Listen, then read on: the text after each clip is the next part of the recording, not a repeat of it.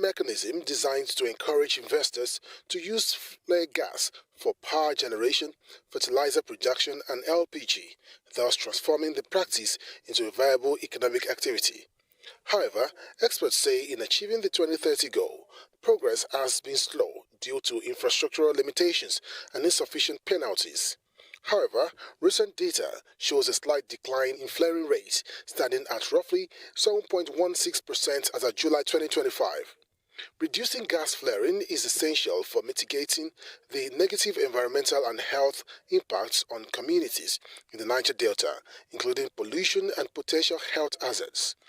The Petroleum Industry Act PIA 2021 and guidelines from the Nigerian Upstream Petroleum Regulatory Commission provide the legal framework for reducing and ultimately eliminating gas flaring.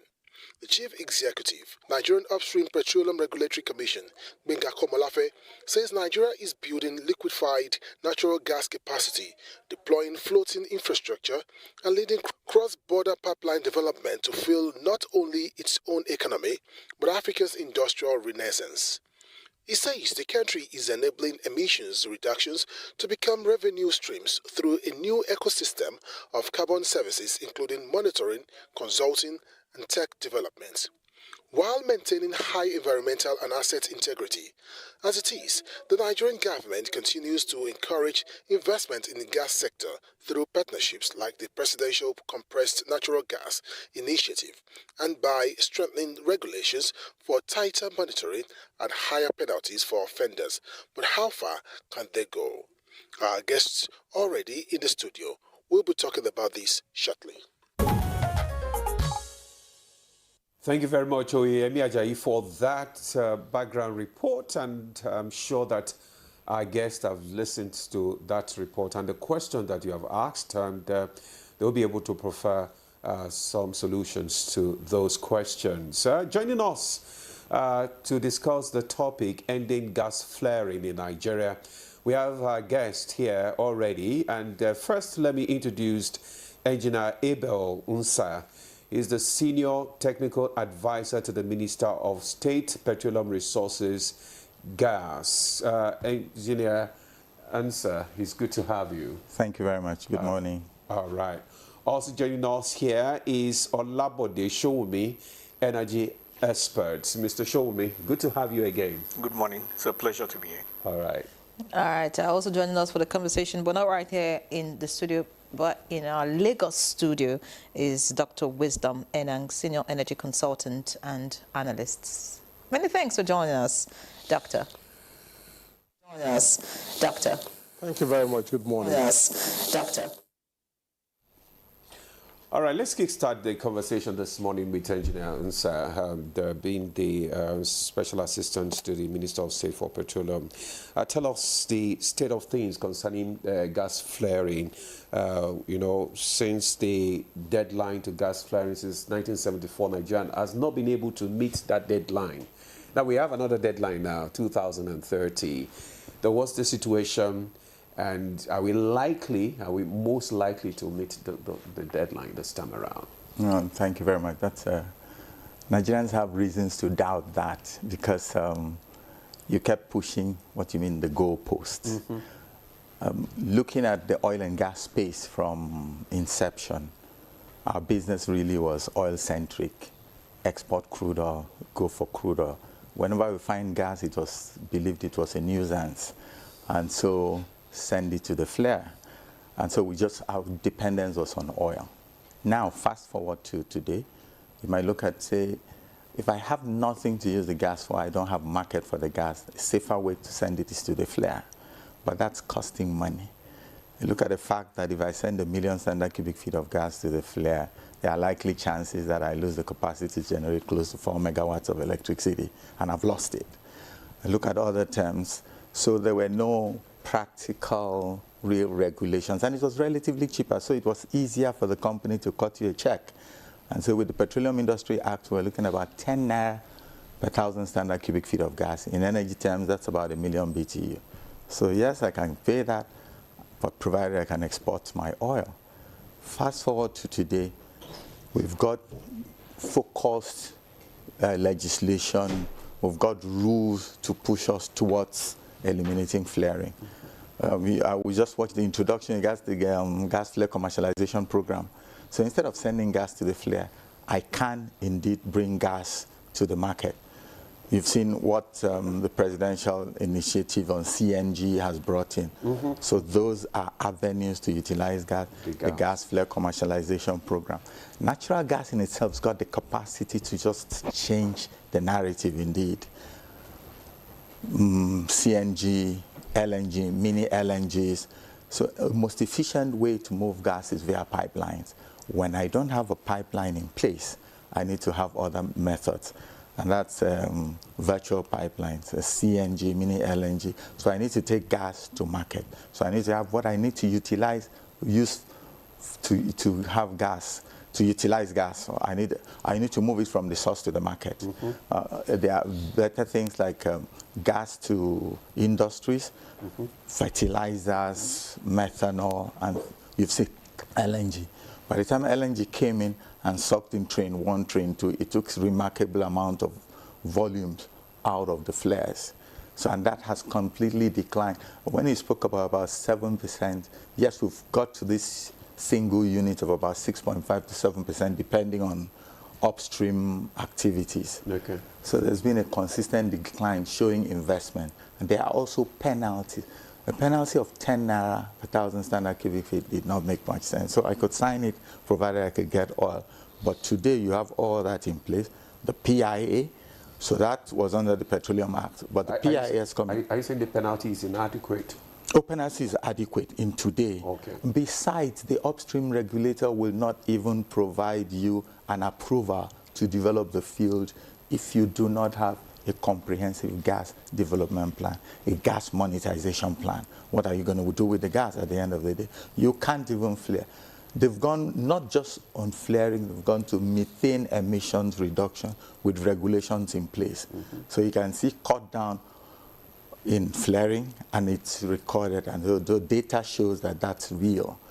So a lot's going on because of focused policies, the presidential executive orders, has gone that. So investment is going into upstream.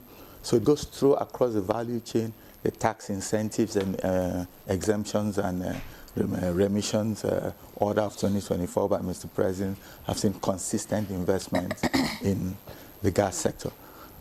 Projects that hitherto you never heard of for close to 20 years, about 2 decades, those fields were discovered because the incentives were not there. Okay. But you're beginning to see all that going on.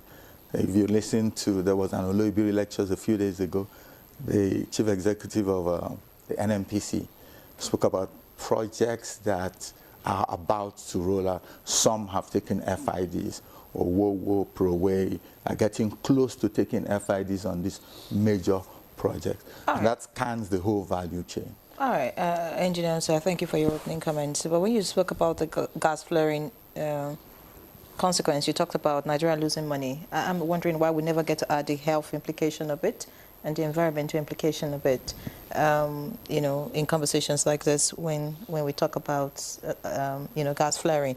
But speak to us about the gas flare commercialization program, which you mentioned. I'm aware that about 49 flare sites were awarded. To 42 investors, yeah. Okay. How many of the sites have actually stopped flaring as of today?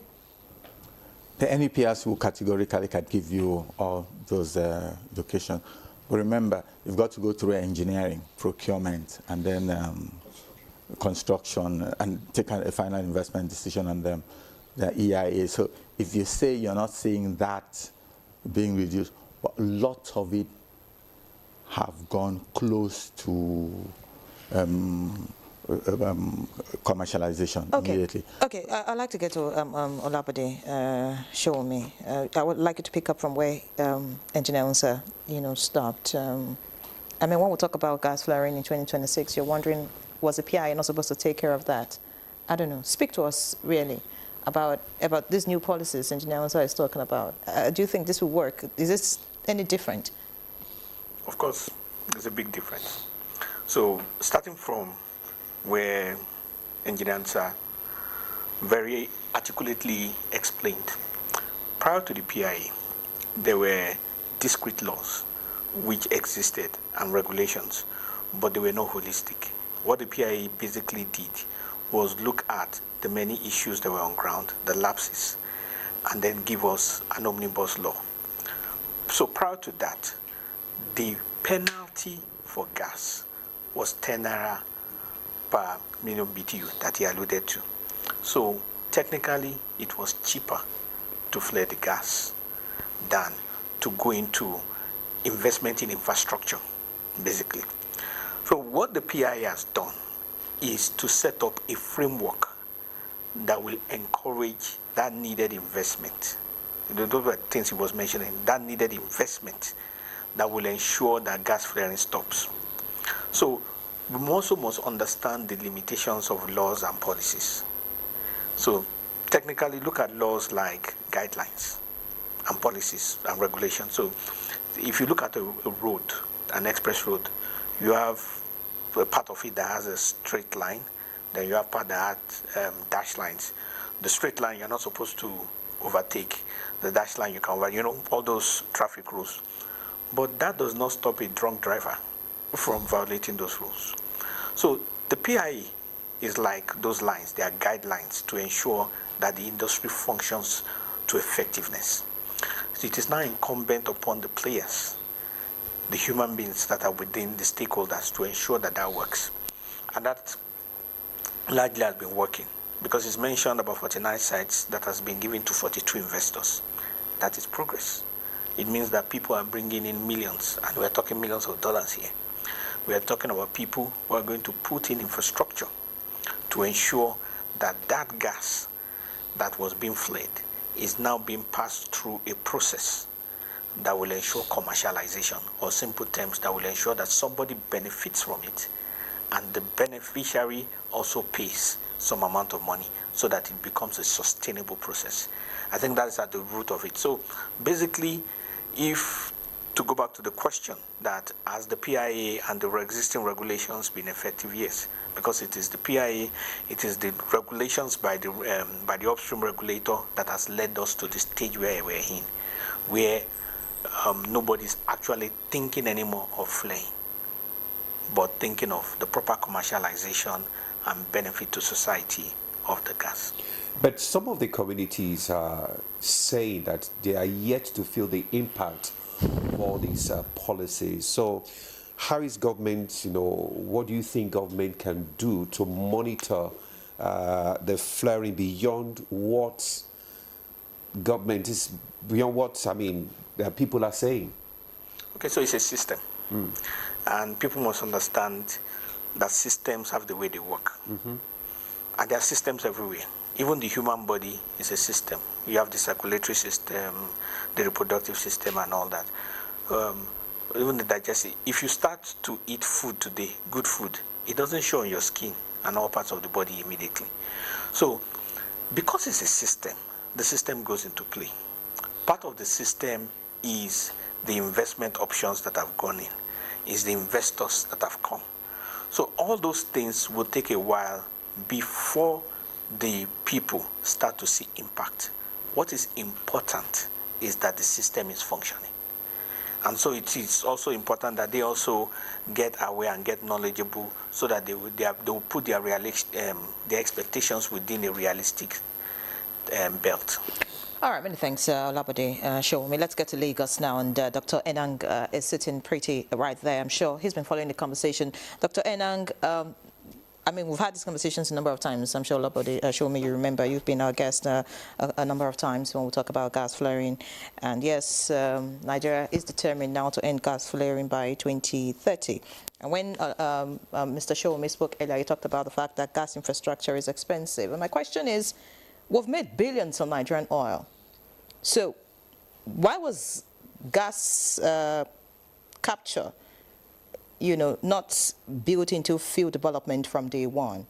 And what's the guarantee that this 2030 deadline would actually be met? Do you think that the multinationals that operate in our oil fields are determined to end gas flaring?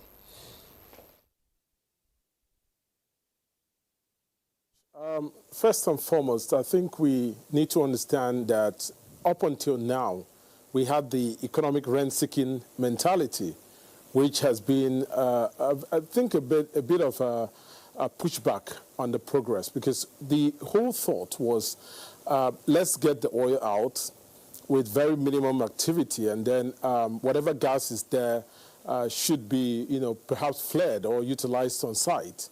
And that has been the big limitation. So going into field development right in the 80s with that sort of mentality meant that ultimately we had a lot of stranded volume of gas. And I'm going to explain about what I mean by stranded volume of gas. We have fields, but a lot of those fields don't have the gas commingling into a central network for onward transportation, for processing and all of that, and delivery to potential customers.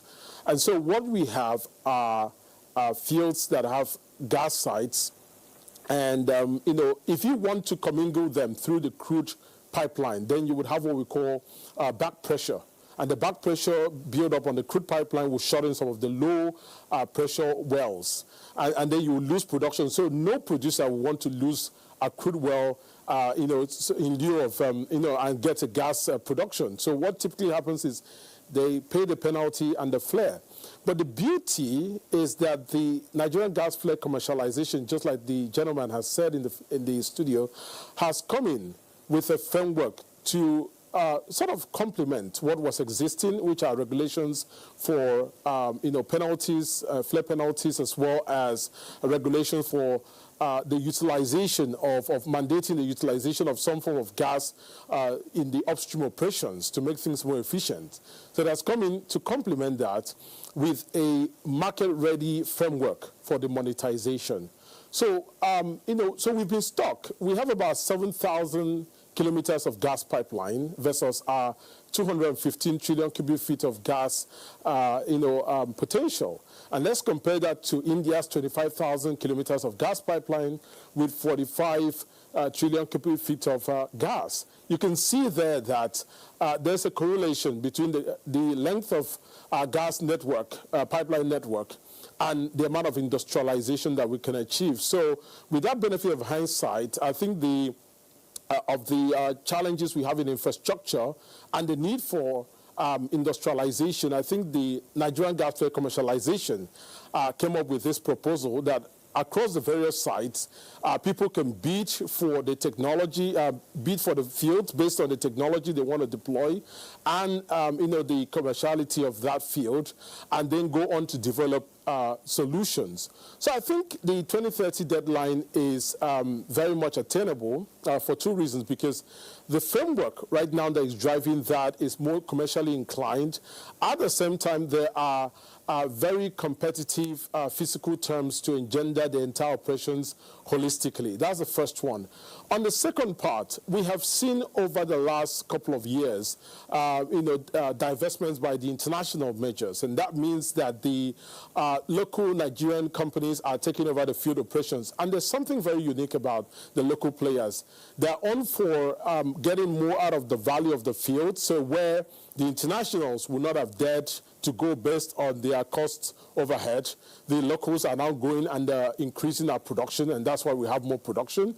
And two, we now have the locals pledged to do a lot of gas development. So there's no doubt in my mind that going in with that mindset and with the results that we've seen Nigeria's production increasing because of the contribution of the local players, that we'll get to a point where we would meet our target. I mean, I don't have a problem. I think if we can provide better incentives, I think we can meet it even quicker. But the only other issue we have to look at is internal funding, because funding is a problem for especially energy projects. And I thank God that we're having the African Energy Bank to be able to drive that process.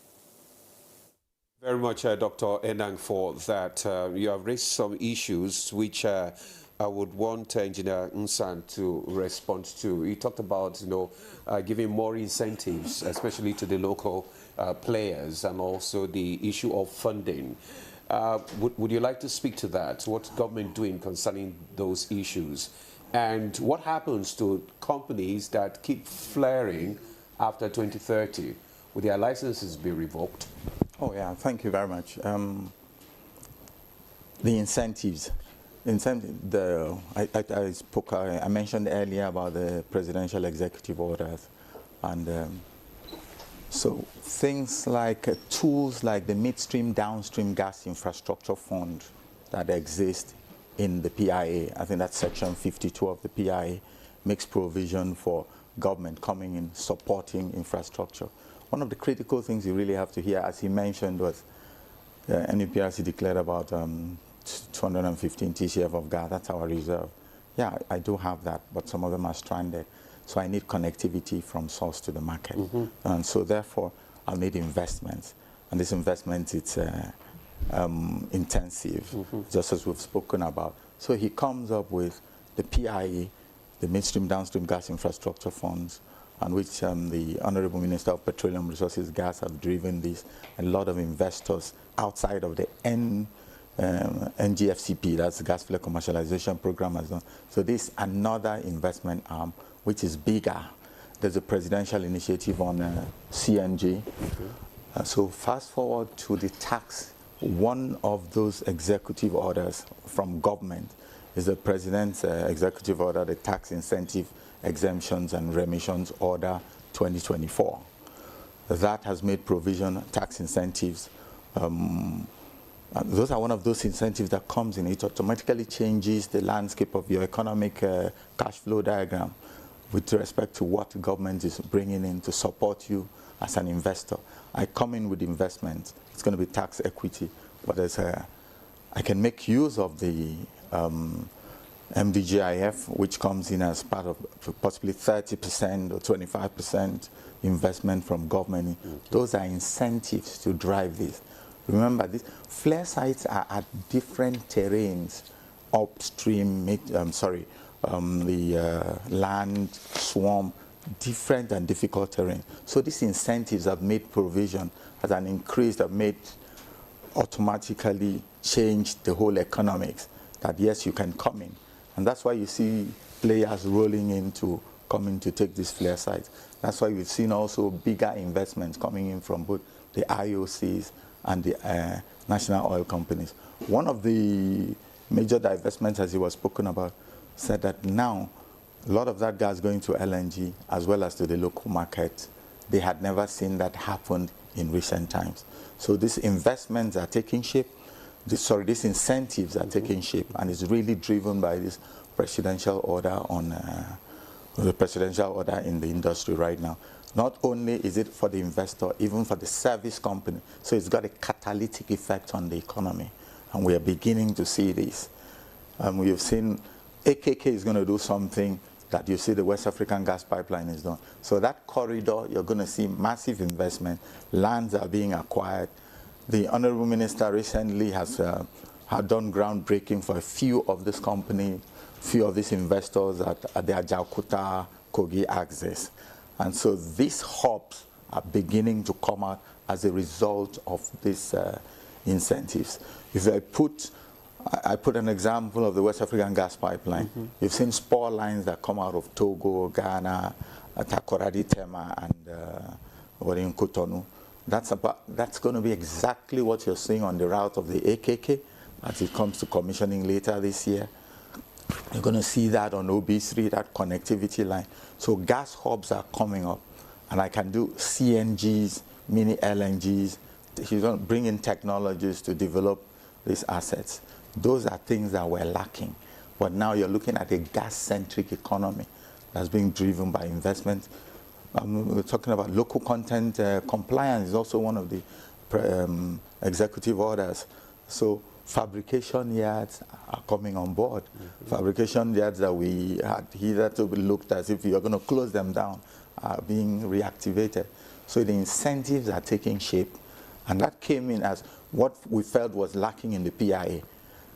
I said things like timelines for contracting.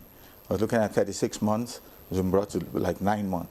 So the speedy execution of projects are coming, and all that's driven by the incentives rolled out by the presidential executive orders. How do you track the success of all these the policies or the incentives? Are people making good use of it? You can see that with what is going on as investment. I spoke to you, not only is it to the local smaller players, the bigger ones are coming in. Here was a Bonga South. Bonga is an asset that lots of us have heard for a while. Bonga Southwest Aparo has been discovered for a long time.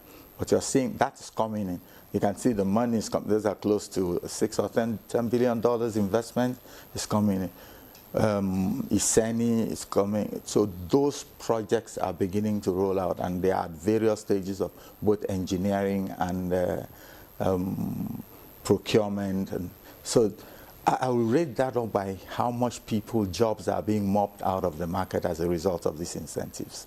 Is government going to revoke the licenses of companies that's flaring beyond 2030? That's likely what will happen, because the NUPRC has got that mandate and that authority to look and evaluate what you're doing. You can see what happened a few years ago with respect to the marginal oil fields. The president stepped in, our late president stepped in at a certain time, and those fields were taken away.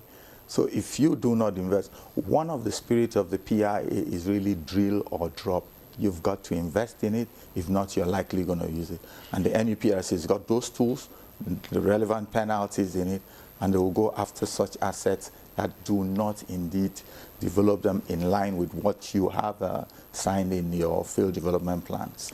All right, remember, recall that I talked about you cannot actually go on to develop those fields if you do not have extensive gas monetization plans. Okay. Drill or drop. Yeah. All right.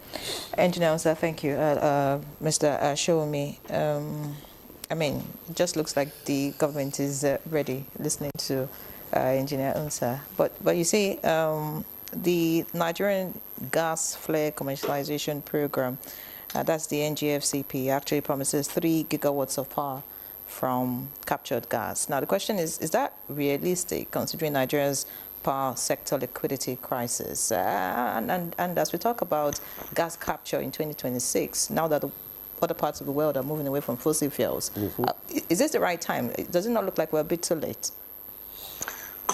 Okay, I think you asked like 3 or 4 questions in one. So let me try and take them bit by bit. I mean, so that we all can have a reasonable conversation. I think one of the first questions was that, is it possible to get 3 gigawatts based on the liquidity issues in the power sector? So the power sector is a different baby. And yes, there's an interface, gas to power, which is where it connects with the oil and gas industry. But when we talk about liquidity in the power sector, it is anchored on one thing, and one thing in particular, an aspect of the power sector that forms what is called the ATC and C losses. That's the aggregate technical collection and commercial losses. Those ATC and C losses, those terms, is the basis for the privatization of the power sector. In simple terms, what it means is that the power sector was privatized or awarded to not those with the highest amount of money, but those with the best business plan to improve the sector. And one of the things they were to do was the commercialization. That's why it's technical collection and commercial loss. Now, what they are saying in essence is that the cost at which electricity is sold is not enough to cover generation, transmission, and distribution. In simple terms, they are selling at a loss. That is what the whole liquidity problem is. And if you are selling at a loss, you can't have money. So that's what that means. However, the process of using gas to generate electricity has nothing to do with that, even though it's related for the whole business to be sustainable. The process of generating electricity is technical. It's basically availability of gas, the appropriate turbines and engine to produce the electricity. So yes, from a technical point of view, the gas that can be available for power can be used to generate electricity. And already, based on the gas master plan, there are about 4 priority areas. LPG, which is where, LPG, which is where it connects with the woman in the home, the cooking gas, gas to power, gas-based industries. Those are industries like Engineer mentioned earlier, methanol, steel, and all that use gas as raw material, and of course, gas in the industry, that's gas to use to run engines, turbines, and the related, and all that. So, and gas to power, I think, accounts for close to 70% of domestic usage. So even if the gas for domestic use in Nigeria is going to be successful, it must first be successful in gas to power. And for it to be successful in gas to power, the people who are running the power sector must be satisfied that the cost at which they sell electricity must be such that it sustains the cost of gas. I think that's where the disconnect is. So it's a whole myriad of issues that does not have one solution. And because it is also socio-political, they can't really leave power to the forces of demand and supply. I mean, even the little that has been done with oil, with respect to petroleum, trying to make it remove subsidy, we are all privy to what has been the issue in the last 2-3 years. Now imagine that AEDC can increase electricity every day, the cost of electricity every day. It's not going to be funny. So yes, we want the good life, we want these things to follow, but there are implications. So it's also good that we balance things, know what is expected. That way Nigerians can have realistic expectations from the things they demand. There's always a catch to it. Every woman wants to have a baby. Not everybody wants to go to the labor pains. So there are some pains associated with these things. All right, and then, so you think this is not too late, talking about gas capture? I mean, you talked about the infrastructure being very expensive and all of that, and all the years that we have wasted. I mean, if we had done this quite early, would have gotten some of these benefits and, of course, improved a lot of sectors and also improve our health, I mean, for those people who live around these sites. So you think that the movement away from fossil fuels, you know, that the world is talking about, and we now talking about gas capture, was still in time? Okay, so when you're talking about end of oil, sustainability, and all the terms that is not new, and it's largely political. It's very, first of all, important that we get that. I think since the 80s, which is 40 years ago, there was the concept of peak oil, in which it said that oil had reached its peak. And over the years, there's been various changes and all that. But all major wars in this world, from the First World War, have been anchored on oil.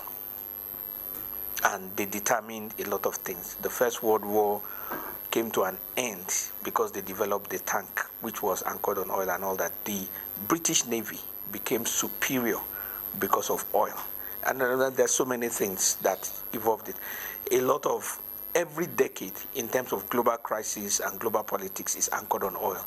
The 70s with the oil crisis, the 80s with the Arab nations, the 90s with the Gulf War. There's a place on oil. It is not my place to say or to go into the details of all of it. But what I can say is that, I mean, even the current crisis in the Middle East, at the center of it is also about oil. So what I think is that we as a nation should do what is practical for us. And when we are stable, when we are healthy, when we are balanced, we can now be looking at the sexy options of what we want to do. But for now, if we have gas, and gas can turn turbines and produce electricity, and we have gas, and they can use gas in industries to produce plastics and all of those things, and we have oil, and they can use it for the roads, let us do those things. Then at the end of the day, we can now be looking at what the world is saying. So we should do what is practical to us for now, first, before we consider the global politics. Okay, thank you very much, Mr. Shomi. Let's bring in Dr. Enang once again into this conversation. You know, how do you respond to some communities that are saying that maybe the communities who, like host communities rather, who say that flare reduction on paper hasn't changed the flames outside their windows? How do you respond to that?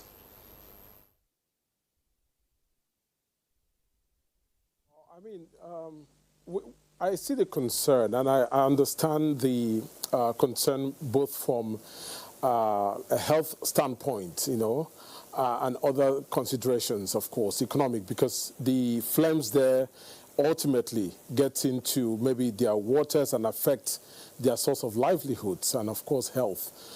However, I'd like to say that it's a process.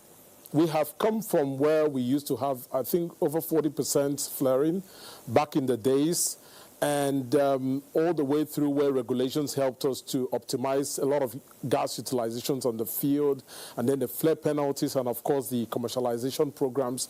So it's a process. It's getting better. A little bit of patience is required for us to be able to harness these opportunities. And there's also something I'd like to maybe try to attach to that question, is the fact that all of these reforms are not just on the side of the upstream or downstream operations only. I think it's also, complemented by the reforms, the Electricity Act of 2023, which allows the states to start producing their own electricity. So what that means is that, the states can now have bankable proposals on how they want to produce and distribute the electricity. So I think in no time, as we begin to develop the industrial parks in all of the states, God willing, we will begin to even have a transition from what I would say a need for gas, a gas need, to an established gas market. Because, all of this commingling is sending it to more of central gas established markets. However, even within the South-South itself, there are needs. There's the need to produce electricity, and make it to be, to supply it from a decentralized standpoint. There's also a need for us to be able to even build up industries, and this is going to be contingent on what the subnationals do with the increased funding that they've got from the federal government. And just to chip in with the other point that you made about how we can have the coexistence of the gas as well as the renewable energy, I think it's very simple.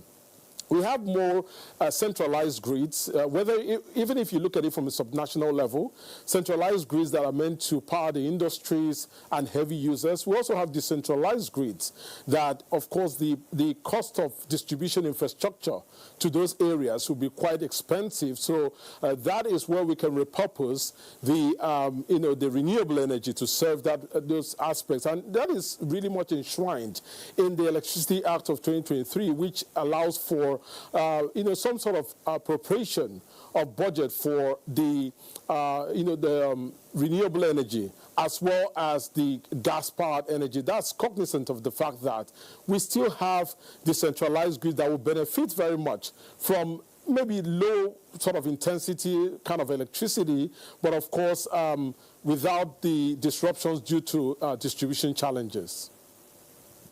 Let me just stay with you and ask if you have noticed any significant changes since government announced the decade of this gas and the new flare-out programs. What are the significant changes that you have noticed?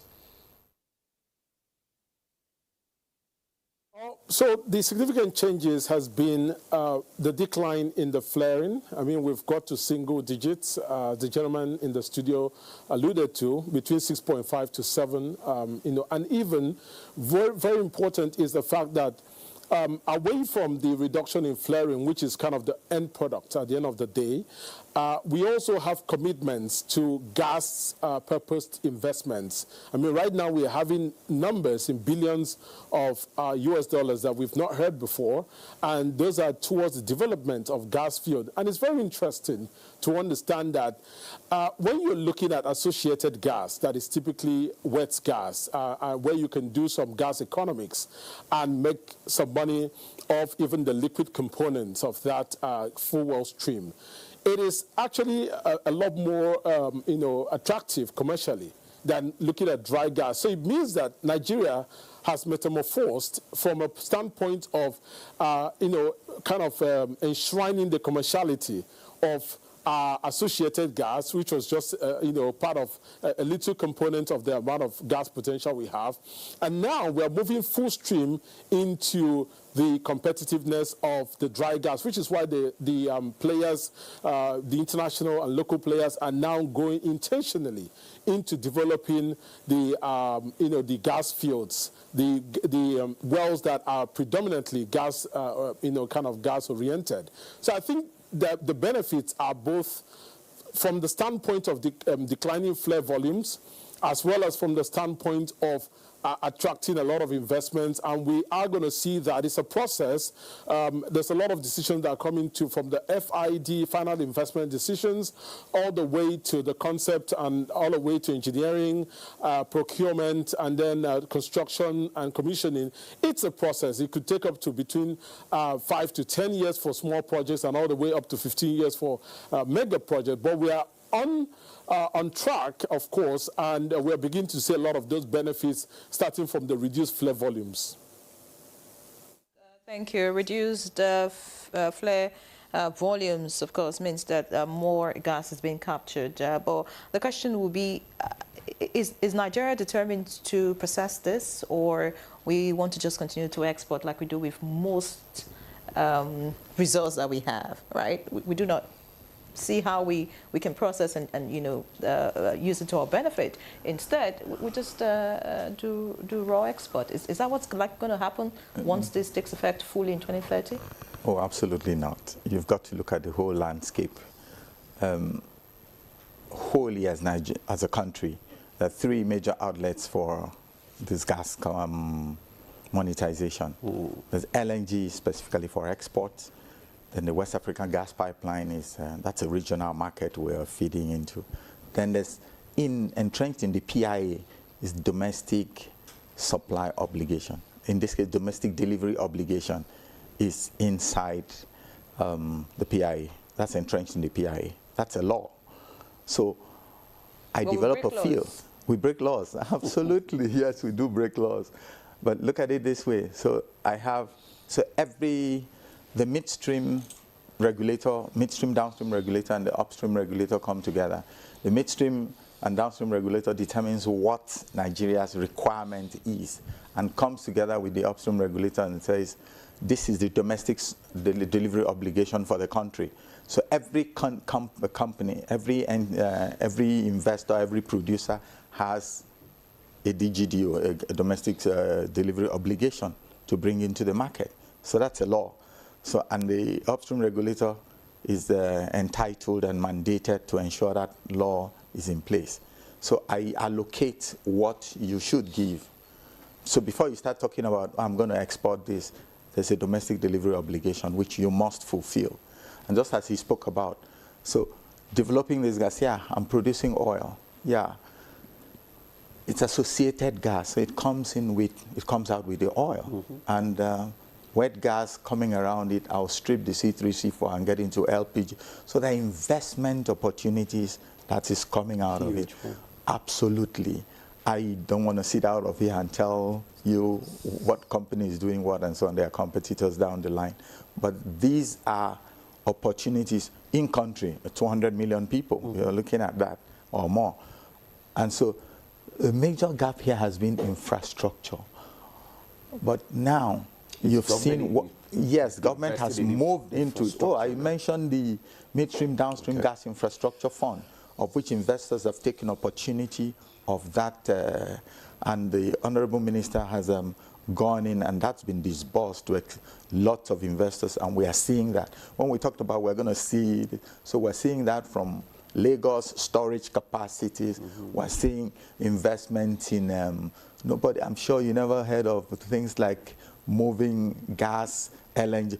What comes to your mind with Nigeria LNG? We're exporting it, putting it in major ships, and those are the major value chain for your LNG liquefaction. I've got to ship it out and regasify it at the other end.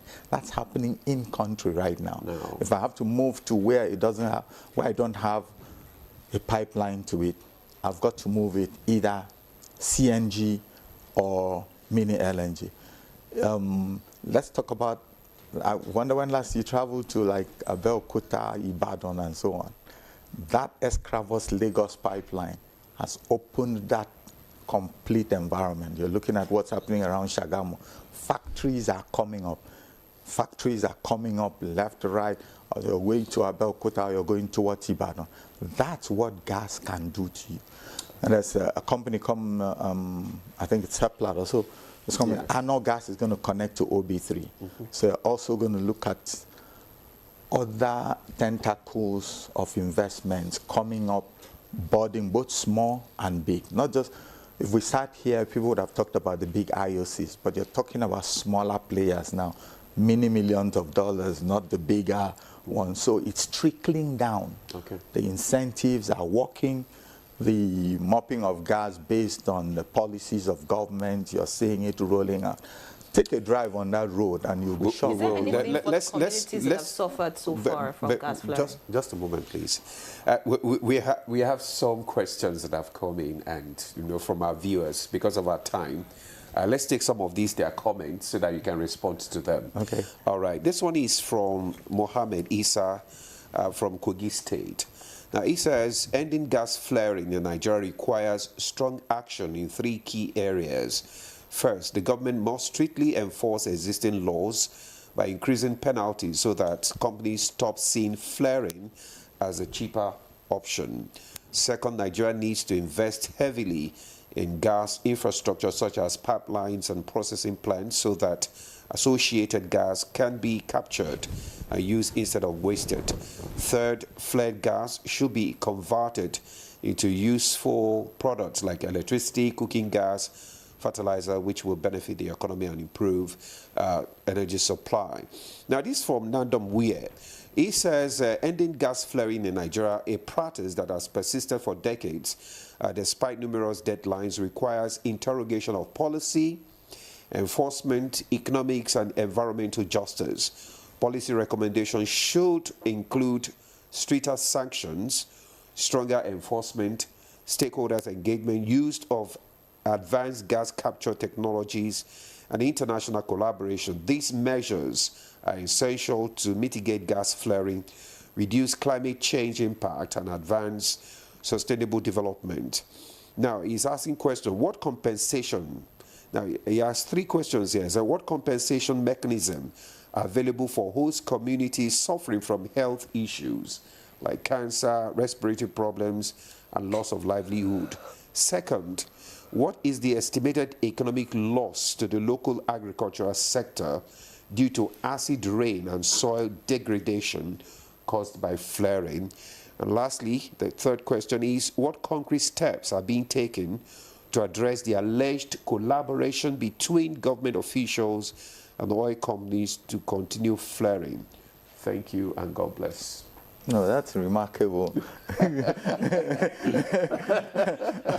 His first evaluation was quite apt. Yeah. Yes.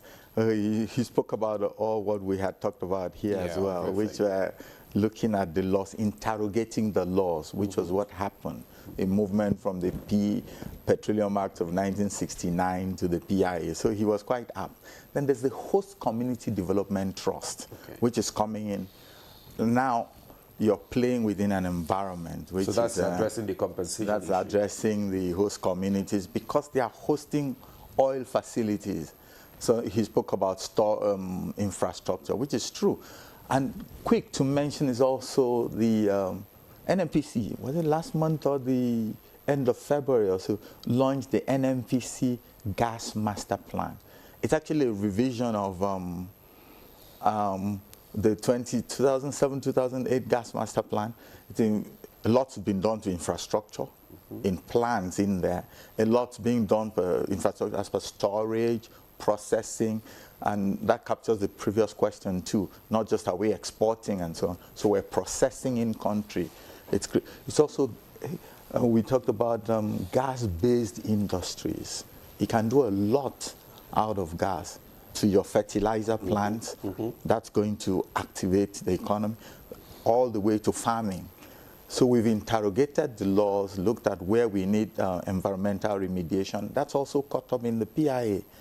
And then How do I create jobs? So those are avenues. So when you talked about infrastructure, the other gentleman, Dr. Enang, spoke about what you're looking at out of India and so on. And not to go in too far, you can see even in Algeria, there's a lot of that stamp of infrastructure. I need to get to the nooks and corners. Ibadan, I spoke about this axis now, so you're going to see lines, yes. You take a look at what will happen as OB3 connects. You will see lots going into Newi, Aba, and Onitsha, and so on. So you activate budding factories and industries coming as a result of these policies. And these are quite real and coming up. So we're taking care of the community with the Host Community Development Trust in the PIA. We're taking care of job creation. Natural gas does a lot for you with respect to activating and catalyzing your economy. You can see that in Trinidad and Tobago, you can see that in other countries, and we are not far from that. All these are in place to achieve what we're looking forward to. Gas can really, natural gas will basically drive your economy. We are a gas nation. I've told you about the NMPC gas master plan. Yeah. Okay, so that's coming in, not just in infrastructure, but governance structure and the upstream activation so as to supply the whole comprehensive value chain. All right, I have one question here. I'm sure Mr. Shomi will respond to this. This one is coming from Mohammed Awal Musa Afamai from Green Wall Observers Limited, Kano. It says, given that gas flaring was first declared illegal in 1984, why do regulatory agencies like the Nigerian Upstream Petroleum Regulatory Commission and the National Oil Spill Detection and Response Agency fail to enforce existing laws? And why are companies treated with leniency rather than legal sanction? Okay. I'm not sure there was a law in 1984 that declared the gas flaring illegal, primarily also because of the situation, circumstances of the time. However, if there was a law that existed at the time, it's important to understand the differences in functions of government agencies and government bodies. When it comes to enforcement of the laws, it's not the job of the regulator. That is not to say that the regulator will act against the law, but the agency or the body of government that is empowered to enforce the law is the police and the related agencies. And even if the regulator were to get somebody who is culpable, the best they would do is hand them over to the police or the EFCC and all that. So when the question, and the reason why I'm making this explanation is that the question he asks is that what were they doing in enforcing the law? It's basically when they see things that are contrary, they will hand them to the respective body. The other things they've done, which had been alluded to, is that they have ensured that anybody getting licenses going forward must come up with a proper plan on how they will develop the gas. So they will use the word commercialize or monetize. What it basically means is that the gas, there must be the infrastructure to capture, develop, and distribute the gas in a way that is profitable. That's just what it means. So if we are developing an oil field, of course there will be gas that is associated with it. That gas, you must show what plans you have, what infrastructure you are putting in place. Just plans, is that enough? It's a start. So you need to also understand that this is not like you are building a house. This is infrastructure that takes a number of years and takes a lot of money.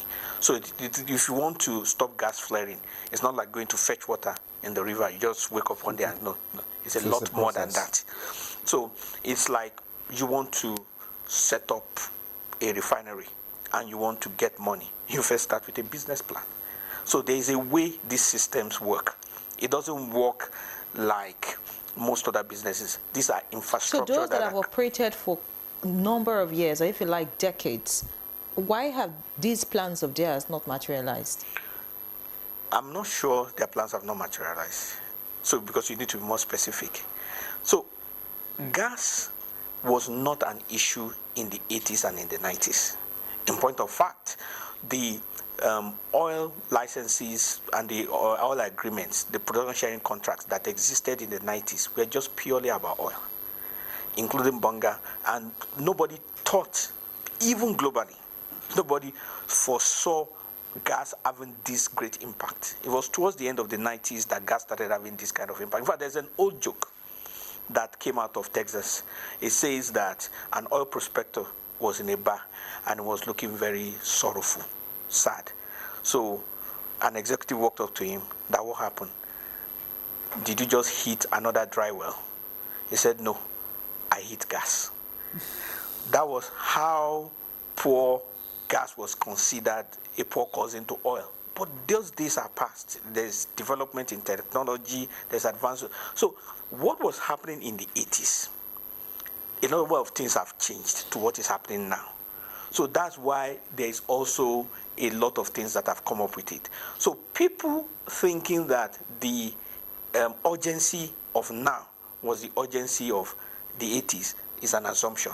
It wasn't necessarily that way. So the assumption is changing now, the narrative is changing. Not just as changing, it has changed. There are a number of things that are enshrined in the law, okay, in which case that they must do those things or they will be found culpable of the law. All right. Thank you very much, Mr. Shomi. Let's bring in Dr. Enang now as we begin to wind up this conversation. We talked about the issue of financing and pipelines. But we want to look at what do you think will be the biggest bottlenecks in all this process of achieving the 2030 gas flaring plan of the federal government? Would it be technology or political will or financing? Thank you very much. I think, without a doubt, thank you very much. I think are clearly aligned on the fact that with limited infrastructure, we would need to deploy more clever technology, mini LNG solutions, a virtual gas pipeline through the, the CNG trucks to be able to bridge that gap. And so I think that in itself, we have been able to repurpose technology to solve it. Financing is a big one, and the reason I say so is that we cannot shy away from the fact that it is pretty obvious that in a world where the rhetoric is being twisted, I mean, the normal rhetoric should be clean energy, but you see, for some reasons, a lot of financiers skip and then begin to talk about green energy. We have to do things for ourselves. We have to be able to get that funding, which is why I talked and I'm excited about the prospect of the African Energy Bank. The other thing that I think is really important for us to really explore potentially is if you go to a place like Texas, you'll find out that there is a very well-developed midstream sector. What that means is that people come in and there are applicable pipeline tariffs. They construct those pipelines, and then there are tariffs that are being put there for them to be able to recover their investment. So leveraging on the Nigerian Gas Transportation Network Code, which was supposed to do that, I think we need to explore ways of perhaps attractive tariffs and maybe a kind of, build and operate model that would allow people to come in, not only bid for gas wells or oil wells, but also to bid to develop the midstream and end tariffs from it. Because I think this is, whilst we have the short-term gap being bridged using technology from an infrastructure standpoint, the long-term gap to sustainable financing, in my word, and a development of infrastructure would be to build that entire midstream, the way we put in energy, to make sure that people come in and the tariffs and the terms are attractive enough, the concessions are attractive enough for them to come in and develop it. I think that's going to be, something that's really potentially going to change our outlook going forward. But infrastructure financing remains the biggest challenge that we're going to have, and those thoughts that I've just posited are ways I think we can address them in the medium to long term. Wisdom Enang, Senior Energy Consultant and Analyst. Thank you so much for your contribution this morning. All right, we also want to thank Engineer Abel Nsa, Senior Technical Advisor to the Minister of State Petroleum Resources, Gas. Thank you so much, Thank you, sir. Engineer Nsa. And as usual, Olabode Showumi Energy Experts, thank you so much also this morning for coming and for your contribution. Thank you. The pleasure is all mine. All right, we'll take a break now. When we come back, we'll look at Nigeria Technology Solution, One Chance, and unsafe transportation. Stay with us.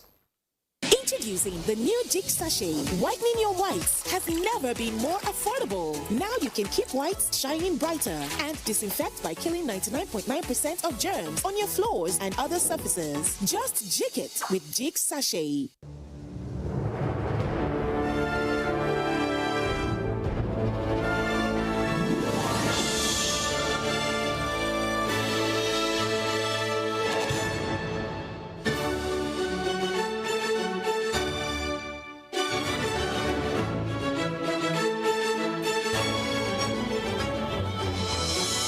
TerraCube, unwrap joy, unleash taste. Some say learning is fun, but as a mom, I see how demanding it can be for my child. That's why I ensure he starts every day with a cup of Bonvita. Bonvita, prepare them to win every day.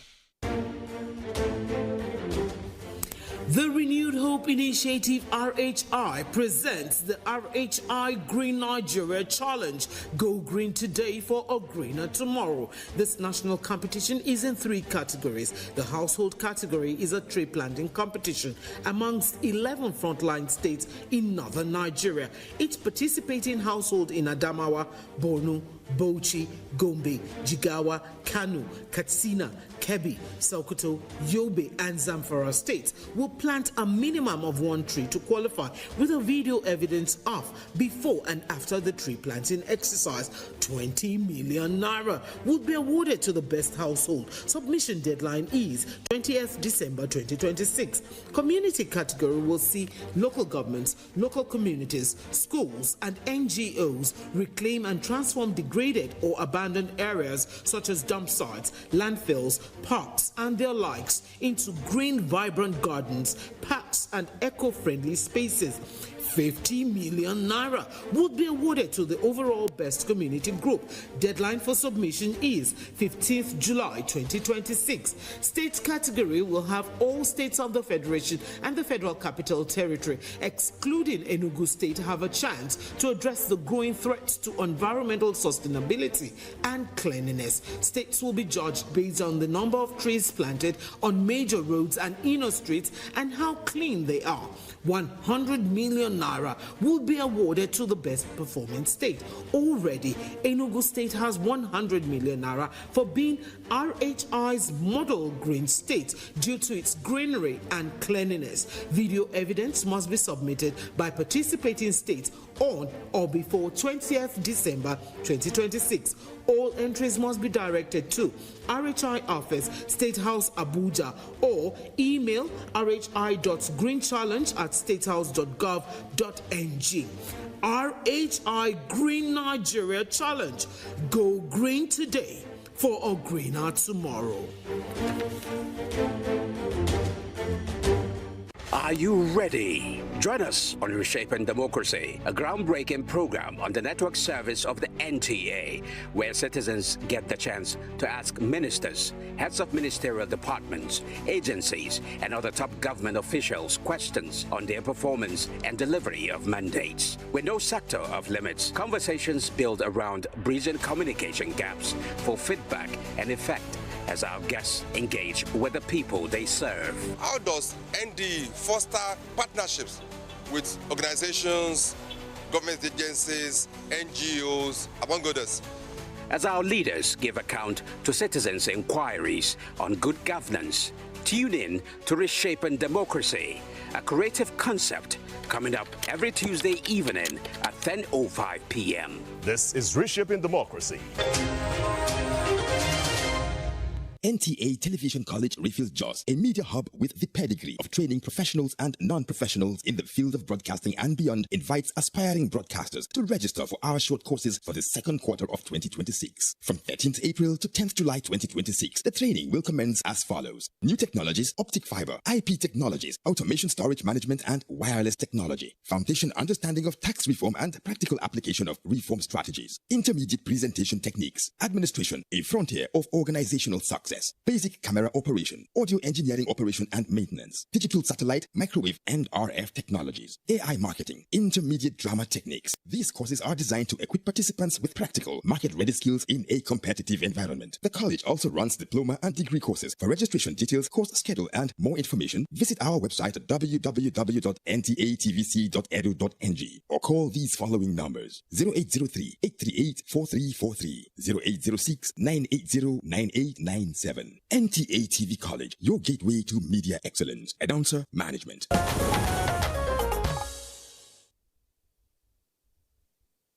All right, welcome back. It's still Good Morning Nigeria, live on the network service of the NTA. Now, if you live in Lagos, Abuja, like myself and Demola, or maybe Port Harcourt, you know the fear when you flag down a commercial vehicle hoping it is legitimate. Of course, you pray, you have your heart in your hand that you're not boarding a one-chance vehicle. When I say one chance, I'm also talking about criminals who pose as drivers. Then they rob, attack, or even do worse. Have you been a victim before? No. I don't want to. I don't want to think about it. Like the stories I hear, very scary. Very scary story. For the years, Nigerians have called transport a gamble. Today, we look at homegrown attempts to change that narrative. It is called Along, a Nigerian tech platform taking the everyday Along system, and rebuilding it with driver verification, fixed pickup stops, digital ride logs, and real-time tracking.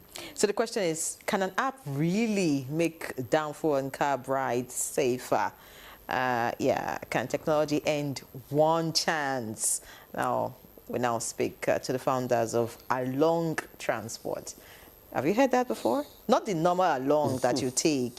Right, there's a company known as Along Transport, and the founders are here. First, let me introduce Dolakwa Obat, the co-founder and CEO, Along Transport Limited. A pleasure to have you. Pleasure to be here. Also joining us here is Endurance Omonibo. He's the co-founder and managing director, Along Transport Limited.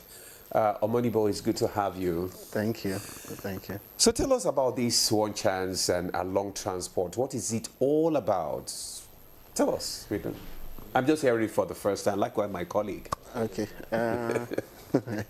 So at Along, what we have done is to simply, digitalize the traditional, means of transportation, which is informal. Where Nigerians, stay on the road, stretch their hands and get a ride to their destination in an uncomfortable and inconvenience manner, as well as with the level of insecurity because they don't know who they are riding with. But what we've been able to do is we've been able to develop a solution that solves all of that issues in terms of the security, using a verified means of identifying the riders, and as well as allowing users to ride comfortably, paying their fares individually as well. So in all, we've been able to digitalize the traditional Along into a now modern. When you say digitalize, maybe I should get to you to respond to that, Dolakbo. Digitalize. I mean, when you come out of your house and you want to take Along, all you're thinking about is cash in your pocket. That's all. Now you're talking about digitalize. I'm wondering. So I must have data to be able to board this Along transport. Speak to us about that digitalization. And are the vehicles marked? How do you know that you're boarding the Along transport and not the normal Along that we used to know? Awesome. So the first thing to understand is transportation is moving from point A to point B. So you use a locomotive, either a car, a bike, or a bus. Or a keke. Perfect. And from point A to point B, you want to move safely, efficiently, and without having to worry about, your life. So your question about digitalization, the first thing is that digitizing alone does not stop cash transactions. Just like in the other platforms, you can still pay with cash, but they're digital platforms. What we are doing is there's an informal transit structure of transportation. Like you said, you come outside your house and you wait at the junction. So that is a stop. The stop that you're going to, either your office or even if it's the market where you change and then go to your friend's house, that is another stop. So what we're trying to do and what we've made a lot of progress with, even with the government, is first formalize those stops, and the digital application is an interface. So when I say it's an interface, it's just the engine where the driver's identity can be verified and the passenger's identity can be verified. And because you've verified both identities, like I said, transportation is just a locomotive taking from point A to point B. So if you're in an environment where you as a rider are verified, the passengers with you are also verified, and the driver is verified, then you're in a safe environment to move from point A to point B. How do you verify the drivers? Do you have their database, and also the commuters as well? Do you have their database? So how we verify is, luckily, the Nigerian government has the national identity. So when you're signing up, you verify your national identity details. So we verify that you're a real person, and that data is in the back end. The same thing for the drivers, and even in payments for drivers, we verify their BVN. So whatever happens, we're not law enforcement, but we can report to law enforcement that by 2:30 p.m. Thursday, 2nd of April, these were the numbers, or these are the data of the people that were in the vehicle that has been reported that a crime occurred. So how do you know that this particular transport you're entering is along? Is it that they are parked in a particular place? Are they painted with a particular color? Do I need to call? Do I need to So that's why the app interface is so good, because the drivers, they have the driver app. The riders, they have the rider app. So if you're on your rider app, just like if you're on Facebook and I'm on Facebook, I can message you. So if two humans have the Along app, they're already connected digitally. So as a rider, if I'm booking and the driver is also seeing the booking request, then we're connected. So how is this cheap? How is this affordable? I'm wondering, because now there's app involved. Yes. That's like one cost. Additional. Yes, additional cost. And then fuel is 1,300. Maintenance of vehicles is quite expensive. So you say this is more affordable. How? Okay, so the thing is, what is already in existence, right? We're talking about applications that move people from point A to point B. They operate an exclusive service where it's just you, right? You order, they come to your location, pick you, take you back to your. So what we have done is we have moved that into accommodating more users, which is what we know. So the question is, you go into a vehicle, a 4-seater vehicle, where you are asked to sit 4 at the back, 2 in front. No, 2 in front, that's FRSC. Yeah, that's the thing. But that is the traditional Along, right? So all of the yellow taxis you see in Lagos, the green taxis you see in Abuja, that is how they commute, from point A to point B. But what we have done is to say, we have digitalized this, and now you can sit 3 at the back, right? Or 1 in front. So it is the driver that has the prerogative to decide the number of passengers he wants to carry, right? So if he chooses to carry 2 at the back, 1 in front. So what you're paying, you're not only paying for the comfort, you're also paying for your safety. So there is a cap on it, which is you are not paying for the services being rendered to you. If you're paying, let's assume you're going from Lugbe to Secretariat, and every day you pay 1,000 naira. And as you're dressed like this, you got into the vehicle and you're being squeezed at the back, right, to in front. That's why even those in the middle class, they find it difficult to use this traditional along, because it is unsafe, it is uncomfortable, it is just what it is, right? So now there is a digital platform that allows you to, ride comfortably. With, let's say, just you're paying 200 naira on top. Wouldn't you rather want to use that? Okay, so I want to understand Let's look at if I live in Wuye and Oga, my boss here, lives in, say, maybe, I don't know, maybe around Wuye. Yeah. So how does this along now carry two of us at the same time? Okay. Because you're saying you can carry more than one passenger, Yes. right? It's different from other apps where it's just you as the passenger. Yeah. So how is it able to connect and now carry me, and carry another person? Okay, so the way and then we get to our destination in good time, or is it that it waits for other passengers to come in? Okay, so the way the application works is, it is based on pre-selected routes. It is on a particular route. So what it means is, if you're in Wuye, for instance, like I said, and you're going to, say, Area 11, right? So in Wuye, there are unofficial stops, which we have now digitalized, like the Wuye traffic light where the market is, right? You have the finance junction, So all of that are along stops. So what the driver does is, the along mode, first of all, let me just go back. So we operate on two distinct modes, which is the along mode and the drop mode. So the along mode, the driver selects his route. So what he does is, he picks riders only on those bus stops. It doesn't go to your house or your current destination to pick you for the along mode. So you request with the app and you choose your pickup location. He chooses his pickup location.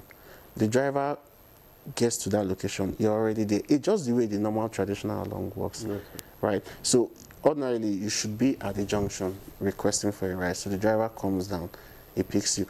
Because the details of the driver is known in-app. You see the number plate, you see the name of the driver, the color and everything. So once the car gets to you, there is no hustle, there is no struggle. You just see the vehicle come, you just up in and go. So likewise, if he's on the next junction, the car goes to him, pick him, and takes him to the destination. Okay, the issue of safety actually is one of the critical, thing in this along business, and the criminals are adaptable. I mean, and what stops a verified driver from conspiring with outsiders, or what happens if a criminal uses a stolen vehicle to pass verification?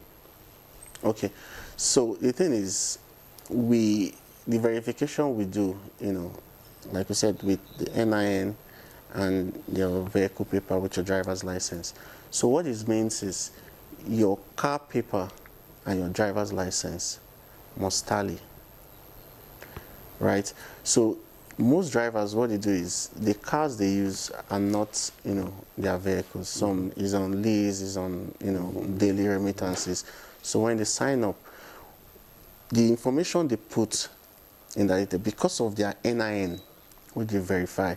So the NIN and your driver's license details must match.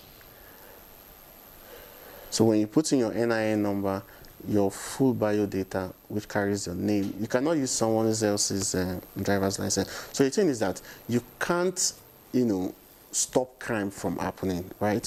But there are measures you can put in place to mitigate those crimes. All right. Right. So that's just it. Oh, okay, let's Tell ask. us where you operate. Okay, go ahead. I just want to ask, are you collaborating with other, transport organizations like NURT, all these yellow and buses, with the police, FRSC? Is there any collaboration in this regard? So because of how transportation is so dynamic, your question is very apt, because we need to collaborate with so many people to make this a reality. So with unions, we are in partnership with the OTWAN, so the Association of E-Hailing Drivers, their union, and they've been to our office multiple times We sit down with them, we talk to them, and we discuss a lot about driver welfare, improving the transportation system. The Federal Capital Territory Administration, they've given us an operating license. They believe in the vision of what we're working towards, and they've also given us pilot approval to actually build actual bus stop shelters at these stops, so people stop standing on the road, shelter from rain, shelter from extreme weather. And also easy to recognize by the drivers. Exactly, and the locations are also labeled. So I always use this example of, if you go to Berger Junction or if you go to Nikon Junction, there's nothing there that says this is Berger Junction or Nikon Junction. So we need to start labeling our stops. Where do you operate at the moment? So at the moment we're in Abuja, and this is our primary focus, but we've done pilots in Port Harcourt and Bielsa. How can drivers, come on this platform? So they just have to download the app, sign up, and like you mentioned, pass our KYC, which is your national identity, your bank verification, because you're transacting, your card details, and your license. All right. Thank you very much. We need to round off. Final words in 30 seconds. Yeah, so I think where we are today, we've been able to cross 20,000 downloads, and we've done over 500 completed rides and counting. So we want to tell Nigerians that Along app is safe and is a more convenient platform for Nigerians to commute. So by prevention, you got into an issue in terms of kidnapping, theft, or anything, and it's been reported, it can be, tracked and also, furnished to the relevant authorities. Download through the yes, Google Store, Google Play, and Along app. Along app. So when you on Google and iOS, Play Store, is Along Rider, Along and Along Driver app. So for the driver is Along Driver, for the rider is Along. Just along. Just along. Just along. For the for riders, yes, for passengers. How much does it cost? Nothing. Just go download the app, just like you do. It's a free app for you to download and use. Yeah. Okay. You just need to have your NIN to sign up for your own safety and for the safety of others. How safe are these NIN with you? That is the. So the thing is, because we are in collaboration with NIMSI, so we are also being protected by the Nigerian Data Protection, Corporation. So in terms of data, is fully protected. It's safe. Okay. Yeah. Thank you very much, Adolakmo Obat, co-founder and CEO Along Transport. Thank you. Thank you for being our guest. Njera and Somonibo, co-founder and managing director Along Transport Limited. Indeed, a pleasure to have you. And of course, I hope to see you one of these Along rides someday. Please. It's for everybody. It's for so you can even park your car at home, and just use it because you know that it's safe and it's convenient. Okay, so and it's cheaper. It's cheaper. So fuel can continue to go up, right? Oh no. All right. All right. So patronize Along, of course. That's our package this Tuesday. I'm Ian Ray John. And I'm Adimola. You do have a lovely day.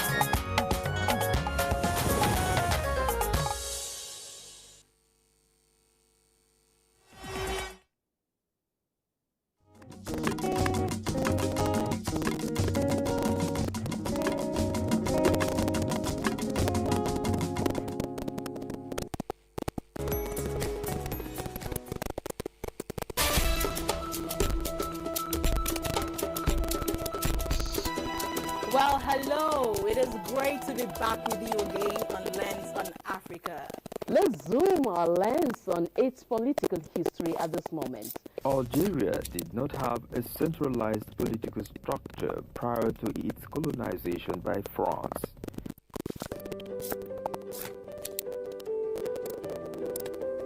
It is now time for our weekly roundoff of African history.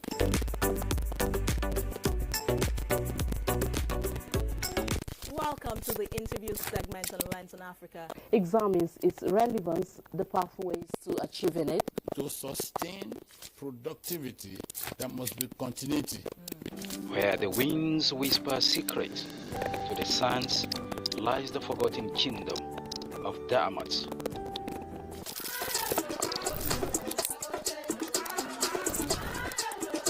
It is on this note that we conclude Lens on Africa today. Thank you for spending your time with us.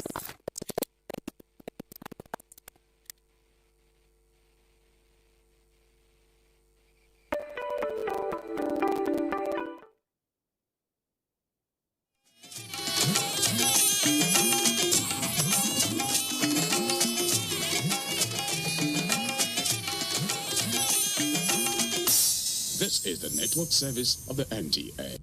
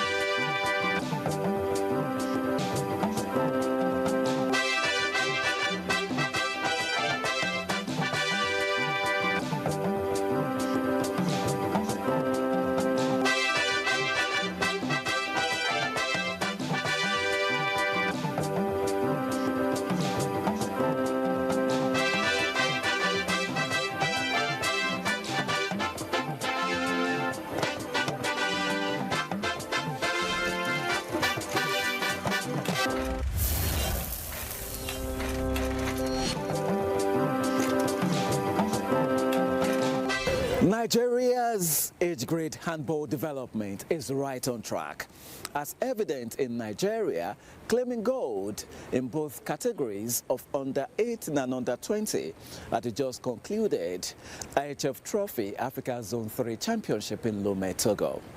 Beautiful to know. Hello there and welcome. This is Sports World, coming to you on the network service of the Nigerian Television Authority. I am Badi Adeleye. As well, you know, this is the main bowl of the Moshood Abiola National Stadium where we're reaching you from. And of course, on the rail today, we'll be talking about Nigeria's double honors at the African Zone 3 Championship. And of course, we talk football, talk about the national teams, the Super Eagles and the Super Falcons. We talk league football from Nigeria to other parts of the world and how Nigerians are faring. And some are already saying Arsenal will bottle the Premier League title. Do you think that's what is going to happen? We'll get to talk about that on the show, and of course we'll bring to you some other stories from the grassroots. It's always a loaded package whenever we come to you, and today's edition will be no different. Many thanks again for joining us.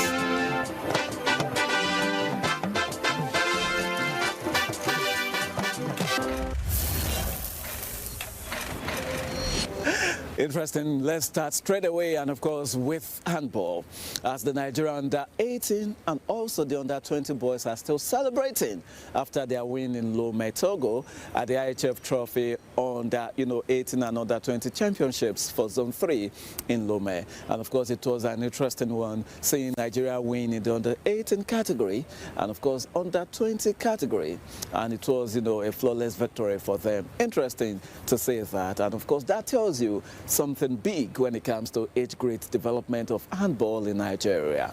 Now, after winning from the zonal level, they get to compete with the top teams in the African continent when it comes to the African Championship. So we're wishing them all the best as they go forward to represent the zone.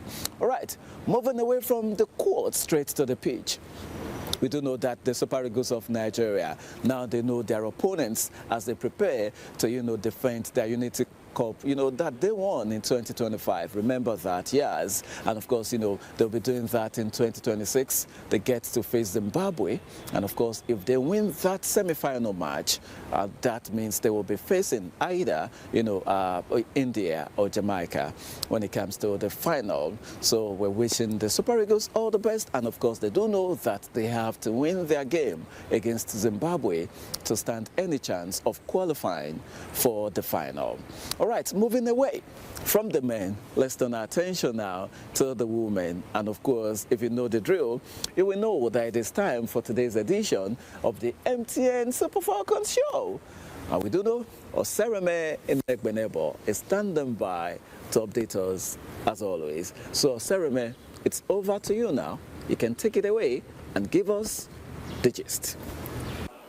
She doesn't let anything pass her by. Her record season after season shows that Nigeria is indeed blessed to have this pair of safe hands. In Africa, she is untouchable. Who is this Amazon? Well, this is the MTN Super Falcon Show.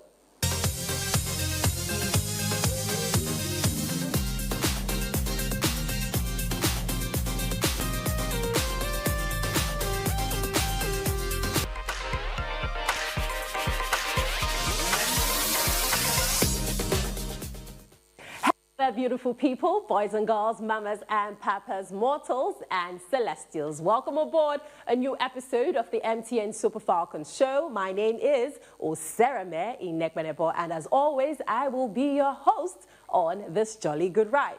Now, this show is proudly brought to you by the #1 telecommunications giant, MTN, and it's your one-stop shop for all things Super Falcons, bringing you content from off and on the pitch, and today promises to be no exception.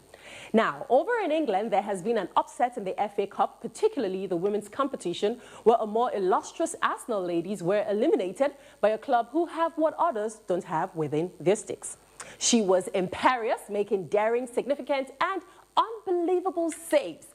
Well, if you do not know who I am talking about already, I will help you out. She is none other than our very own safe hands, Chiamaka Nnadozie, and she's been pulling up some super statistics season after season, and this season hasn't been any different. Now, before I bring you all the nitty-gritty that we have for you today on the show, let's go on this really short break, and we will be right back. Just stay with us. Just imagine walking into a full 80 to 90,000 stadium capacity with all eyeballs on you. The feeling you've been waiting for. You are now like a Michael Jackson on stage. You're a star. And this is the moment. Your 15 seconds, 10 seconds moment to shine, to deliver that God-given talent, to deliver those 4 to 6 hours a day training. Once that moment comes, go through those emotions, but at the end of the day, love it, live it, and deliver. This is MTN Champs Season 4. To register, log on to ntnchamps.com.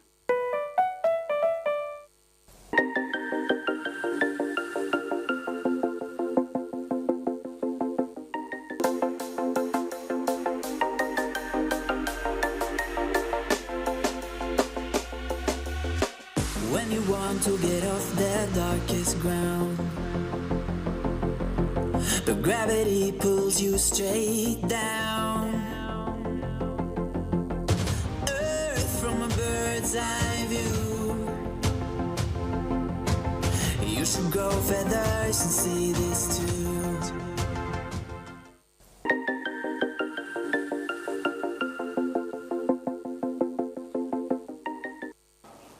Welcome back. You're still locked on to the MTN Super Falcon Show. Thank you for sticking with us.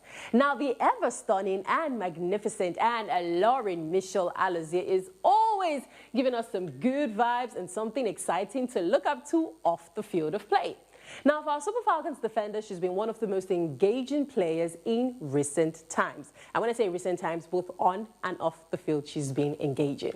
Now, speaking of engagement, we have an assignment for you right here on the MTN Super Falcons show.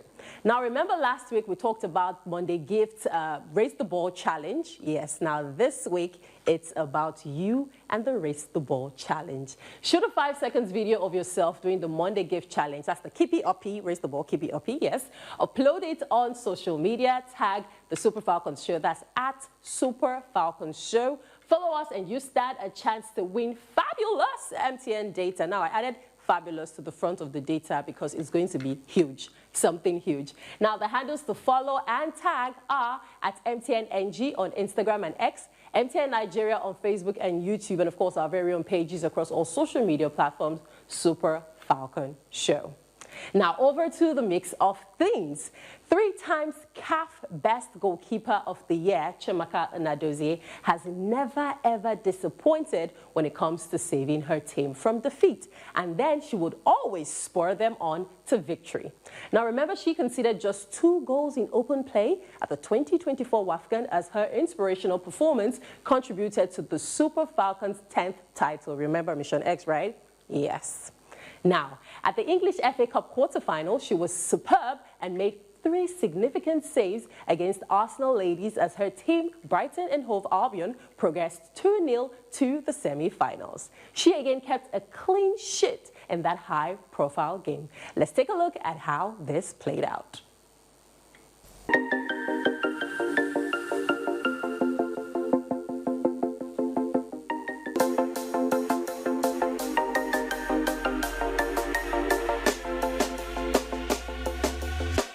When you want to get off the darkest ground, but gravity pulls you straight down. Earth from a bird's eye view. You should grow feathers and see this too. When you want to get off the darkest ground, but gravity pulls you straight down.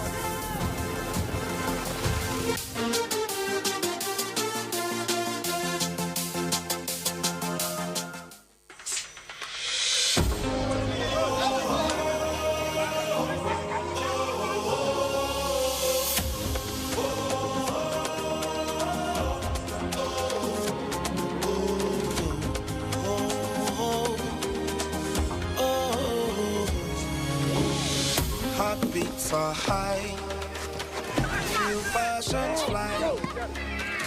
We take up wings and touch the sky. Whoa. Come rain, come shine. We go dey carry go. Come rain, come shine. We go dey carry go. We go dey carry go. We go dey carry go.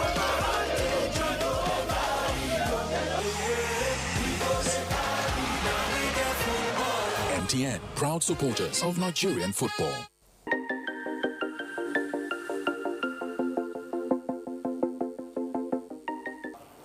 One thing you can be sure of is that Chiamaka Nnadozie will show up and show out. And she did that, of course, for Brighton and Hove Albion in the game against Arsenal. Now, let's get back to the mix of things. One of the most important part of today's shows, which is do not forget to shoot a 5-second video of yourself doing the Monday Gift Challenge. Upload it on social media. I will reiterate the handles. The handles are at MTNNG on Instagram and X, MTN Nigeria on Facebook and YouTube, and of course our very own pages across all social media platforms, Super Falcon Show. Share your video and you never know, you just might be our lucky winner. Now that's the much that we can take for today on the show. I hope that you have had an amazing time watching me here in the studio, as I've had an amazing time bringing you this show. Now remember not to forget that this show airs 9 a.m. every Tuesday on NTA, and if you miss it, not to worry, not to fret, you can always catch it on MTN's Ayoba app. From me, myself, and of course the beautiful people on the MTN Super Falcon Show, we'll see you in the very next episode. Toodles!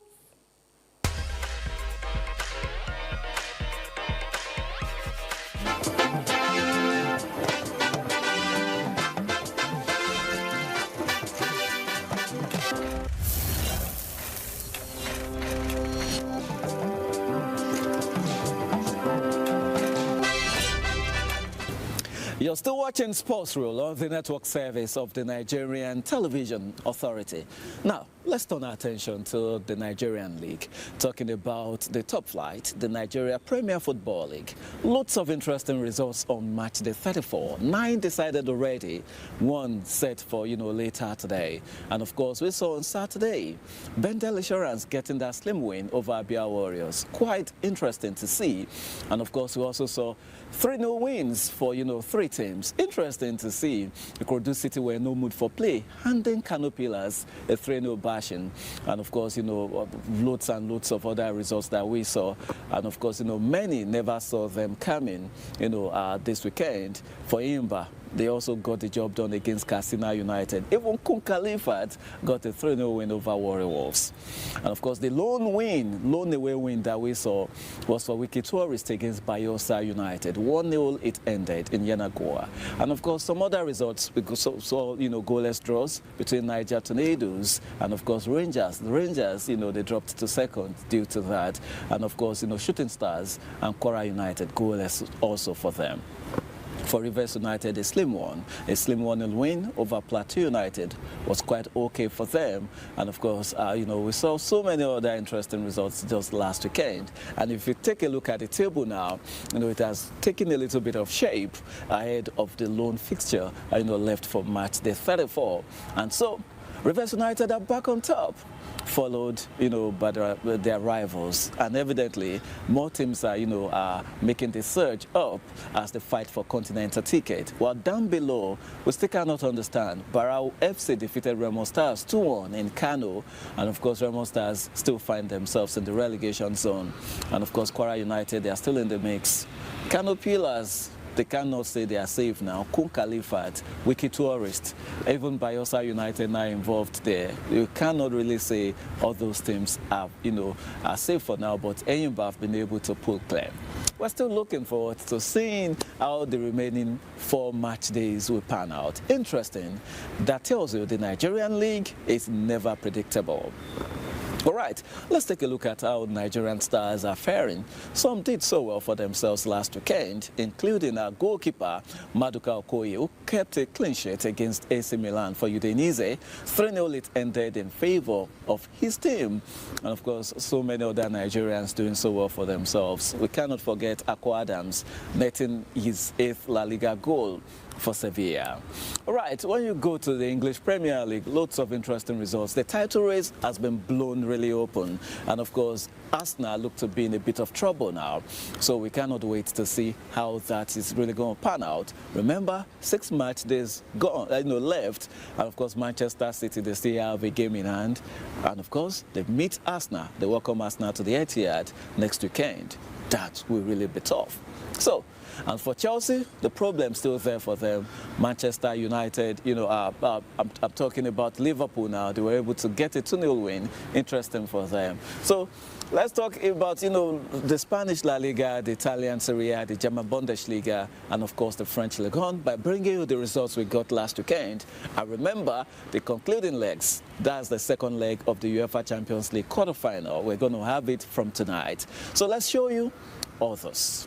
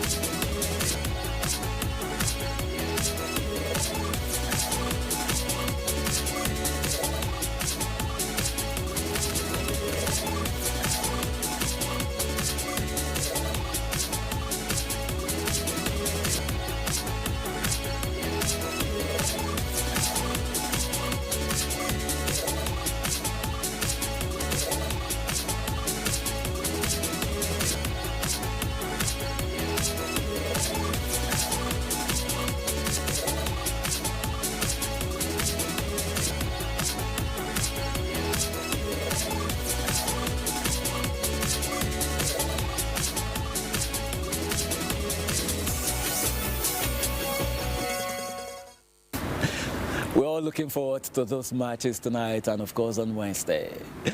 Okay, moving on, let's go to the grassroots. Yes, this time Bayelsa State. And of course, we do know that the Governor's Cup, known as the Prosperity Cup, is still ongoing. And evidently, the organizers are doing things to develop the young talents in the state. This time, they are collaborating with the Sheyi Olofinjano, Academy to do things for, the state when it comes to grassroots development of football. Timinepre Hoya will be telling us more.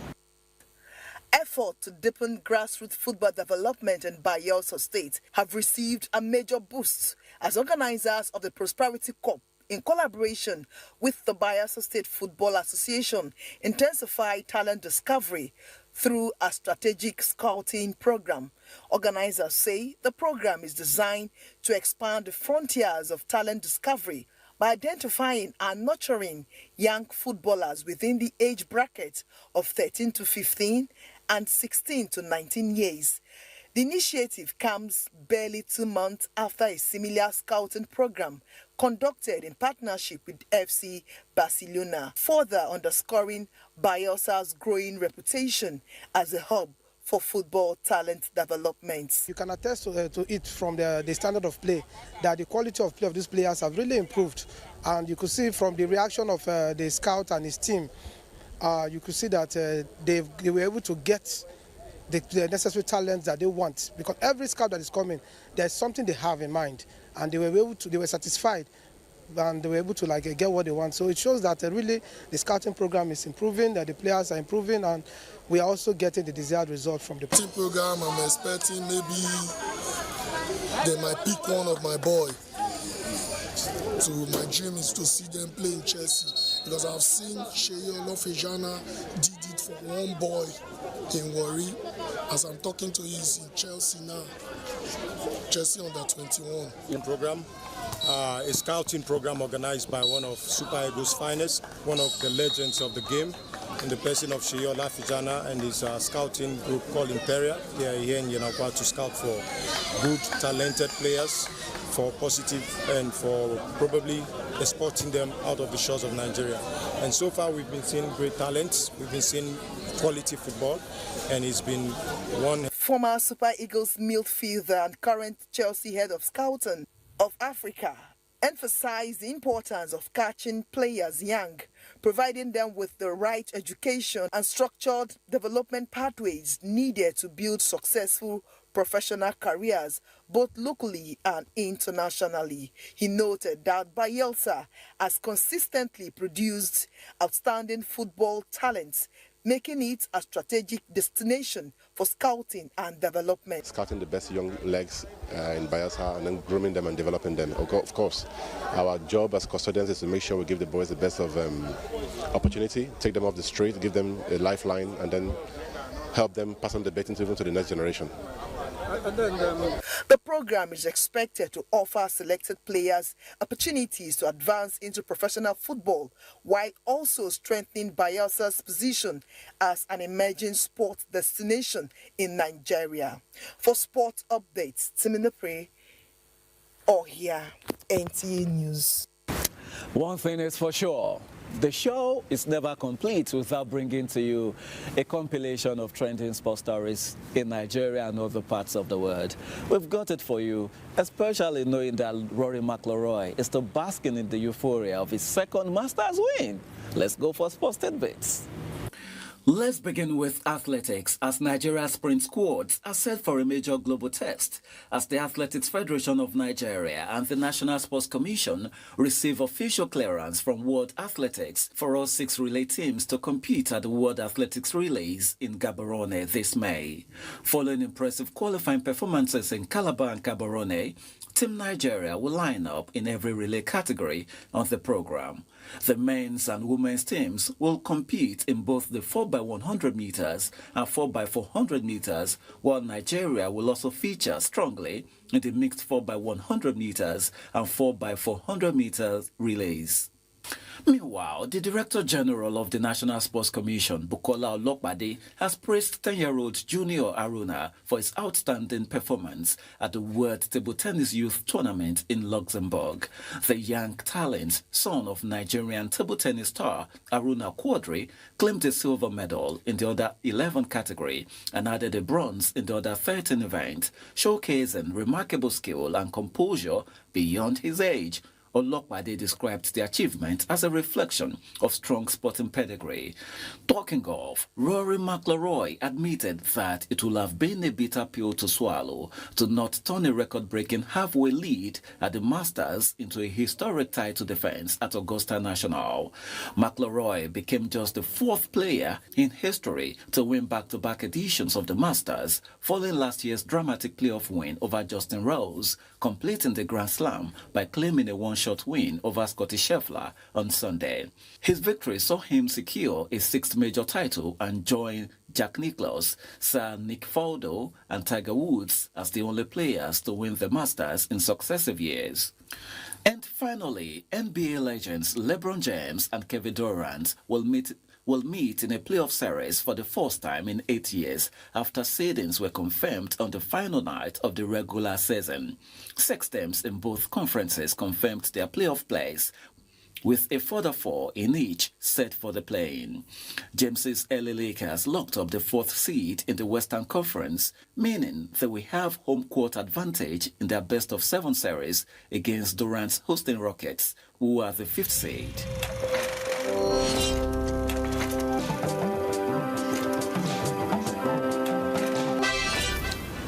All right, with that, we're done on the show today.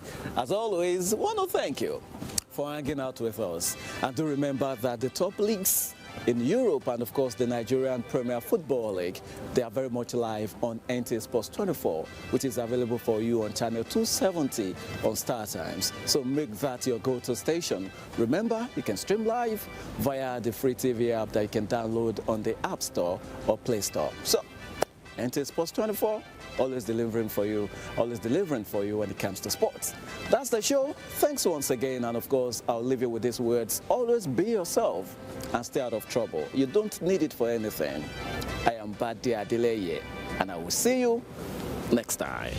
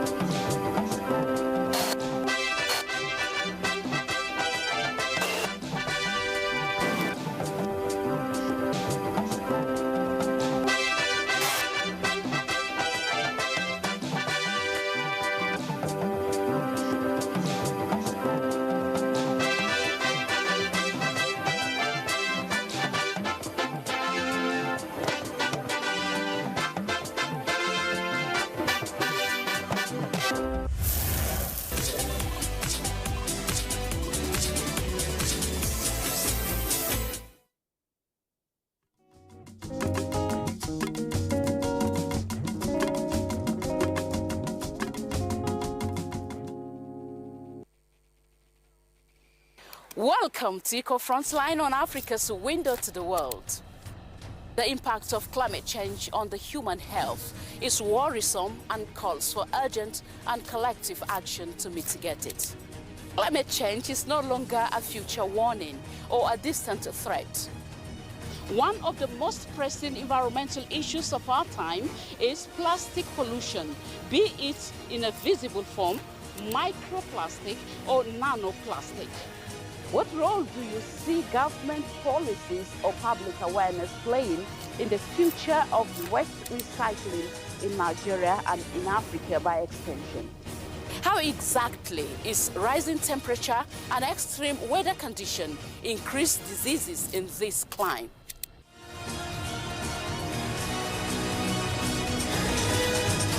Please stay safe and healthy until we return.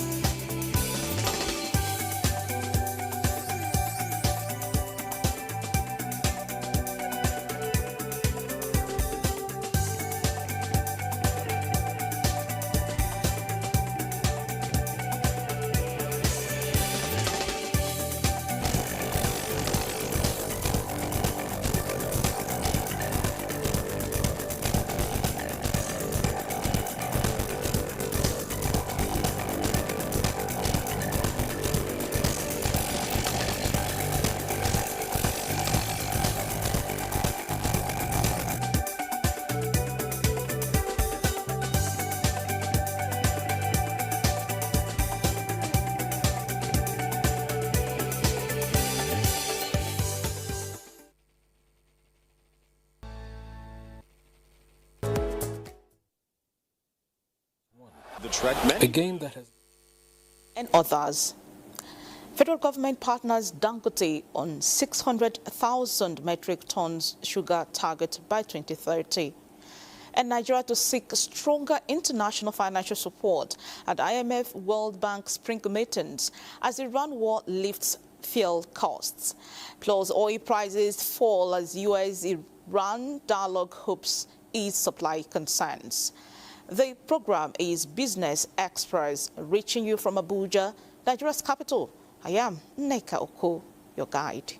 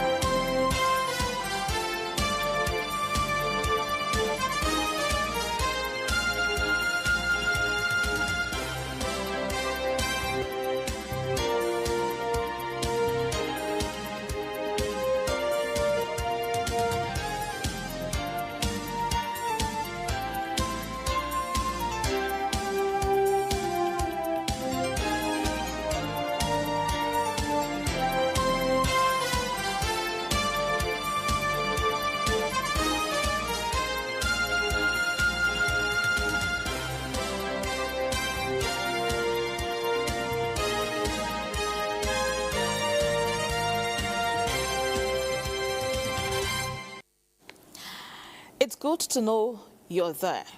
Now, the federal government has granted a waiver on import duties for electric vehicles and mass transit buses as measures to ease inflation caused by the ongoing Middle East crisis on Nigerians and boost affordability. The development was made known by Special Assistant to the President on social media, Dada Olusegun, on a statement on X, formerly Twitter. Olusegun noted that the move is part of the new fiscal measures aimed at easing economic pressure on Nigerians and curbing inflationary pressures following the president's directive to key economic officials. Under the new policy, import duties on electric vehicles were reduced from 5% to 0%, while mass transit buses were also granted the same full duty exemption from 5% to 0%. Another sharing news is that Nigeria is currently bracing for a shift in its financial landscape as Aliko Dangote prepares to take his petroleum refinery public by offering up to 10% of the company's equity as early as May this year. With a valuation hovering between $40 to $50 billion, this isn't another listing. It's a potential $5 billion historic milestone. Well, we will watch and see how that goes next month and bring you updates. Meanwhile, the Minister of State for Industry, John Owan Eno, has promised federal government support to the Dangote sugar refinery for the expansion of annual sugar production. The minister, accompanied by the Executive Secretary of the National Sugar Development Council, Kama Bakrin, took a tour of the sugar complex in Norman, Adamawa State. The minister noted that the current local sugar production is a far cry from the 1.8 million metric tons that the country consumes annually, adding that as a leader in the sector, the refinery must contribute at least 600,000 metric tons in the year 2030 and sustain it. And government is available and ready to work with Dangote Sugar in terms of what needs to be done to assist Dangote Sugar and other majors, as well as other industrialists, to be able to assist and enable them to achieve government's industrialization plans and agenda. Now, the Minister of Finance and Coordinating Minister of the Economy, Wale Dun, is currently leading Nigeria's official delegation to the 2026 IMF World Bank Spring Meetings holding in Washington, D.C., United States. The high-profile gathering, which runs from April 13 to 18, comes at a time of rising global economic headwinds. The minister is using the platform to hold series of bilateral talks with top officials from multilateral institutions, development partners, and key international investors. The engagements are centered on advancing Nigeria's ongoing economic reform agenda, bolstering the nation's fiscal position and strengthening its appeal to global investors. Still on the IMF World Bank meetings, heads of the International Energy Agency, International Monetary Fund, and the World Bank Group met on Monday as part of the coordination group they established in early April to maximize their institutions' response to the energy and economic impacts of the war in the Middle East. The group noted that the impact of the war is substantial, global, and highly asymmetric, disproportionately affecting energy importers, in particular low-income countries. The shock has led to higher oil, gas and fertilizer prices, triggering concerns about food security and job losses as well. The group says its teams are working closely to leverage their respective expertise and help countries through tailored policy advice and financial support where needed. They advised the global economy and individual countries to plan for resilient economy. Now to energy matters. Oil prices fell in early trade this Tuesday as signs of potential U.S.-Iran dialogue to end their war reduced concerns about supply risks stemming from the U.S. blockade of the Strait of Hormuz. Brent futures declined by $1.86 or 1.87% to $97.50, while U.S. West Texas Intermediate WTI crude fell by $2.25. Still on commodity, Iran's oil minister says Iranian oil sales in recent weeks have been favorable and part of the revenue will be allocated to repairing damage to industry caused by wartime attacks. Let's now see prices of other commodities on the global markets.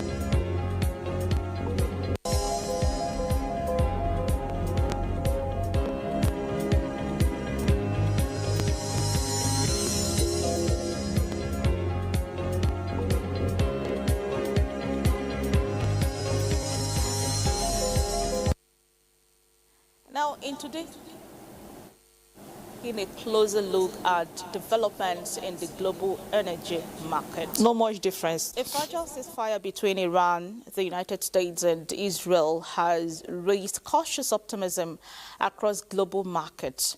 However, despite this temporary calm, oil and gas prices remain volatile.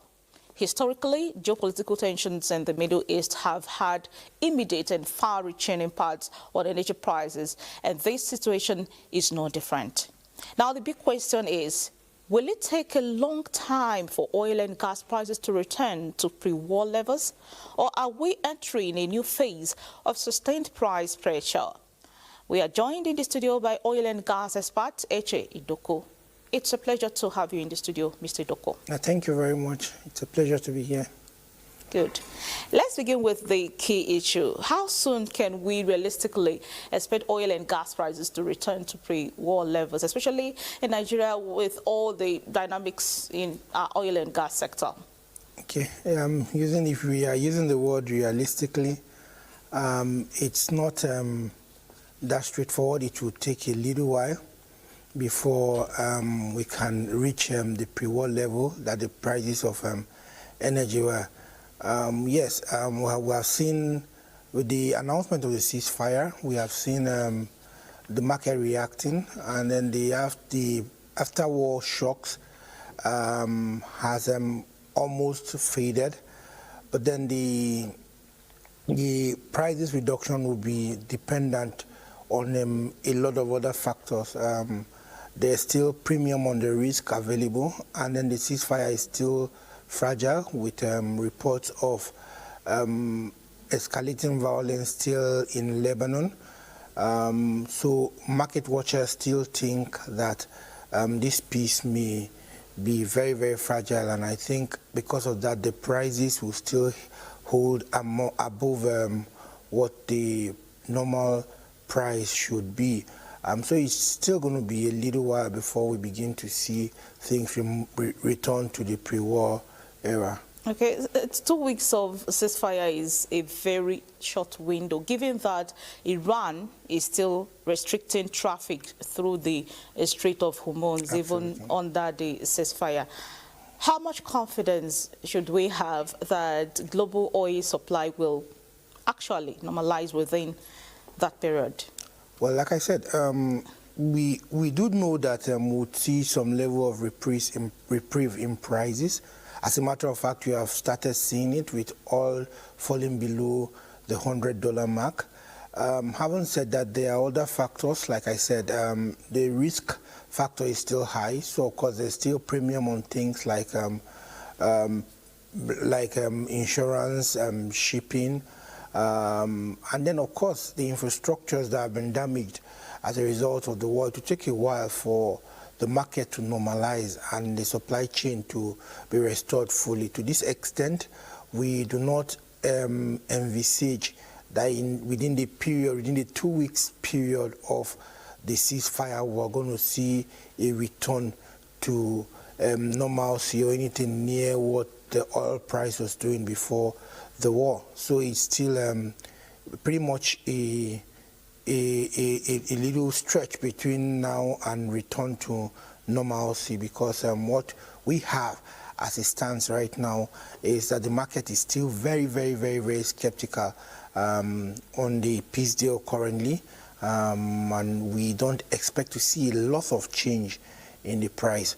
So can you outline for us the major factors currently keeping oil prices high despite the ceasefire? Okay, so like I said, watchers still think that the peace deal is very, very fragile, with reports of violence still happening within the region.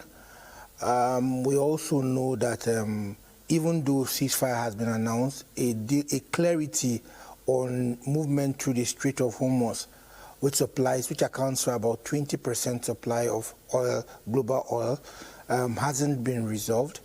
And even if it's resolved, it will take a while before shipping companies can gain full confidence to begin to ply that route.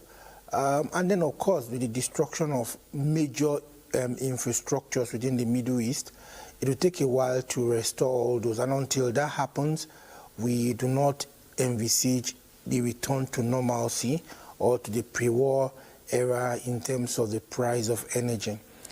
All right, Brent crude dropped sharply the day the ceasefire was announced, then started climbing again almost immediately. What does that price behavior tell us about how markets are reading the durability of this deal? Yeah, so what actually happened is that there are two components responsible for the pricing.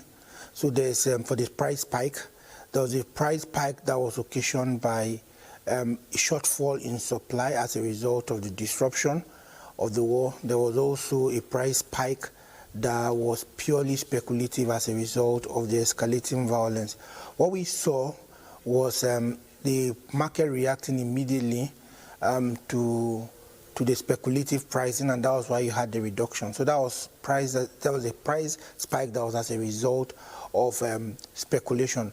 But having said that, the price rise that was occasioned by the disruption of the market and the shortfall in supply still remains, and that's why we still have crude hovering around 98 and 95 as the case may be, and it will take a while before the market gains that confidence and returns back to what it used to be. All right, let's have your time frame. Are we looking at a short-term adjustment or a prolonged period before prices stabilize? Okay, so there are levels, there are prices, there are price movements that would happen as a result of the immediate announcement of the peace deal, the ceasefire, which is what we have seen.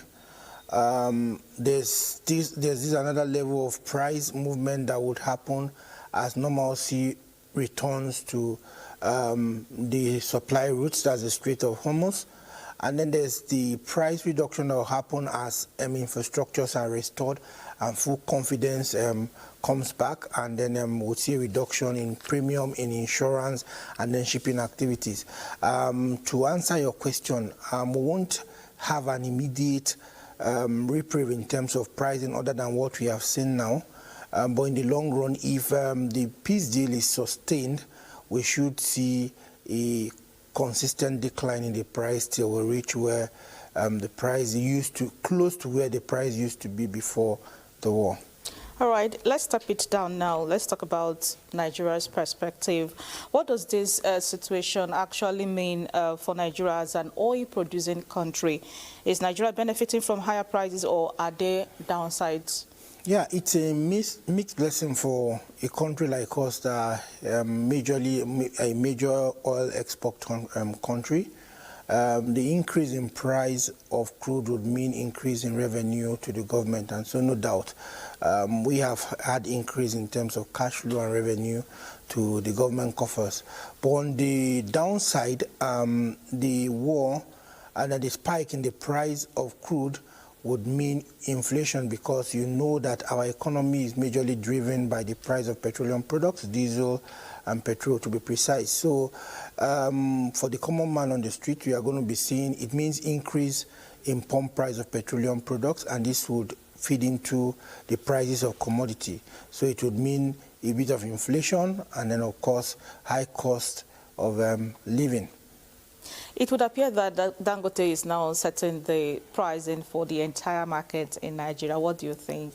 No, I don't exactly think that Dangote is setting the price any more than it is the international factor. Yeah, no doubt Dangote, being a major player, plays a significant role in terms of what the market outcome is. But Dangote himself is reacting to the international prices. He is buying his crude based on the international price, what WTI is doing or what Brent is doing, depending on where his cargoes are coming from. And that is what fits into whatever the price he is selling from his terminal is, and of course that goes to what is sold at the pump price in your filling station. So I won't exactly say he is calling the shots. He's only just reacting to the global oil price like any other refinery or any other oil company. All right, just before I let you go, what should governments like Nigeria be doing right now to manage the risks and opportunities in this volatile energy market? Yeah, so what we have advocated, especially for those of us in the refining space, is that it's high time the government treats refining as a national security issue rather than a private business venture. And to this end, we would want a national security policy on refining. We would also want to see the government putting more effort towards sorting out once and for all the issue of feedstock supply.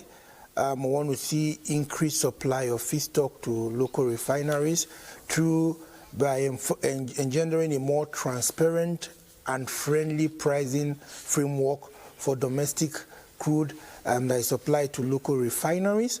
We also want to see the government working, becoming more deliberate in setting up frameworks that would increase the refining capacity in the country. We have talked about the need to float a refinery development intervention fund. That conversation has been on there. We think the government should pick this up more seriously.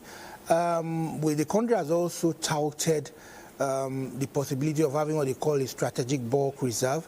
I think the government should be more active to also work closely with the refiners towards building what they call a strategic bulk reserve, and then also work towards expanding the naira for crude to non-PMS producers, so that we can see a bit of reprieve in the price of petroleum products. Absolutely. Thank you very much, Mr. Eche Idoku, for sharing your perspective. Thank you very much.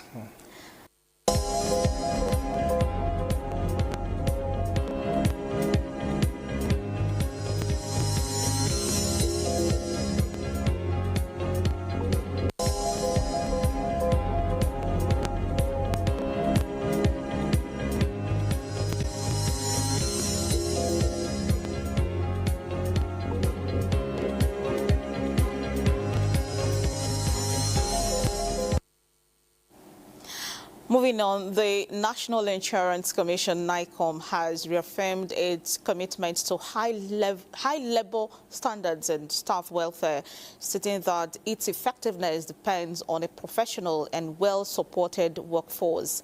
The Commission says it has taken steps to improve working conditions and foster a fair, productive environment.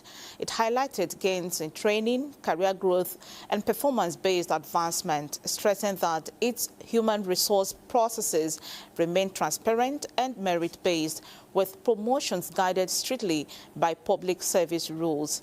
NICOM also revealed that an attempt to undermine its leadership was rejected by staff and has been resolved, with normal operations restored, while assuring stakeholders of continued focus on staff welfare and institutional excellence. Now to stock matters, the Nigerian equities market ended Monday's trading session on a positive note, reflecting sustained investor confidence and active participation across key stocks. The ASI closed higher at 204,458.86 points, indicating a positive market performance for the day, while market activity was robust with a total of 60,793 deals executed. Investors traded 470 million shares, reflecting strong liquidity and continued engagement in the market. The market capitalization also stood strong at 131.6 trillion naira, reinforcing the overall size and resilience of the equities market. Nationwide Express led the gainers with 9.81% share price appreciation, closing at 4 naira 14 kobo per share, followed by Mark Nichols, VFD Group, and Charms. And as trading has just started for this Tuesday, we anticipate that the positive momentum is sustained further. But on the global scene, stocks rebound as investors banked on a resolution to the Middle East war, even as the U.S. blocked Iran's ports after the collapse of peace talks over the weekend. Next is a look at the market direction this morning.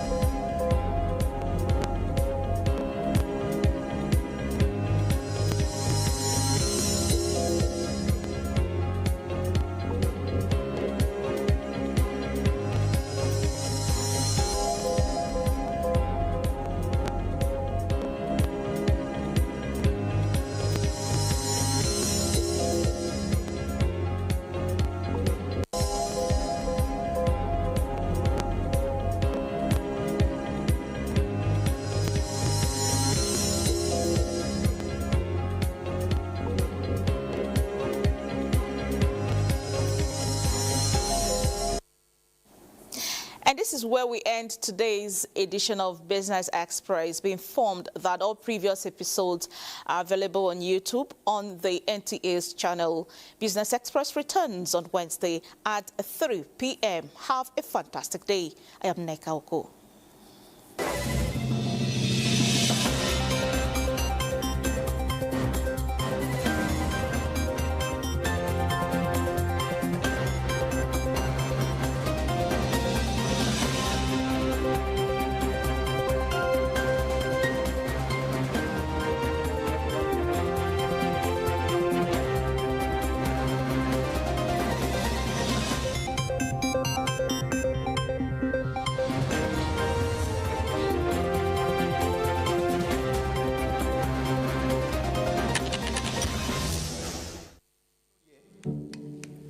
Why do you have your things scattered all over the place? Your slippers on my bed? How much would I give you for a night? Are you mad? It's not you know they fully lock your door. Okay! You're a thief. Mother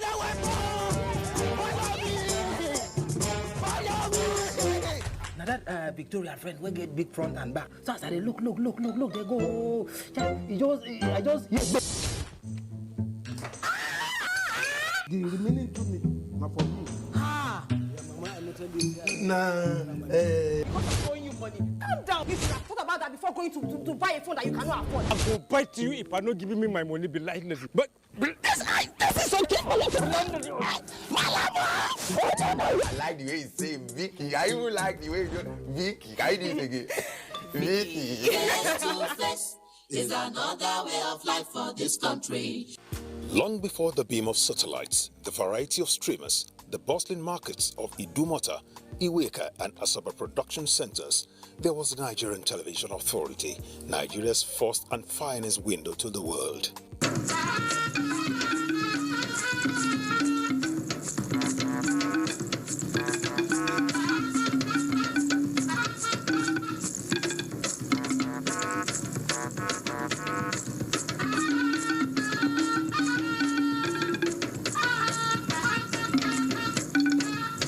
Established by an act in 1977, NTA has informed, educated and entertained millions as Africa's largest TV network and the storyboard of a nation.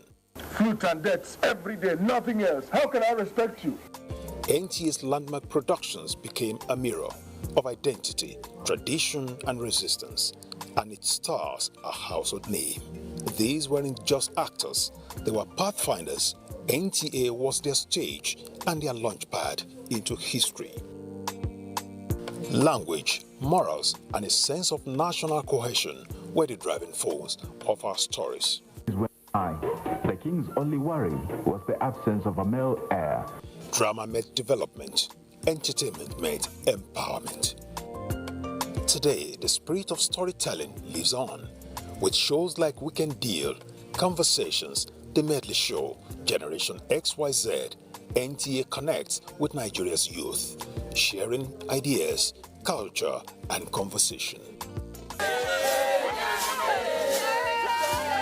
We capture the voices of the vibrant generations and train the storytellers of the future, crafting the finest indigenous stories with a global outlook, united in the strength of our diversity. Quick. Every other person behind. See my camera now. As we build bridges between generations and platforms for the transmission of Nigerian excellence. We are the storytellers, the memory keepers, the torch bearers.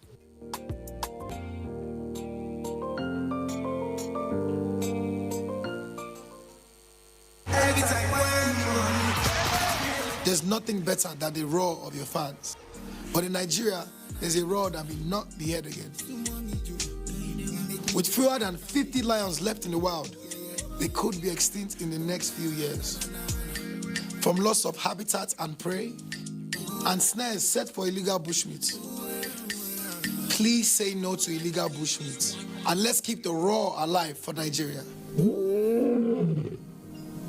Poaching steals from us all.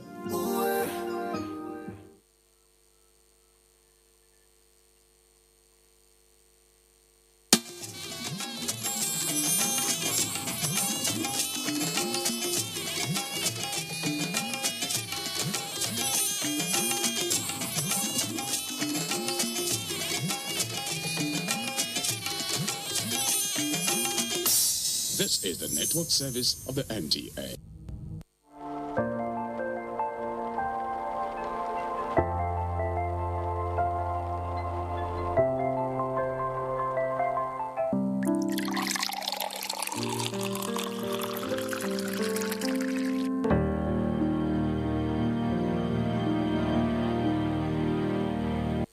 Welcome to Better You. Across cultures and generations, one question has quietly shaped how we live. How do we live longer and better? My name is Jane Izo, and we are together in this wellness ride.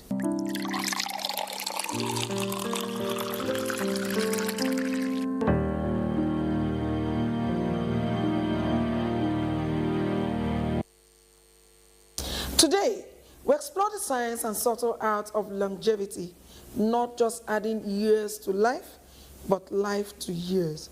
We'll take a mini documentary here, and when I return, we'll get to join our guests.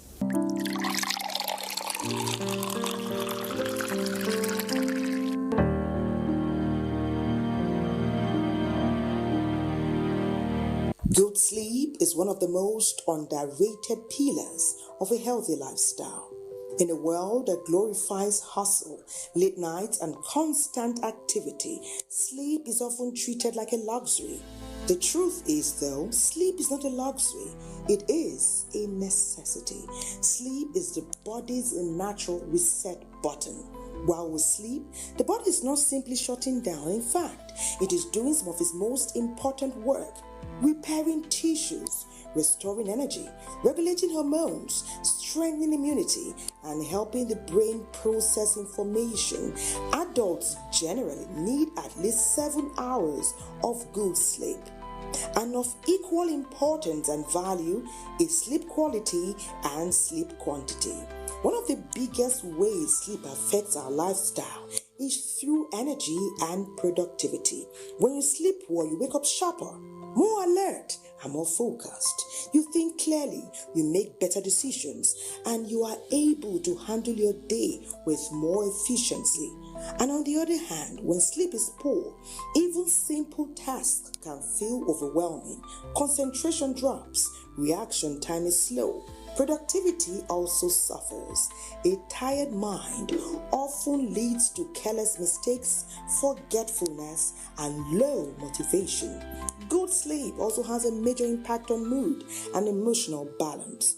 Have you noticed, for example, that after a poor night's rest, little issues become bigger? Patience becomes thinner, emotions can feel heavier. That's because sleep helps regulate the brain systems responsible for stress, mood, and emotional control. People who sleep well consistently are better able to manage pressure, maintain calm, and relate positively with many. In short, better sleep often leads to better relationships and a better attitude towards life. Sleep also plays a powerful role in our physical health and appearance. Good sleep impacts heart health, improves metabolism, promotes blood sugar control, and impacts and improves immune system function. Over time, when we sleep less than 7 hours daily, we could be risking developing high blood pressure, heart disease, type 2 diabetes, obesity, and stroke. And beyond internal health, it shows outwardly too. Poor sleep pattern brings about dull skin, tired eyes, low stamina, and reduced physical performance. Another important area is our lifestyle choices. When people are sleep deprived, they are more likely to skip exercise. We crave unhealthy foods. We can overconsume caffeine, and we struggle with routine. Poor sleep can throw off discipline and make healthy living feel harder than it should be. On the other hand, when we sleep well, it becomes easy to eat better, move more, think positively, stay consistent with our goals. And of course, it impacts our relationships in our community, in our family, in the workplace, and everywhere else. In many ways, sleep influences the quality of all our lifestyle decisions. So, the important question now is, how can we improve our sleep and by association, our life and our health? Here are some simple habits that can make a big difference. Go to bed and wake up at the same time every day. Reduce screen time before bed. Avoid taking caffeine late in the day. Keep the bedroom cool and quiet. and create a calming bedtime routine. Our sleep improves when we treat it as part of our life. Our wellness and our well-being routine are not as something optional.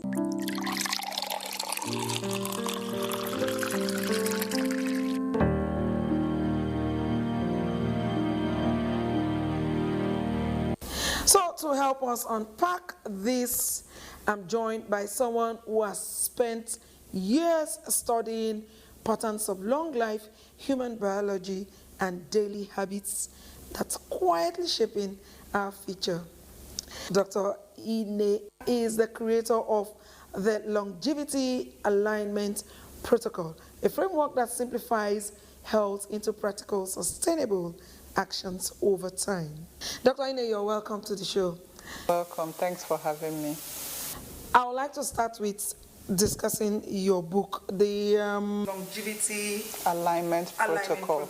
What is the book all about?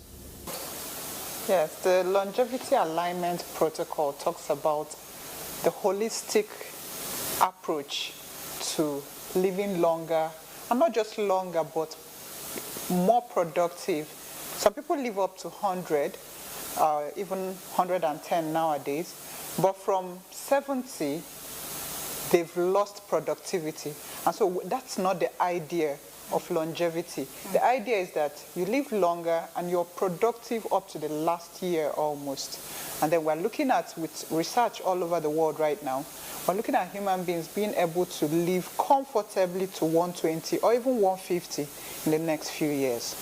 The phrase, your body is not failing, it's responding.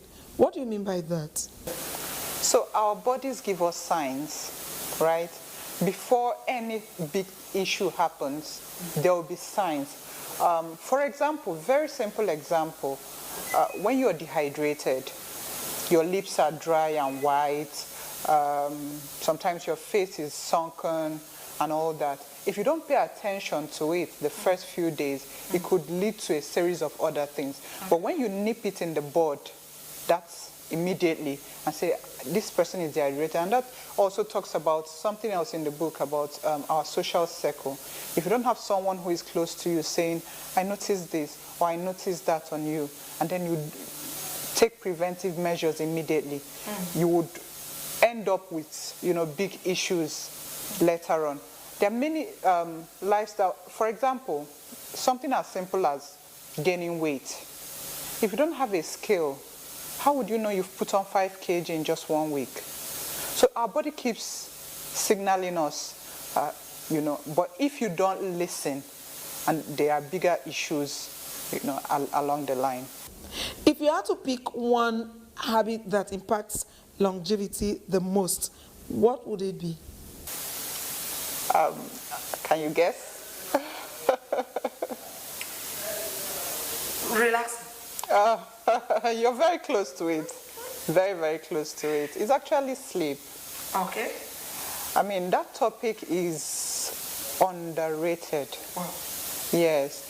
I give this assignment to my clients from time to time, and I say, when you don't sleep, there are certain characteristics of a good sleep. So it has to be at least 7 hours, and out of the 7 hours, it has to be at least 4 straight hours of, sleep, and it has to be between, those 4 hours have to be between the hours of 11 p.m. and 4 a.m. That's when the hormone melatonin peaks in the body, and that's the sleep hormone.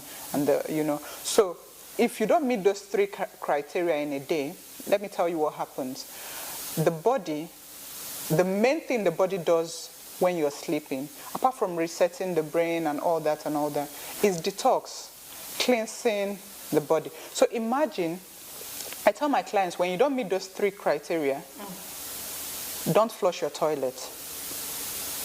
Now, by day 2, the way your toilet feels is the way your body is on the inside. So imagine that happens for 2 days.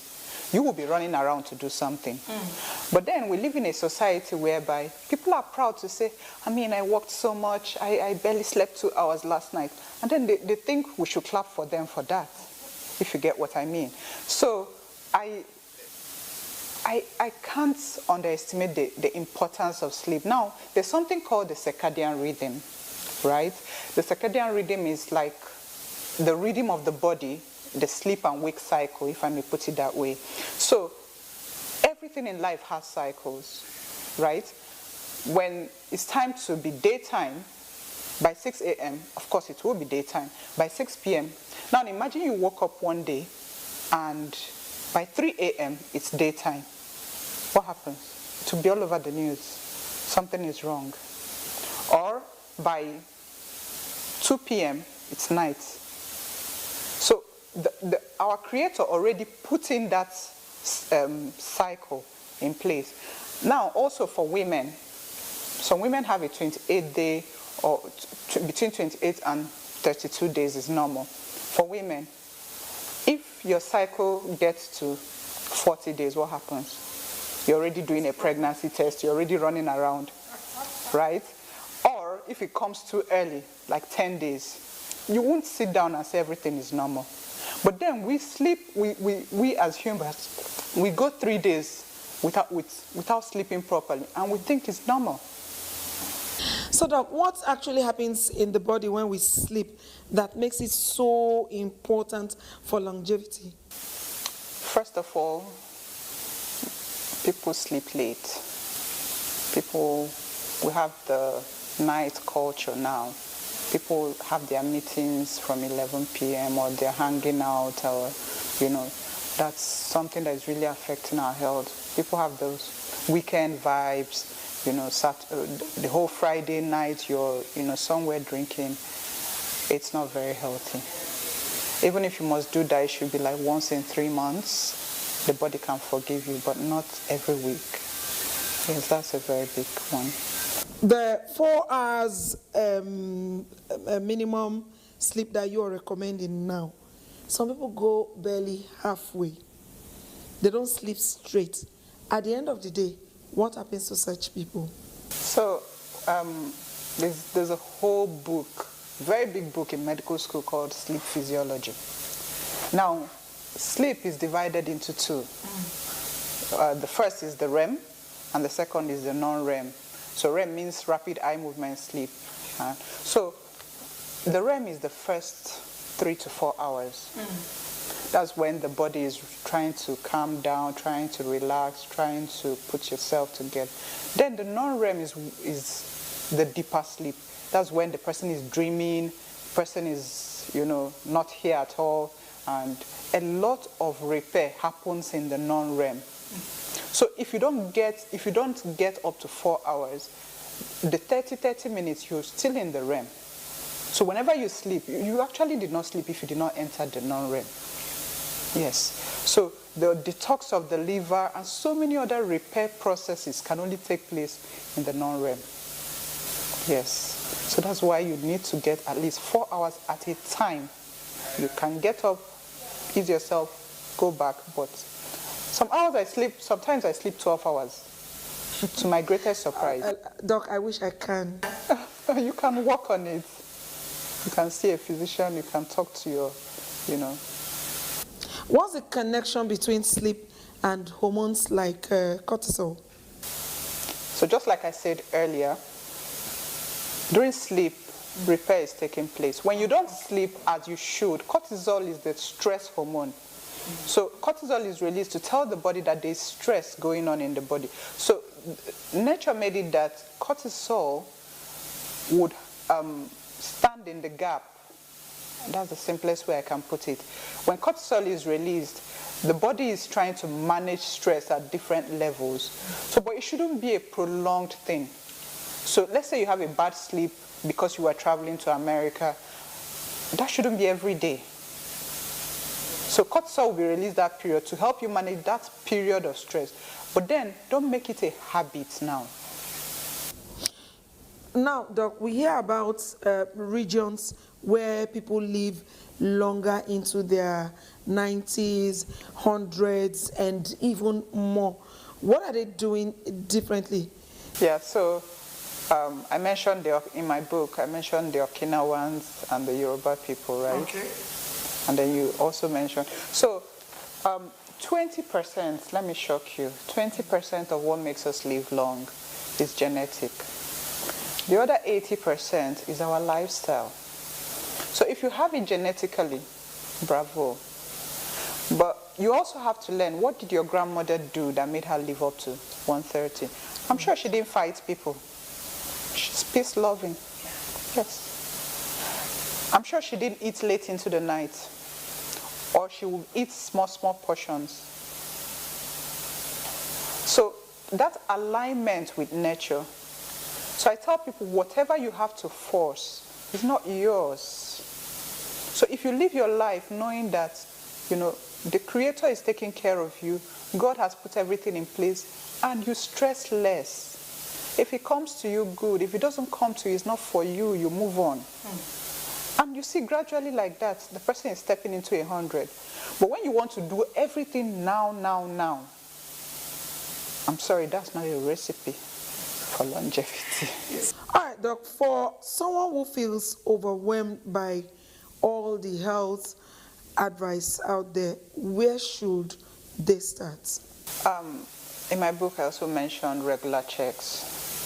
So in this part of the world, people brag, I've not been to the hospital in 50 years. It's not a thing to be proud of. The hospital is not there to kill you. So every year, as you do your New Year resolution in January, even in July, you can do twice a year if necessary, but at least once you're up to 30 years, go once a year, do your basic, find out your numbers, check your BP, check your weight, check your blood sugar level. For the men, your PSA, which is prostate-specific antigen. For the women, mammogram if necessary to, prevent breast cancer. Pap smear. Just do those basic things. If you enter any hospital and say, I want to do basic checkup, they will do all that for you. You check your hormone level, thyroid hormone, reproductive hormone. If there's something that needs to be done, you start early. I've seen people reverse things as bad as pancreatic cancer just because they found out early. Yes, so that's my advice to anyone who is feeling off. Doc, let's talk about this generation, the Z and Alphas, and the use of technological gadgets. In recent times, most especially in the 90s, they deny themselves of the maximum sleep, the one you recommended, the 4 hours maximum sleep. What will happen in 50 years' time? Are we still going to talk about human longevity?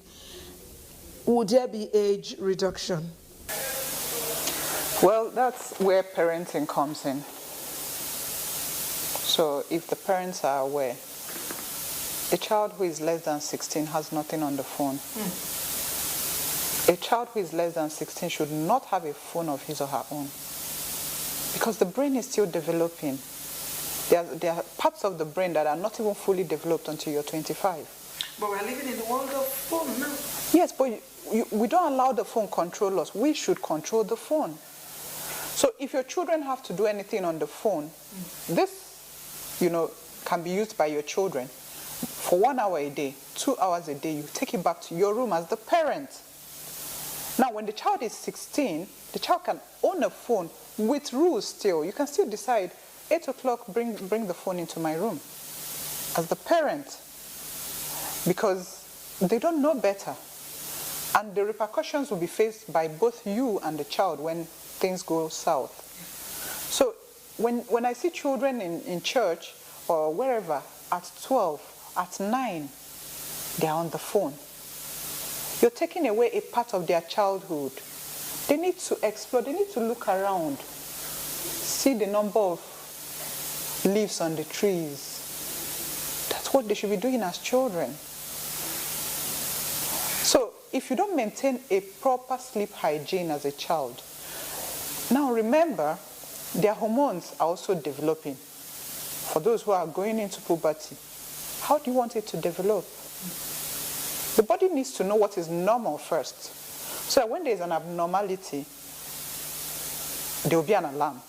But when there's no normal, the child should know, growing up, I sleep from this hour to this hour. So I think that is where parenting, conscious parenting comes in.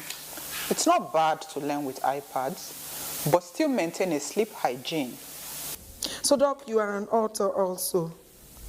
What can someone expect to gain from reading your book, your longevity book? So I just like you said, the generation we are in today have very low attention span. There used to be books of 100, 200 pages. To your surprise, I made it only 16 pages of actionable, and people who have read it are like, wow, this is everything in just 16 pages. So you can finish it in just 30 minutes. But it's not just about finishing it, but putting the actionable steps. So it's very concise for people of any generation. There's no highfalutin scientific words. It's very simple. So actionable things to do on a daily basis. And guess what? Longevity is not a marathon or an award to be won. It's a lifestyle. You make those changes, you stick with them consistently. You don't sleep, like we just said, the 3 basic characteristics of a good sleep. You don't do that for 1 month and then the next month you go back. No, it's a lifestyle. That was incredibly insightful. Thank you so much, Dr. Ine. Thank you for breaking this down in a way that's both practical and deeply human. You're welcome. Thanks for having me. So if there's one thing to take away from this conversation, it's that longevity isn't built on extremes. It's built on consistency, small daily decisions repeated over time.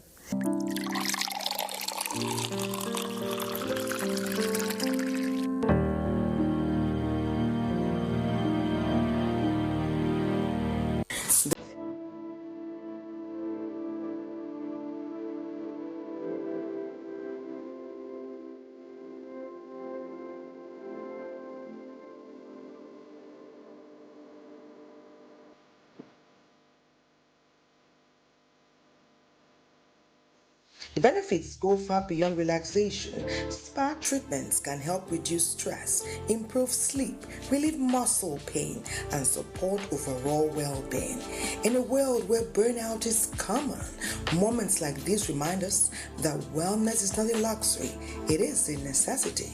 Because when the body is cared for, the mind becomes clearer and life lighter.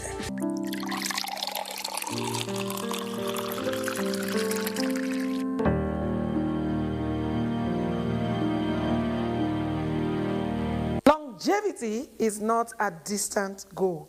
It's a daily practice. I remain your host, Jane Izon. Take care of your body and it will take care of you. Until next time, from all of the crew, it's bye for now.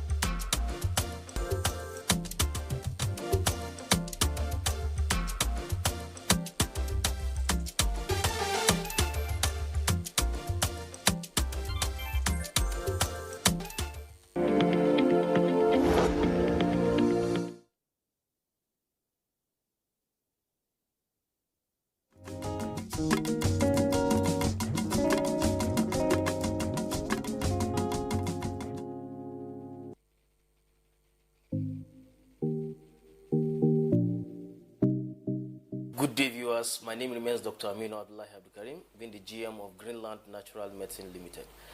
Greenland Natural Medicine is a center for alternative therapy, and we also give you the health talk on health-related issues virtually every day or weekly. For those with spine issue, yes, when we talk about spine, we started with cervical spondylosis because it's the upper arm. Once you have cervical spondylosis can also affect your hand, where you find it very difficult to stretch your body. In the morning, you find it even difficult to even wear your clothes.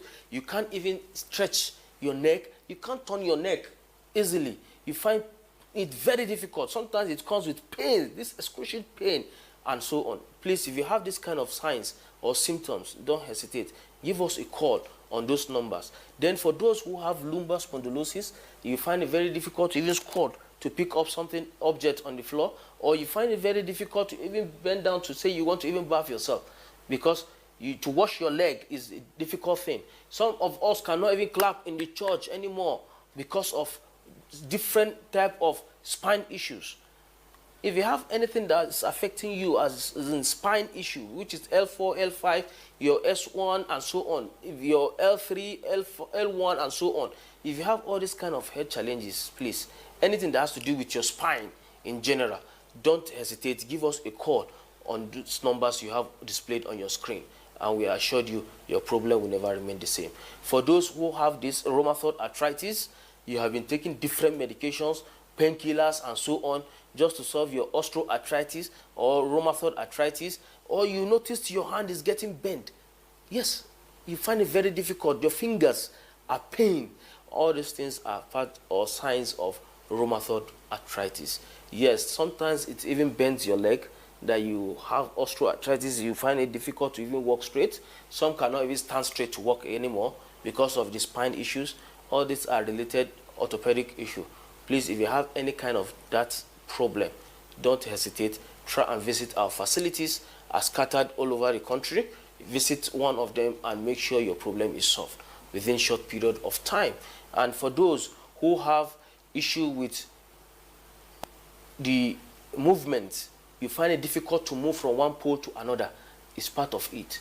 If you have issue with your mobility in terms of your leg and so on, or you had an accident and that accident has caused you different fractures, femur and so on, don't hesitate. Give us a call.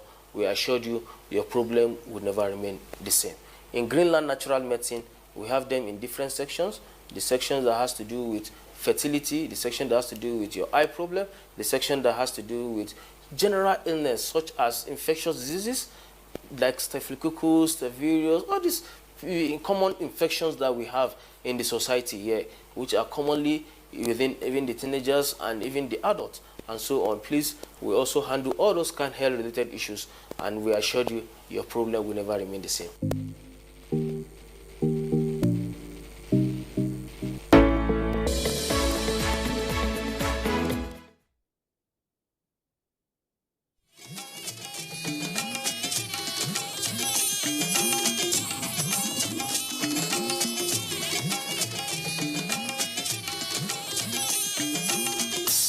This is the network service of the NTA.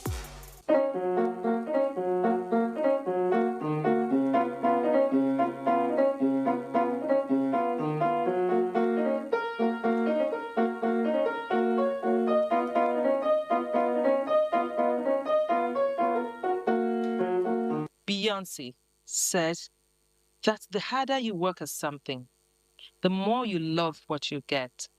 An educationist, a culture enthusiast, a musician, a seamstress, what you call a complete woman. I want you to just follow me as we look at her profile. Help me welcome our guest, Golda Obi. Hello, Jude. I'm glad to be here. Thank you for inviting me to your show. How did you come to have all of these talents, impacts, all wrapped in one head, one human being? Thank you. I mean, that's an interesting question because there's a lot wrapped up in being Golda. I've always been called G-Force because I've had this personality that encompasses so many things. At heart, I'm a creative. And I'm a creative learner as well. And I grew up in a Nigeria where learning was very kind of stiff.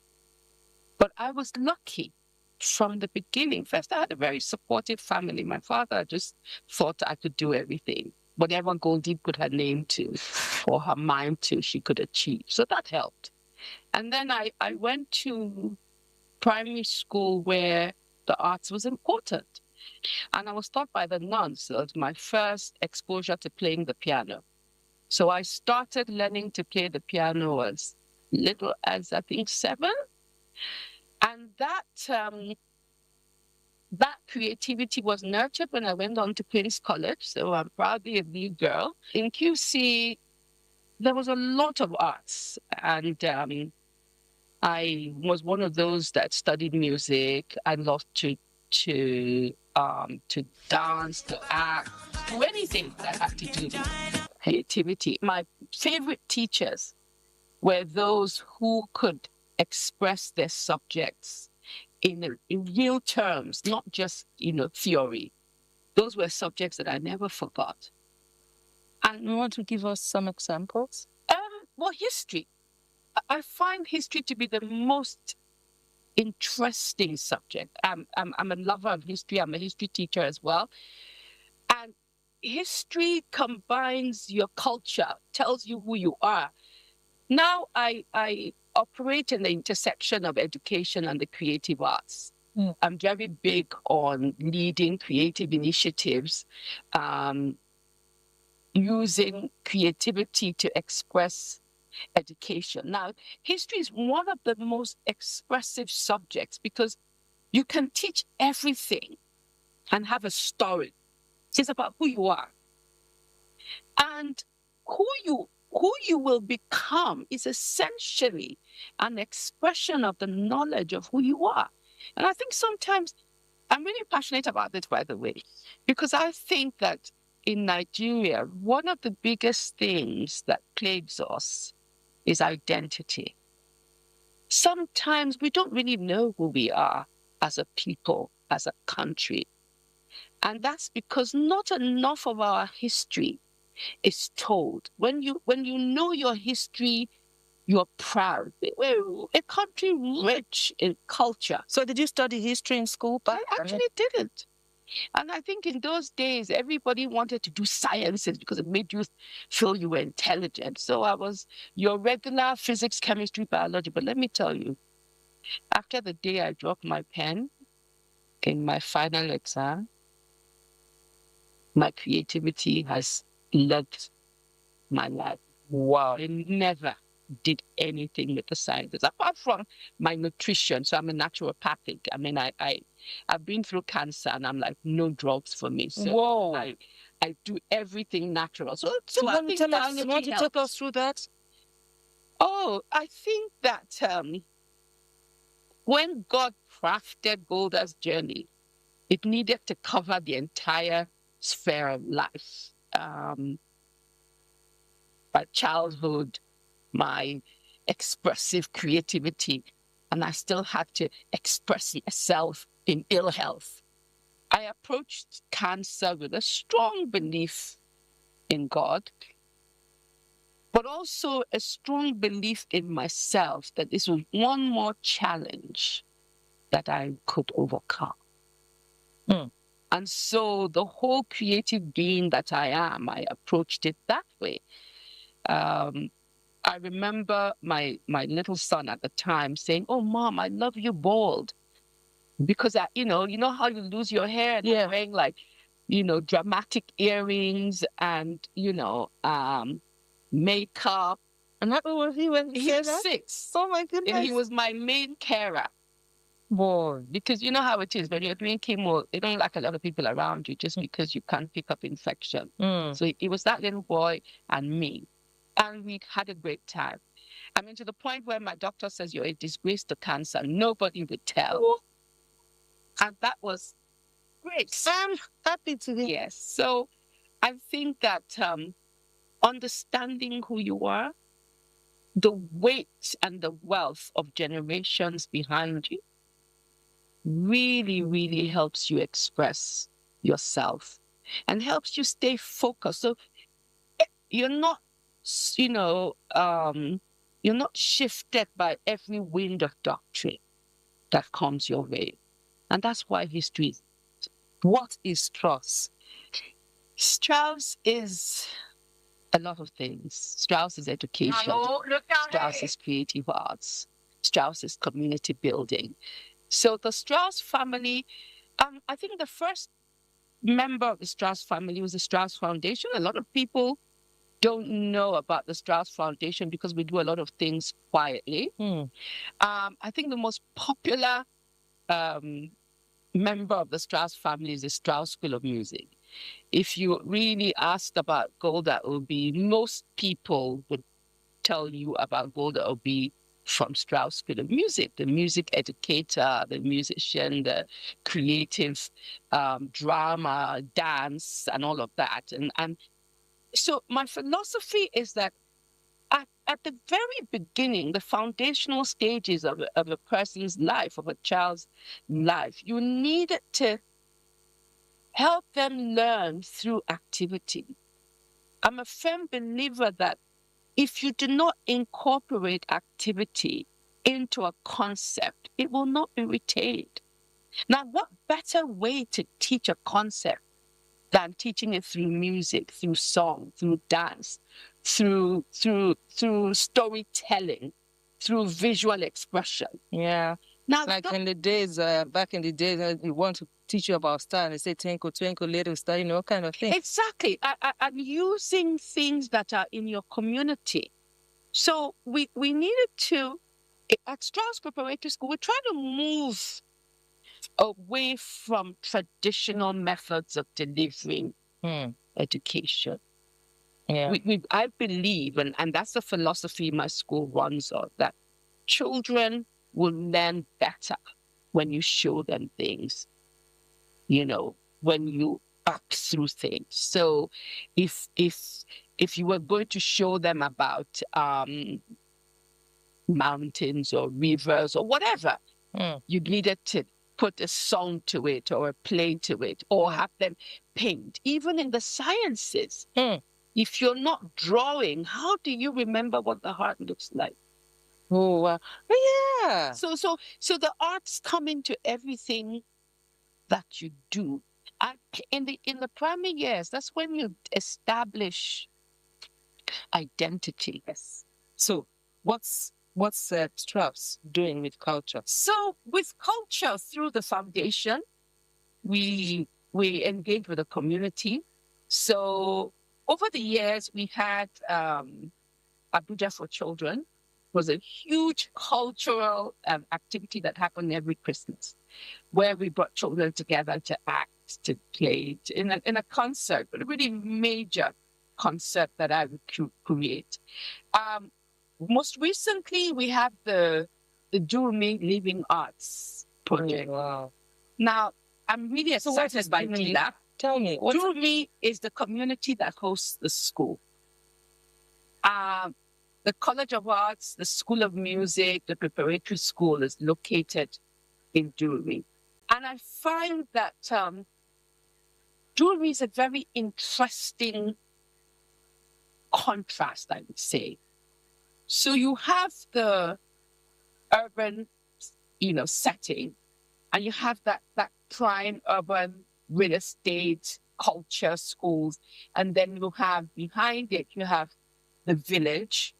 Now, if you know about the community, Baggy people, they were hugely cultural, artistic people. And so I'm really excited by the fusion that we're trying to work with them.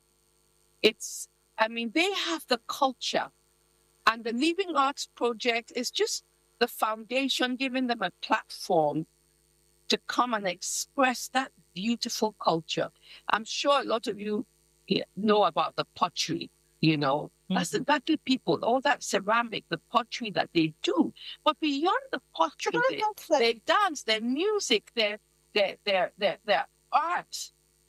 So doing Me Living Arts Project is so many things. We have the living voices, the storytelling, where we're talking to community elders and having them tell us about their people, their town, their community before we all came. Then we have the Girls Creating Change. Probably over 1,000 children have passed through my hands in music education, dance, and drama. And in the community we serve and the community we live in, one of my passions is actually becoming something that we're able to share with the women and girls and youth in that community. I'm a seamstress, but I'd like to think more of myself as a creative. I have always sewn. My mother used to sew. In fact, my mom, when I think of myself, I realize that my mom was greatly impacted. Because my mom was an artist. She was a seamstress, she was a teacher. And I always thought, I'm never going to go into teaching. I want to be like mom. But at the end of the day, Here you are. Here I am. Being a mother and a wife, how do you balance between all of this? So I think I've just been very, very fortunate, I must say. There's a saying that behind every successful man, there is a good woman. I think in my case, behind this successful woman, there's a really great man. My husband is a study and patience and support. He really has always let me fly. He's not one of those men that's threatened by a woman who is doing well. Oh, wow. He wants me to do well. Oh, wow. He's the strength behind everything I do. I don't think I could do the things I did if not for him. Because I take on, frankly, I jump into things. I say, go there goes where angels fear to tread. And I think I do that. My husband is called Uzo, by the way. I think I do that because everywhere I go, I know Uzo is behind me. I can take on something, and I know that Uzo is there to back me up. So I give that. Give him a shout out. Shout out, hi Uzo. I'm spoiling your bad name. And so that has really been my strength. My husband was a hands-on dad, which meant whether I was there or not, so far as I had food, because cooking, no, he's hands-on in everything else, but he's not going to cook. So once I made sure that the kids had their food, their snacks, everything. And I'm a bit of a traditional mom, so my kids would cook. That really helped because it helped them stay grounded. They would go to the market, they would cook, they would do it once they're home.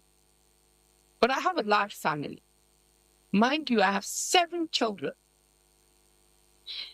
3 are biological, and 4 of them, my sister, bless her soul, I would say gifted me and was precious gifts when she went to be with the Lord. And so my joy is really full, And a testament to my husband is that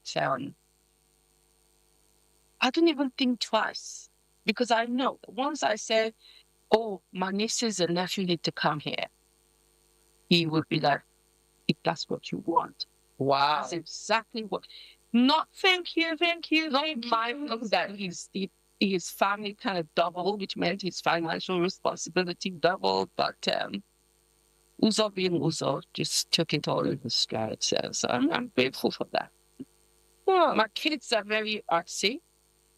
So we have a very eclectic environment, which is a nice blend of everything So my home, I think, is a reflection of who I am.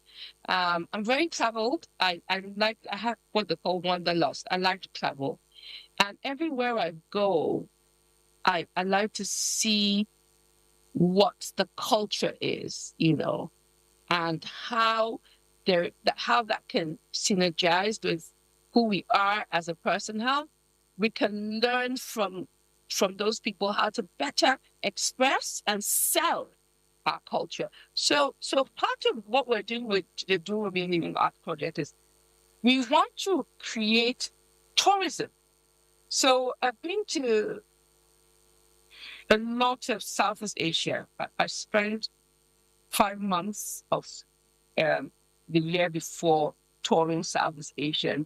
That's really just trying to understand what makes them so attractive to foreigners, that a lot of their income, their GDP, is made up of from tourism. And one thing struck me was that one, they're educated to see foreigners as a plus, so they're not hostile or resistant to foreigners coming to their place. But they also realize that foreigners are not coming to see skyscrapers. The foreigners want to see authenticity. They want to see the lives that they have lived. And that really influenced the Durumi Living Arts Project, because I realized that sometimes we bulldoze what we consider our would I say, native or ancient history, and we try to build big shiny new toys. But that's the key. Our history is the key. And so with this the DLAT program, we want to regenerate the Badi villages of Durumi. We want to show people that our culture is rich. And I understand that people can come and pay to see that culture. And that's what we want to build with that. We want to create an environment where people can come and work. So we have planned the Bagi Zita Day, which will happen 31st of May. It is. Then we have the Bagi Festival, October. Okay. Because kids in my school are engaging themselves to work with the children in the village on Children's Day. They're collecting books, toys, dresses to share with their counterparts in the village, and they're going to learn from those. So the kids may not be in a structured environment like a school where you're structurally learning music, you're structurally learning art. But they have a lot of art and music in them. And so kids want to shake hands. They want to learn their art, learn their creativity, and they feel they have to give something for the privilege of learning from the Bagi kids of Durumi. Now, the Strauss College of Arts is more of a training institute for older people. So, fresh graduates, 18 and above. We have a partnership with Anansi Africa, which is a training center in Lagos, and we offer trainings so part of my history includes working in technology. My husband works in tech. My whole family is tech. I've been in the tech space for many years, and for 30 of those years, I was MD of Gezel Limited, which is a tech firm. And we've done a lot of work in the tech industry. So I brought tech to creativity. So at Strauss College of Arts, we do creative software. So we would learn how to use Clo3D. Clo3D is like a software you use for design, for fashion design. You asked about Strauss School of Music. So I'm just telling you, it's not just School of Music. Wow. You have the College of Arts where so we have training for music, drama, film. So we do film recording, documentary, photography, So the College of Arts is very wide. I collaborate with different people. Shortmaker Media is a collaboration on the film and documentary side of things. So I believe in working with, again, disclaimer, I can't do everything myself. So I do believe in working with people. And I think that's the strength, being able to work with other people to birth the dreams that I have, they have, and we can bring that to the communities that we serve. What do you think Nigeria can do with what you have? So let me start from talking to the ladies. I would say, if grandma is alive, go talk to grandma. Ask grandma what she was wearing in her day. Ask grandma what snacks she made that have been archived. Because that's the creativity that you will build on your history. Again, history. Yeah. Your history is what you express. Part of my proudest moments is watching Nigeria artists on Canex. Canex was created by Afrexim, and a huge investment Afrexim has made in the creative sector. And Nigeria, because we're a rich, cultural, diverse nation, we have a lot to offer. And I think our girls, our women, our young people, even our boys, I'm not discriminating, can take a lot from our culture to the runways abroad. One of my kids from music school, Te Aiwa, all over the world, you're hearing about Nigeria. And what are you hearing about us? The things that come from within, things that come from our culture. And I want to thank the government. I mean, I know that there are a lot of things that we can call to the negative. But please, you can decide your cup is half empty or half full. And as far as I'm concerned, in Nigeria, our cup is half full. We have our Honorable Minister of Culture, Tourism and Creative Economy. She's doing wonderful things. She's with all over the world. She's talking about who we are. She's bringing attention. My good friend, the DG Arts and Culture, National Council for Arts and Culture, Obiasika, is a wonderful guy, fantastic visionary. How do you now find relaxation? Well, I love to cook. I love trying out new recipes. So finding new ways to eat not so interesting food is interesting, in itself. That kitchen of yours, there's some aroma, scintillating. My favorite thing is afang. Because it's medicinal. It's very, very rich, iron. And it clears your system, fiber rich, So I can do you afang. Okay, well, let's go to the kitchen. Okay, thank you.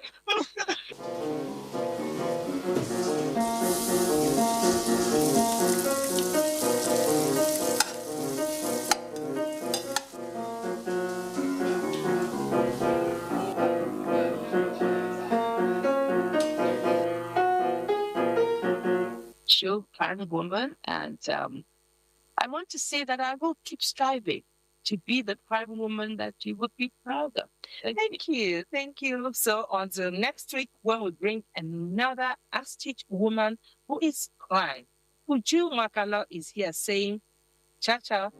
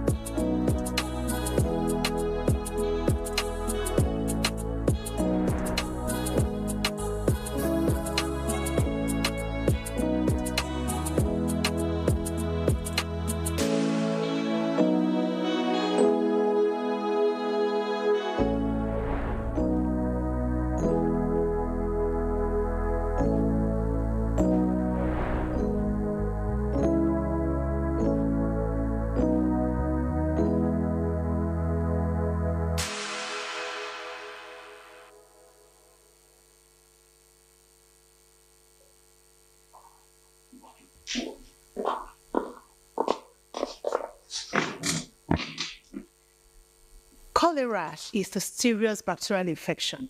People become sick when they eat food or drink water contaminated by the bacteria Vibrio cholerae. The symptoms are severe diarrhea, dehydration, and even death if it is not properly treated. Here is how you can keep yourself and your family safe from cholera. Drink only clean, safe water at all times. Maintain excellent hand hygiene by using water and soap to wash your hands at all times, especially before you eat or after you go to the toilet. And if you don't have access to clean water when you need it, you can use alcohol-based sanitizers. Avoid eating from unhygienic food vendors. Cook your food thoroughly and, of course, wash your fruits and vegetables thoroughly before you eat them. If you or anyone you know becomes sick with diarrhea or vomiting, seek medical help immediately by going to the nearest health facility because prompt treatment saves lives. Stay informed, stay safe, and protect our communities from cholera. This message is brought to you by the Nigerian Television Authority, NTA. People and places are defined by the stories. The stories told through the lenses of literary renditions like poems, novels, and dramas go a long way to tell a people's story and their way of life. In Nigeria, writers like Chinua Achebe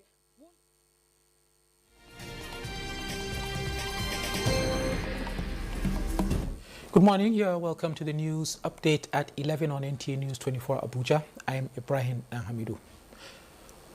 All is now set for the National Convention of the African Democratic Congress, ADC. Timothy Yusuf has an update. All is indeed set for the National Convention of the African Democratic Congress, ADC National Convention, although amidst numerous controversies. One, there was an issue of securing venue according to the party's leadership. The leadership of the party through its National Publicity Secretary, Malam Bolaji Abdullahi, had earlier tweeted that the venue was being denied them. But then, as at this morning, reports had it that permission had been granted the party to go ahead with the planned national convention here at the Rainbow Event Center at the Central Business District area here in Abuja. And then the second controversy had to do with a Supreme Court ruling to determine the legality of the authentic leadership of the party in a tussle between the David Mark-led National Working Committee and the factional leadership being led by Nafiu Bala Gombe. The third controversy had to do with INEC's position following the delisting of Senator David Mark's leadership from the INEC portal. Consequently, INEC had conveyed its position that if the party goes ahead to conduct this national convention, it stands the risk of not being recognized by the commission. But then the party insisted on having the national convention. So, with the expected Supreme Court ruling on who occupies the authentic leadership of the party and this national convention's position, only time will tell as we await the ruling of the Supreme Court, which will be delivered in a few hours from now, and then how this convention will end. So we shall update you with latest developments as the events unfold. Thank you. Thank you very much, Timothy Yusuf. Reports just reaching us says the Nyesom Wike's led faction of the PDP has urged the court to give them 10 days to respond to processes. Meanwhile, the Supreme Court has granted application for accelerated hearing and orders respondents to file their processes within 5 days from Tuesday. That's the news update for now. Join us at 1 for more.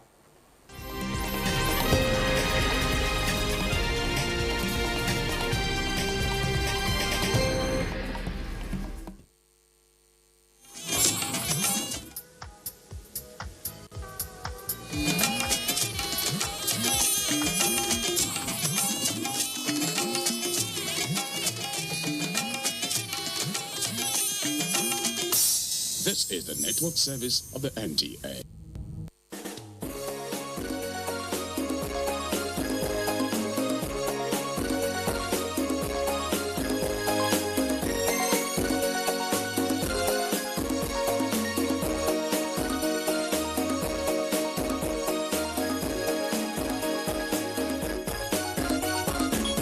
Hello and welcome to Insight, everyone. I'm Nnamdi Odipo. On this episode, we will examine the mandates and operations of the Public Complaints Commission, PCC, as a constitutionally mandated alternative dispute resolution mechanism in Nigeria. And Chief Commissioner, Public Complaints Commission, PCC, Bashir Abubakar, will be on hand to give us some insights on how Nigeria's independent ombudsman has gone about resolving administrative injustice over the last 5 decades. And my next conversation will center on economic empowerment of women and the youth. And Hamza Liu, Executive Director, Initiative for Grassroots Advancement, INGRA, will be telling us why grassroots empowerment is not a charity, but a strategic imperative. Whatever the issues are, the National Assembly is constitutionally empowered to scrutinize, however complex or intricate. We have involved all the academia, the members of the academia. We have involved the academies. Be it government policies or in fact any issue of public concern. Our job is to help you gain clarity and make sense of it all. This is not really healthy for our democracy. There's a lot of aggrievance in terms of who has been in power longest and who becomes the governor of the state. It's also in the quality of food being consumed. After all, perception is insight. And gaining understanding is also getting insight.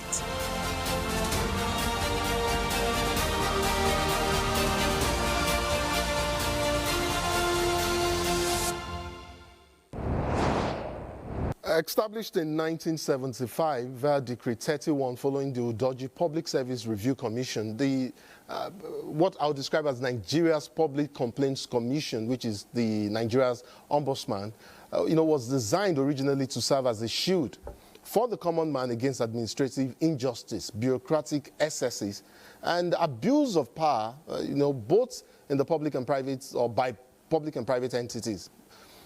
It is even more relevant today in our country, in a nation where our judiciary is overwhelmed by thousands of pending appeals.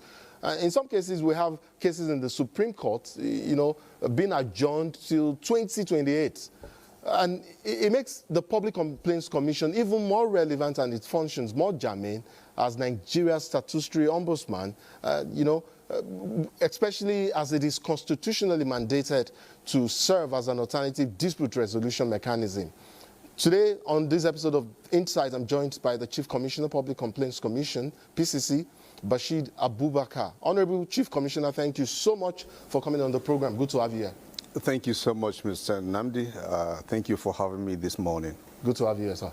I think we can all agree that our nation's judicial system seem overburdened. I just talked about the Supreme Court, for instance, grappling with over 6,800 delayed cases and appeals scheduled as far out as 2028. The PCC, was envisioned and created as a mechanism to divert administrative grievances away from the courts. But instead, we see citizens bypassing the PCC, and choosing instead to endure the long, drawn-out process, court processes for what they term as legally enforceable judgment. My question to you, Chief Commissioner, is how is PCC positioning itself and its mediation and investigative functions as a genuine alternative rather than a mere precursor to litigation? For instance, I do not want to bring a case, for instance, of abuse to the PCC, and then after the offending agency refuses to comply with the PCC's verdict, I am forced to now go and start all over again, start a legal process all over again in court. How is the PCC positioning itself as a viable alternative dispute resolution mechanism? Well, thank you so much for this very beautiful question. First of all, I want you to understand the distinctiveness between Public Complaints Commission and the actual judicial system of Nigeria, or rather any given country.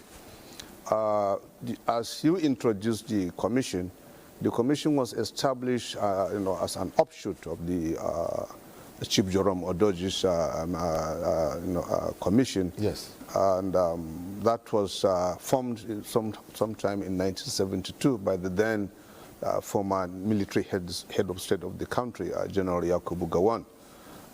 It was certainly an establishment that was an offshoot of the report, which finally got its wave in 1975 under the military then decree 37. Later it was enshrined into the Nigerian Constitution under section 315 subsection 5B of the Nigerian Constitution as amended. I want you to understand issues with disputes. It is like having a grandfather, father, and grandson, great-grandson, and so on and so forth. Meaning that at any given time there is qualification to something, for something to happen.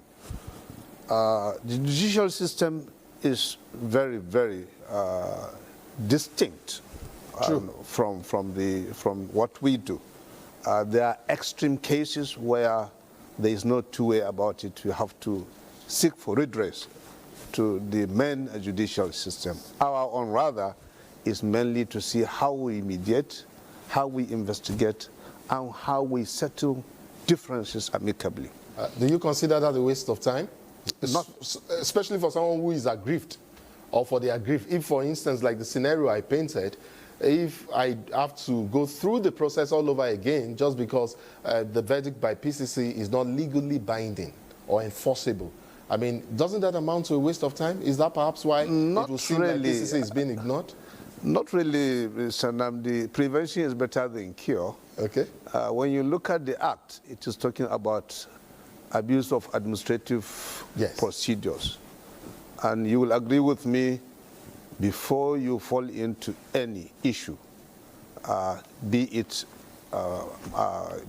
corruption, be it sanctioning of a staff, be it whatever kind of problem any staff or any member of the family could have with somebody, there must be somewhat kind of administrative lapses there, either from the head or from the bottom. And these are the type of issues that PCC comes into play. When you look at the current trend all over the world, you'll agree with me that no matter how extreme an issue is, and no matter what distance it will take you to have to fight, at the end of the day you come to the round table to talk. Mediation. Mediation. Now, why don't you do the mediation before the action? So when you're talking, when you look at commissions like EFCC, ICPCC, which and so human rights, all these are commissions that are an offshoot of PCC when you look at the Act. And they are made specifically to deal with certain issues, to be extreme in their investigation. Now, but when you look at the administrative problems, you will agree with me that when we are able to handle issues at the administrative level, where a leader or a follower is found guilty of an offense, and we are able to settle that problem, it will prevent anything that could get to where EFCC will work, ICPC will work, and what have you. I think this is very clear.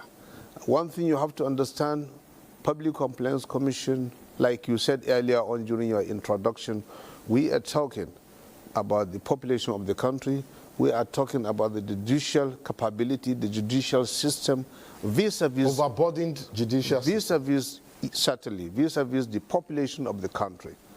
And we do, a very interesting issue here is When you look at the way things are going in the country, or even all over the world, you will discover that I think we are much, much closer to the society than any other agency of such nature.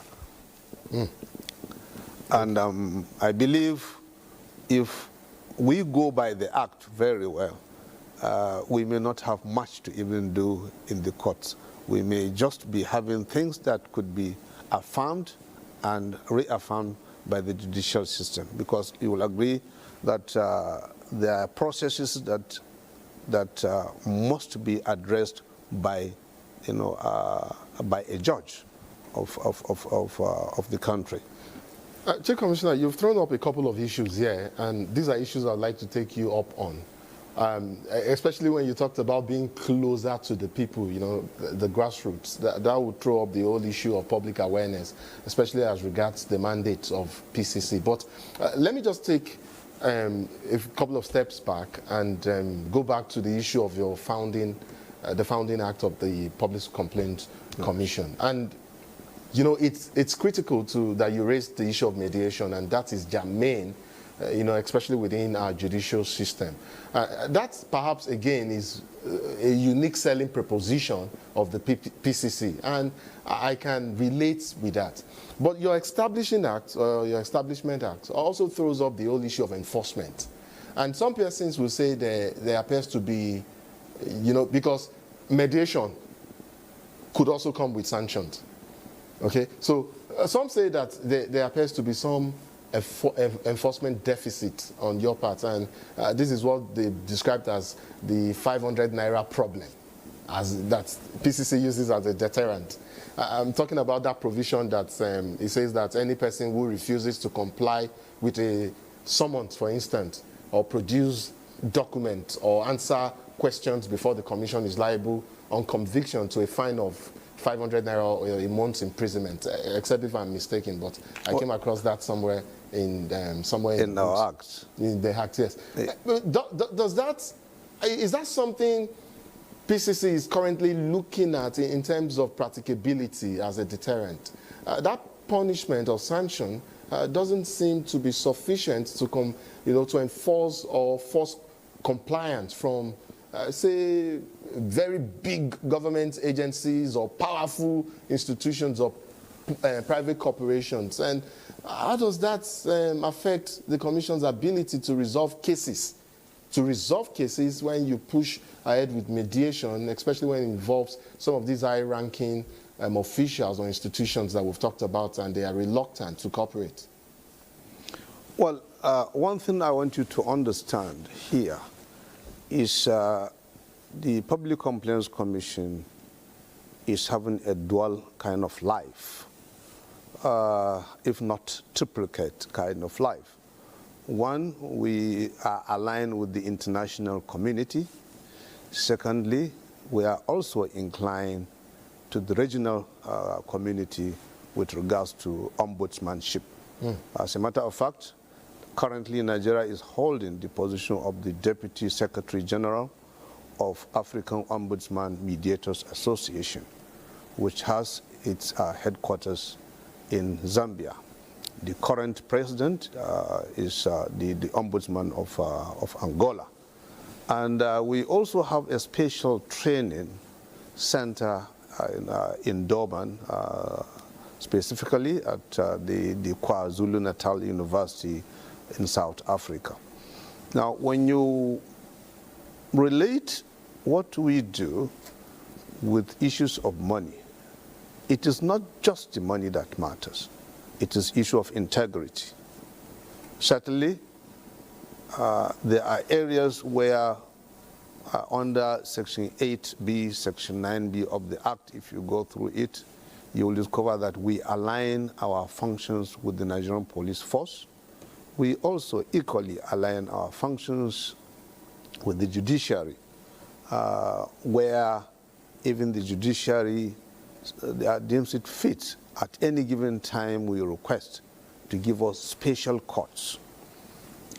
The structure of the commission currently is the headquarters is in Abuja, And in each state of the federation, we have a federal commissioner who is heading the agency, and he has his vested powers to handle issues the way chief commissioner of the country handles issues at the best of his own ability.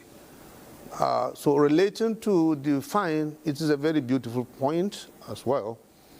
Currently, under the current leadership, we are already embarking on the amendment of the Act with the very much relationship, cordial relationship we have with the National Assembly. The Act is going through review, and very soon we are going to tender it to the National Assembly for some amendments. There are areas, certainly, 50 years is not a joke. A child of 50 years today is enough to be the president, vice president, governor, and what have you, and probably even finish his tenure. So we are doing that to ensure that there is a certain level. But the point I want to make here is that it is not the money that matters. Okay. It is the money of you defending yourself. Okay. When we send you a letter, excuse me, when we send you an invite, and you delay in the invite, we imbibe the relevant sections of our Act to ensure that you comply by that, by our request or by our invitation.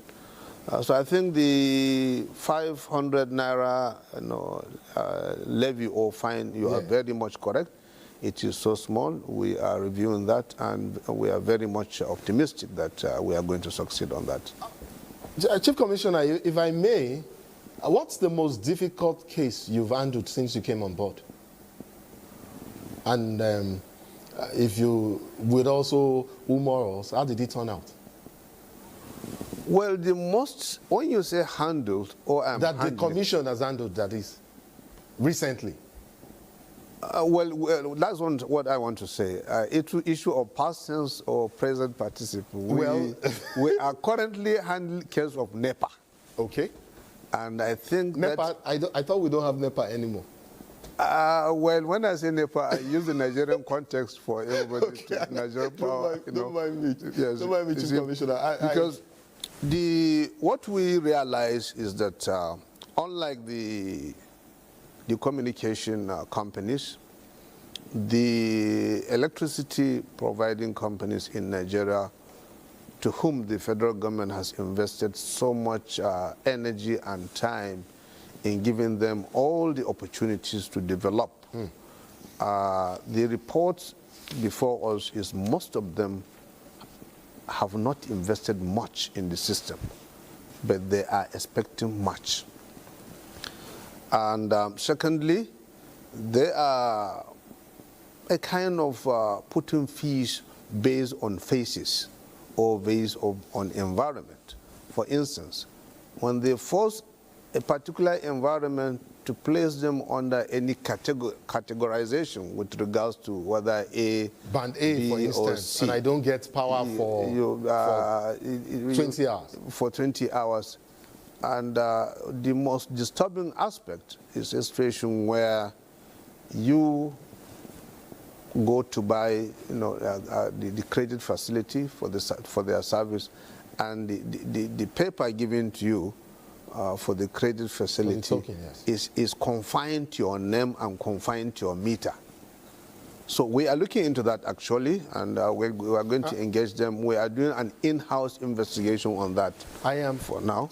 I am very sure that your office will be inundated with complaints. If you were talking about distribution companies, I am sure that your office will be inundated with complaints with regards to their operation, and that's because of some of what we see. We really have them in quantum. Yes, I mean that is hardly surprising. Yes. But earlier on, you talked about dual functions, and that was when you now took us to, you gave us some bit of background as to agencies and that PCC belongs to outside of Nigeria.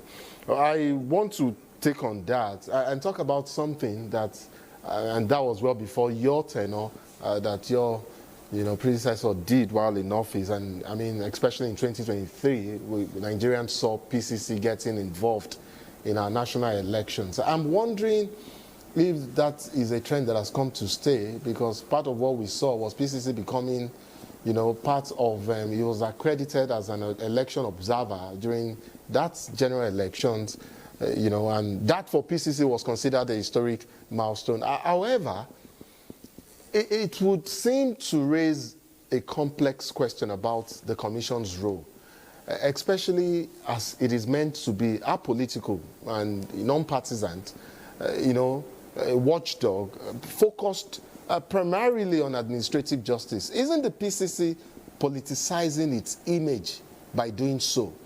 How does the Commission balance its role, you know, or this role that it embarked on, that we saw in 2023 as an electoral stakeholders, with its core mandate to investigate complaints, literally or impartially, you know, when we know or get complaints from people who are involved. I think you have made the point already. Yes. Let me assist you from there. Let me tell you one thing with the ombudsmanship. Ombudsman can be anywhere, can work anywhere. Okay. We are not after the action to which anybody could perceive whether it is wrong or right. There is no action whatsoever in this world or in any given system that some other people may not perceive it as wrong, no matter how positive you assume your action is on any matter. But our presence in every function, our presence in every opportunity or on any assignment is ensuring that before that action, the administrative setup, the laws governing that action are adhered to. For instance, when you are talking, let me take you to where you are talking about in the 2023 election, the Commission was involved. The Commission there has nothing to do with the results of election. What matters is for the Commission to ensure that INEC has agreed that at so time they are going to be at so place. This is administrative issue. And we ensure that, yes, at that point in time, the INEC officials are there.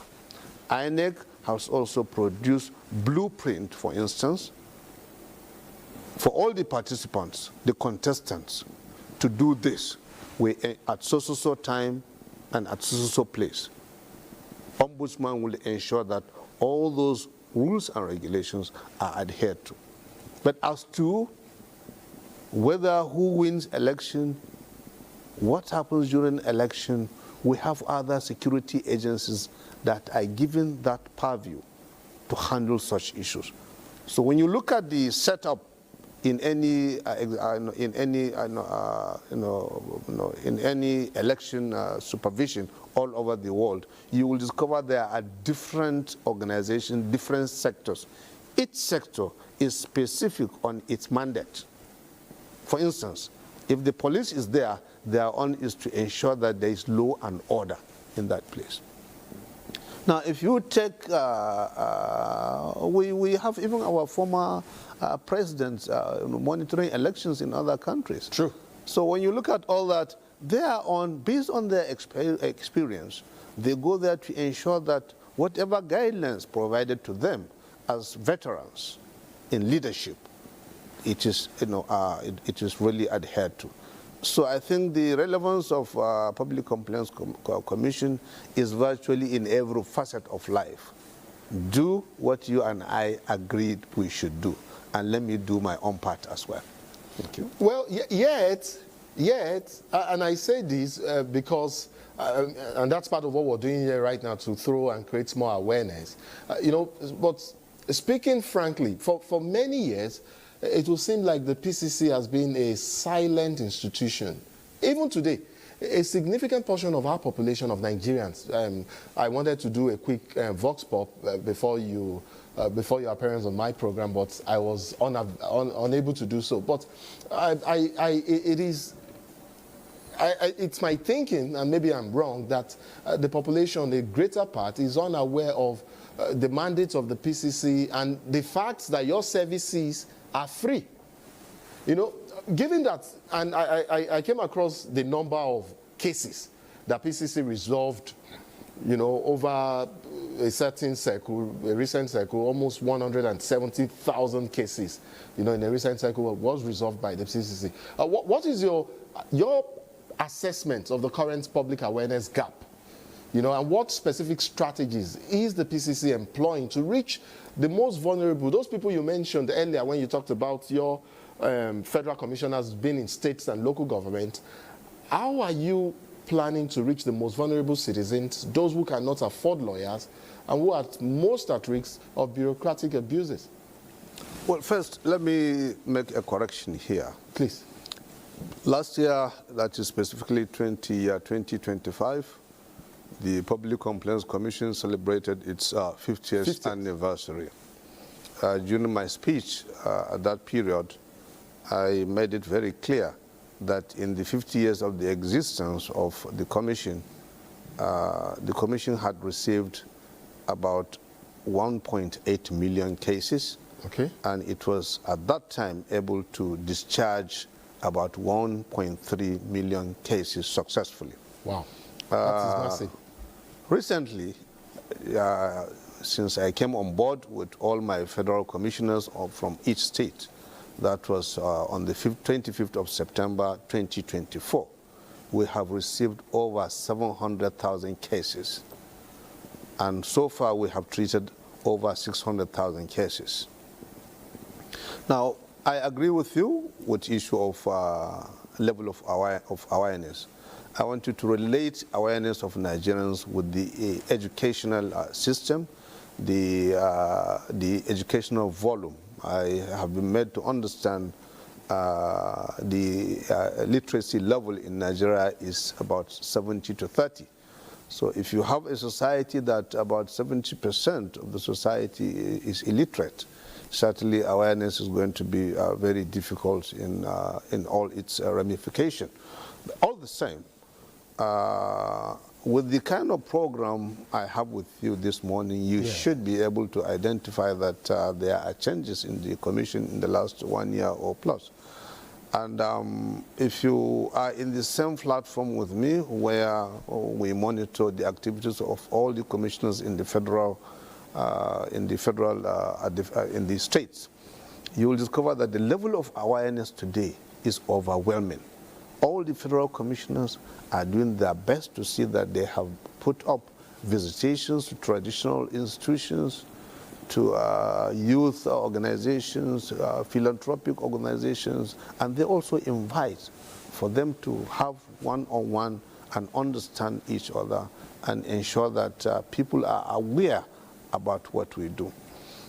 Similarly, we have recently discovered that we can do a lot with more resources, even though, I mean, we are coming to that, in the sense that the print and electronic media services today is very, very expensive. And we thank your organization, because I was able to pay a visit to the Director General of NTA a few weeks ago, and the cooperation is overwhelming. And we intend to do the same at the federal level with other agencies. As a matter of fact, I have written to meet with the Minister of Information officially to seek for the solidarity and cooperation of his ministry, which have all of you as the sons and daughters of the ministry. So things are moving very well, and we are very much satisfied with that. One thing with communication with regards to Ombudsman is that the services attract people, because people now inform others about what we do. We have the Ombudsman Radio, which is doing its best, even though we are doing it now as an online services. We are awaiting the license to be approved by the Honorable Minister, which I have been promised to get very soon. That is part of what we do, and in terms of awareness. The level of concern is with regards to the 774 local government. So far, we are only able to cover about 1/3 of the local governments of the Federation. You took that right out of my mouth, Honorable Commissioner. I was going to ask about, PCC's vision or your vision for PCC's physical presence across the 774 local governments. Would you just quickly speak to that, because I understand we're out of time. We have already written a letter to the chairman of Governors Forum. We have also written a letter recently to the chairman of Algon, informing them of my intention to visit them, our intention also to amend our acts, which they all have a very big say. So far, we have covered only 1/3 of the local governments, and we are planning by the budgetary allocation of this year to ensure that every local government of the Federation is accommodated with our office. We hope to see more and more improvement as far as PCC is concerned. We are going to monitor your progress because we're partners now, as it will seem. Yes. And so we would not just work with you, but of course also aid in helping you, achieve your mandates and objectives, as it were, because generally that would be for the good of Nigerians, especially those ones we've talked about, the vulnerable Nigerians who may not be able to afford legal representation and can't take advantage of your free services. Honorable Chief Commissioner, Public Complaints Commission, Bashir Abubakar, I'd like to thank you so much for coming on Insight. It's been a very elucidating and insightful episode. Thank you so much for coming on our program. Mr. Nnamdi, it is my pleasure having you in your studio this morning. Thank you so much. For our next conversation, I want to engage my guest on the critical issue of grassroots empowerment and inclusivity, targeting women and the youth. This conversation is not only important, but noble, considering that the quality of governance at the subnational level, where citizens interface mostly and, the most directly with the state, is the primary determinant of national stability, or some will say so. And so the empowerment of the youth and women is not a charitable venture, but rather it's considered a strategic imperative for economic transformation. But let me bring in my guest just so he paints a clearer picture and gives us better insight on this issue. He is Hamza Aliu, Executive Director, Initiative for Grassroots Advancement, INGRA. Hamza is our regular, is our own in-house consultant for matters like this. Hamza, thank you so much for coming through, as usual, of course. Thank you so much for coming on the program. Thank you, Nnamdi, for having me always. It's good to always be here. Fantastic. I came across some data recently while, in my research for our conversation on women and youth empowerment in Nigeria, and that's regarding the level of impact now. That data appears to show that women's economic empowerment yields about 90% reinvestment rates, but more particularly into family welfare, and that youth empowerment does almost as good as that, nearly as impactful as women as well.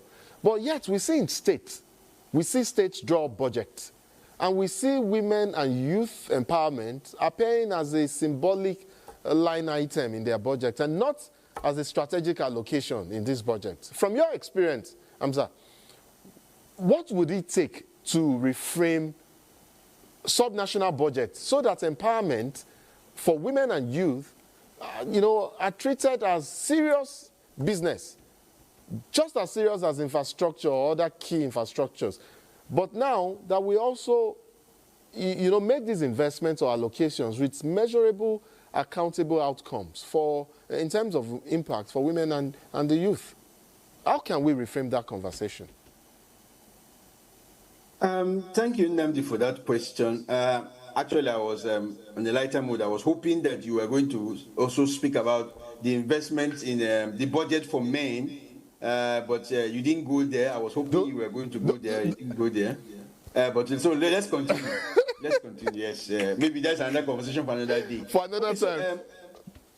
You mentioned investment in women and youth, and if I was going to use a phrase for it, I'd say return on investment is very high. That 90% should be return on investment in terms of the quantum of investment we make on women and youth finds its way into the family 90% of the time.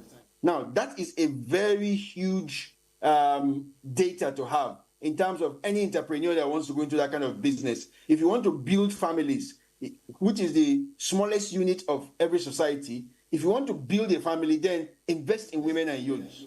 So it's strange that this question is coming up, because you will assume that logically we would be investing in women and children if we want to get that 90% return on investment for our families. But we don't do it. Why don't we do it? Now, that is the million-dollar question. We have always known that the issues around our socio-cultural environment makes it difficult for women and children and young persons to find their way to leadership positions. Remember, politics is who gets what and when. So for you to be able to forward or allocate resources for women and children and young persons, you should be at that table where the resources are being allocated. And you should be, they say, he who has the knife and the yam will determine how he's going to slice it. And so in terms of that political environment where these decisions are made, we don't see women and children. We don't see women and young persons there. If you look at our statistics in terms of how many women are represented in our political leadership, that is abysmal.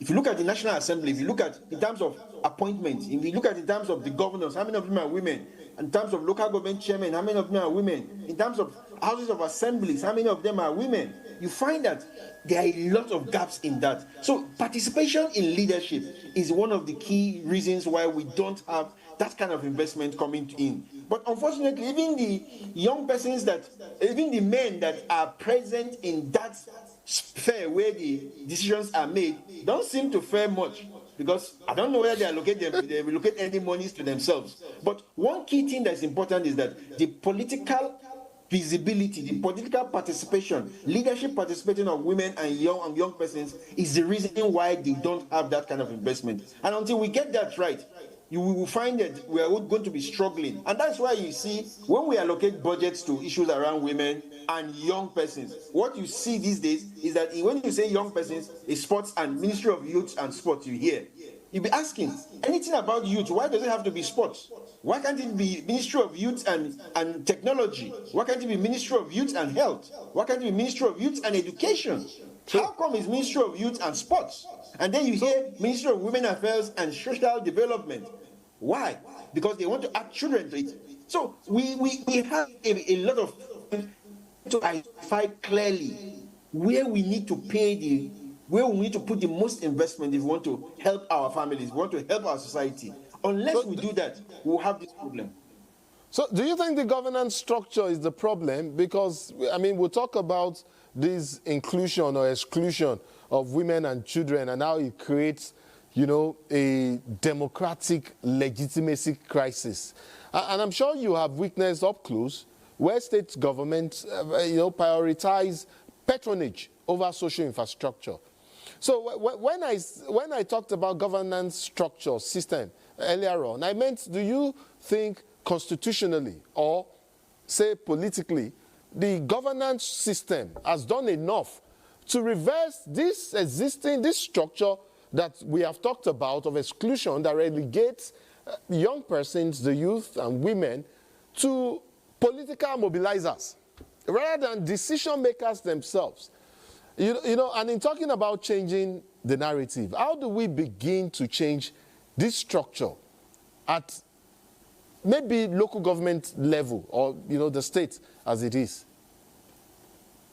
Well, the question is not, our constitution is not a problem. Our governance is derived from our constitution. Our constitution is actually gender neutral. It is age neutral. So the only time the constitution mentions age is when you want to vote, that you must be 18 to be able to vote. So that is the point at which you are an adult. So it doesn't. You can be a woman, you can be a man, you can be a boy, girl, as long as you're 18. That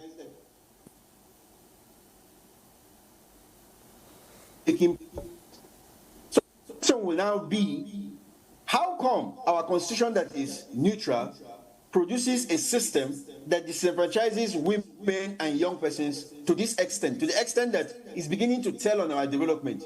Well, our governance is a reflection of our society.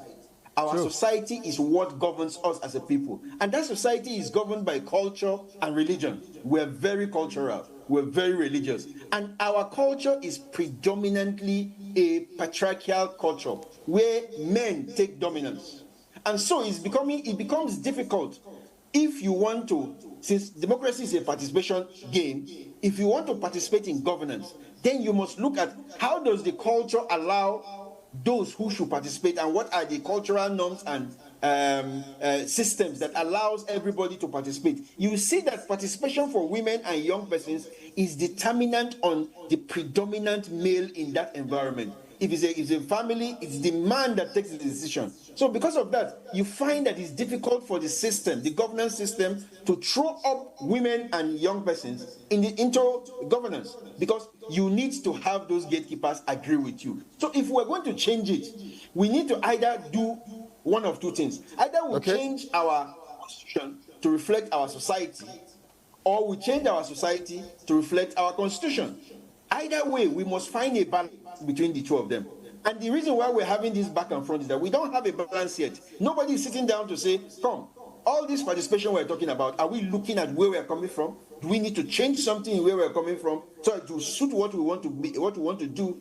Right now, we are forcing a round peg in a square hole, and we think it's going to fit. It's not fitting. And the results are showing clearly that we have a large percentage of our population not active in governance, and they are not being funded for in our budgetary system. Public institutions are built without them in that sphere of decision making, or without them participating in developing that particular institution you want to do for them. So I think it is not our system, it is who we are. We have to identify and agree on who we are. That will help us develop the kind of system that will help us move the way we want to move. I want to agree with you that we need to reach or create, that balance where society evolves to meet and, and reflect its constitution as well. And there are aspects to this conversation, Amsa. And one of the aspects is also the quality of leadership, where you talked about leadership being a reflection of society. And I'd like to take you along that lines and ask you perhaps what your opinion is on the quality of leadership in Nigeria. And I mean politically, and particularly at the sub-national level now, where we have, we see things happening in states.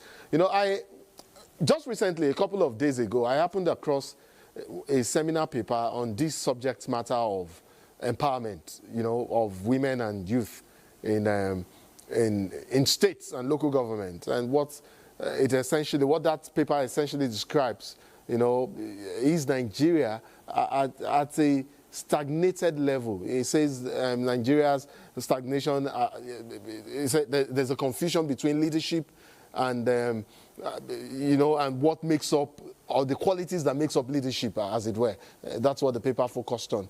But can we look at leadership in terms of how it incorporates issue of character, how it incorporates issues of will, and strengthening institutional character again, as against rulership. And in terms of rulership, in terms of pushing, pushing leadership or pushing governance along the lines of patronage and short-term gains.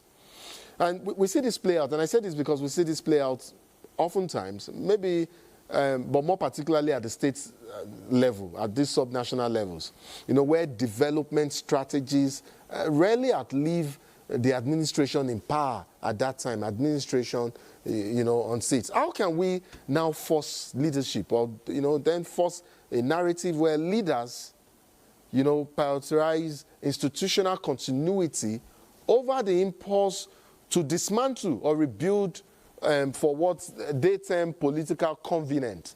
How do we get to that stage where governance or governance structure is at a level where there's continuity in policies rather than, discontinuing policies because of convenience or for the sake of convenience? Well, I think that question comes back to, I hate sounding like a broken record. It comes back to the fact that we are using half of our population, we are engaging half of our population when it comes to political governance. The data speaks for itself. Less than 10% of our elected leaders are women. Less than 10 to 15% are youth.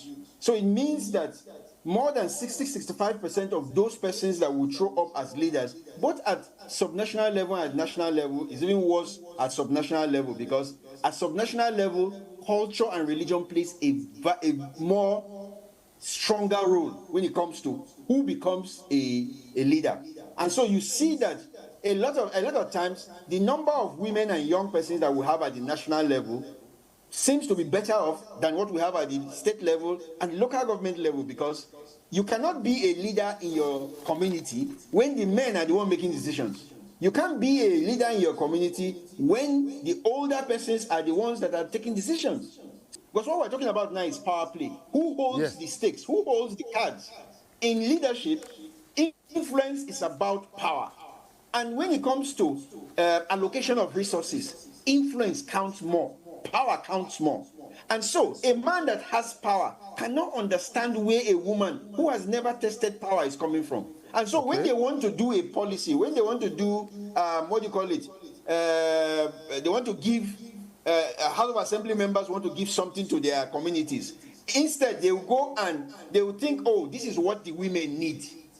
They will not ask the women, what do you need? And because of that, they will go give you hoe and cutlass instead of giving you probably a hairdressing machine for you to use, because that's what you feel like doing. But the man sits down and says, I think because my wife's only talking about a cutlass and going to farm, you too need a cutlass and farm. So it is about influence. And unless we get the people when you say it that way, I tend to agree with you. In fact, but seriously, in fact, there are empirical research or reports out there that supports this claim, or that supports this position that you've just made. Certain reports indicate that, for instance, that women legislators are more prone, or they often push for infrastructure that promotes access to resources like water, health, and education. Yes.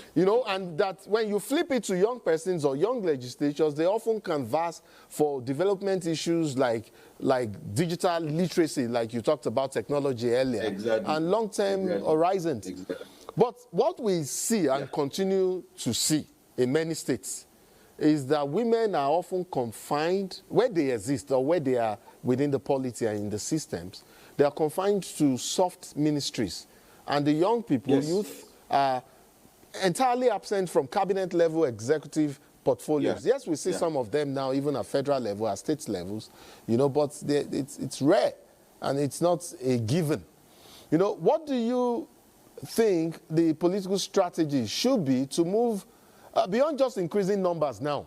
We need 10 more women, we need 20 more women, but moving inclusivity from mere presence to power, and this power that you're talking about, power and influence that you're talking about, and ensuring that their perspectives, actually shape policies at that level where it matters, at the executive levels, inside the state executive council meetings, where it matters the most.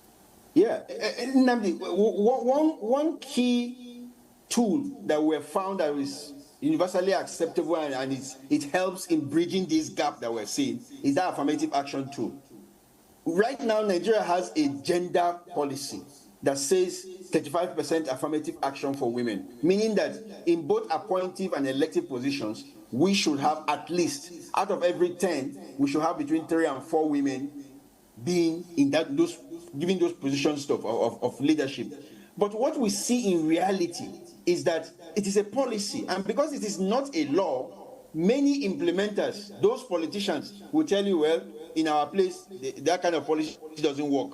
You hear subnational states will say, well, we don't have that policy in my state. And so it's going to be at the behest or at the leisure of, or at the magnanimity of the leader or whoever is governing the place to now say, okay, we're going to allocate some slots to you. Almost like they're doing you a favor, what we call tokenism. Yes, because of that, since we don't have structural legal frameworks that will help us to say, in the next 30 years, we want to ensure that 35% of our leadership are young persons and another 35% are women. Now, that is a strategic outlook and what a forward-looking governance should look like. And then you begin to say, how do we implement this policy? Do we begin to pass legislative action at the state levels, at the local government levels to say, we need to implement this? As we are currently, even the federal government is not implementing its own 35%. So how do you want a governor to implement his own? Or a local government chairman? So we still have that issue around women should be heard, not seen. It's still there. Men still ask that question. You're a woman now, what are you doing here? This small boy. We had, of recent, we are hearing that a party is saying, this small boy, what is he going to do here when we have older men? So you can see that mindset. We still have it playing out in our society. And unless we begin to strategically sit down and begin to articulate how we want to see involvement of young persons and women in our governance level, we're still going to be having this tokenism that we're looking. If you look at our budget, it's so poor. It's really, really poor when it comes to issues around that affect women, like you said, water, health, education. These are things that matter to women. Purchasing power, markets, food. Those things matter to women because they are about family. And so if you left a woman alone as a governor or as a president, she will prioritize these issues more than security, more than going to space, more than ESTA codes that we see the men doing. Women will prioritize issues that affect their families more than men will do. Young persons will prioritize, like you say, digital literacy. They will prioritize issues around financial inclusion.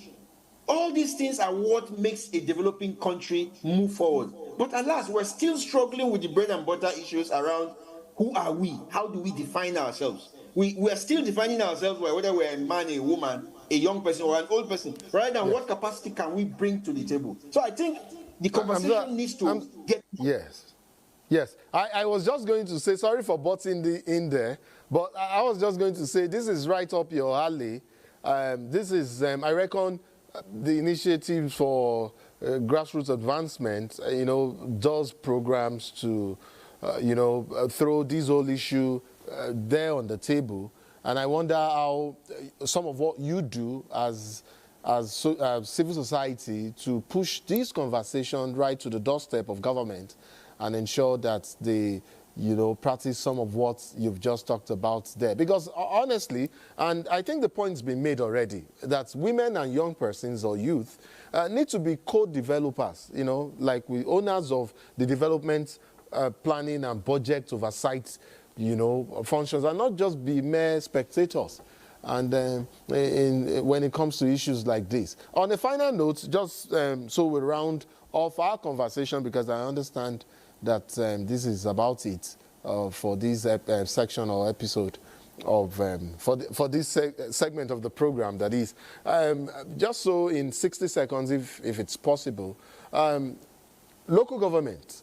When we talk about empowerment of women and youth, do you think they still stand as it is right now, considering the situation of things, whether we're talking about local government autonomy, whether it's in practice or ideally, do you think they still stand the opportunity to become laboratories to grow inclusivity for women and youth empowerment? I would say that in terms of potential, we are on the right track. The local government is the most important tier of government that can midwife this our conceptions, this our vision, this our aspirations to include everybody in governance, because they are the closest to the people. And so I would say yes, we're on the right track because we have existing local governments. The fact that we have them in our constitution means we have the tools we need to work. Now the question will be, do we have the right people who have the right capacity and skills to be able to convert these potentials into reality for us? Now, that is the human beings that we need to begin to ask ourselves. How do we midwife? How do we incubate the necessary capacity, necessary human resources needed to convert this our potentials we have at the local government level into realities for our governance structure. So it's something that our academia must come in, our political parties must come in, our community leaders must come in. You ask what we do in INGRA. What we do is we mainstream issue of gender in everything we do. When we look at budget, we say, how does it affect women? What did you budget for women? We're teaching young girls how to analyze budget. We're teaching young girls why they should register and become a political party member. Because we know that is the only way you can push this agenda into the mainstream political governance structure that we have. So we need more of such engagement, more of such strategies, of such cooking in that local palace. Bring this food together and boil it and cook it. When it done and it's properly cooked, you see that we now have the needed human capacity, the needed critical mass that we want for us to move forward. It's possible. We have the potential. How we go about it, it's going to determine by whether we actually want to make it work or not. Hamza Aliu, Executive Director, Initiative for Grassroots Advancement, INGRA. Thank you so much for your insight, as always. It's been a pleasure having you on our program. Thank you for having me always, and it's a pleasure being here always. Thank you. And that's it on this episode of the program. Do join us same time next week for more on Insights. My name is Nnamdi Odipo. I'll see you then. Bye for now.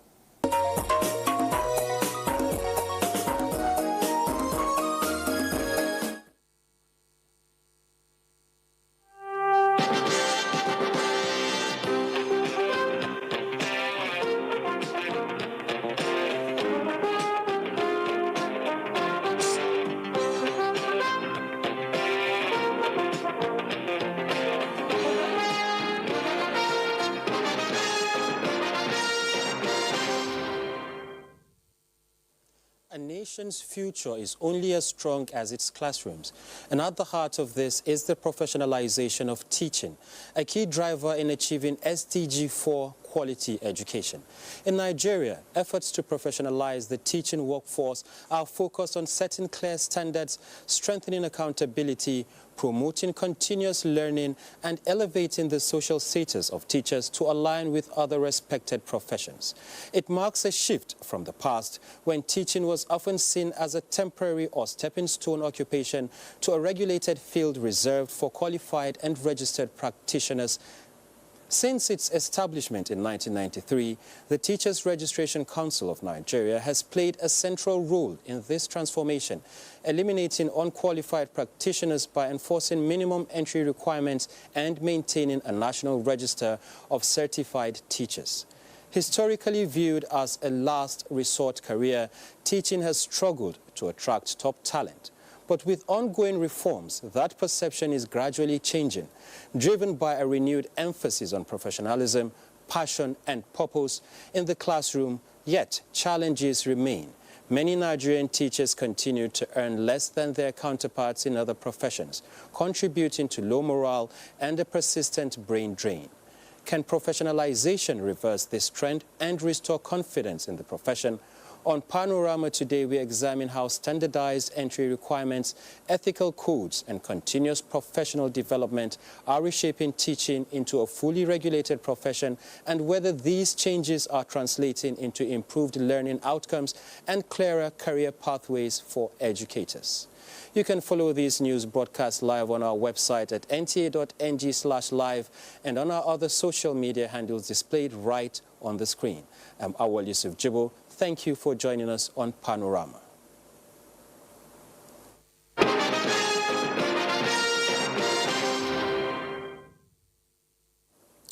First, the news. The Supreme Court has granted the application for accelerated hearing moved by the Turaki-led PDP, having agreed with the submission by their counsel, Chris Uche, SAN. The court, however, granted the respondents 5 days from today to respond to the appellant's processes and fixed 22nd April for the hearing of the main appeal. The Turaki-led PDP faction is praying the apex court to quash the ruling of the Court of Appeal, which upheld the ruling of the Federal High Court stopping the PDP National Convention in Ibadan in November 2025. The Turaki-led PDP faction argued that the court lacked jurisdiction over the matter.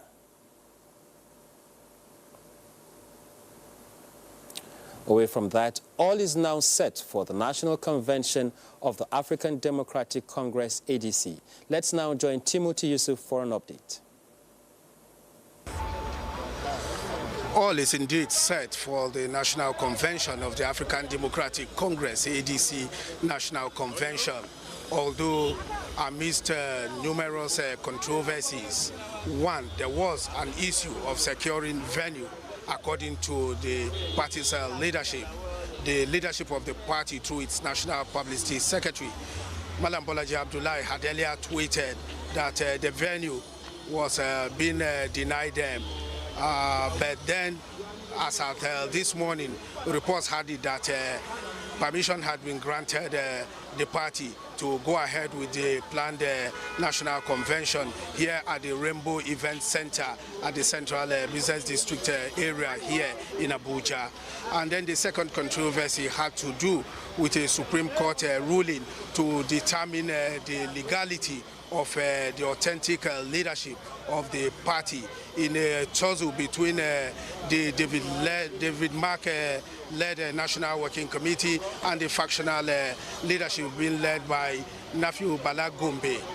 The third controversy had to do with INEC's position following the delisting of Senator David Mark's leadership from the INEC portal. Consequently, INEC had conveyed its position that if the party goes ahead to conduct this national convention, it stands the risk of not being recognized by the commission. But then the party insisted on having the national convention. So, with the expected Supreme Court ruling on who occupies the authentic leadership of the party and this national convention's position, only time will tell as we await the ruling of the Supreme Court, which will be delivered in a few hours from now, and then how this convention will end. So we shall update you with latest developments as the events unfold.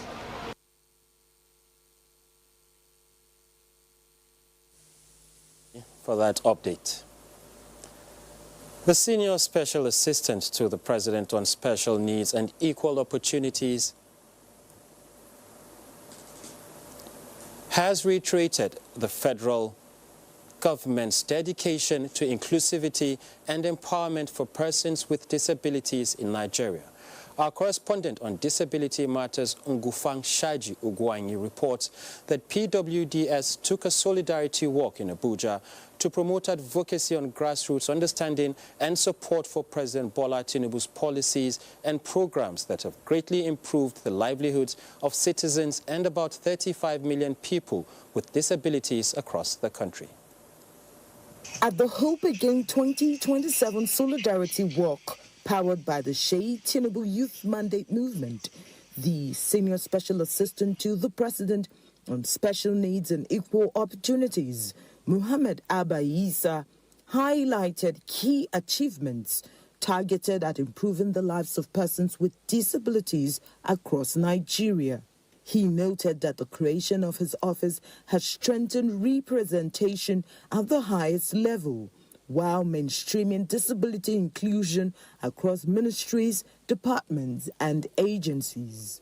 During the period under review, my office collaborated with ministry, department, and agencies of government like CIMEDEN, like NIDA, like Federal Ministry of Humanitarian, under social conditional cash transfer. Thousands of persons with disability where the socio-economic of person with disability were improved, the data is there. government and governance, elected offices, appointed offices. We want to make sure that more women inclusion and inclusiveness is being positioned and is being placed. And that is the essence of this movement, to push these policies to the grassroots. Now, concerning the economic policies, there's a 200 billion intervention fund for MSMEs, micro, small and medium enterprises. You know, a lot of Nigerians don't also know about this policy.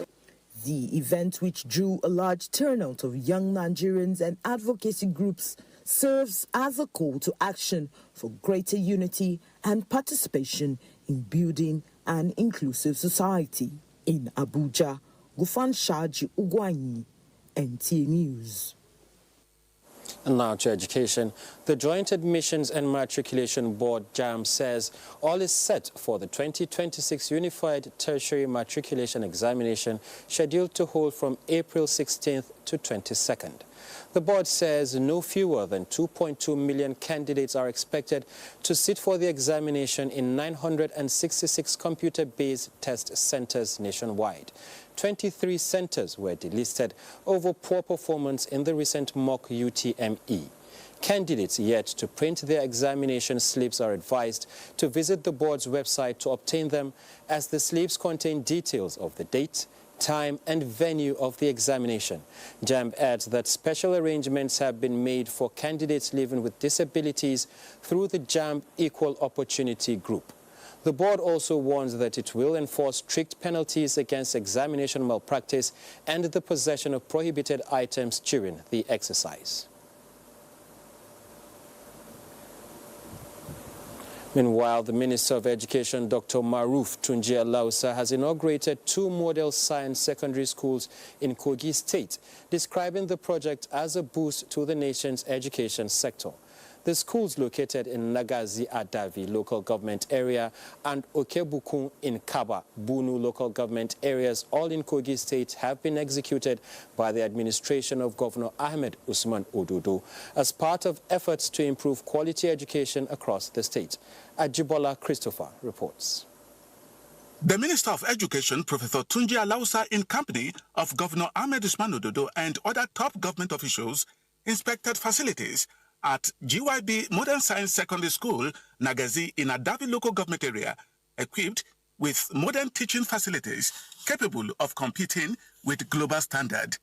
The Minister of Education, Professor Alausa, lauded Kogi State government for providing educational infrastructure, noting that conducive learning environment is critical in achieving academic excellence. He emphasizes that the federal government remains committed to supporting states that demonstrate genuine investment in human capital development. The transformation of this institution from a community secondary school into a modern, well-equipped and conducive learning environment is highly commendable. This is our legacy, built. Thereafter, Governor Dodo proceeded to GYB Modern Science Secondary School, Okoebukun, in Kababunu local government area, where he inaugurated another model secondary school. In his remarks, Governor Dodo reiterates his administration's resolve to reposition education sector, stating that the provision of GYB Modern Science Secondary School is central in his developmental agenda. He notes that the 2 schools are equipped with the state-of-the-art classrooms, laboratories, and other learning facilities to meet global standard. To this community, this school is your pride and your responsibility. Protect it, preserve it, and ensure that it continues to serve generation yet unborn. To our dear students, this is your opportunity. Take your studies seriously, remain disciplined, and believe in yourself. Your future begins here. The governor adds that his administration will continue to invest in both infrastructure and manpower development to ensure that students in Kogi State compete favorably with their peers nationwide. Community leaders and stakeholders in both communities appreciate the state government for the projects, describing them as timely interventions that will enhance educational opportunities for both young people in the area. The inauguration ceremonies mark another milestone in the state government's ongoing effort to transform the educational sector. Ajibola Christopher, NTA News. You're watching Panorama on the network service of the NTA. We'll be back after this timeout. Don't go away. The federal government of Nigeria warns vandals of national assets, electricity transmission towers, cables, and other facilities to desist from this act of sabotage. Vandalism is a serious crime punishable under the law. Vandalizing electrical equipment will affect millions of Nigerians, including your loved ones. Remember that national assets belong to all of us, hence the need to protect them. Report all cases of suspicious movement around electrical facilities to security agencies. When you see something, say something. This message is from the Federal Ministry of Information and National Orientation in collaboration with the National Counter-Terrorism Center, NCTC, Office of the National Security Advisor.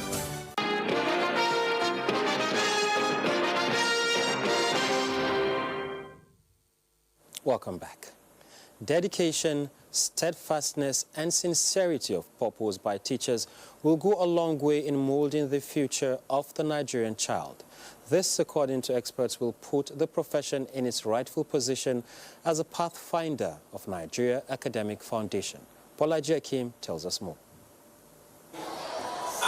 They are the primary custodians of knowledge, the first contact a child has with formal wisdom outside the home. Aside parents, teachers mold a child through structured learning. However, the noble profession is facing a crisis of identity. In recent years, the classroom has increasingly become an all-comers affair, serving as a fallback for the unemployed rather than a calling for the qualified. This lack of prerequisite experts has pushed the profession into a questionable corner.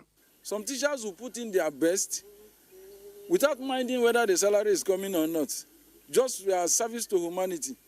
But on the other hand, some is, you see the other side of them, you see so lackadaisical, and you hardly see them in classrooms. A teacher mostly they have an impact in the life of children then, but it's not like that these days. People that are into teaching line, most of them are not there because of the passion for teaching. They are there because of the income, because they couldn't lay their hands on other things to do. Stakeholders say strict adherence to qualifications will regulate the teaching profession and restore its dignity. We can't treat integrity and quality as separate conversations. They are deeply connected. We need to raise the standard of entry into teaching. We need to invest in strong, practical teachers training, and we need to make the profession attractive enough to retain skilled workers. At the same time, we need to enforce standards. Key players believe that if regulating bodies enforce entry standards, job seekers will be separated from real teachers, which will further improve the quality, standard, and integrity of teaching profession, especially at the basic level. In Lagos, Bolaji Akim, NTA News. To discuss further on professionalization of teaching and impact on education, I have with me Fakolade Oluwaseun, State Publicity Secretary, Nigeria Union of Teachers, Lagos State. Thanks for coming on the program. Nice having you. Yes. So straight to the point. Would you say teachers in Nigeria have wholeheartedly accepted this process? And if yes, what is the level of acceptance and registration so far since the process began? Well, the process started in 1993. We had this lukewarm attitude towards registration because Nigerian teachers were not fully aware of the impact and those things they were expected to gain from being a registered teacher.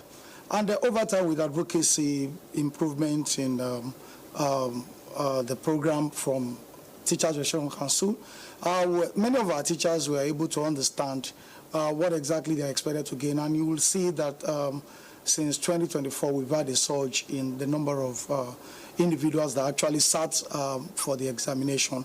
Last year, we had 24,000. According to the report from TRCN, we had over 24,000 applicants that actually sat for November diet, and that's an increase in the number of people that wants to be certified, that wants to be registered, and understanding the fact that there is no room for quack teachers anymore in the education sector. All right. So would you say this mandatory regulation has shown areas where corrections are needed amongst teachers?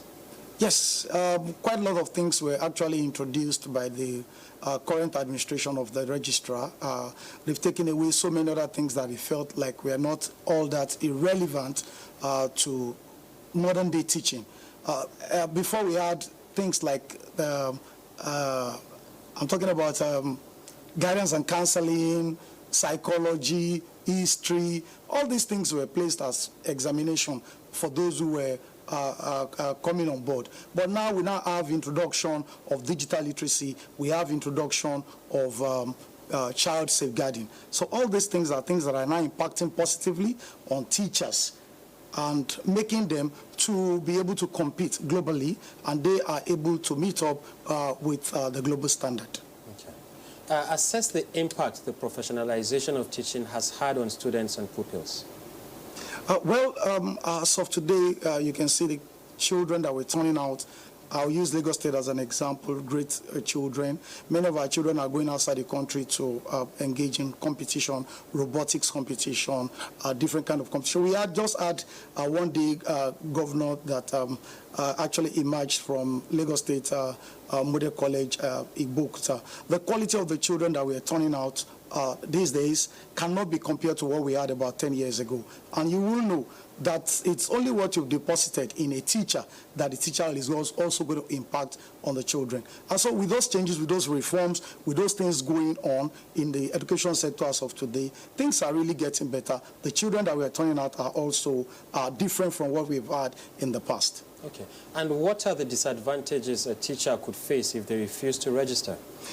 Yeah, at a program that was held sometimes, I think, about two months ago at the Villa, the minister made a statement, and the Minister for Education said, by December 2027, if you are not registered, you are likely to lose your job or you are likely to be out of the job. But the truth of the matter is that even in Senate clams, everywhere in the world, teachers get registered, you get professionalized, you know that you are a professional teacher. There's this aura, there's this kind of self-pride that you know that you are a professional teacher. We don't have to wait till December 2027 before they tell you to go away. There's need for you to get yourself certified, and it's two processes. You can get your certificate, then you get licensed too. There's no way that anyone will be teaching anywhere in Nigeria without being certified. Okay, so quickly, in some private schools, these professional certificates are waived, and some of them still engage in employing unqualified personnel to teach. How can this be stopped? I am aware that this is basically the responsibility of the regulatory agency to make sure that teachers that are employed at the private school level are teachers that are certified. They are professionals. I'm also aware that TRUCN is also partnering with so many stakeholders, trying to encourage them to make sure that they employ professional teachers. It's just a question of garbage in, garbage out. If you employ quack teachers, definitely you're not going to get the best result. The learning outcomes will not be what is expected, and at the end, we're not going to get it right. So for the private school, I think I'll still encourage them. You continue to employ teachers that you know that they are certified, teachers that can actually bring out the best out of our children. Well, that's all we can take on Panorama today. Oluwaseun Fokorade, thank you so much for coming on Panorama. Thank you very much.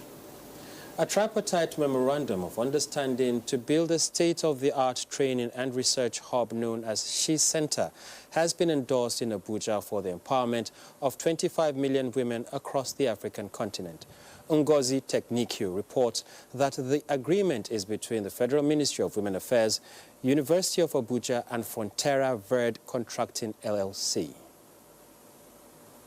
The endorsements are detailed in black and white, and the exchange by partners signifies steps boldly taken to further realize the presidential priorities of uplifting women and families out of poverty. This time, building research and skills training center known as She Center, targeting women and youths, is the objective, as being facilitated by the Ministry of Women Affairs, while the University of Abuja will be the host. A private firm will provide the training skills, and the finances will come from the Italian government. We're looking to see a lot of agro hubs within the space that also allows for research and development. It's a $128 million program. The goal is for us to see this commissioned within the next 1 year, like I said. And I'm so excited. Once Mr. President pronounced Day of Family Social Development, everybody's keying in. So this is very timely. Beginning from Nigeria, the project is expected to be replicated in other African countries. Ngozi Technical, NTA News. Olumide Oguntola is standing by for sports update. In the Nigerian Women Football League, it will be a Southwest derby on Wednesday as Pacesetters Queens play away to Ekiti Queens in one of the midweek matches of the league at the Oluyemi Kayode Stadium in Ado-Ekiti. Third place Edo Queens in Group A with 28 points will face relegation-bound side Niger Rattles Ladies of Abuja. In the UEFA Champions League, second leg actions of the quarter-final matches resumed Tuesday night. Three-time finalists with 2 goals first leg advantage, Atletico Madrid will host 5-time winners Barcelona at the Estadio Metropolitano Madrid Stadium in what promises to be a cracker. In the other match, Liverpool must win by 2 goals to force extra time and by 3 or more goals to advance directly. Any draw, loss or narrow win will lead to elimination. Meanwhile, PSG holds 2 goals advantage. A 2-goal defeat will send the match into extra time, while losing by 3 or more goals would eliminate the team. Any win, draw, or even a lone goal loss is enough to secure a place in the semi-finals. In tennis, Carlos Alcaraz is competing to defend his title at the Barcelona Open, and the Spaniard will be kicking off his campaign against Finland's Vintenin. Alcaraz arrives at the ATP 500 fresh off his campaign at the Monte Carlo Masters, where he enjoyed smooth sailing till the finals before being eliminated by rival Yannick Sinner. With sports update, Olumide Oguntola, NTA News. And that's Panorama from the Lagos Network Center of the NTA. Thanks for watching. I'm Awol Yusuf Jabo.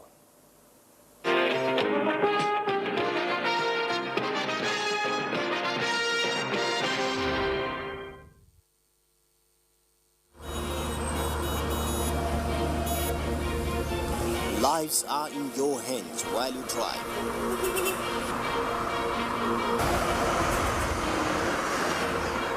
Protect yourself and others on the road. Road Matters, shown on the network service of the NTA.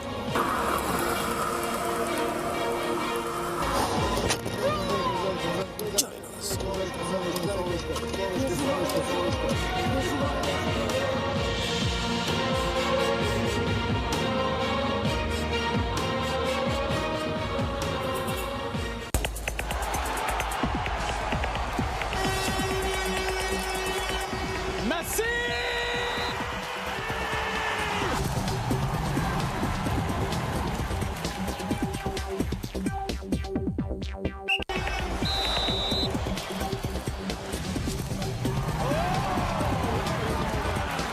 Toby Amazon, look at the clock. I cannot believe it.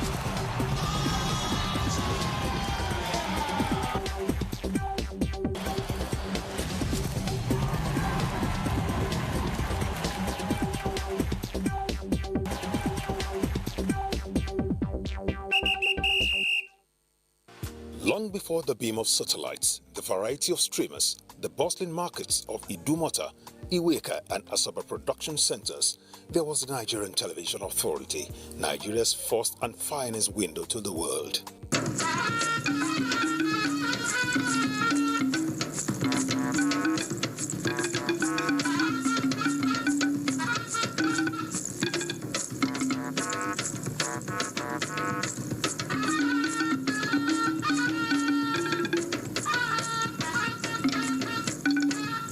Established by an act in 1977, NTA has informed, educated and entertained millions as Africa's largest TV network and the storyboard of a nation.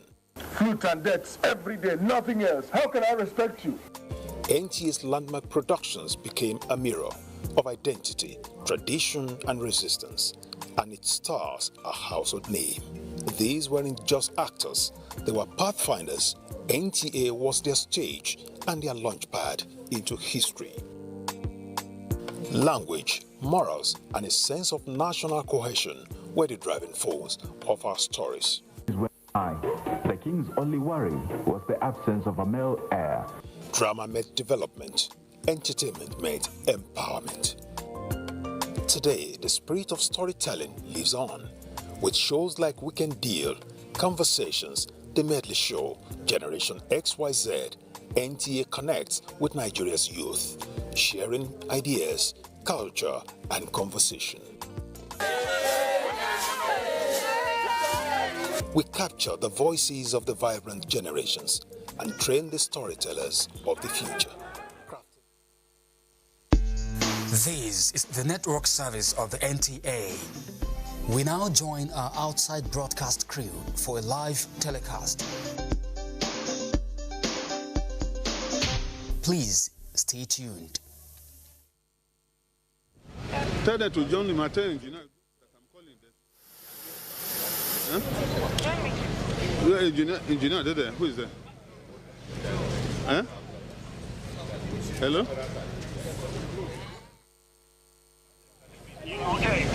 Okay, this I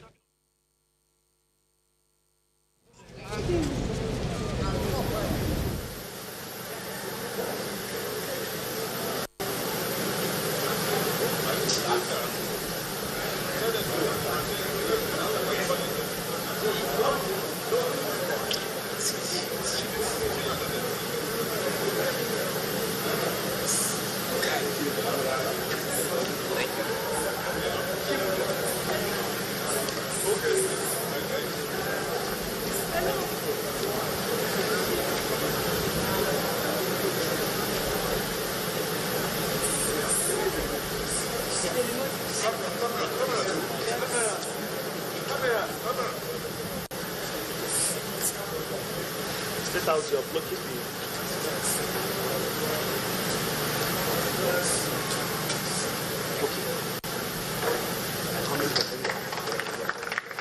No.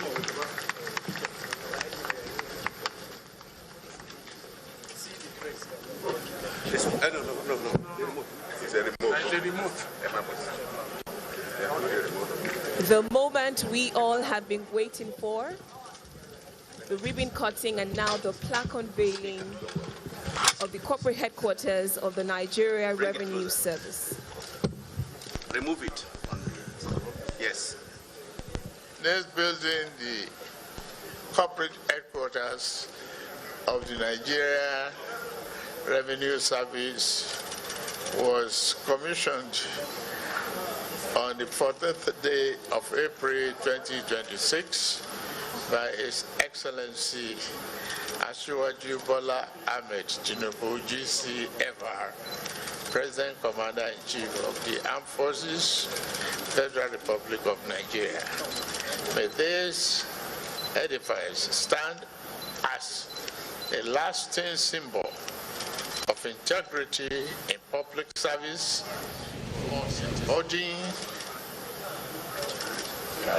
transparency, accountability, and excellence in the administration of national revenue. May it further inspire renewed hope, reinforcing the shared vision of progress and unity, and enduring prosperity for all citizens of the Federal Republic of Nigeria. Thank you. Thank you.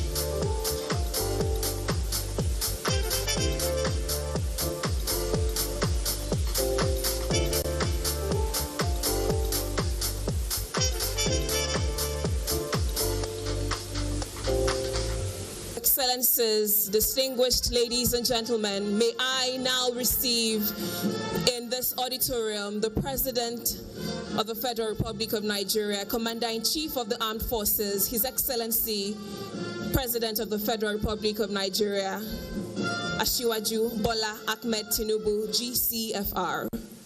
And now the national anthem.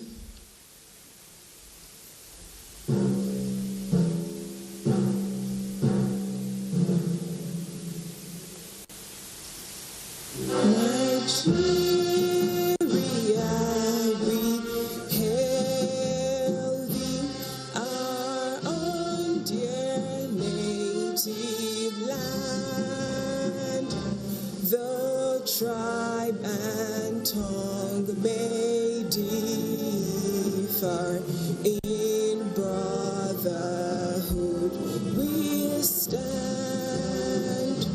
Nigerians all and proud to serve our sovereign motherland.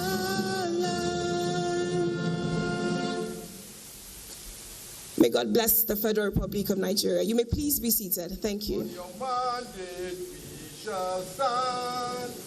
On your mandate we shall stand. On your mandate, Bola, on your mandate, Bola, on your mandate we shall stand. Thank you very much. You may please be seated. Thank you. The President, Commander-in-Chief of the Armed Forces, the Federal Republic of Nigeria, President Asiwaju Bola Ahmed Tinubu, GCFR, who also is our Chair of Honor today. Please let us give a resounding round of applause as we celebrate our Chair of Honor. Thank you. The Senate President of the Federal Republic of Nigeria, Senator Dr. Godswill Akpabio, GCON.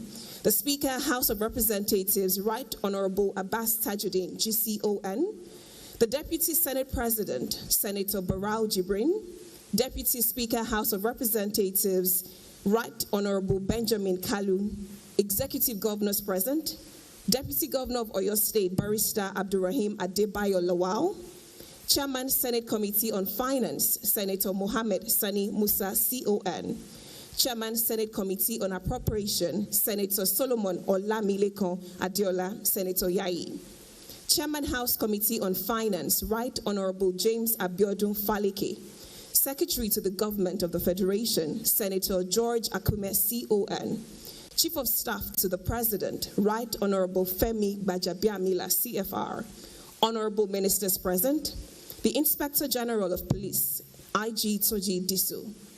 Director General, State Security Service, Adiola Oluwatosin Ajayi. The National Security Advisor, Malam Nuhu Ribadu, CON. Nigeria Intelligence Agency represented. Very distinguished senators, honorable members, House of Representatives, ambassadors and members of the Diplomatic Corps, the Comptroller General of Customs, B.A. Adeniyi MFR, heads of agencies present, other top government officials present, past chairmen of the FIRS, NRS Board, executive directors of NRS, management of staff present here, our taxpayers that are present, special guests, without forgetting our host, the executive chairman of the NRS. Please celebrate Dr. Zach Adedeji. Thank you very much. My name is Mojibade Shosonya. I'm a professional compere, a television presenter, but most importantly today, I'm here as a proud Nigerian. Thank you. Go ahead. Thank you. And that pride in Nigeria is further reinforced today as we stand on the intersection of progress and, of course, history. The unveiling of this world-class edifice is worthy of celebration. But what is even more celebration-worthy is that the commissioning of this facility is the first of its kind. It's purpose-built, it's fully owned, and it's by the Federal Revenue Authority, and is the first in the history of Nigeria. That, Your Excellencies, is worthy of celebration. Now, this building we are all sitting in is not merely a building. It's a physical embodiment of a truly reformed Nigeria Revenue Service, one that has shed off the constraints of a fragmented past and now boldly stepping into a future that is defined by digital enforcement, expanded mandate, and most importantly, institutional accountability. I therefore say that this is a bold statement that reforms can be completed and governance can deliver. It is therefore my pleasure to warmly and very specially welcome you to this momentous occasion. Ladies and gentlemen, thank you for making time to join us. And what an incredible honor that we have the President of the Federal Republic of Nigeria here as the Chair of Honor. Again, let us celebrate President Asiwaju Bola Ahmed Tinubu. Your Excellency, thank you so much for joining us. Now, when we have persons of your caliber in a room like this, it is not in my place to do the official welcome. I therefore have the honor to invite on stage a distinguished patriot, a gentleman who, under his stewardship, Nigeria experienced the most comprehensive tax re-engineering in our history. Please make welcome the Executive Chairman of the Nigeria Revenue Service, Dr. Zach Adedeji. Thank you. You can keep that applause coming till he gets on stage. Thank you.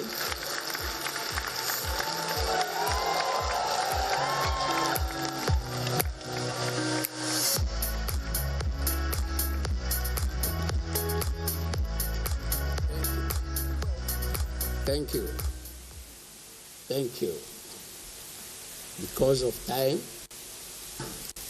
and I don't want to miss the protocol, I will stand on the existing protocol that has been fully established after recognizing my daddy, my teacher, my mentor.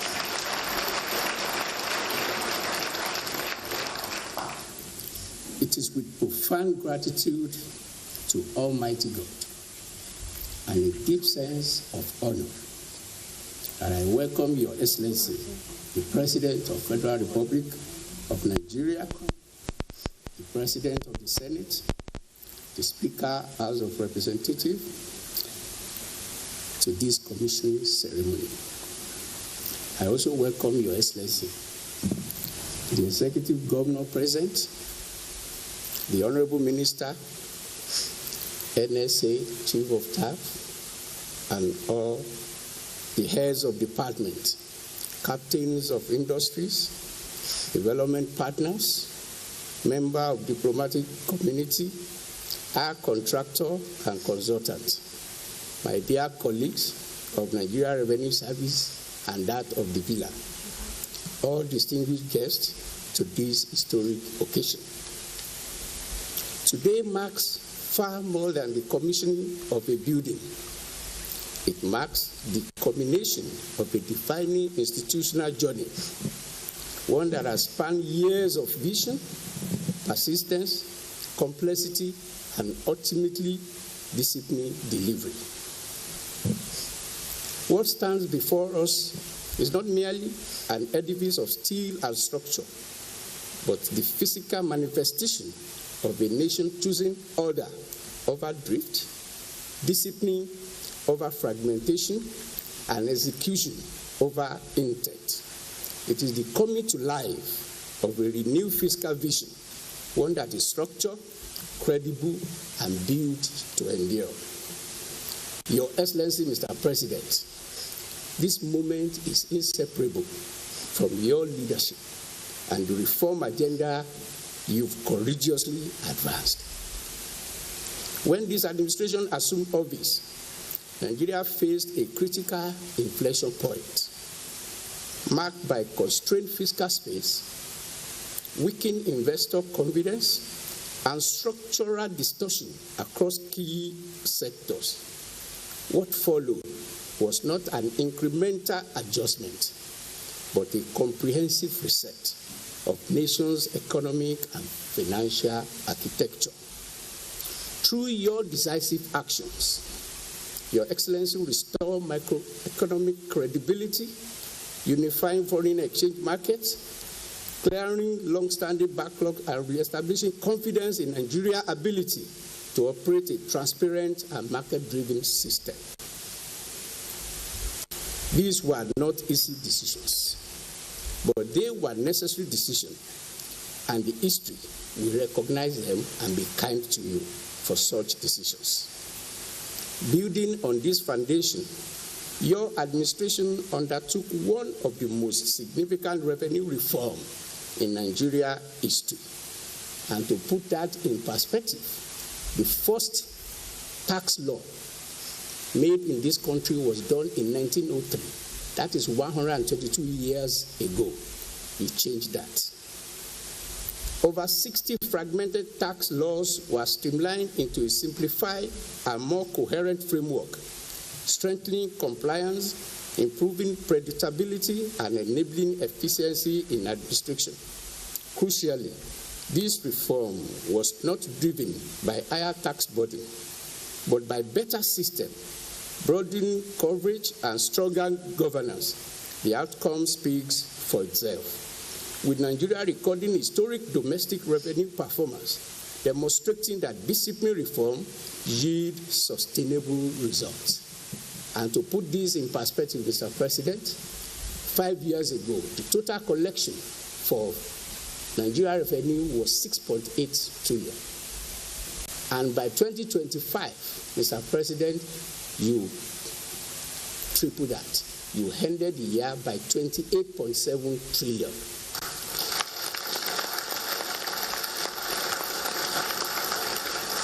When I check your full year impact, which I call PBAT impact in 2024, you increased revenue by 76% compared to previous year. And that is,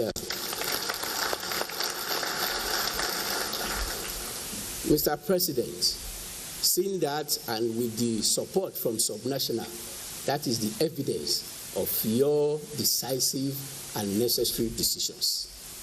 Beyond taxation, fiscal governance has been strengthened through improved remittance system, enhanced transparency mechanism, and tighter control on public finance flows.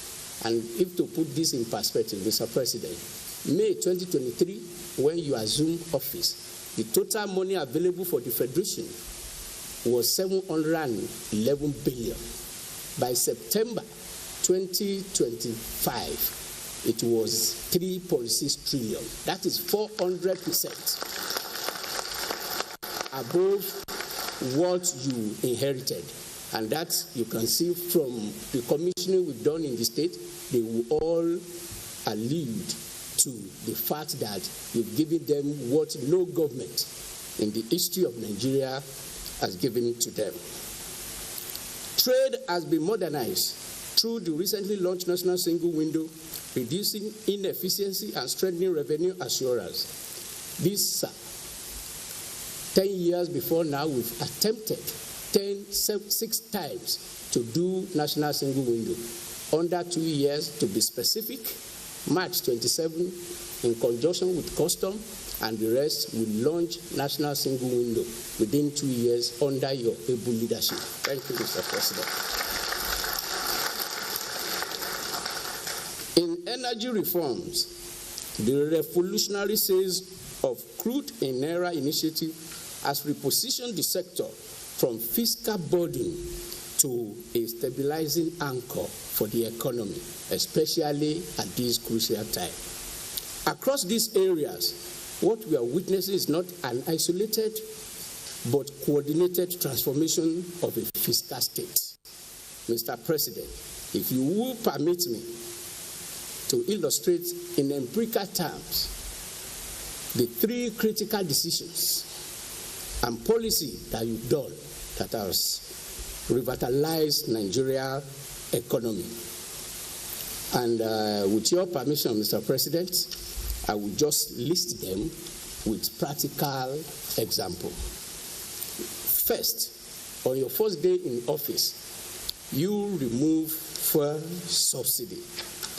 And to put it in perspective, the removal of fuel subsidy was not a policy choice, but it was a fiscal necessity. And I just want to put it in perspective. Mr. President, if you've not taken that courageous decision that day, I want to paint the picture of where we have been today. At price of $120 per barrel, our subsidy budget today will have been between 38 to 58 trillion per annum if you've not removed subsidy. With your policy, we have zero budget for that today. And people may not understand that figure. I want to put it in perspective. The total budget that we have passed by National Assembly, waiting for your assent, is 68 trillion. Just imagine that 52 trillion out of that 68 is just for subsidy. If you've not removed it, that would be 76% of the total budget would have gone to the wasteful spending that through grace of God and your courageous decision you've removed. And our net reserves will have been $2 billion. Today, the net reserve is 34 billion, the highest in the history of Nigeria. If you've not taken that decision, Mr. President, our debt service today will have been 100% more than all we generated. And that is simple. If you take 78% out of the total budget, and then you've had debt that we've had even before I was born, you can see that we will have been in 150% of the total budget. This you've done. We are moving towards below 50%. Thank you, Mr. President. The second decision that you've taken, it is unification of exchange rate. Today, if you've not done anything, Mr. President, exchange rate will still be within 460 to 700, depending, and the parallel market will have been 3,000 to 4,500 per dollar. Today, we have exchange rate at 1.3, depending, to 1.5 in the last, very stable, and for the first time in the last 10 years of our administration. Today, there is no even parallel market. Nobody wants to go there yet because there is no difference. External reserves today is 34 billion. If we've not done anything, we'll be under 2 billion. And inflation will have been 120%. Because if you just extrapolate that, and then today inflation is under 15%, this is just to say how lucky we are to have you as president at this time.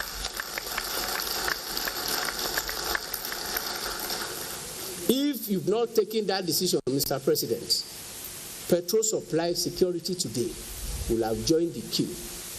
Not only that it will be expensive, it will not still be available.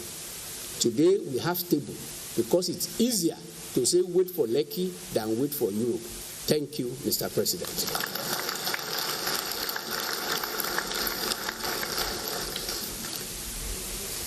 Now, I said Nigeria pump price today because people say price is expensive, it's expensive.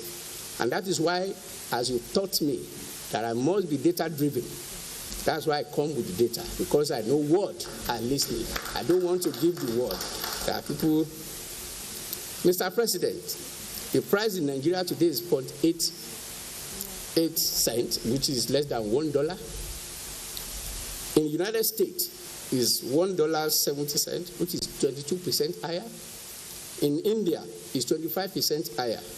In South Africa, is 35% higher. And if you do global, today, Mr. President, we are 50% lower than the price. This is just because you allow local refineries to work. And to put it in perspective, before you clap, I'm a student of economics. I read political philosophy in the history of the world.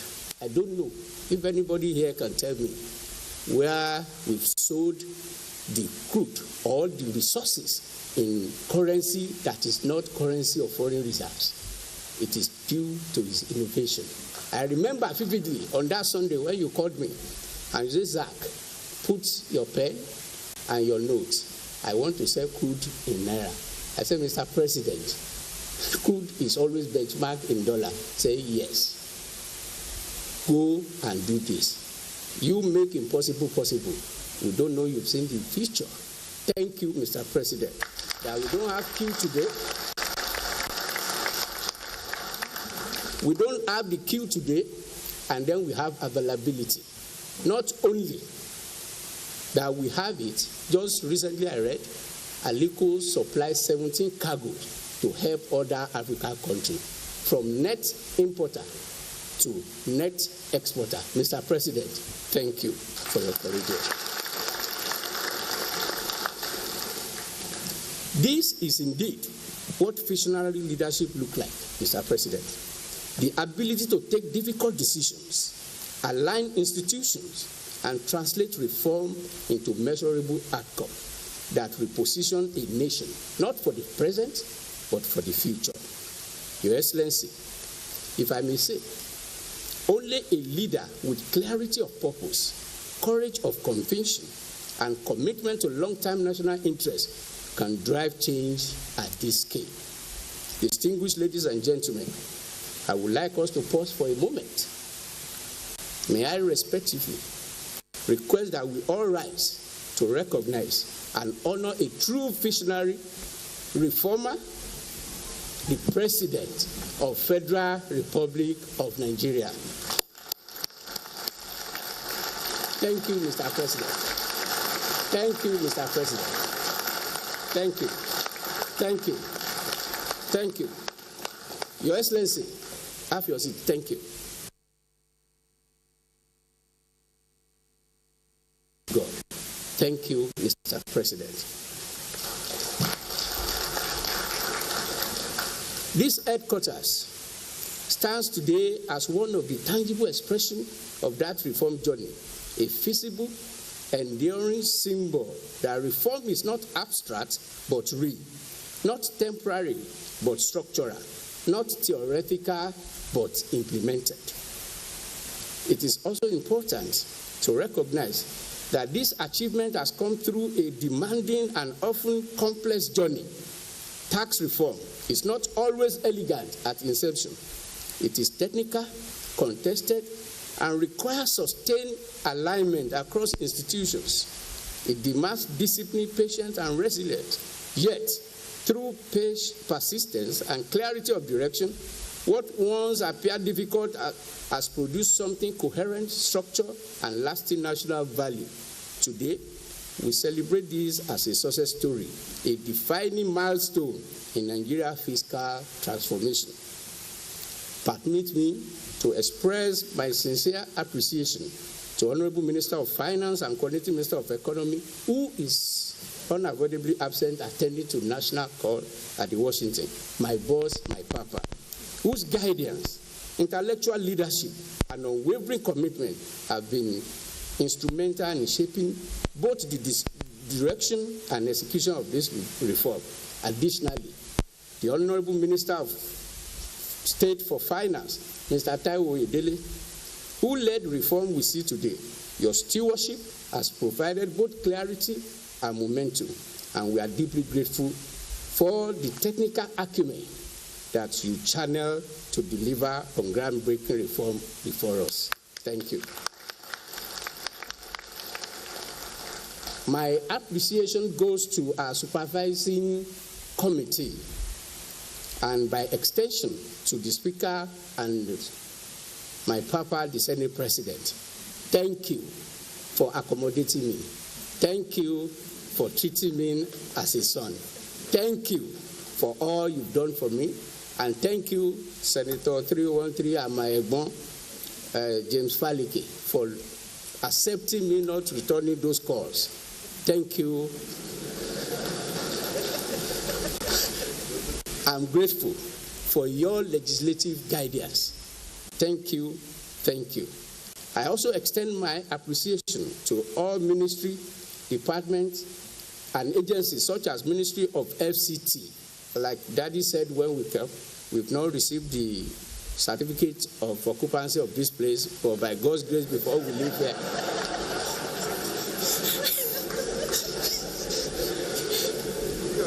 Ministry of Works, But, Mr. President, I need to call out one DG, Bureau of Public Procurement.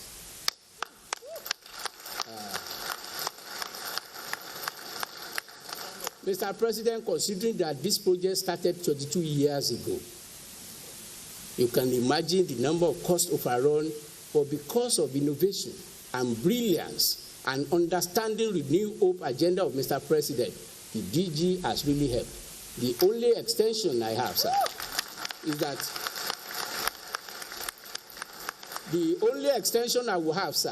that if you would direct him that he should do the sampling, because if you go around and you see this abandoned project, we've wasted capital, we've wasted value, but because of the limitation of the law in those days, they are still stored.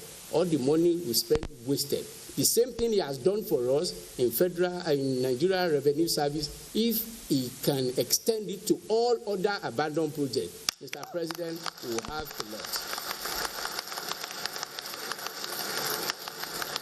So, DG, I'm so grateful for your help that you've done for us, and so many others whose collaboration and guidance have contributed to this defining moment. Institutional transformation at this scale is never the work of one entity alone. It is the product of alignment, partnership, and shared national purpose. To our contractors and consultants, the CCECC, Stratford Hill, Baron Architecture, Eti and others, I commend your professionalism and commitment to excellence. You are entrusted not only with delivering a structure, but with delivering a standard. What stands before us today reflects that standard, one of precision, quality, and institutional dignity. To my colleagues of Nigerian Revenue Service, especially my predecessor here present, and those who could not make it, this moment belongs to you.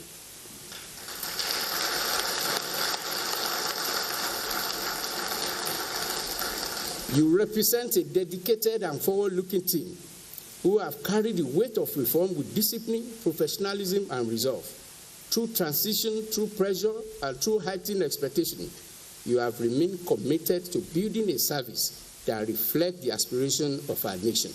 This headquarters is both a recognition of your effort and a platform for even greater performance. On a personal note, I stand here deeply grateful to God for the privilege of service and for the opportunity to witness the completion of the project of this magnitude. I am grateful to His Excellency the President for the opportunity, trust, and confidence you repose in me. Thank you, Mr. President. And also to my lovely wife for giving me domestic peace,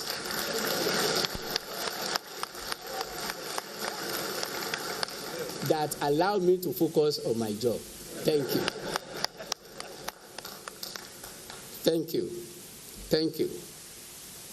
And to my advisor, Mr. President, chief of them is my chief of staff, Mr. Tayo Kolioso.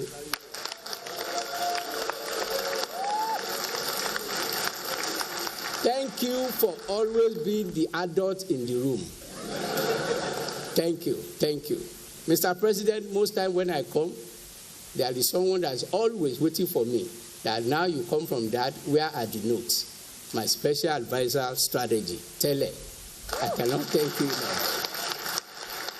Your ability to convert my illegible handwriting to those implementable documents. Thank you. Your ability to convert my crazy idea to part of what we see today. Thank you. Thank you. And by extension to all others, 16 floors, 3 towers, and capacity to accommodate over 3,000 people is no small feat. But beyond its scale, what gives this movement meaning is what it represents. The delivery of an institution that will serve not just this generation, but many to come. As we commission this headquarters, we must recognize that this is not an endpoint, but a foundation. Its true value will be measured by the efficiency it enables, the transparency it enforces, and the service it improves, and the trust it builds between the Nigeria state and its citizens. It must stand as a center of excellence, a driver of innovation, and constant reminder that Nigerian institutions can function at the highest standard. Distinguished ladies and gentlemen, this is a defining moment in Nigeria's fiscal journey. It affirms that reform is possible, that institutions can be rebuilt, and that with the right leadership and discipline, Nigeria can deliver outcomes that are both credible and transformative. It is therefore my honor and privilege to welcome you all to the commissioning of the Nigeria Revenue Service Headquarters, a symbol of reform, a monument to institutional renewal, and beacon of hope for stronger, more disciplined, and more prosperous Nigeria. Thank you. May the Lord bless Mr. President, and may the Lord bless Federal Republic of Nigeria.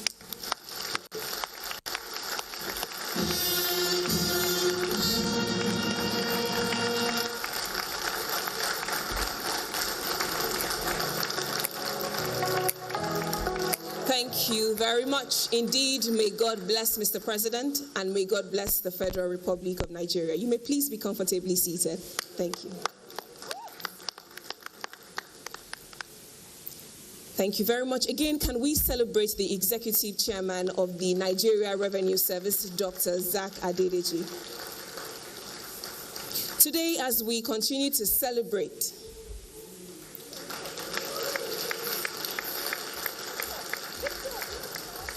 such a remarkable moment. Thank you. Today, as we continue to celebrate reformative leadership, innovation, renewed hope, I want to particularly celebrate the chief reformer himself, a distinguished leader with an uncanny ability to fit round pegs in round holes. Please celebrate Mr. President, His Excellency Asiwaju Bola Ahmed Tinubu. Thank you. We have many round pegs and round holes today, many of whom are sat here, but particularly Dr. Zach Adedeji. Thank you for that powerful welcome address today. Thank you. Mr. President, other excellencies present, it is my pleasure at this point to invite on stage the Special Advisor to the Executive Chairman on Infrastructure and Group Director, Support Services Group, Mr. Kunle Ogidi, to talk us through this magnificent world-class edifice that we are sat in. A round of applause for him. Thank you. And Commander-in-Chief of the Armed Forces, Federal Republic of Nigeria. Please permit me to stand on the already established protocols. Today, this very historical day, we are not just here to experience a project, but the visual representation of your vision. And undoubtedly, a very powerful, tangible outcome of your reform-driven and courageous leadership. Your Excellency, Mr. President, there is a lot to show. There is a lot to talk about. There is a lot that is embedded in this edifice. It is indeed the pride of every Nigerian, and especially a blessing to generations yet unborn.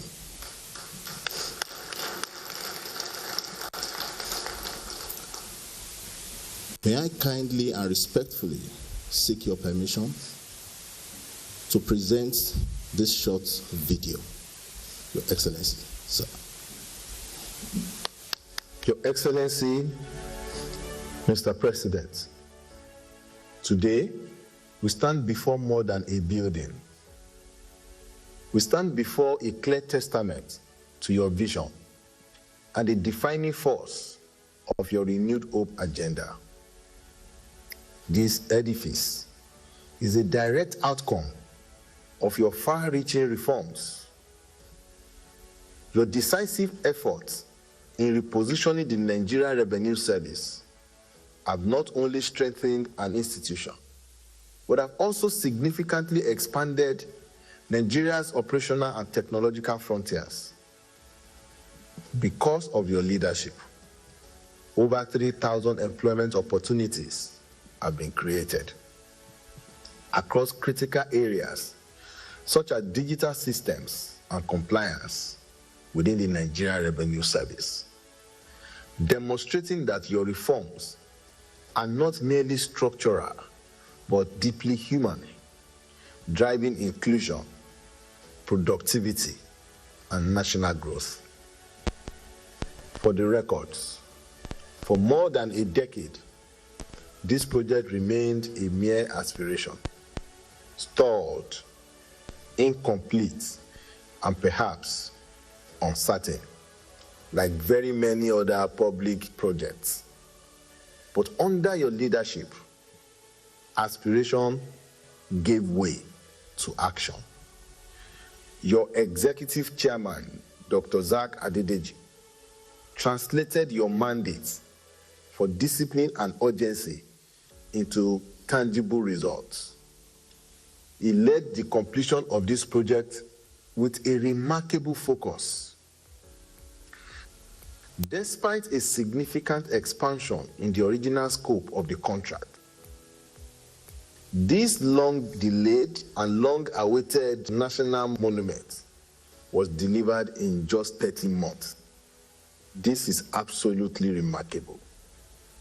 What we are witnessing today, therefore, is not merely the completion of a building that runs on 14 elevators and 2 escalators, sitting on 26,000 square meters with 11 floors, multi-level car parks, which also boasts of a 600-seater capacity auditorium and a 104-seater boardroom. Rather, what we are witnessing today is a triumph of execution over years of delay and of courageous leadership over conformity. This headquarters now stands as a strategic engine for the future of revenue administration in Nigeria. It exudes modernity, capacity, technology, functionality, and of course, purpose within a single integrated environment.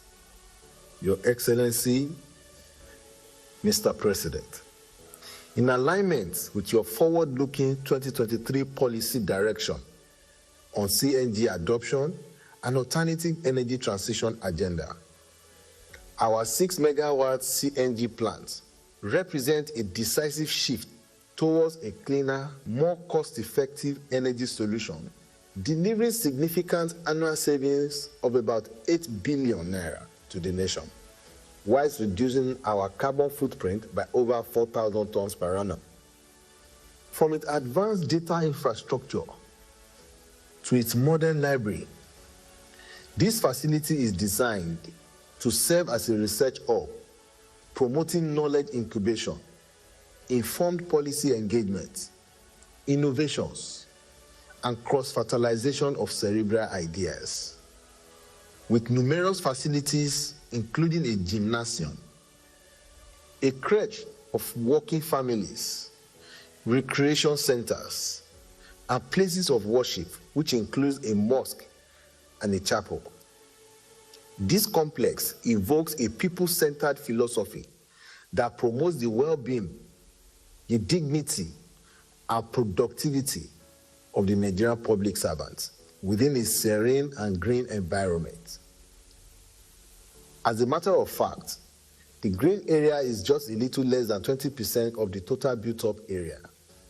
This is in tandem with global best practices of modern compact cities.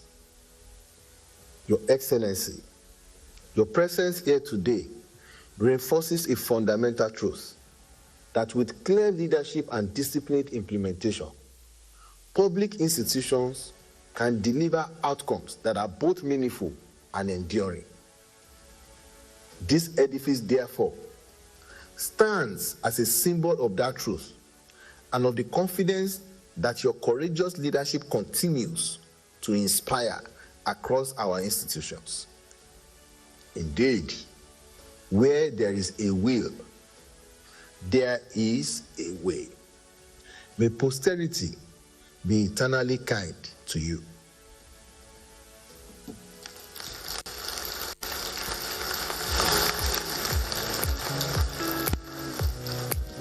Distinguished personalities, if that round of applause is for me, that's okay. But if you are clapping to appreciate the Commander-in-Chief, please put your hands together and do better. Thank you. Your Excellency, Mr. President, the taste of the pudding is in the eating. Less is more. It is a profound honor to once again welcome you to this monumental edifice that underpins your courageous leadership and the instrumentality of your choice of giving us your son, Dr. Zach Adedeji, as the Executive Chairman of Nigerian Revenue Service, who has demonstrated the capacity to incubate and translate your ideas into tangible outcomes.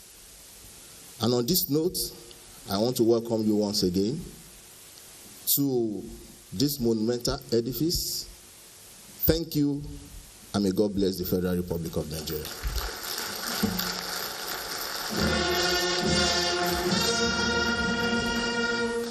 Indeed, may God bless the Federal Republic of Nigeria. Thank you very much.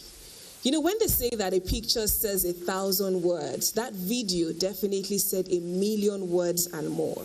It was so beautiful to see the trajectory and now the completion of what started long before I was born. Don't try to guess my age. But it's so beautiful to see that completion and the success story that we all celebrate today. Indeed, it is a celebratory day.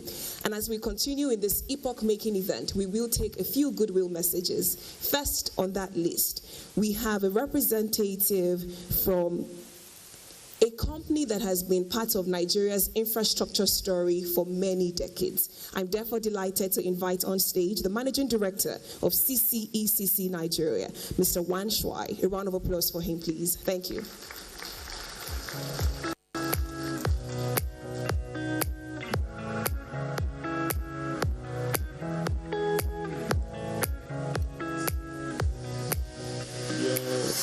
Your Excellency, our President, Ashwaju Bola Ahmed Tinubu, GCFR, the Senate President, the Right Honourable Speaker, and their Excellencies, all the governors, the Honourable Ministers, all the distinguished guests. Oh, Scott, let me mention our Chairman, the Executive Chairman of NIS, Dr. Zach Adedeji. Please permit me not to mention all your names. It's my honor to be here to join Your Excellency and the other distinguished guests to celebrate this remarkable milestone of the commissioning of the NIS headquarters. Your Excellency, please allow me to express my sincere appreciation to the entire project team, including CCECC, other partners, the consultant, supervision team, and the management team of NIS, who are all working together tirelessly day and night to make this vision a reality. Among this outstanding team, there's one individual I must mention in particular, the chairman, Dr. Zach Adedeji, who is not known as a civil engineer, but as a financial engineer. The way he's working, He will never give you pressure to push on the speed of the project, but there's something I want to share. During the construction period, every Thursday morning, 9 o'clock, if you couldn't find him in the office, you can get here on site to find him. So, I would like to use this chance to thank him for his hard working and coordination. Without him, we couldn't complete this project in time. It's therefore no surprise that when it comes to tax reform, he could perform even better than the project. Because remember, he's a financial engineer. We just saw the presentation and the progress is made here. And this dedication is not limited to the chairman alone. It's not just a one-person drive. It's top-down influence from our leader, Mr. President. We all know that tax reform plays a very important role in the renewed hope agenda. And today, we are especially honored and blessed by the presence of our most distinguished guest, His Excellency, the ever-performing leader, our President. We know during the past about 10 days, His Excellency has visited Plateau State, Ogun State, Lagos, and Bayelsa states. Actually, there was always a question in my mind: what is the essence of Renew Hope agenda? It's difficult to answer, actually. But when I was in Bayelsa witnessing His Excellency commissioning one of our projects, when I saw the infrastructure development and the people came together, welcome and follow His Excellency with the hope and the expectation on their faces, I think I got the answer. For further discussion, let me ask myself and everyone of you here another question: what defines a good leader? Different people will give a different answer. But let's get back to what His Excellency has done.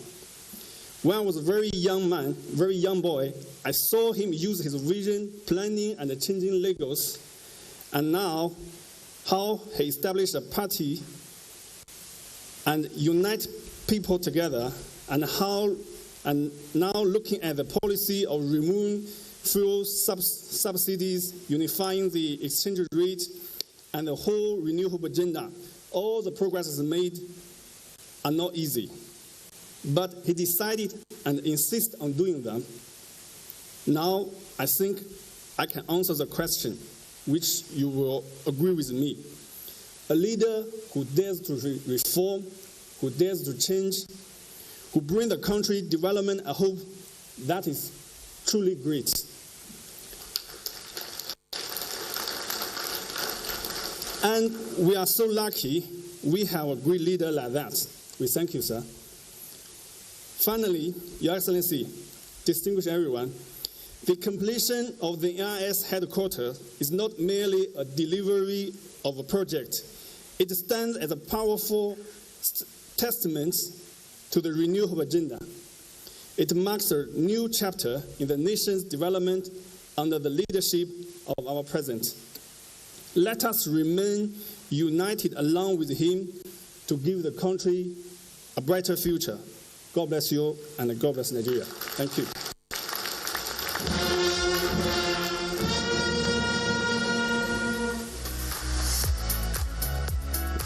Thank you very much, Mr. Wan Shuai, for your kind goodwill message this afternoon. Indeed, we celebrate Mr. President, the Commander-in-Chief of the Armed Forces, and now who we call the Reformer-in-Chief of the Federal Republic of Nigeria, Your Excellency, President Asiwaju Bola Ahmed Tinubu, GCFR. Thank you. Coming up next for another goodwill message is another round peg in a round hole. I have the honor of introducing and inviting on stage the Honorable Minister of Finance and the Coordinating Minister of the Economy, Mr. Wale Edun, OFR, who today is ably represented by the Honorable Minister of State for Finance. Please make welcome Dr. Taiwo Oyedele. Your Excellency, President Bola Ahmed Tinubu, GCFR, Other Excellencies, Honorable Ministers, Governors, taxpayers, tax collectors, ladies and gentlemen, I feel so delighted to be here today to see this dream come true. It is therefore with immense joy that I give this goodwill message today as we commission the landmark headquarters of the Nigerian Revenue Service. This is a major achievement in the fiscal and institutional journey for our country. This completed facility is not just a building, it is not just cost, it is investment. A physical expression of the fundamental shifts in how Nigeria is modernizing revenue administration. Like our tax system, the foundation of this edifice was laid many years ago. But today, thanks to the exceptional leadership of the Nigerian Revenue Service, led by my dear brother, Dr. Zach Adedeji and his team, we have a unified, modern institutional structure. This mirrors this transformational progress we have seen in our tax system under the visionary leadership of His Excellency, President Bola Ahmed Tinubu, DCFR. Before the reforms of this administration, Nigeria's fiscal system faced structural challenges, ranging from fragmented tax law, weak coordination, low tax to GDP ratio, and unsustainable debt service burden. Today, we are witnessing a different trajectory. Through decisive leadership, our reforms have strengthened revenue institutions, improved collections significantly, and laid the foundation for long-term fiscal sustainability. The transformation of the Federal Inland Revenue Service into the Nigerian Revenue Service is not just a name change. It reflects broader mandates, stronger governance, accountability, and repositioning for greater performance. Since the beginning of this reform, the FRS, now Nigerian Revenue Service, has recorded historic revenue performance, demonstrating that when institutions are effectively led, properly structured, and empowered, outcomes multiply. One of the most important shifts we have made is moving from a fragmented system to a more coherent revenue architecture. This matters because investors value predictability, businesses need clarity, and government require efficiency. We cannot build a modern economy on outdated fiscal system. This new headquarters therefore symbolizes a modern, integrated, and technology-enabled revenue system designed not just for today, but for the future. But to the NRS, the expectation going forward is that the NRS will continue to deepen efficiency, strengthen compliance through trust and transparency, leverage technology to improve service delivery, and sustain strong revenue growth. As I close, I would like to commend the Executive Chairman of the NRS, his leadership team, and the entire workforce at the NRS, the contractor and partners who delivered this project, and all stakeholders who contributed to this milestone. This is a collective achievement for which we are deeply grateful and indeed very proud for the progress we are making, and most importantly, for the possibilities that lie ahead of us for our nation. Your Excellencies, distinguished guests, this occasion sends a simple but profound message to all stakeholders that Nigeria's revenue institutions are now better structured and robustly built for sustained performance and service delivery to facilitate economic growth and strengthen fiscal stability. The Ministry of Finance is fully committed and ready to continue to provide policy and institutional support required for the Nigerian Revenue Service to deliver on its strategic mandate. With discipline, coordination, and commitment, we are confident that Nigeria's fiscal transformation will succeed. Finally, this is not cost, like I said. Empirical evidence shows that for every 1 naira or $1 that is invested in tax administration, return on investment is 10 times. That's 1,000%.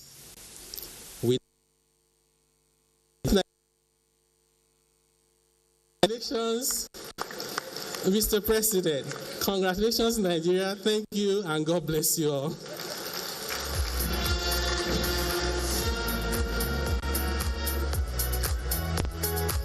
Thank you very much, Dr. Taiwo Oyedele. Indeed, congratulations to all of us. Now, for the penultimate goodwill message today, I have the honor of inviting on stage the Speaker of the Federal House of Representatives. Please let's make welcome Right Honorable Abbas Tajuddin, GCON. Please sustain the applause till he gets on stage. Thank you. Chief of the Armed Forces of the Federal Republic of Nigeria, our dear father, Senator Bola Ahmed Tinubu, my dear brother, the Senate President, Senator Godswill Akpabio, the chairman of the Nigerian Governors Forum, the chairman of the Nigerian Progressive Governors Forum, honorable members and senators from the National Assembly, members of the Federal Executive Council, the executive chairman of Nigerian Revenue Service, and all members of staff of the Nigerian Revenue Service, taxpayers, members of the press, distinguished ladies and gentlemen. I'm pleased to deliver a short goodwill message at this commissioning of the Nigerian Revenue Service headquarters. Institutions reveal themselves not only through laws or leadership, but also through the system they sustain over time. This building invites a different kind of reflection. It is not simply about scale or design. It is about whether Nigeria now possesses the institutional discipline to convert authority into consistent outcomes. Before proceeding further, it is important to acknowledge the leadership that made this moment possible. The fiscal reform program initiated under our dear father, our leader, President Bola Ahmed Tinubu, required not only technical clarity, but political courage. It required a willingness to confront structural weaknesses that had accumulated over time and to make decisions whose benefits will not be immediate, but whose necessity was clear. For many years, our revenue system struggled less from a lack of effort than from a lack of coherence. We operated multiple regimes, overlapping mandates, and fragmented legal frameworks. The result was predictable: high effort, low yield, and limited public confidence. What has changed under this administration is not only the policy direction, but also the underlying logic of the system. The reforms have sought to align rules, institutions, and incentives within a single framework. The 2025 Tax Reform Act represents that shift in its clearest form. They recognize the architecture within which revenue is generated, assessed, and enforced, and provided the basis for a more integrated system. The journey to this point was neither quick nor uncomplicated. The legislative process was extensive, at times difficult, and often accompanied by strong views from different segments of the economy. There were concerns about impact, debates about scope, and moments when public discourse was shaped more by apprehension than by detail. In the midst of this, the National Assembly remained steady. The House of Representatives, working with the Senate, engaged widely, interrogated the proposal rigorously, and insisted on clarity where it was required. We made deliberate choices, including protecting vulnerable groups and ensuring the reform did not impose undue pressure on low-income earners or small businesses. The objective was to produce a framework that is fair in design and sustainable in operation. To the Nigerian public, it is important to address the concerns that have accompanied this reform. Taxation is not an abstract concept. It affects daily life, enterprise, and opportunity. The intention of this new regime is not to increase hardship, but to improve structure. It seeks to broaden the base, reduce leakages, and ensure that obligations are more evenly distributed. It is also designed to protect those at the lower end of the income scale while improving collection efficiency in areas where compliance has historically been weak. The emergence of the Nigerian Revenue Service must be understood within that context. It is not only a renamed institution, it is a repositioned one with a broader mandate and higher expectations. In this regard, distinguished ladies and gentlemen, it is appropriate to recognize the Executive Chairman, Mr. Zach Adedichi, and his team. The performance of the service in recent years has been notable. In 2025, collections exceeded target, reaching over 28 trillion, with significant growth driven by non-oil revenues. This reflects not only improved systems, but also a shift towards voluntary compliance and a better coordination. The challenge now is to sustain and deepen that performance. This is particularly important when considering the scale of national expenditure. Nigeria's budget has expanded significantly, with projections exceeding 50 trillion naira and rising commitments to infrastructure, security, education, and social services. The gap between what the nation seeks to achieve and what it currently earns remains substantial. Bridging that gap through sustainable revenue is central to fiscal stability. The question, therefore, is not whether revenue must increase. It is how it increases. 3 issues will determine that outcome. Number 1, the first is consistency. Revenue administration loses credibility when outcomes depend on discretion rather than rules. The Nigerian Revenue Service must demonstrate that its processes are stable across sectors, regions, and categories of taxpayers. The second is visibility. A modern tax system cannot operate as a closed structure. Data, processes, and decisions must be intelligible, not only to government, but to those who are subject to it. This is central to compliance. The third is restraint. The authority to collect revenue must be exercised with discipline. Overreach may produce immediate gains, but it weakens trust and compliance over time. These are not operational preferences, they are institutional requirements. From a legislative perspective, Your Excellency, our role does not end up with the passage of laws. It extends to observing how those laws function in practice. The House will continue to engage the NRS through oversight, ensuring that the intent of reform is preserved in implementation. We are also conscious that the effectiveness of the service will depend on its interaction with broader economic systems. The integration of technology, the expansion of the tax base, and coordination across agencies will require continued legislative attention and support. Let me conclude with a simple observation.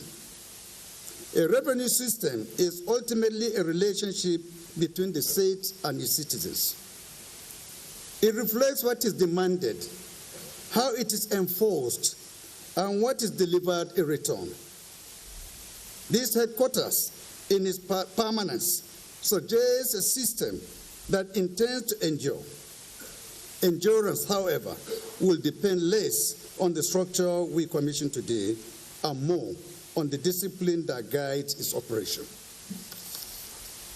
On behalf of the House of Representatives, Your Excellency, I congratulate you. I congratulate the Nigerian Revenue Service. I congratulate all Nigerians. And I assure you of our continued engagement at this institution, as this institution takes on its expanded responsibilities. May God bless you, Your Excellency. May God bless the new Nigerian Revenue Service. May God bless the Federal Republic of Nigeria. I thank you all.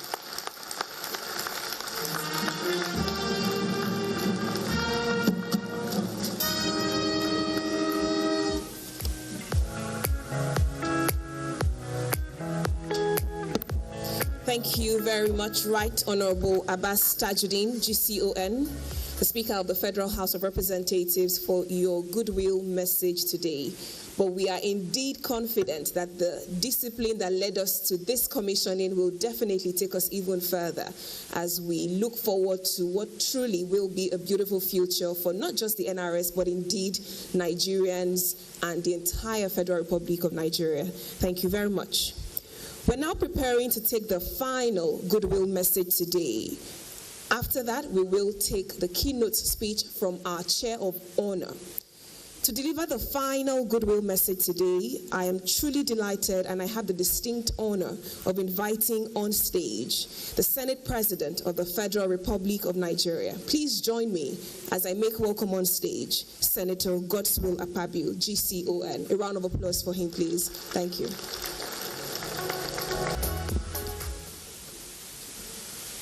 Good afternoon, Mr. President, Commander-in-Chief of the Armed Forces, Right Honorable Speaker, my brother Tajuddin Abbas. We need to recognize the Chairman of the Nigerian Governors Forum and the Chairman of the APC Governors Forum, all our governors, particularly Mr. Solution and former CBN governor, the governor of Anambra State, who must be very happy with what is seen here today, because in his time, they were not able to do it.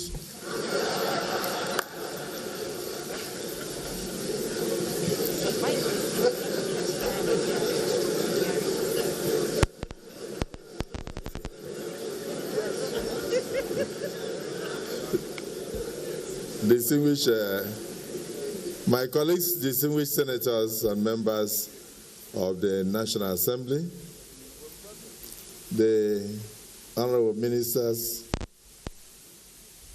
Now let me first recognize my deputy,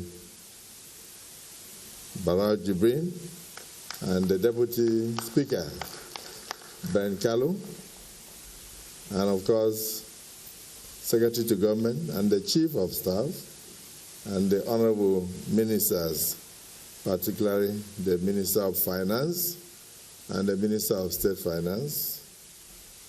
Then the poster boy of our administration, Dr. Zach Adedeji.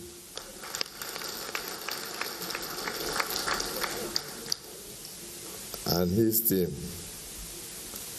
ladies and gentlemen. Mr. President, you know I'm not used to written speeches. So as soon as I opened the paper, I saw that the speech was missing. So, so I said, thank God that I can say my mind. This is wonderful in the sight of God, and this is wonderful in the sight of man. And of course, they say, whatever is done on earth is also done in heaven. So I'm very sure that this edifice is also being celebrated by angels in heaven.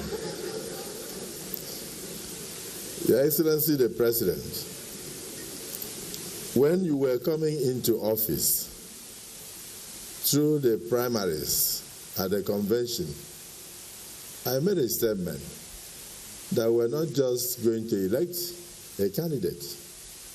We're going to elect a candidate who had both sight and vision. Sight and vision.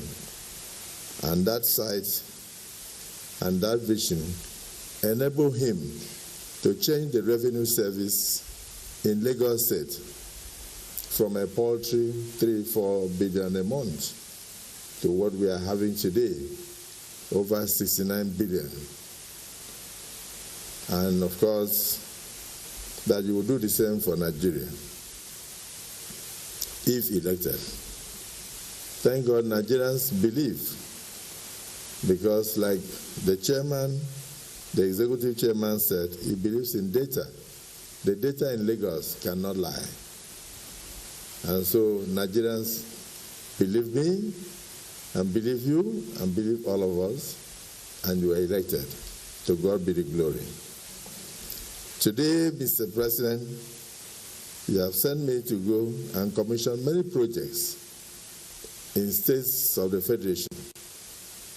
And one of the ones that we first commissioned was the lithium factory in Nasarawa State. That had always been there, and the governor has assured me that he has even completed a much bigger lithium factory, employing thousands of people, which awaits your commissioning anytime from now. The same thing is happening in many subnationals, partnering with the private sector to turn things around.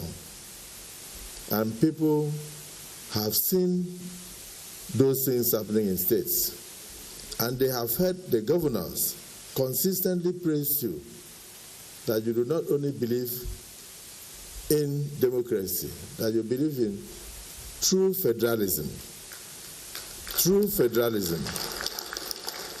That every money that comes into the Consolidated Revenue Fund of the Federation as enshrined in our Constitution, that you ensure that it is shared to all strata and all sectors of the government in line with the laws prescribed by the National Assembly. And because of that, many states today are not taking loans to pay salaries. They are not taking loans to do projects. I think I'm speaking the minds of the governors, not just of the progressive governors. And so this came as a result of the fact that you do not only possess sight, you also possess vision. I used to pass this place, and I saw the dilapidated structure here. I never knew that it was going to be the structure of NRS. And there are so many others across the country. And we don't know what the structures were meant for until you brought your fiscal engineer, Dr. Zach, and then working with you. Look at what we have here today. I just want Nigerians to use this as a test case of what you have been doing and what you can do for the future. Mr. President, there are countries where you have presidents for only 2 years, and all you hear is bomb blast everywhere. And the presidents are only 2 years old in office. In your own case, in less than 2-3 years, all we get is commissioning of projects and projects and projects and projects. That shows the other person has the vision of the gun and the bullet. And you have the vision of what? Infrastructure and building a decade for our children in future. For this, I want to say you deserve a round of applause. Now, why am I saying this? I felt so touched. I shouldn't have spoken at all when the executive chairman finished his speech. He encapsulated and embedded everything in my heart. He was able to capture the essence of governance. He was able to justify the confidence that Nigerians repose in you and continue to repose in you. He was even able to capture the fact that Nigerians cannot do without you in 2027.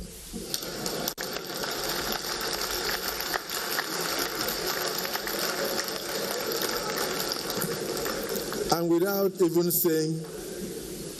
saying a word, the executive chairman of NRS was able to say why there is total confusion in all other political parties across the country. And they will come to blame you. If you were not that good, if your vision was not very clear, from day one you said tax, fuel subsidy is gone on your first swearing in, and people carry their hands on their heads. I said, does this man know what he's talking? Entrenched corruption, that Nigeria was spending almost 90% to 93% of every revenue in fuel subsidy. You can't build something on nothing and expect it to stand. There was no money for infrastructure. Nigeria will go and budget 80 to 85% on debt servicing, remaining only 15%, and they expect miracle that government should come and build things like this. You have changed all that. So I sitting down there as Senate President and Chairman of the National Assembly, I cannot be more proud that yes, we contributed to what we are seeing here today. You are seeing insecurity today. It's even increasing because the election is coming. As soon as the election is over, watch out. The first 2 weeks, you will not hear any single bomb blast. Because people are sponsoring it to distract you. They don't know what else to do. They say this man is too good in many areas. If the governors are attracted to him because he's taking very good care of the states. He came in with less than 18 governors. Today he has almost 32 governors under his fold, out of 36. So where do we belong? How do you win election when you don't have the structure? No political party today is stable in this country. Then they changed and said, okay, let us attack the people going to do the election. And they brought out a tweet where they said, the chairman of INEC said, victory is sure. But he didn't say victory is sure for APC. He did not say victory is sure for PDP. He just said victory is sure. And the man said that it's manipulated. Nobody wants to hear. But for me, whether manipulated or not, he said victory is sure. He was not chairman of INEC. He was just a mere lecturer. Anybody can support anybody who wishes to. But when you are on a seat, you have to think of all the entire country and all the populace. And that's what you are doing. I want to just let you know, there is not only in the area of revenue and taxation that you are doing well. The infrastructure in the FCT is not handled by APC. It is handled by the national chairman of a fraction,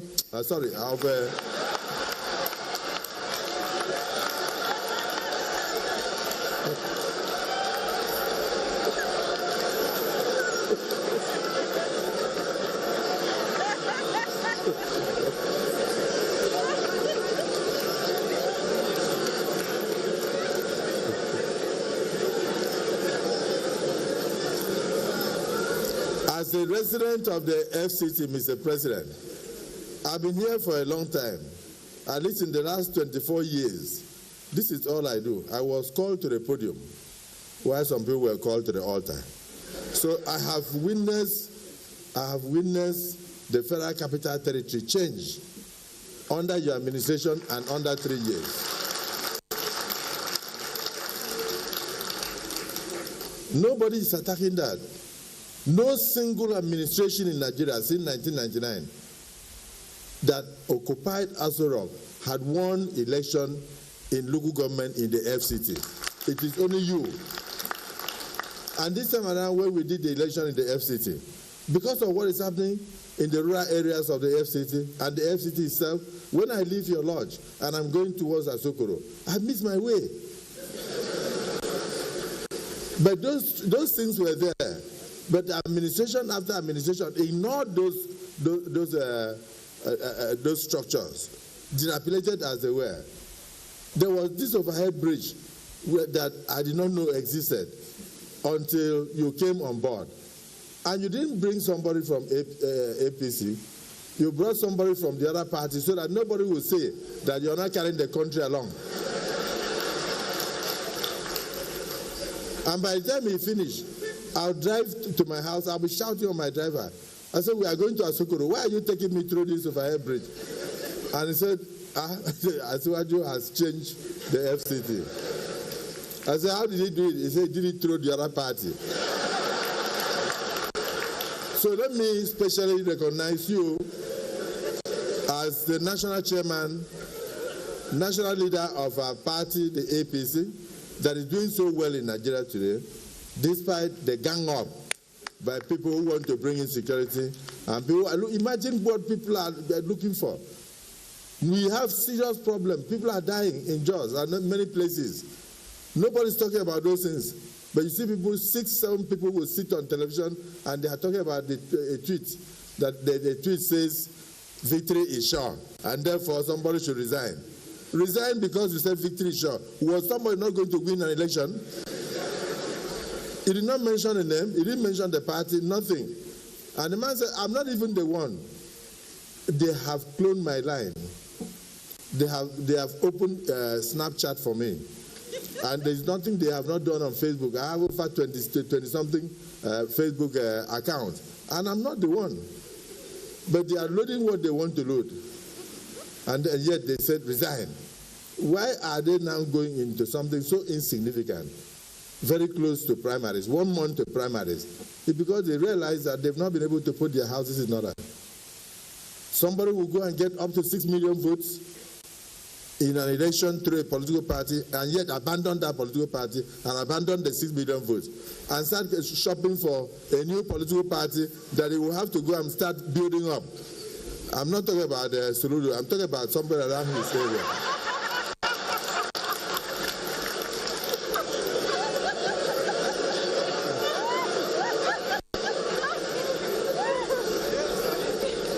So, Mr. President,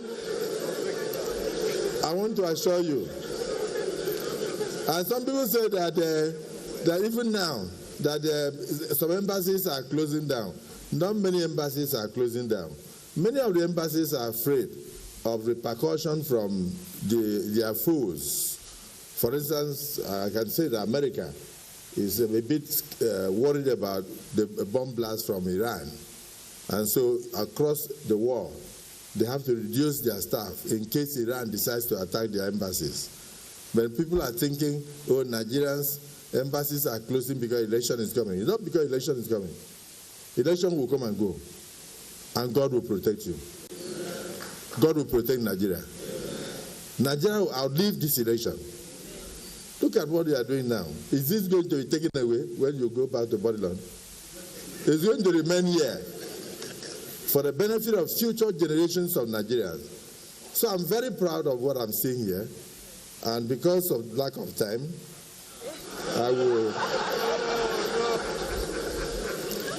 because of lack of time, I will only say that when we started the tax reforms, even a lot of our colleagues here, I don't want to look at a direction of any governor so that it would look as if the governors were not very sure. But many people were worried, where were you going? But today we have seen the results. The data that has been read out here shows clearly that the reform is working. Nigeria today is able, even with the closure of the Hormuz Strait that would have brought fuel to Nigeria, Nigeria is still having fuel. Nobody has noticed that since you came on board, we have not had 2, 3 to 5 kilometers of fuel line, of vehicles lining up to buy petrol. Nobody has noticed that. There was a time that people were prepared to pay even 10,000 per liter for fuel, but they could not see the fuel. But today, there is no single fuel line in Nigeria. Nobody is saying that. Because you encourage and partner with the private sector. For the first time, we are now producing what we consume and consuming what we produce. We even go to the extent of sending it to other countries. These are reforms that are working. Let Nigerians be patient with you so that you can, and you have a knack for picking good people, picking people with brains. And where you don't think you are knowledgeable enough because you are a taxman yourself, you go and pick from the other side and tap their brains.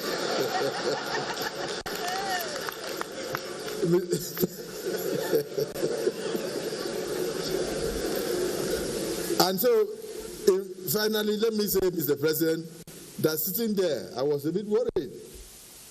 It is we politicians that people used to clap for. I've never heard, even in my Bible, where people love tax collectors. So Zach is the first tax collector that has received the highest ovation. So, Dr. Zach Adedeji, congratulations with your team. I've never seen where they love tax collectors, but see the way they showed love to you. I think this is wonderful.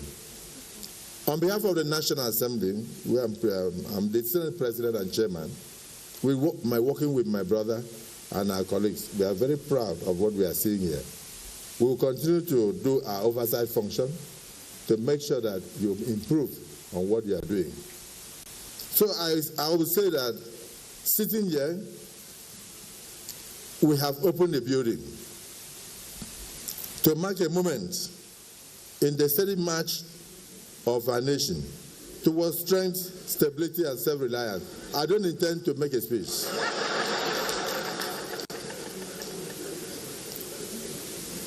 Imagine this edifice rising in the heart of our capital, Abuja, which will live forever. Another ones that we are going to put into use. More than concrete and steel. A total declaration that Nigeria is determined to build its future on discipline, accountability, and on the honest mobilization of its own resources. No nation can endure if it depends only on what is given to it. But a nation that harnesses what it earns, manages it wisely, and deploys it faithfully, and at the same time, that nation builds not only prosperity, but also builds dignity, which is what you exemplify. These headquarters of the NRS, therefore, for me, is a major symbol of a new resolve that our revenue system is now modernized, transparent, and equal to the demands of the global community and our future. The National Assembly must continue to stand firmly behind this president and behind this administration and behind your reforms to strengthen fiscal responsibility and ensure that the wealth of this nation works for all the citizens of this country. Institutions like this show character that gives life to structures, shows integrity that gives meaning to authority, and of course service that gives purpose to power. So let this place not be just a center of administration, of tax administration, but let it be a sanctuary of responsibility, where every action taken here strengthens the trust between the government and the governed. So, distinguished ladies and gentlemen, let us celebrate. There is cause for celebration. And I affirm that yes, indeed, Nigeria is rising. It's a pledge today that Nigeria will rise by its own effort, not through the effort of foreigners. Nigeria will be sustained by our own discipline and not through those who will dictate to us. Let's strengthen our resolve, not to wait for pittance from outside, but what we can do on our own. And when the years have passed and the baton is handed from Asiwaju Bola Ahmed Tinubu to the next administration, may God guide that administration not to run the country down. Let us not say that you came to open a door that will work only during your administration, but you have opened a chapter that will bring total responsibility to the life of our nation. I get worried when I read that you met numerous debts, including ways and means, of over 33 trillion. Instead of using the money you make on a monthly basis to develop the nation, you are paying ways and means and other debts left behind by generations that Zach was not born. But you have paid well over 26 trillion. And what is left may finish before the first tenure of your administration. Because we believe strongly in the future of Nigeria, we cannot be overburdened by past mistakes and inefficiencies. So we honor you. We honor the chairman of the executive chairman of NRS. We honor all Nigerians with this headquarters today. And we are saying, yes, indeed, Nigeria is set for the purpose of serving Nigerians. In the interest of our people, we stand. In trust for generations to come, we stand. In love, we say, may God bless the Federal Republic of Nigeria. Thank you.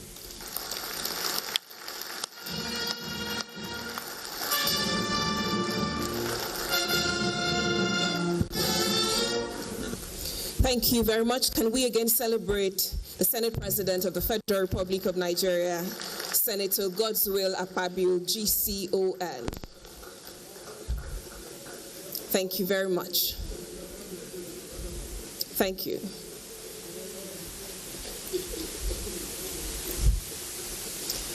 Thank you very much, Senate President of the Federal Republic of Nigeria.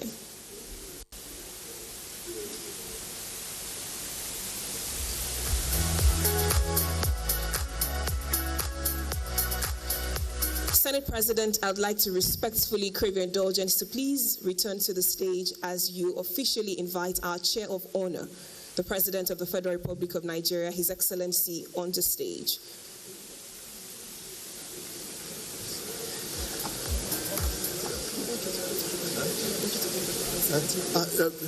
Distinguished ladies and gentlemen, this is a very, very great honor and privilege for me. Because the contractor that finished this building actually worked with me when I was the governor, Mr. President. And one of the routes that they did for me was the dualization of Aka-Nodo Road that went to my predecessor's hometown. And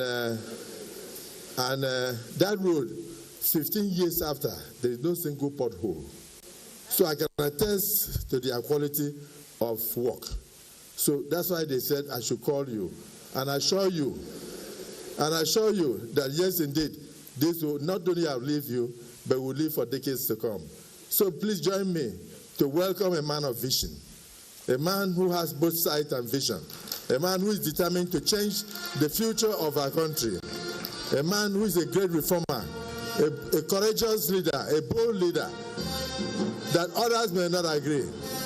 A man who is being blamed for every pregnancy in Nigeria. A man who is being blamed for anything that happens to any political party in Nigeria. Asiwaju Bola Ahmed Tinubu, President, Commander-in-Chief of the Armed Forces of the Federal Republic of Nigeria. I thank you. You are already here, Mr. President.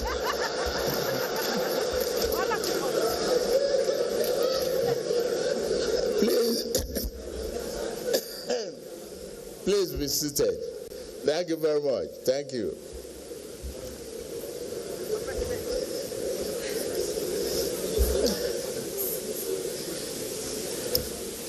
I know you've been here for quite a while and you've enjoyed the best part of the day. Senate President, thank you. I will send you to the other side.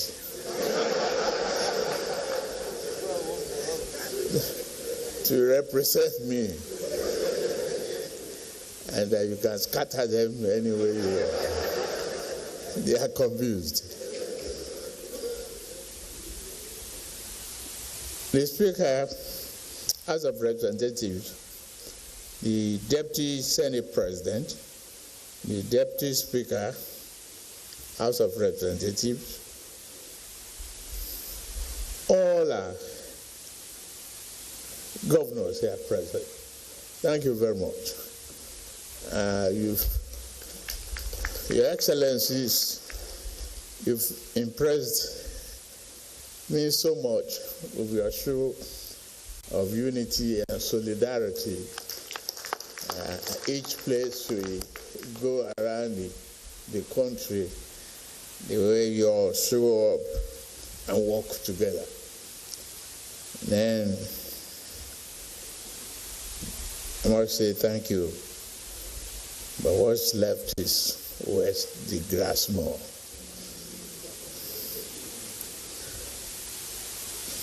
All the members of the National Assembly here present.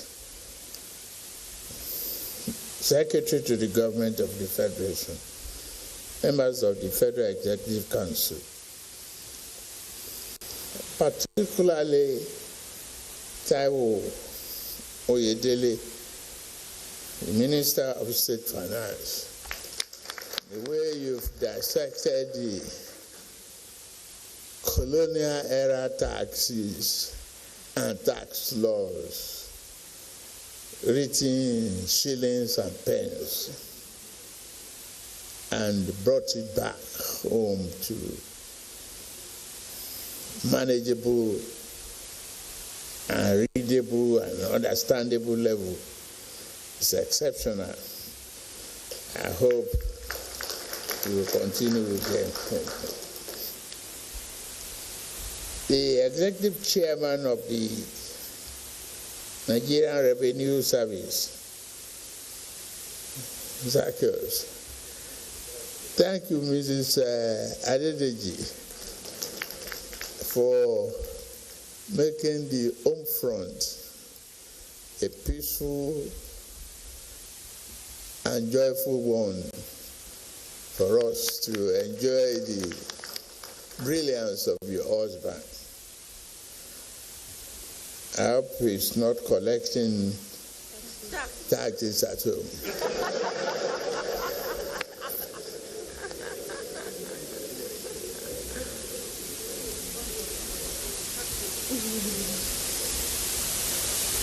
All the government officials, first of all, let me say congratulations on today's epoch-making and the fact that the data you demonstrated it showed that Nigeria is working.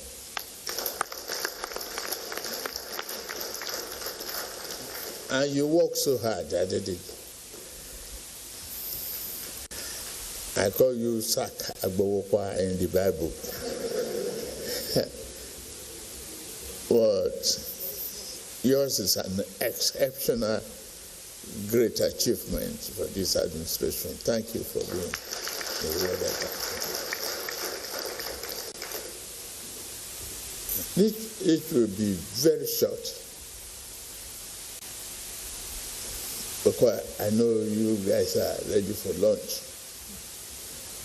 On my inauguration day, I made a solemn pledge that we will move Nigeria from the dimness of uncertainty into the clear light of renewed hope.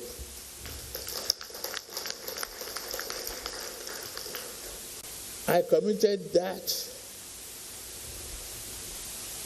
we will confront structural weaknesses, restore fairness, and build an economy anchored on discipline, equity, and opportunity.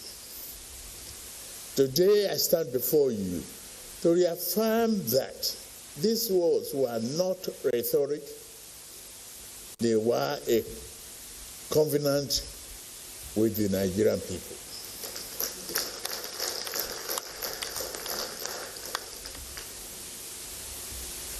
We are not gathered here merely to commissioning a building.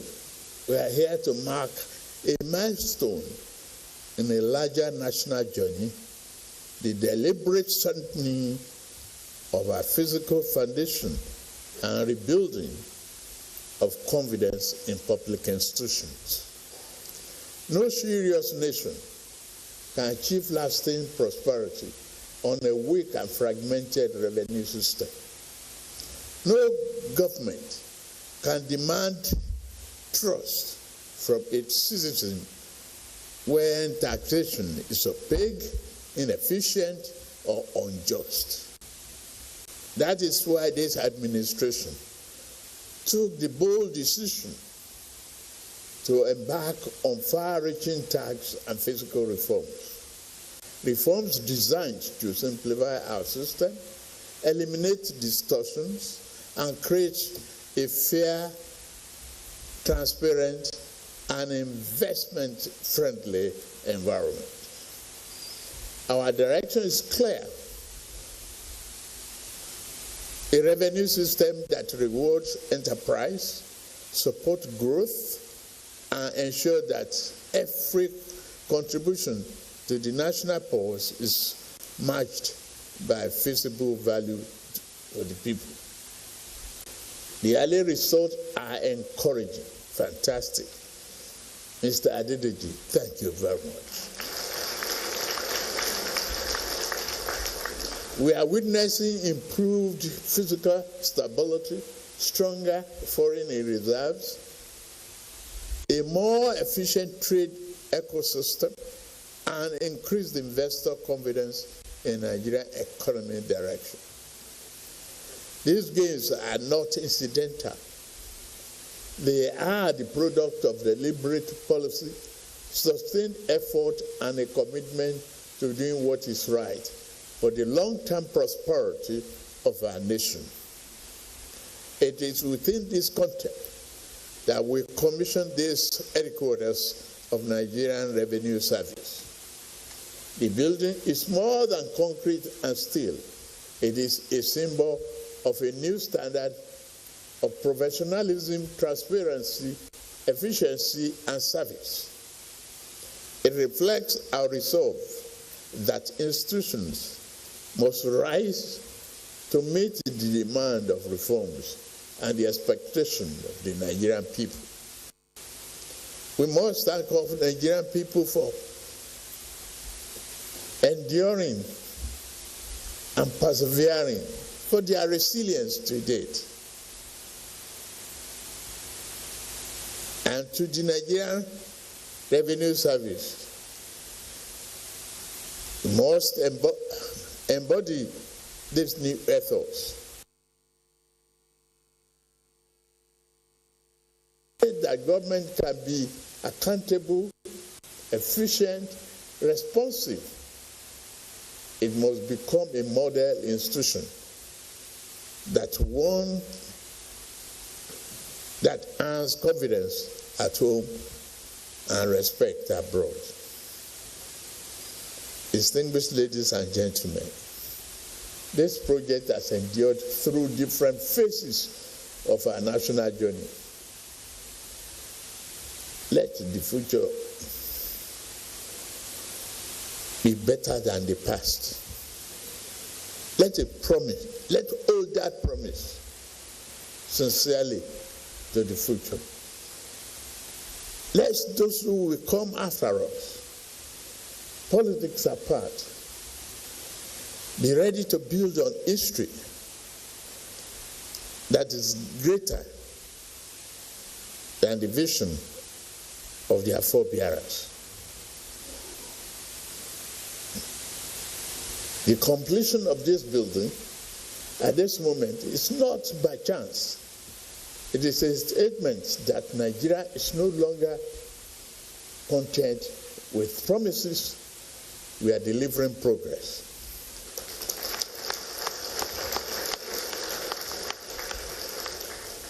History will not judge us by what we say, but by what we build, by the institutions we strengthen and the discipline we sustain. The work of national renewal demands consistency, courage, and collective resolve. Nigeria's future will not be determined by chance.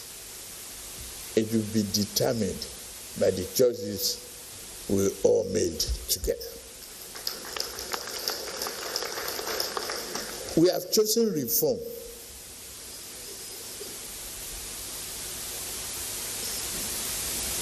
We have chosen discipline. We have chosen progress. We have chosen development, prosperity, and inclusiveness. And we will stay this course, steadfast and focused, until the promise of Nigeria is matched by the performance of its institution and the prosperity of its people. To the glory of God Almighty, and to the benefit of Nigeria at home and abroad, I hereby declare this building open. Thank you. May God bless Nigeria.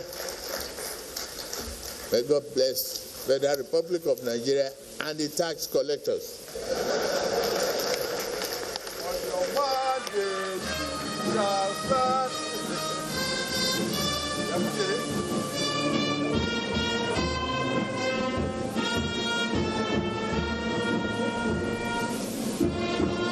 Your Excellencies, distinguished ladies and gentlemen, let us celebrate the President, Commander-in-Chief of the Armed Forces.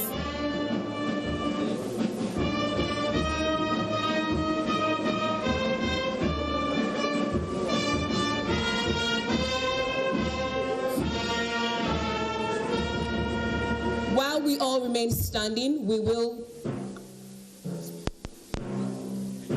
now take the national anthem of the Federal Republic of Nigeria, which symbolizes the close of this event.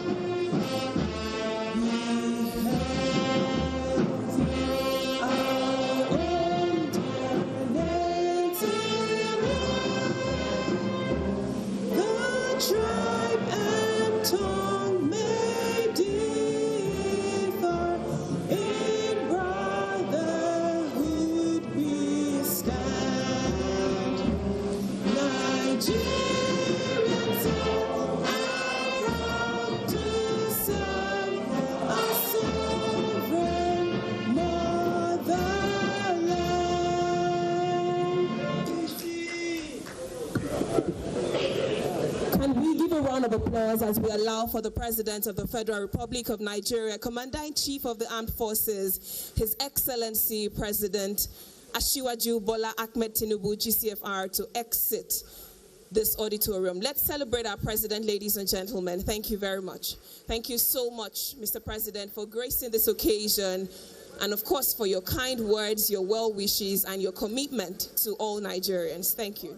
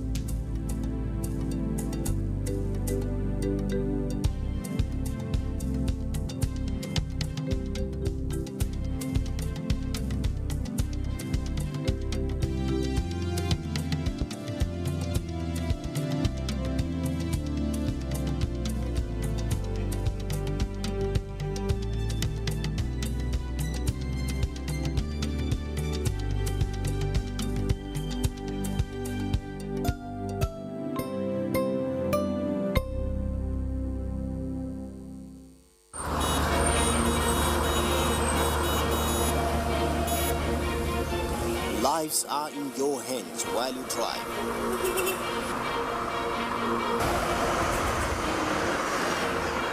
Protect yourself and others on the road. Road Matters, shown on the network service of the NTA.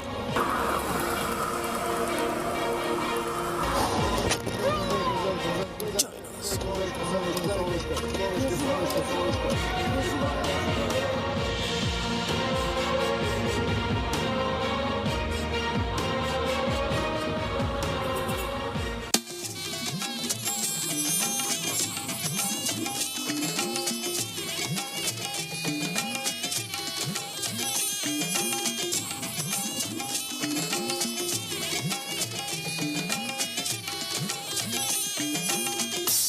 This is the network service of the NTA.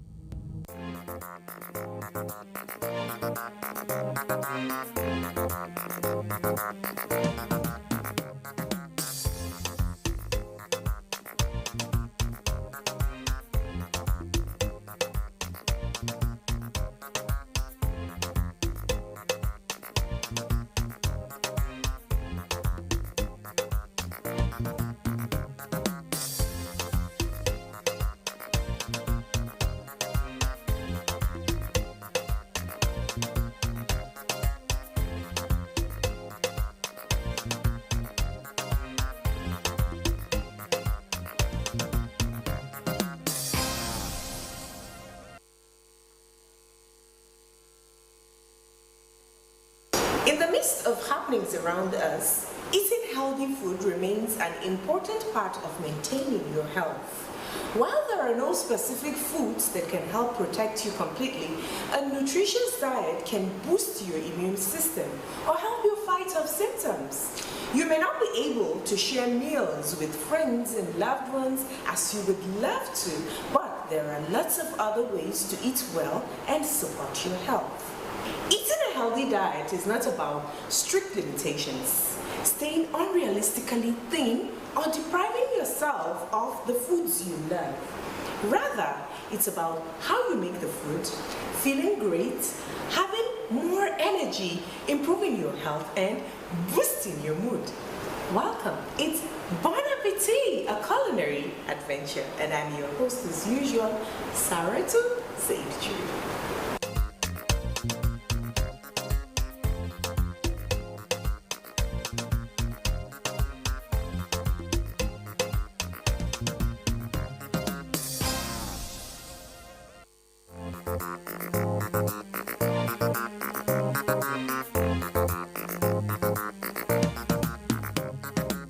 Poor nutrition can contribute to stress and tiredness. It can heighten the risk of developing some illnesses and other health problems, such as being overweight or obese, tooth decay, and high blood pressure. Eating a healthy, balanced diet is one of the most important things you can do to protect your health. In fact, up to 80% of premature heart disease and stroke can be prevented through your life choices and habits, such as eating a healthy diet and being physically active.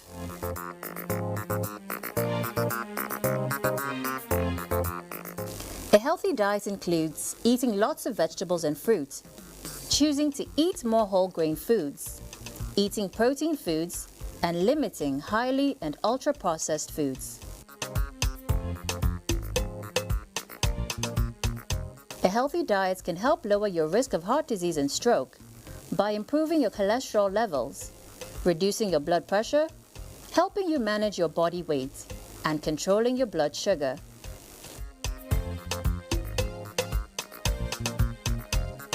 When you start to eat healthy foods, your body will become regular. This can come with a lower amount of bloating and discomfort, along with looking slimmer as well. You'll notice your moods are more stable. You'll have less ups and downs throughout the day and may even start to feel more empowered in your daily life. Healthy eating doesn't have to be overly complicated. If you feel overwhelmed by all the conflicting nutrition and diet advice out there, you're not alone. It seems that for every expert who tells you a certain food is good for you, you will find another saying exactly the opposite. Yes, my introduction most likely has given a clue about what we are focusing on today. Our Healthy Business series on Bon Appetit, a culinary adventure, is back, and Chef T is right here with me. But like I always do, for the benefit of a new follower, here's a glimpse at her profile.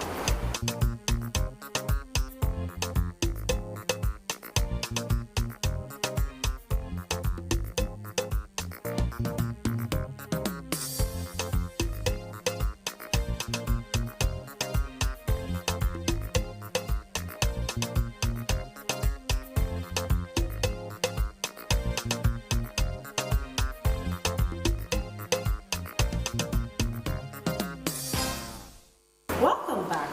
Chef T, it's a pleasure having you once again on the program. Pleasure's mine. Good to be here again. Yeah, I always feel gingered, whenever I'm set with you. Excited much. So what's on our menu today? Wow, today's going to be very interesting.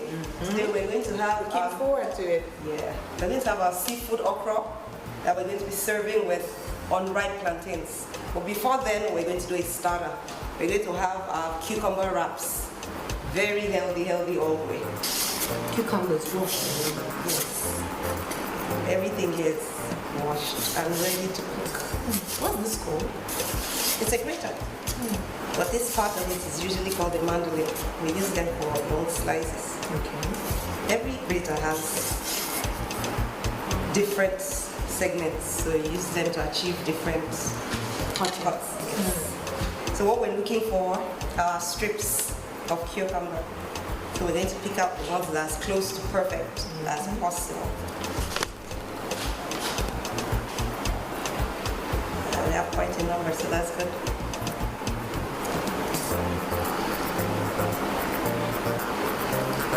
So we're going to set this aside and take care of our carrots next. You've peeled the carrots. The carrots, wash them, and now we're going to slice. We want to get even cuts.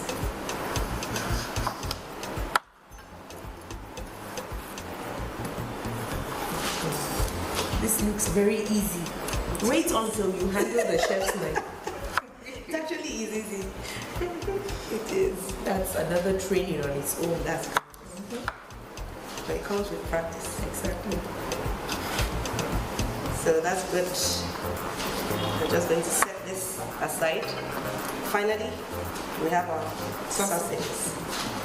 Just one. You can choose to use chicken or beef. Yes, for this is chicken. Chicken works best actually. Really?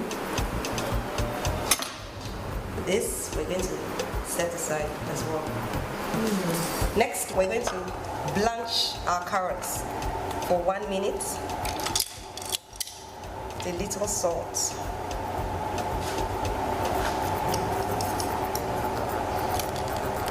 And hot water. So we'll let that go for a minute, then we'll bring it back and make our wraps. We're going to start prepping for our okra soup now. Okay. First things first, we're going to peel and dice our onions.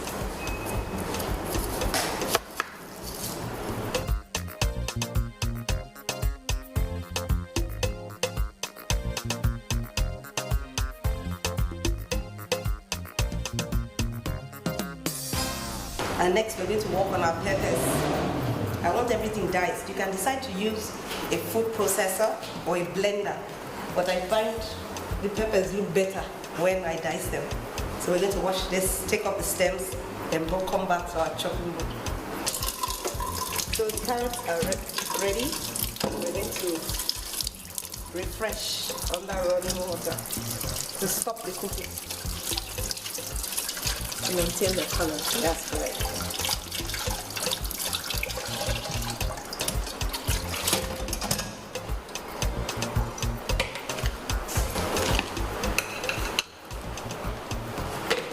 So while Riri helps us with the peppers, let's assemble our wraps. So our skewers and our service plate. What's going on here is just us using the cucumbers like a vessel to hold our vegetable and our sausage together. And this will keep them intact. Fancy skewers. Fancy skewers. So we have our blanched carrots, our sausage, and we're going to fold.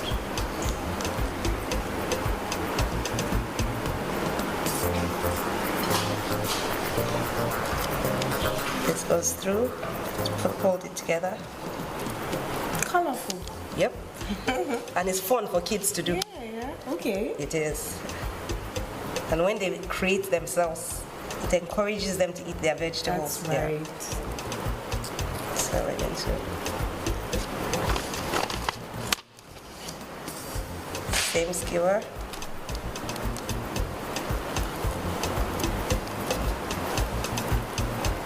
So we're taking this to the fridge to sit with it. Okay, so next, our peppers. Thank you, Riri. She's washed this for us. So now we're going to chop. Yellow pepper. Yes, for those that have very sensitive skin, you can decide to wear gloves while chopping your pepper.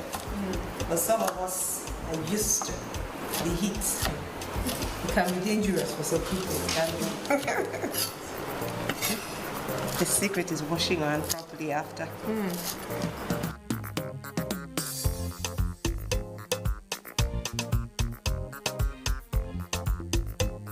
Next, our green chili.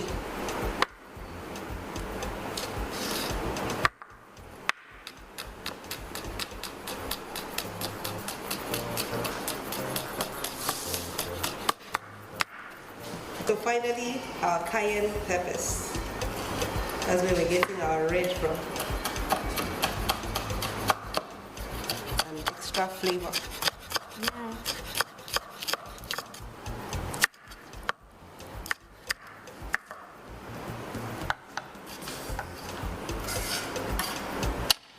So that's that.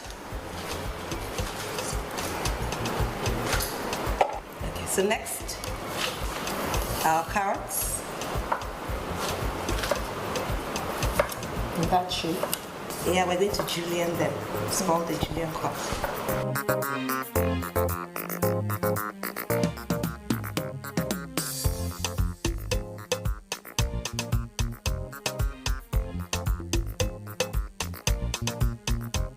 So we're going to try and achieve the same shape with the carrot. That's correct. Okay. So we have uniform. So we're going to julienne this as well, so it doesn't look awkward on the plate.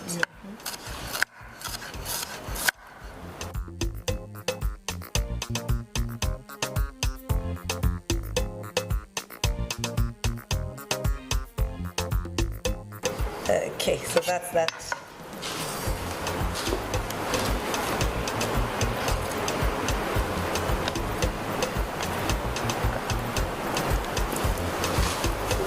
Next, we move to our pumpkin leaves, aka ugu. Fresh, ever faithful. I wonder how it will taste. Very nutritious. Very, I must imagine. But there are always different ways to sweeten your smoothies. Natural sweeteners. You can use things like dates. Blend it with so it masks. So now we're going to the basil. Yes, our local basil, aka scent leaf. Most people call it scent leaf, but it's actually the aroma basil. Yes. And if you don't have this handy, you can substitute with curry leaf or the sweet basil. So that's that. And finally, we move to our okra. We chop our okras, then start cooking.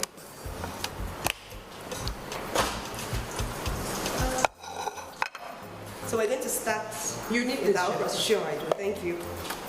You can chop your okras as tiny as you want or as large as you want. Many people that are really trying to say shed some weight and like do a lot of okra. Okra is very good. Okay, so we're done with chopping our okra. It's time to cook. Yeah. Nicely cut in chunks. Yeah, like you said, interesting chunks. We have something to chew.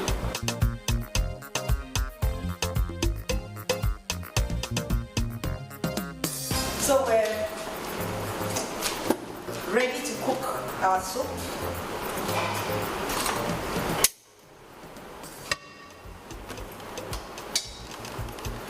First things first, we're putting our crab in.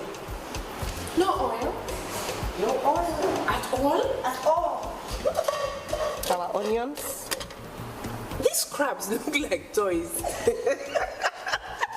They look plastic. Then our rainbow peppers. Color. Next, we're going to season with our bouillon cubes. Yeah.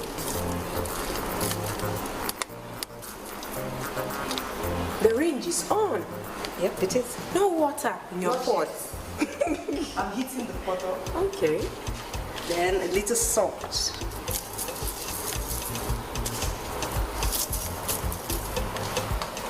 What kind of salt is this? Are you doing the Himalayan? No, it's just sea salt. And that's just to help the stock we're trying to build. No, people go through a lot. All in the big, to try to get to eat healthy. But this is on a diet. Nothing here is really expensive, apart from probably the shrimp. We're going to use crabs are available readily. Frozen crabs. Boiled water? Yes, this hot water. Okay, it's just hot, not boiled. It was boiling when we took it off.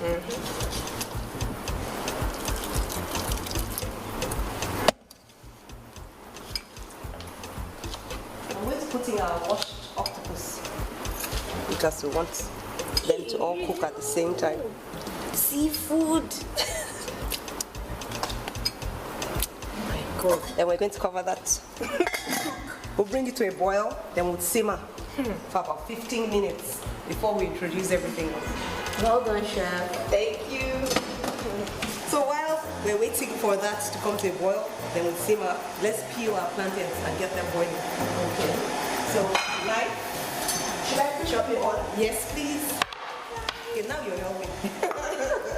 I always do, Chef T. We're going to peel our plantains. This is unripe plantain. Yes. But you can use semi-ripen. It's your preference, actually. The ripe one will look soggy, right? No, it gets too sweet at that stage. Okay. So not so healthy. It's correct. So I'm just going to go with not too small. No. What we're trying to achieve is every bite to be able to be chewed. So you don't have to go in twice. That's correct.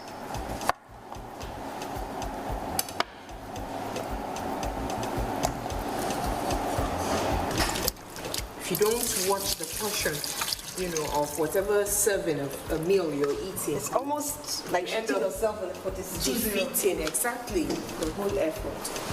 I agree with you.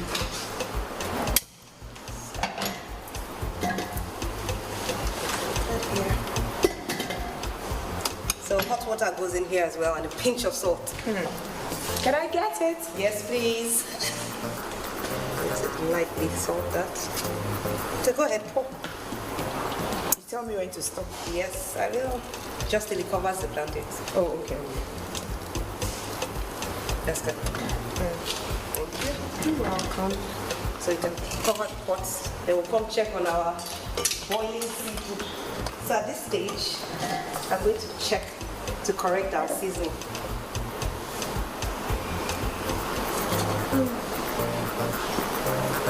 Our carrots are going in now.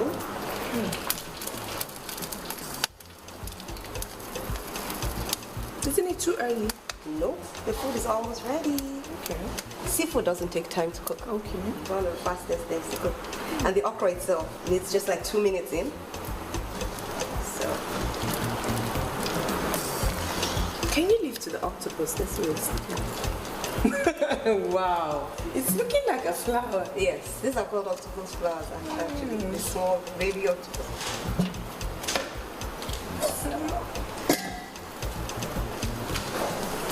Next in, our sentiment, our local African exactly. The local basil. With its distinctive aroma.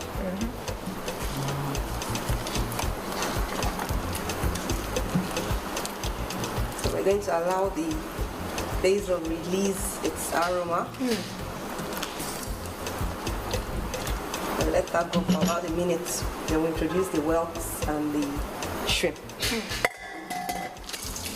Okay, so I think this has gone for long enough. Can you pass the ungolo, please? The whelks. Ungolo, yes.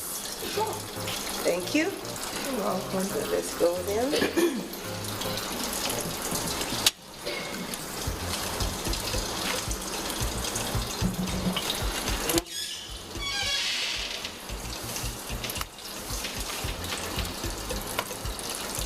And at this stage, our okra goes in. Thank you. You're welcome, sir.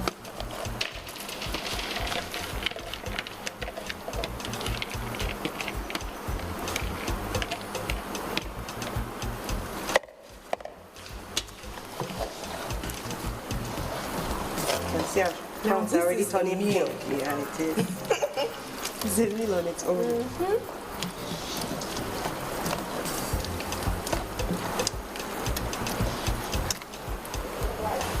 Soft enough? Almost. Okay.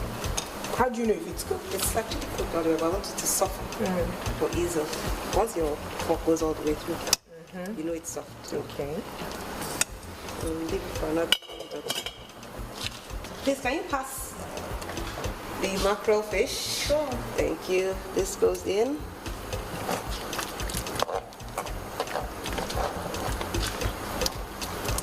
Bell peppers next. Green bell pepper? Yes, please. Thank you. And finally, our pumpkin leaves. AKA ugu.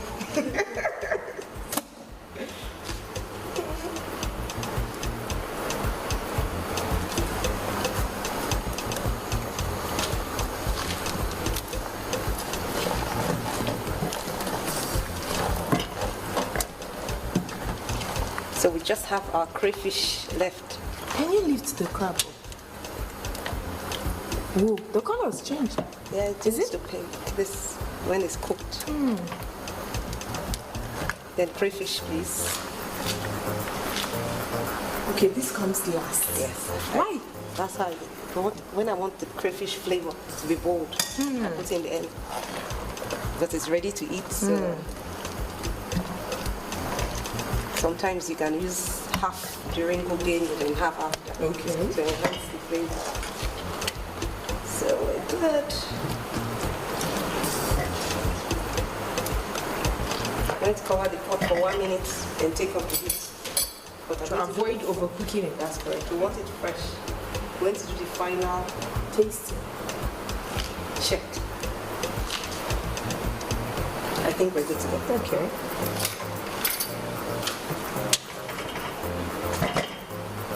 Seasoning, correct.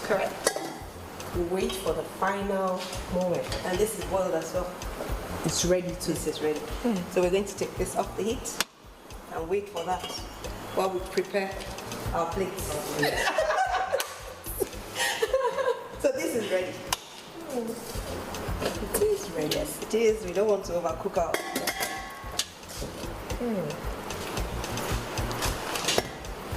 So let's get our plates and our starter. Then it's time for you to taste. The best part. Oh yeah. So we have our pretty plates and we're ready to eat. Are you ready to eat? I'm ready to eat.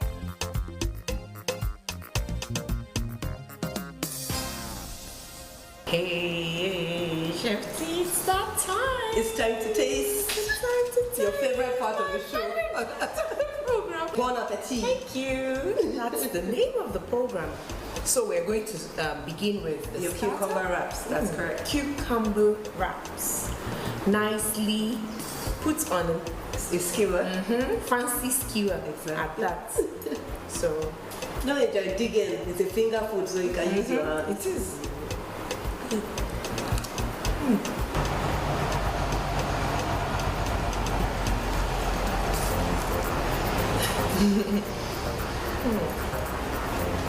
So you can see it's easy to make, fast to make. The marriage of my mom, oh my God.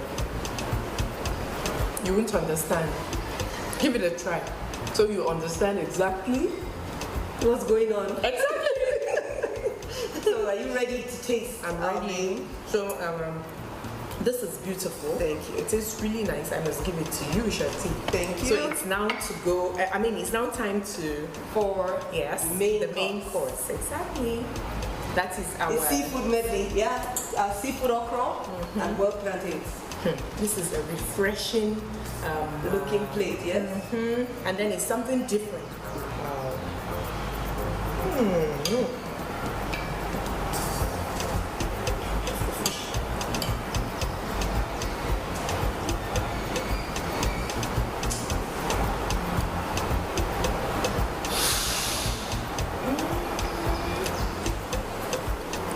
What song is playing? Wow. This is really nice, Chef. Thank you. Honestly, this could serve as a meal even without the plantain. Sure.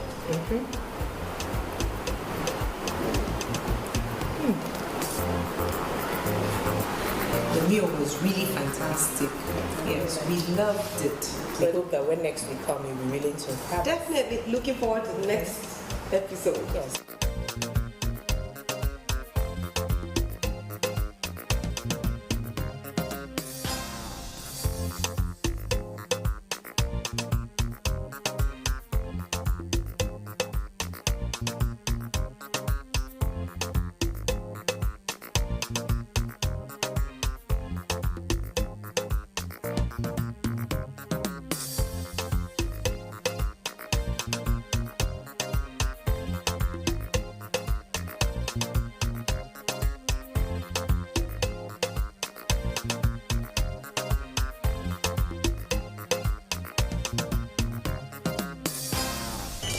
The cornerstone of a healthy diet should be to replace processed food with real food whenever possible.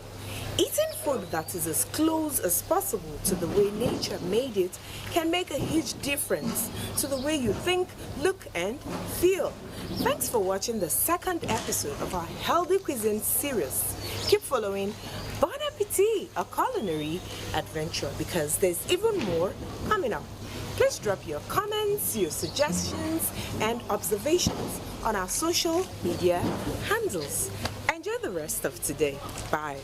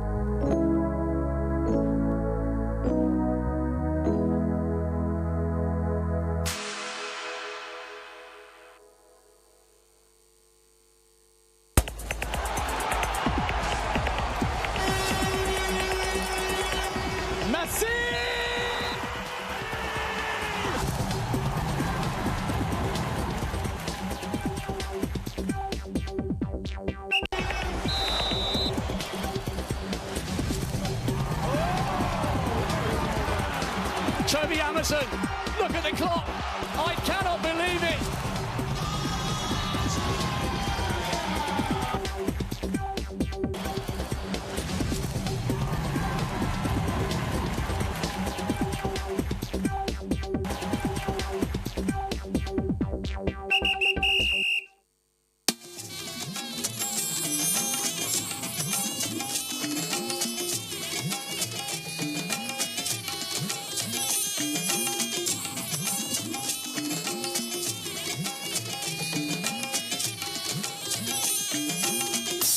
This is the network service of the NTA.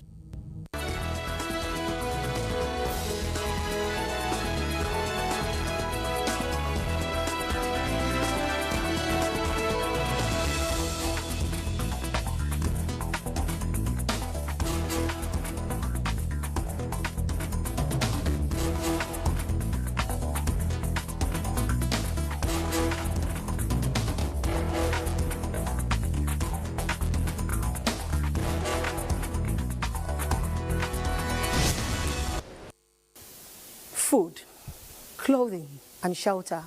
These are three basic needs of life. While there's no measuring tool to say which is the most important, the role of shelter is defined for both social, economic, and psychological balance of individuals.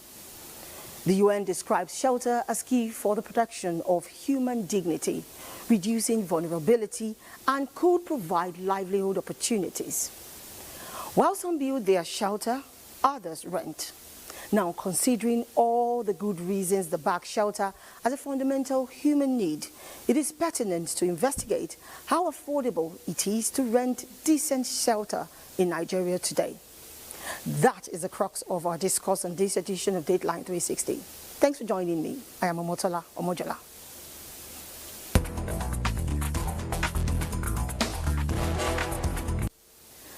Across major cities in Nigeria, tenants say renting a home has become a nightmare. Experience by many show that house rent rises faster than salaries and far beyond regulation. From city centers to suburban areas, families are priced out of their homes, no thanks to absence of effective housing oversight, which fuels arbitrary rent hike that deepens the urban housing crisis. Aisha Bashir opens the discourse with an inquisition into the situation in the Federal Capital Territory. Shelter in Abuja has transitioned from a fundamental human need to a critical socio-economic determinant of survival, as skyrocketing rental costs, often rising by 81% to 105% in early 2026, severely threatening the livelihood of residents. This situation, sector experts affirm, threatens residents' livelihoods. This surge in rent, coupled with Nigeria's massive housing deficit, has forced many into overcrowded, substandard housing in the slums and shanties of the metropolis.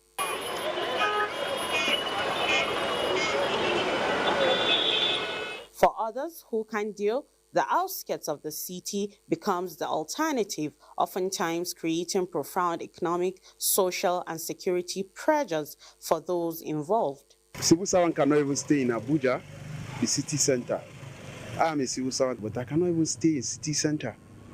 I can't even stay in Karo because it's not easy. The rent over there is like, it has skyrocketed like ×3 to compare with what it used to be. Development experts link affordable housing to economic stability and note that high rent drains disposable income, leaving less for food, education, and healthcare. There are gaps from the regulatory bodies, you understand, in as much as some of the landlords are being greedy, but there are policies that are set aside by the government to tackle this whole thing, but then there are no enforcements on them. In Abuja, the housing market experiences a phenomenon tagged landlord inflation. Here, increase in rents vastly outpace the national inflation rate, a situation that widens the gap between the rich and the poor, making the city increasingly elitist. The truth of the matter is nobody can do anything about it because the owners of the houses, that is the landlords, they go to the same market as you and I. Most of these landlords have these houses as retirement plans. That is all they know. That is the kind of business they know. So the moment they are out of probably the kind of job that they are doing, the houses, the rental income from some of these houses is what they rely upon. It is a case of constant anxiety for the average Nigerian tenant. While he contends with eroding his wages on one side, there is also gallop in his rent he must live with. Lagos and Abuja are the twin epicenters of the housing crisis, and sector experts say the absence of the effective rent control laws has allowed arbitrary increases to become the norm. Some tenants allege that landlords raise rents for flimsy reasons. The lack of uniform tenancy regulations means that for each state, landlords set their own rules, and to standardize this, they advocate a regulatory framework to prevent the housing market from turning into a speculative playground. It is more or less trying to inflict more pains on the poor masses. A place whereby landlords are not, the way they increase rent and they're not being regulated. So a particular landlord can come up with, 100% increment in previous rents that the tenants are paying, and it doesn't make sense. Some landlords justify housing costs, saying they are also driven by rising costs amplified by unstable exchange rate, among others. But can this argument work for decades-old houses? The whole thing is not just situated on the landlords being greedy, is wide because the cost of building materials are growing higher every day. So that is one of actually major challenges we're facing. I could remember in 2019, the cost of for concrete, one of the major building material, you understand, cost of concrete was 25,000 naira as at then, but now the cost of concrete is 140-something thousand. You can see how the price is going higher. Experts affirm that Nigerians' rent crisis is not just about inflation or population growth, but a story of regulation and inadequate institutional framework and policy turns the right to shelter into a speculative gamble. It is hoped that these concerns will be addressed to facilitate orderliness and the desired improvements in the housing sector. In Abuja, Aisha Bashir for Dateline 360. Another place of reference when it comes to exorbitant rent is Lagos, Nigeria's commercial nerve center and former federal capital. Recognizing this as a challenge, the state government has been taking steps from as far back as the 70s to provide regulations in the sector. But how effective are these regulations meant to curb skyrocketing rents been? Nwabofo finds out. House rent in Lagos State is relatively high due to its status as the commercial hub of Nigeria. Rent varies depending on the location of the area. Ikoyi, Victoria Island, and Lekki, for instance, are among the most expensive, while suburbs such as Ikorodu and Badagry offer more affordable options. Sometimes rent increases when landlords demand upfront payment of 2 or more years, including agency, legal, and caution fees. Considering the impact of the so-called agents on house rent, that they increase their agency fee, their commission fee, and all of that, they will even go further to tell the landlord that this is the amount for this and this type of apartments. Well, not as much as landlord has the right to increase the rent, must be reasonable. So in that law, that the level of reasonability is be determined by the court. The state government has made many tenancy regulations, such as Recovery of Premises Law of 1972, which did not directly control rent prices but regulated landlord-tenant disputes. Rent Control and Recovery of Residential Premises Edict of 1997, which made provisions of 3 months maximum advance payment of rent for individuals and 12 months for commercial tenants. This law was amended in 2003, while another one, the Lagos State Tenancy Law, was enacted in 2011. The Tenancy Law made provisions of 6 months maximum rent collection for monthly tenants and 1 year for yearly tenants. It equally criminalizes forceful eviction, excessive rent demand, and also stipulates rights and duties of both landlord and tenants. Though the law excluded some high-end areas such as Ikoyi, Victoria Island, and Lekki. Somebody needs to distill the law to the extent that a lay person, even whether educated or not educated, is able to understand the content of the law. The law is written in English. It can be translated into common languages that we speak in Lagos. Some residents say, although the state has made many laws but could not really reduce housing costs due to poor enforcement of the tenancy law, which could not also override market forces. The population of Lagos State now, with the existing houses, the population outweighs that of the existing. That's why we have a problem. So when there is surplus housing in Lagos State, I think the relationship will be a little bit more compatible. So landlords won't have to dictate for the tenants. The Lagos State Tenancy Law 2011 is enforced by Lagos State Real Estate Authority, the Ministry of Housing, and the courts. House rent in Lagos State can be reduced by building more affordable housing, improving infrastructure in low-crowded areas, and regulating rent and agent fees. Providing low-interest loans can also help more people own homes, reducing demand for rentals. In Lagos, Nwabu Fonwoye reporting for Dateline 360.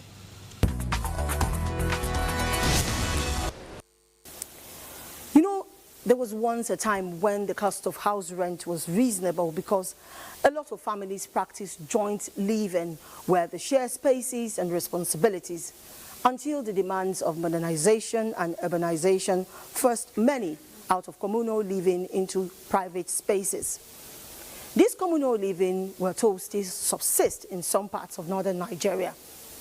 Reporting from Kano, Masood Aliyu seeks to know if the practice has any impact on house rents or provides a shield against extortions by housing agents. In many parts of northern Nigeria, particularly in Kano, housing goes beyond shelter. It is rooted in culture, family structure, and communal living. For generations, extended families have lived together under one roof, sharing space, responsibilities, and resources. This system has long reduced the pressure on individuals to secure separate accommodation. Before, we used to live together. The bond is very strong. You will find a father, mother, children, and grandchildren living together as one. But at that time, the population was not as large as this.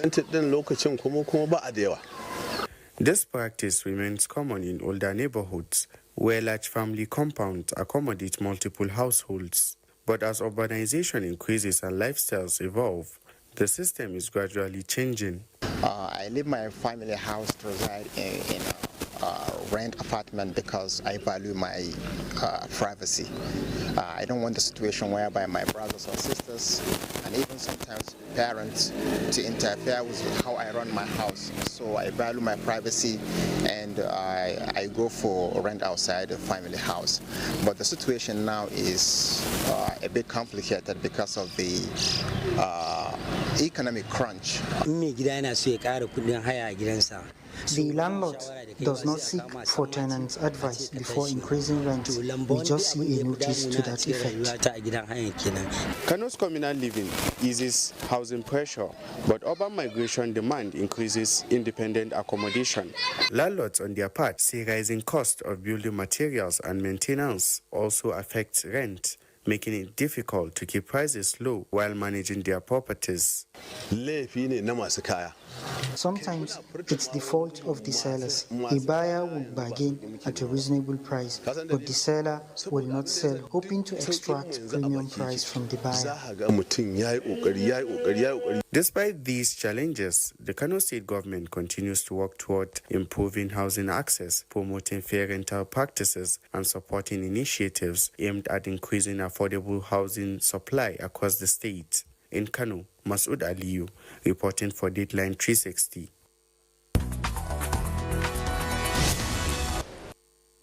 When malaria knocks you down, you can be sure parasites are having a party in your system. Welcome to our new kingdom, guys! Comel, an effective weapon against malaria.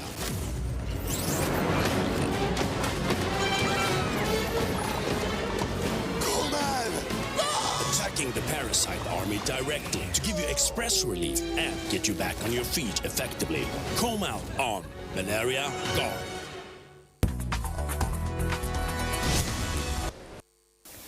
It appears no state is immune to the challenge of high house rent.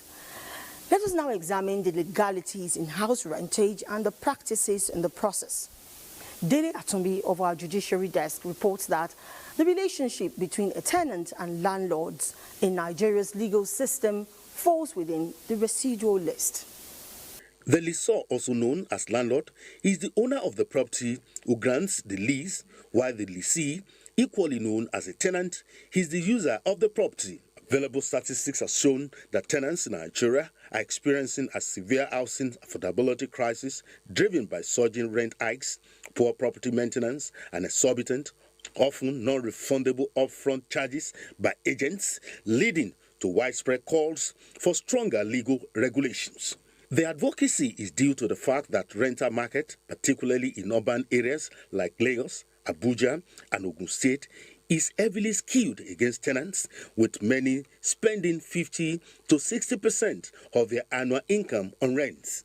As a result of the fact that Nigeria is a federation, each state, including the Federal Capital Territory, FCT, has its own legislations, which usually include a rent control and recovery of premises law. In the first place, the rent and rent law are residual law and the residual status. And various states have their own rent law and rent as concerns tenancy matter. And you find that among this rent matter, it varies from state to state. But may I swiftly have to say here that of all the tenancy matter in Nigeria these days, they have turned to yearly tenants. And if you ask me further, I will tell you tenancy matters are called sui generis issues because it borders on a particular subject matter, particular area that our laws are tailored towards that target point of tenancy. Again, the issue of rent is contractual, which ordinarily should be determined by the interaction forces of demand and supply. But if you leave it to the interaction forces of demand and supply, there's going to likely be exploitations on one side, particularly the stronger side, let's say maybe the landlord. So that is why you have several states putting a law in place to regulate issues of rent. So in other words, they don't just leave it to the interaction forces of demand and supply. They don't just leave it to negotiation, contract between parties. So sometimes they specifically provide law. Apart from this, the tenant-landlord relationship is equally guided by the law of contract when the agreement is signed by both parties. Under the law, both parties have rights and responsibilities. Law can checkmate it in many ways. You know, is the issue of part of self-help that the landlord agrees to give a third party his rights.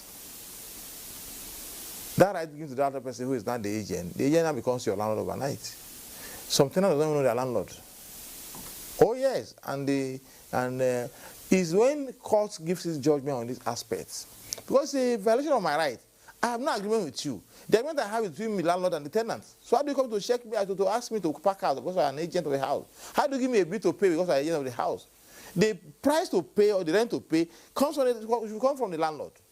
Idea of putting everything on the tenant, particularly when a tenant is desperate. And you know this thing happens when the tenant is coming in for the first time. And so at that point there's a level of desperation, a level of desperation that affects his ability to negotiate and even refuse at it. Or sometimes it is after he has even paid and receipt is issued that the tenant get to realize that this is the amount that have been deducted as agency fee. On the protection of the interests of the tenant, Section 37 of the Lagos State Tenancy Law 2011 allows existing tenants to challenge unreasonable rent increases by appealing to a court. On this invitation, the court considers local rent trends, evidence, and property conditions to adjust rent. Landlords are prohibited from evicting tenants while the matter is pending. For Deadline 360, Dele Atumbi. There is law on one hand, there are landlords and agents on another hand, but it is necessary for us to also question adequacy of housing. Francis Udojo reports that housing deficit in Nigeria continues to increase since 1978, and the drivers are urbanization, funding challenges, and policy failure. In our next piece, he examines how challenges of housing deficit affects cost of rent. Prediction says by 2050, the world's population will reside in cities. The low-income countries in Africa and Asia may likely experience the fastest urbanization rate. This will eventually place more demands for housing, with a deficit currently estimated at between 15 to 28 million. Sector experts estimate that in Nigeria, around 550,000 new homes are needed annually, with about 5.5 trillion naira required to close the housing gap. Rapid urbanization in cities like Abuja and Lagos show inadequacy of houses to meet the growing demands. In Kugwa, where that local village where they stay in Kugwa, they are renting one-bedroom flat about 1.2 million naira. And a local house will not be even estate house. Government should bring the materials, most especially the materials, they should bring it down. A location or in a district where you don't have infrastructure, the land might be as low, maybe as 6 million.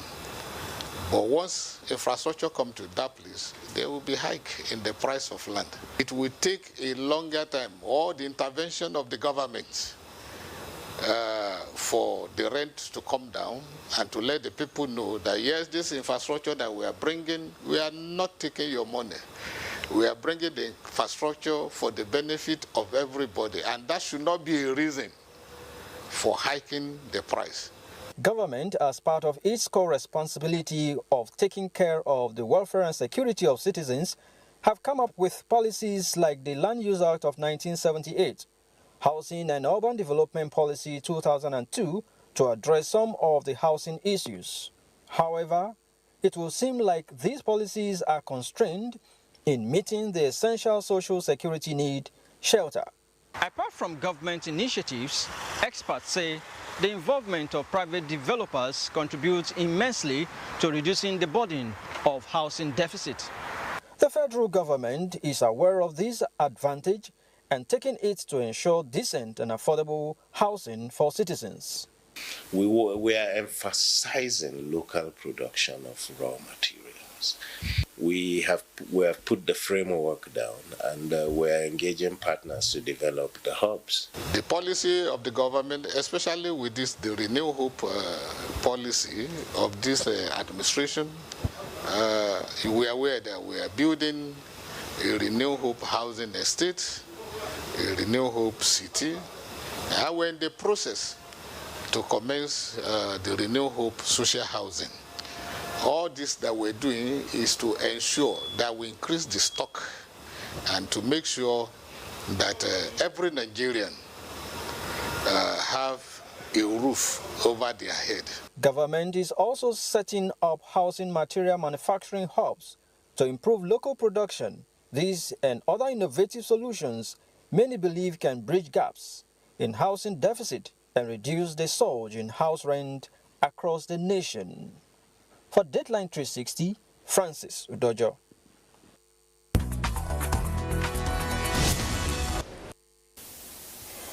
Good exposition there by Francis. Next, Maria Ado-Zachary takes us through how the rising cost of house rent affects us in real terms and how it affects the economy. Rising rents is affecting families, communities, small business owners, and salary earners. People are forced to move, communities are disrupted, and inequality is inevitably growing. Rent prices are often influenced by factors such as road conditions, access to power and water, and proximity to city centers. Data from the National Bureau of Statistics shows that housing and utilities accounted for 1.27 percentage points of Nigeria's total inflation in February 2026. While monthly increases may seem small, these costs remain a major contributor to overall inflation, adding pressures to everyday living.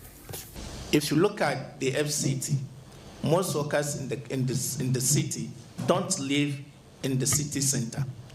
We live in the outskirts of the town, and it is really difficult for workers to come to work.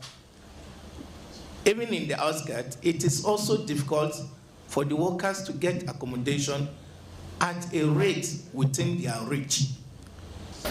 Our foreign government appeals to bring the house rent down. The block now is 450. You see, cement is 12,000. Speaking to a household in Abuja, where the rent was increased twice in 3 months. Initially, rent cost 800,000 naira. It was increased by the caretaker first to 1,300,000 naira, and then by the landlord himself after 3 months to 1,500,000 naira. This shows how unpredictable rents have become for residents in Abuja. Rising rents take a big chunk out of household incomes, but it's not just households feeling the strain. Small business owners and informal workers also spend a large part of their earnings on space, whether it's a shop, stall, or workshop. High rents can limit their ability to grow, hire, or even stay in business. Rent inflation also deepens urban poverty and widens inequality. While those with stable incomes may cope, low-income earners are often pushed to the outskirts of cities, facing higher transport costs and fewer opportunities. Frequent rent increases force many families to move from one neighborhood to another, sometimes far from where they work or where their children go to school. This is gradually reshaping urban life and putting pressure on informal settlements. And when people spend too much on housing or long hours commuting, productivity drops. Unaffordable housing doesn't just affect families, it slows economic growth. The housing crisis affects everyone from households to businesses. If rents continue to rise unchecked, the pressure will only grow. Finding solutions is of utmost importance. This will address productivity across the country and economic development. Maria Adwazakari, reporting for Dishline 360.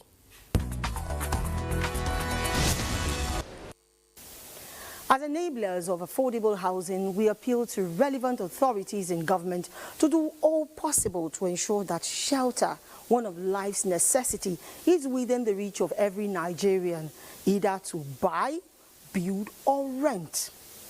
I am Omotola Omojola. On behalf of the production crew, I thank you for staying with us. God bless us all and bless our dear nation, Nigeria.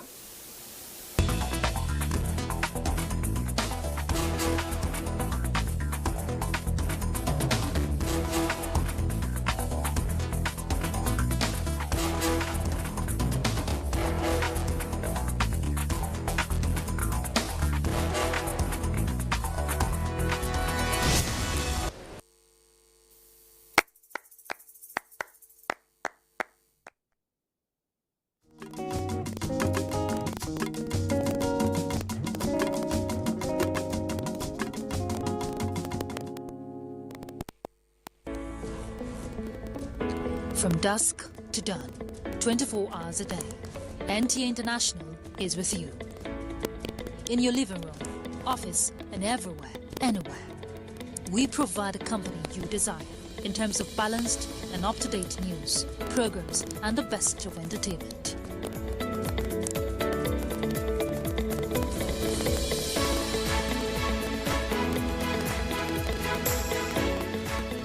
Tune in to DSTV channel 251, Go TV channel. And to watch NTA International in the USA, Canada, and Mexico, use the following satellite parameters. You can also see us on Facebook and YouTube for quality content on the go. NTA International, Africa's window to the world.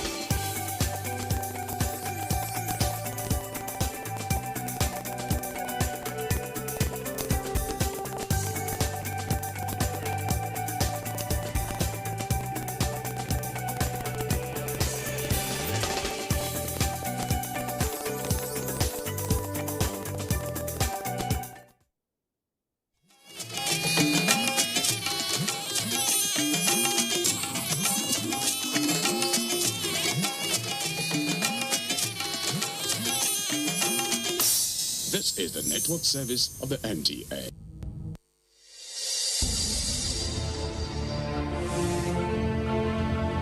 Is ready for a landmark diaspora economic conference in Toronto, Canada.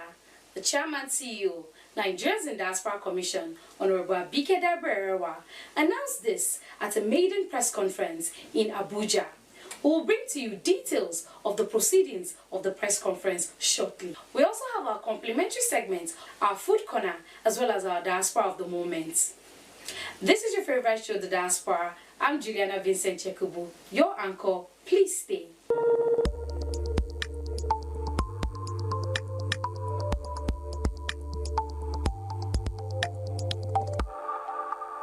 Describing the event as a landmark in diaspora engagement, Daberewa highlighted the strategic importance of transitioning from remittances for consumption to remittances for sustainable investment.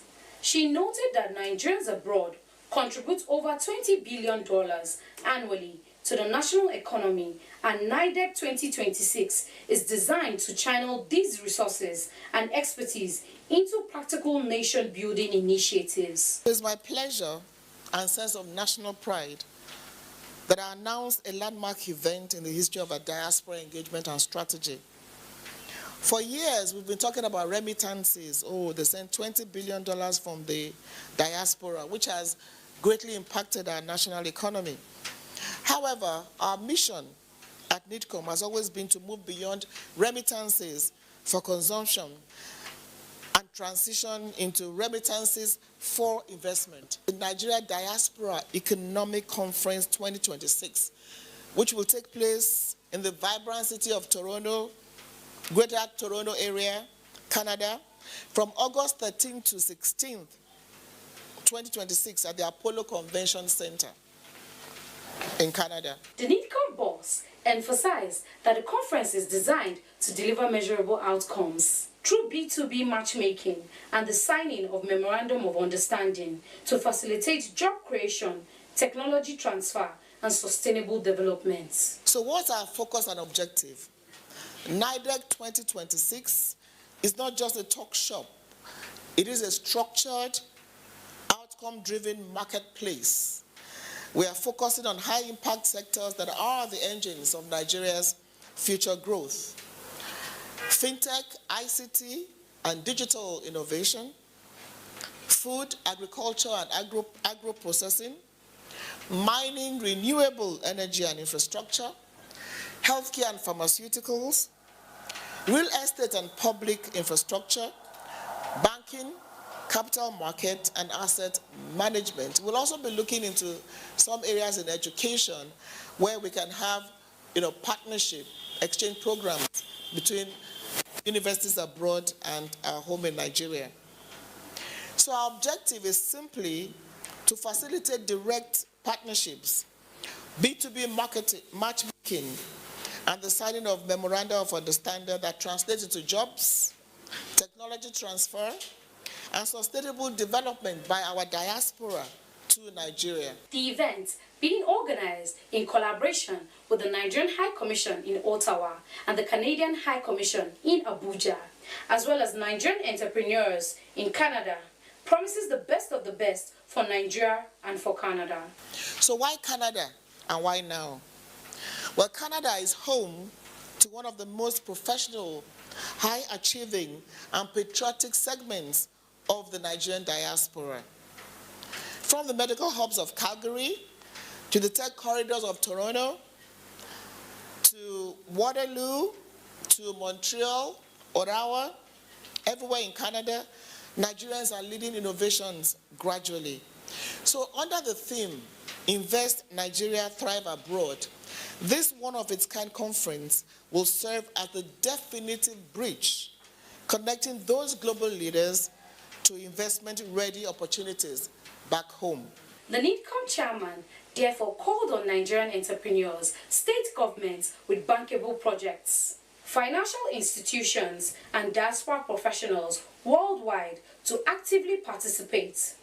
She noted that the platform will enable stakeholders to shape policy, secure capital, and contribute meaningfully to national development. To support participation arrangements are underway with the Canadian government to introduce a specialized event code, RRRC, process for streamlined visa facilitation, and a dedicated registration portal for delegates will be launched shortly. It is unique in its scale because, one, we are collaborating with the Nigerian High Commission in Canada, the Canadian High Commission in Nigeria, and the government of Ontario in Canada to ensure a seamless experience for all participants. Furthermore, we are very excited to announce that NIDEC 2026 will coincide with a week-long celebration of Nigerian excellence, including the flavors of Nigeria Festival and a historic collaboration with the creative sector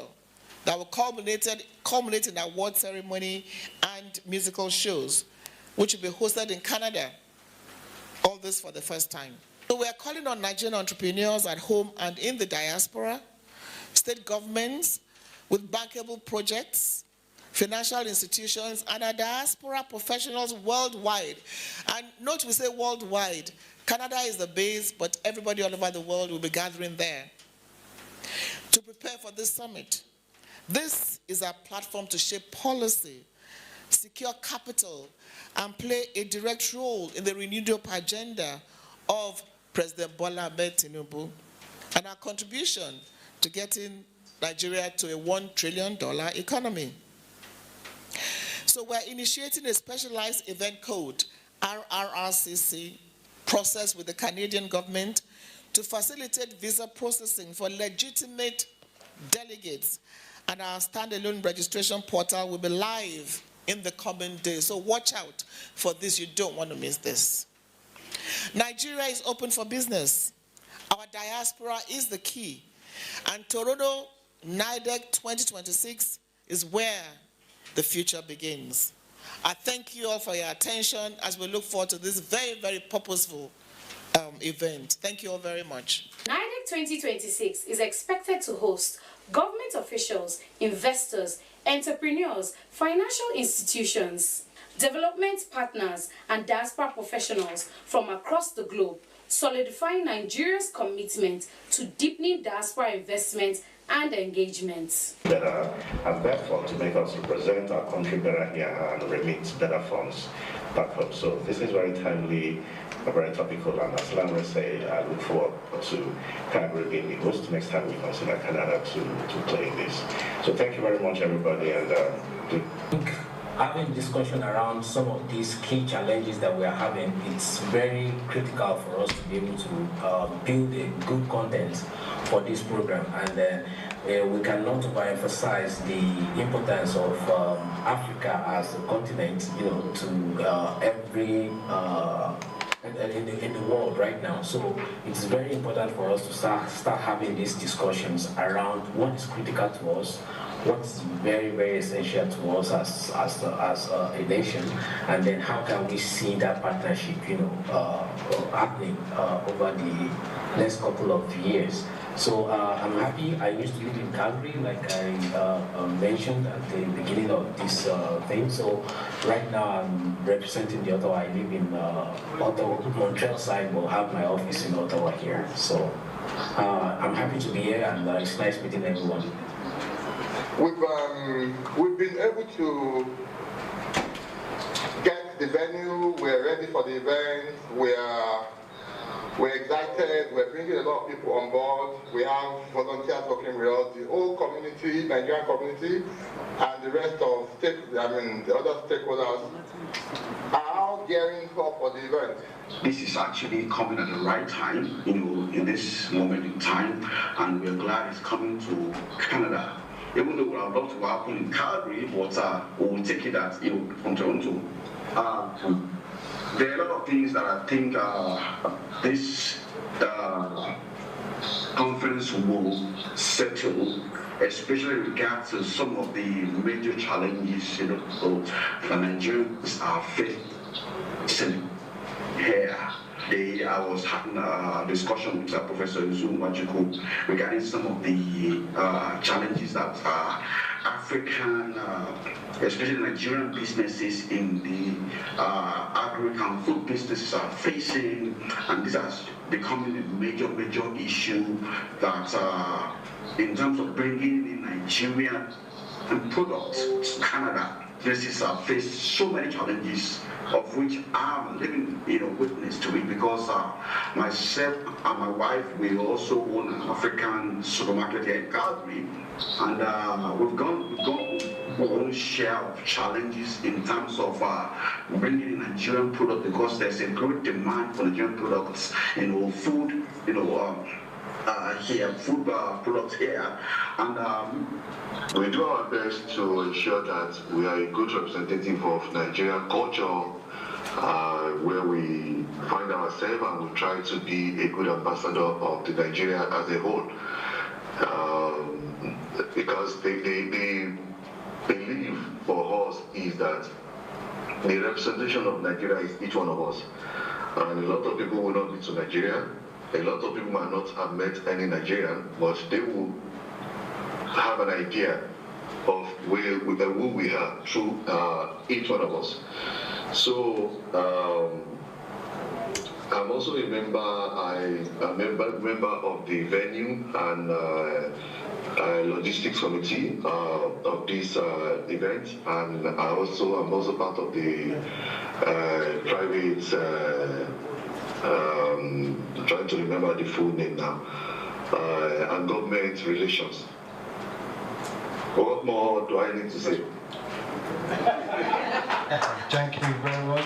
I would like to use this medium to thank everyone for taking this opportunity to witness this press conference, which has just taken place. As you are all aware, the essence is to generate the necessary interest and also publicity, and then also make Nigerians all over the world aware of the essence and the importance of this conference. So with these few remarks, I would like to extend our sincere appreciation for taking the time to be with us. Let's take a short break. The diaspora continues shortly.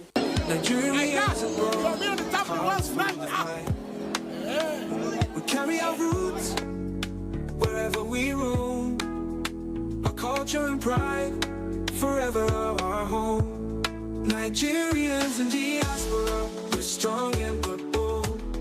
Our spirit unbroken, our hearts made of gold. We rise above borders, our love for Nigeria stays in our hearts, our homeland, every single day. From America to Europe.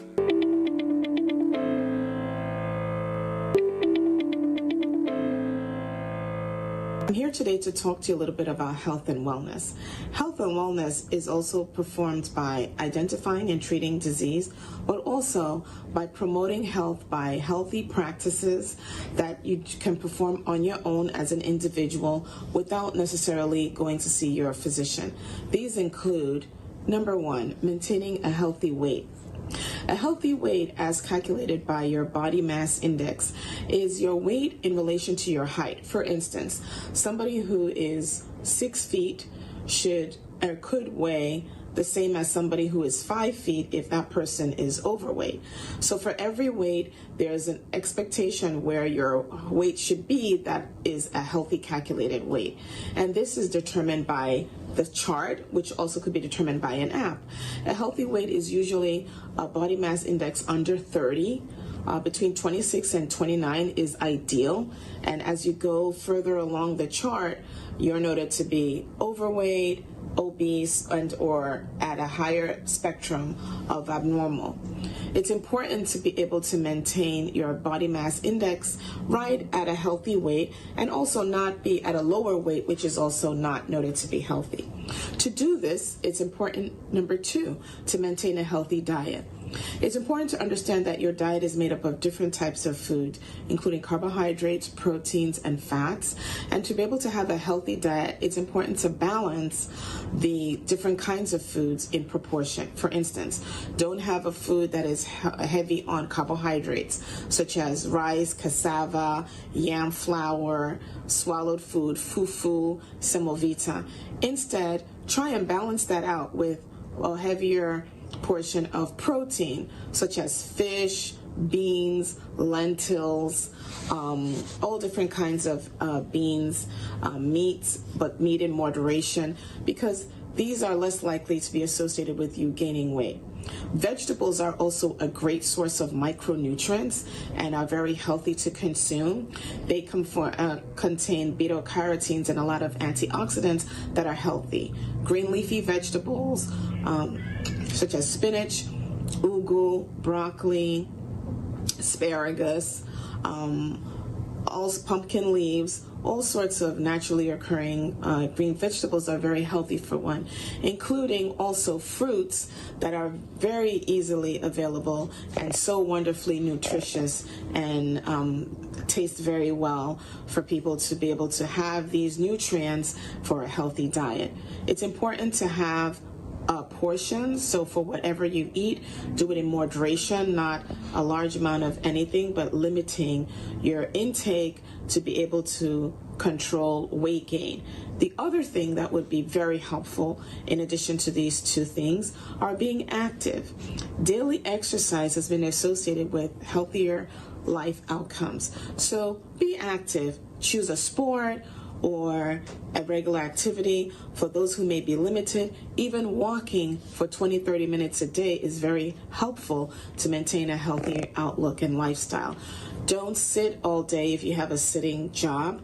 You could get up and walk throughout the day to be able to add to your physical activity, and dedicate at least half an hour each day to be able to be active and maintain an elevated heart rate that would help boost your metabolism.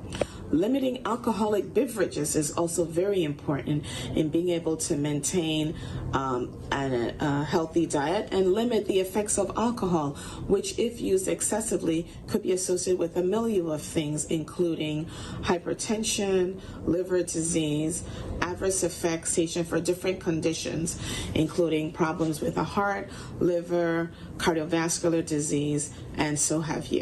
Up next is our food corner with Barbara Bisong. Babs, today's dish looks good and appetizing. Talk to us.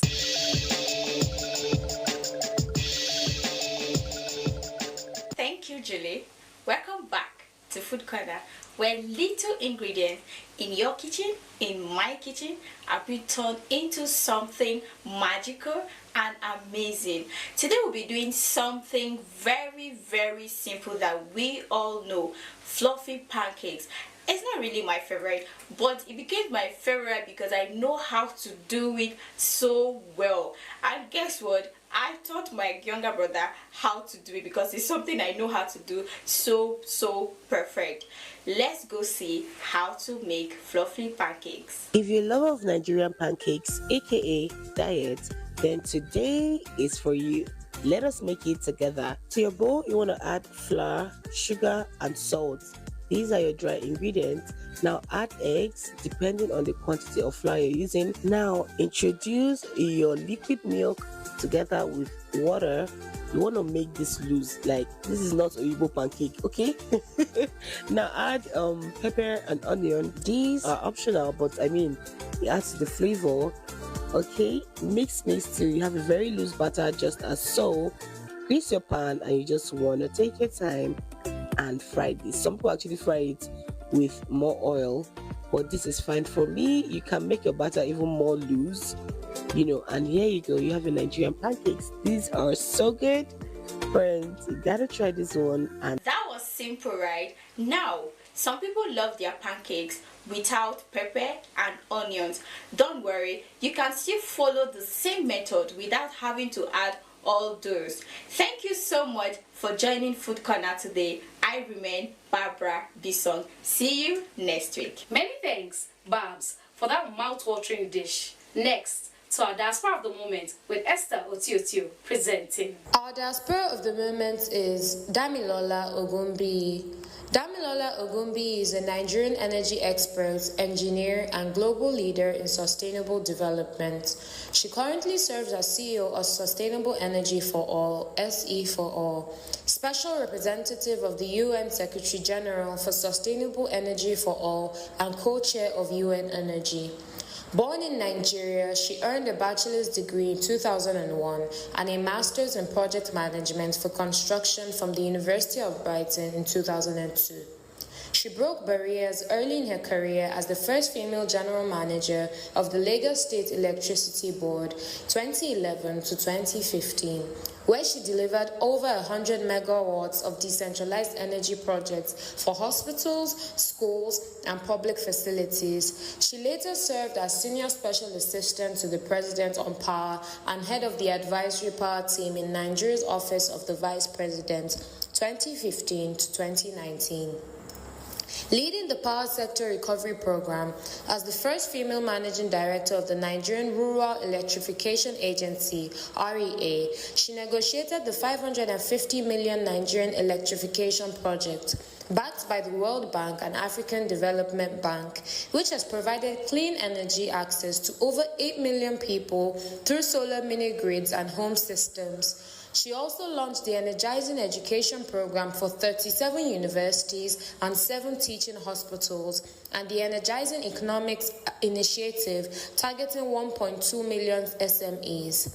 Since her UN appointment in 2020, Ogumbi has driven global efforts to end energy poverty, secure over $1.4 trillion in sustainable energy finance, and advance renewable energy transitions, especially in the global south. She's an honorary fellow of the Royal Academy of Engineering, was named as the Time 100 Climate List in 2024, and became the first Nigerian to receive the Time Earth Award in 2026. A passionate advocate for gender inclusion in energy, Ogumbi continues to shape international policy and investment for a cleaner, more equitable energy future.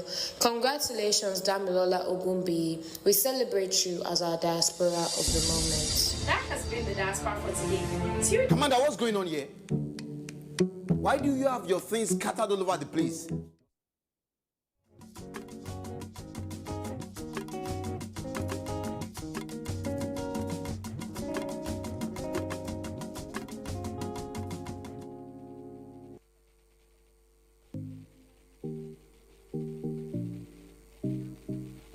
Good day, viewers at home. My name remains Dr. Aminu Abdullahi Abikarim, being the GM of Greenland Natural Medicine.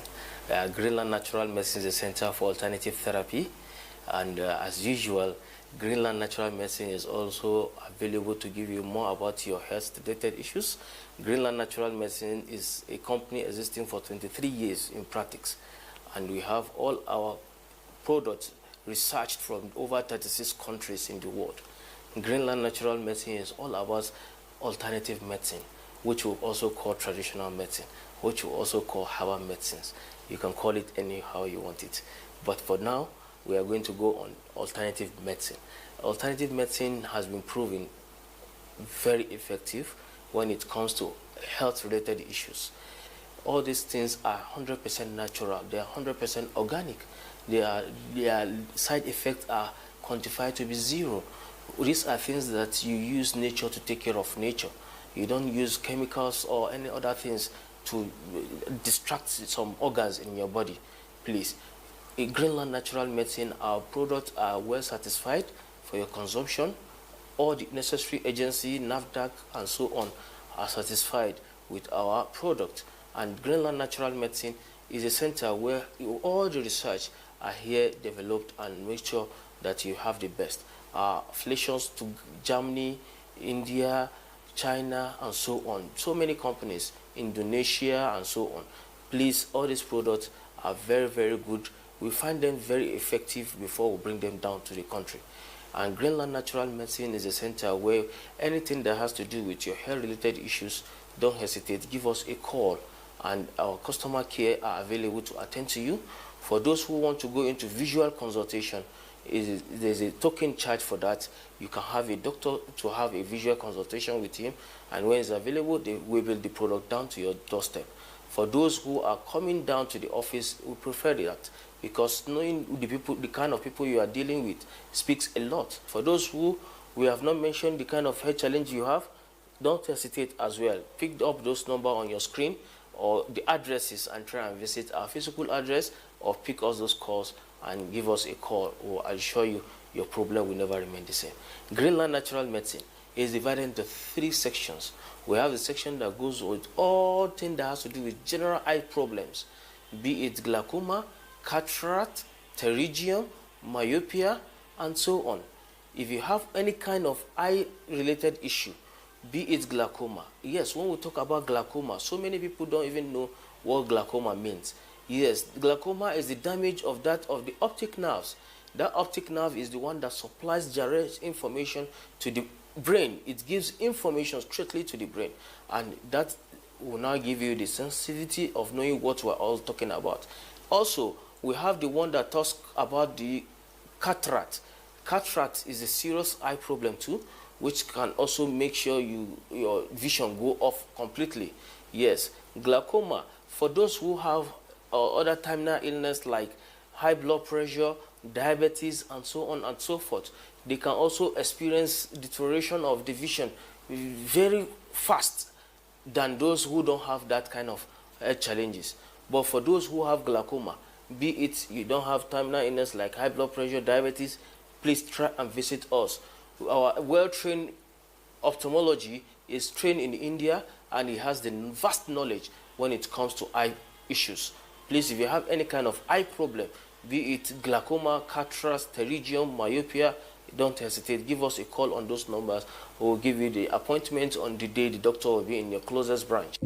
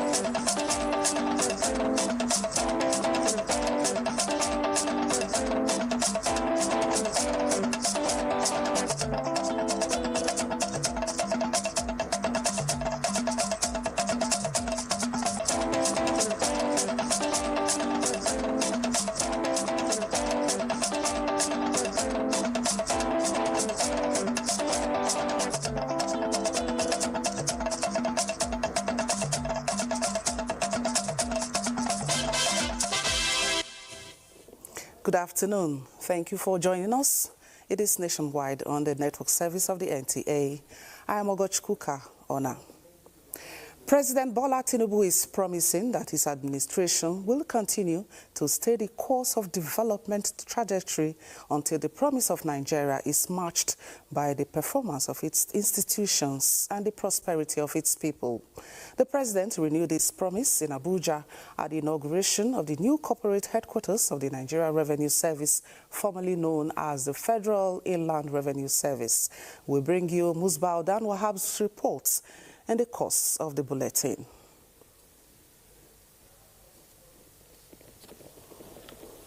All right, the Supreme Court has granted the application for accelerated hearing moved by the Turaki-led PDP, having agreed with the submission by their counsel, Chris Uche, SAN.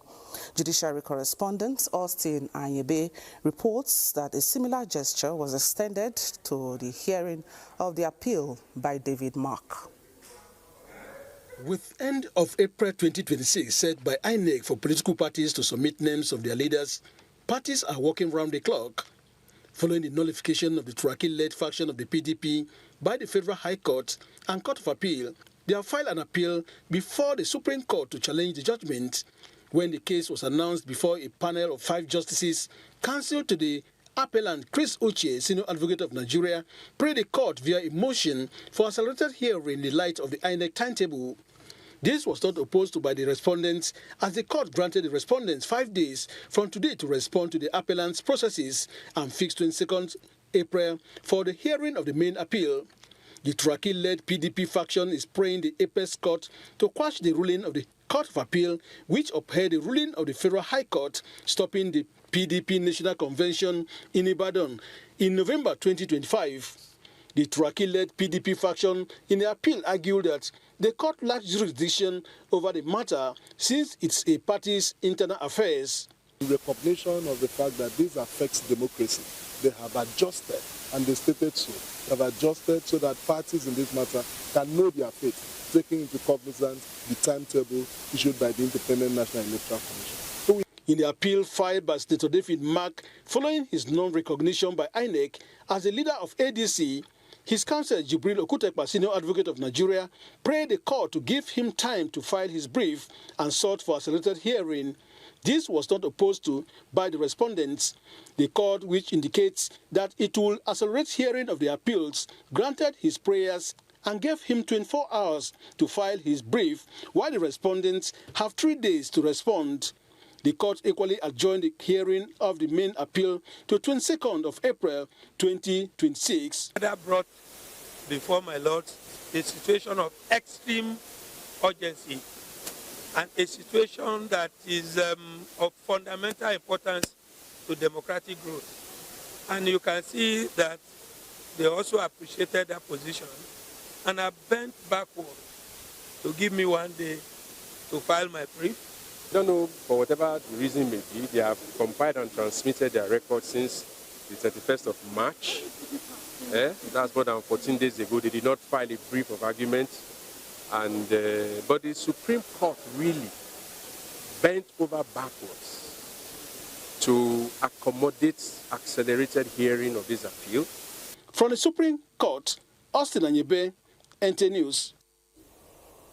And now the people living with disabilities, PWDs, have taken a solidarity walk in Abuja to promote advocacy on grassroots understanding and support for President Bola Tinubu's policies and programs, which they say have greatly improved the livelihoods of citizens and about 35 million people living with disabilities across the country. Our correspondent on disability matters, Ngufan Shaji Agwai, reports. Hope Again 2027 Solidarity Walk, powered by the Sheikh Tinubu Youth Mandate Movement. The Senior Special Assistant to the President on Special Needs and Equal Opportunities, Muhammad Abba Isa, highlighted key achievements targeted at improving the lives of persons with disabilities across Nigeria.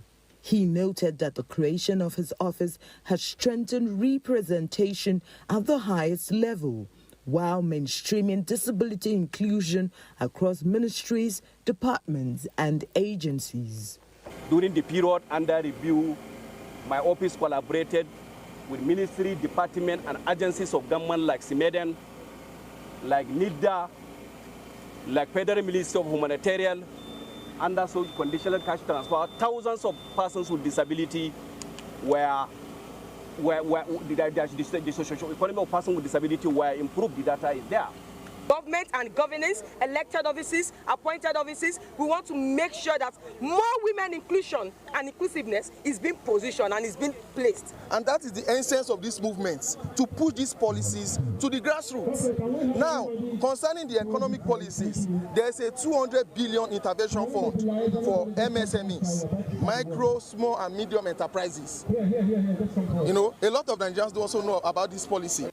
The event, which drew a large turnout of young Nigerians and advocacy groups, serves as a call to action for greater unity and participation in building an inclusive society. In Abuja, Gufan Shaji Ugwanyi, NTA News. The Minister of Education, Dr. Tunji Alausa, has inaugurated 2 model science secondary schools in Kogi State, describing the projects as a boost to the nation's education sector. The schools located in Nagazi, Adavi, and Okebuku in Kaba, Bunu local government areas have been executed by the administration of Governor Usman Ododo as part of efforts to improve quality education across the state. Ajibola Christopher reports.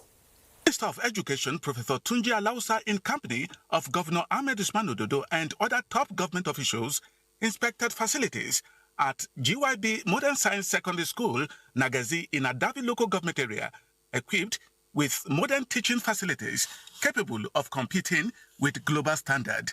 The Minister of Education lauded Kogi State government for prioritizing educational infrastructure, noting that conducive learning environment is critical in achieving academic excellence. The transformation of this institution from a community secondary school into a modern, well-equipped and conducive learning environment is highly commendable. This is our legacy, built. Thereafter, Governor Dodo proceeded to GYB Modern Science Secondary School, Okoebuku, in Kababunu local government area, where he inaugurated another model secondary school. To this community, this school is your pride and your responsibility. Protect it, preserve it, and ensure that it continues to serve generations yet unborn.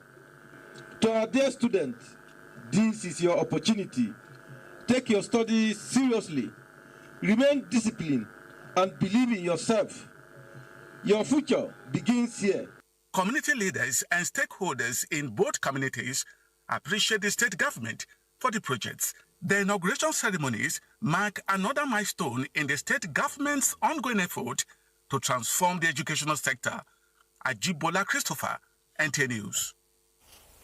All right, let's take you back now to the story where we told you that it is a new day as President Bola Tinubu inaugurates the new building of the Nigerian Revenue Service, NIRS, formerly known as the Federal Inland Revenue Service, FIRS.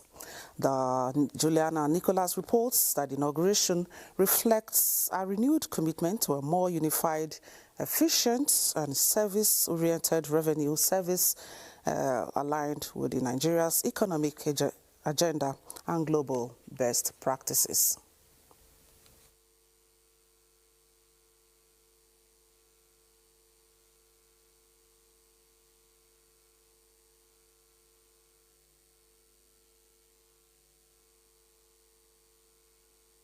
What stands before us is not merely an edifice of steel and structure, but the physical manifestation of a nation choosing order over drift, discipline over fragmentation, and execution over intent.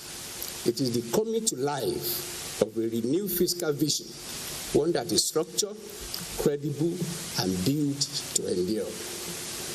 Your Excellency, Mr. President, this moment is inseparable from your leadership and the reform agenda you've courageously advanced. We are not gathered here merely to commissioning a building. We are here to mark a milestone in a larger national journey, the deliberate strengthening of our physical foundation and rebuilding of confidence in public institutions. No serious nation can achieve lasting prosperity on a weak and fragmented revenue system. No government can demand trust from its citizens when taxation is opaque, inefficient, or unjust. The new building is expected to enhance the agency's capacity to support taxpayers and contribute to national growth and development. And now, returning to education matters now, the Joint Admissions and Matriculation Board, JAMB, says all is set for the 2026 Unified Tertiary Matriculation Examination, scheduled to hold from April 16 to 22nd. The board says no fewer than 2.2 million candidates are expected to sit for the examination in 966 computer-based test centers nationwide. 23 centers were delisted over poor performance in the recent mock UTME. Candidates yet to print their examination slips are advised to visit the board's website to obtain them, as the slips contain details of the date, time and venue of the examination. JAMB adds that special arrangements have been made for candidates living with disabilities through the JAMB Equal Opportunity Group. The board also warns that it will enforce strict penalties against examination malpractice and the possession of prohibited items during the exercise. In the meantime, Registrar of the Joint Admissions and Matriculation Board, JAMB, Professor Ishaq Oloyede, is assuring parents in Plateau State of the security and safety of their children and wards during the forthcoming UTME examinations, as adequate security measures have been put in place by security agencies. Professor Loyede gave the assurance in Jos at a meeting with critical stakeholders to allay fears of parents of the safety of their children and wards in the aftermath of the recent attack in Jos. Priscilla Grubnan reports.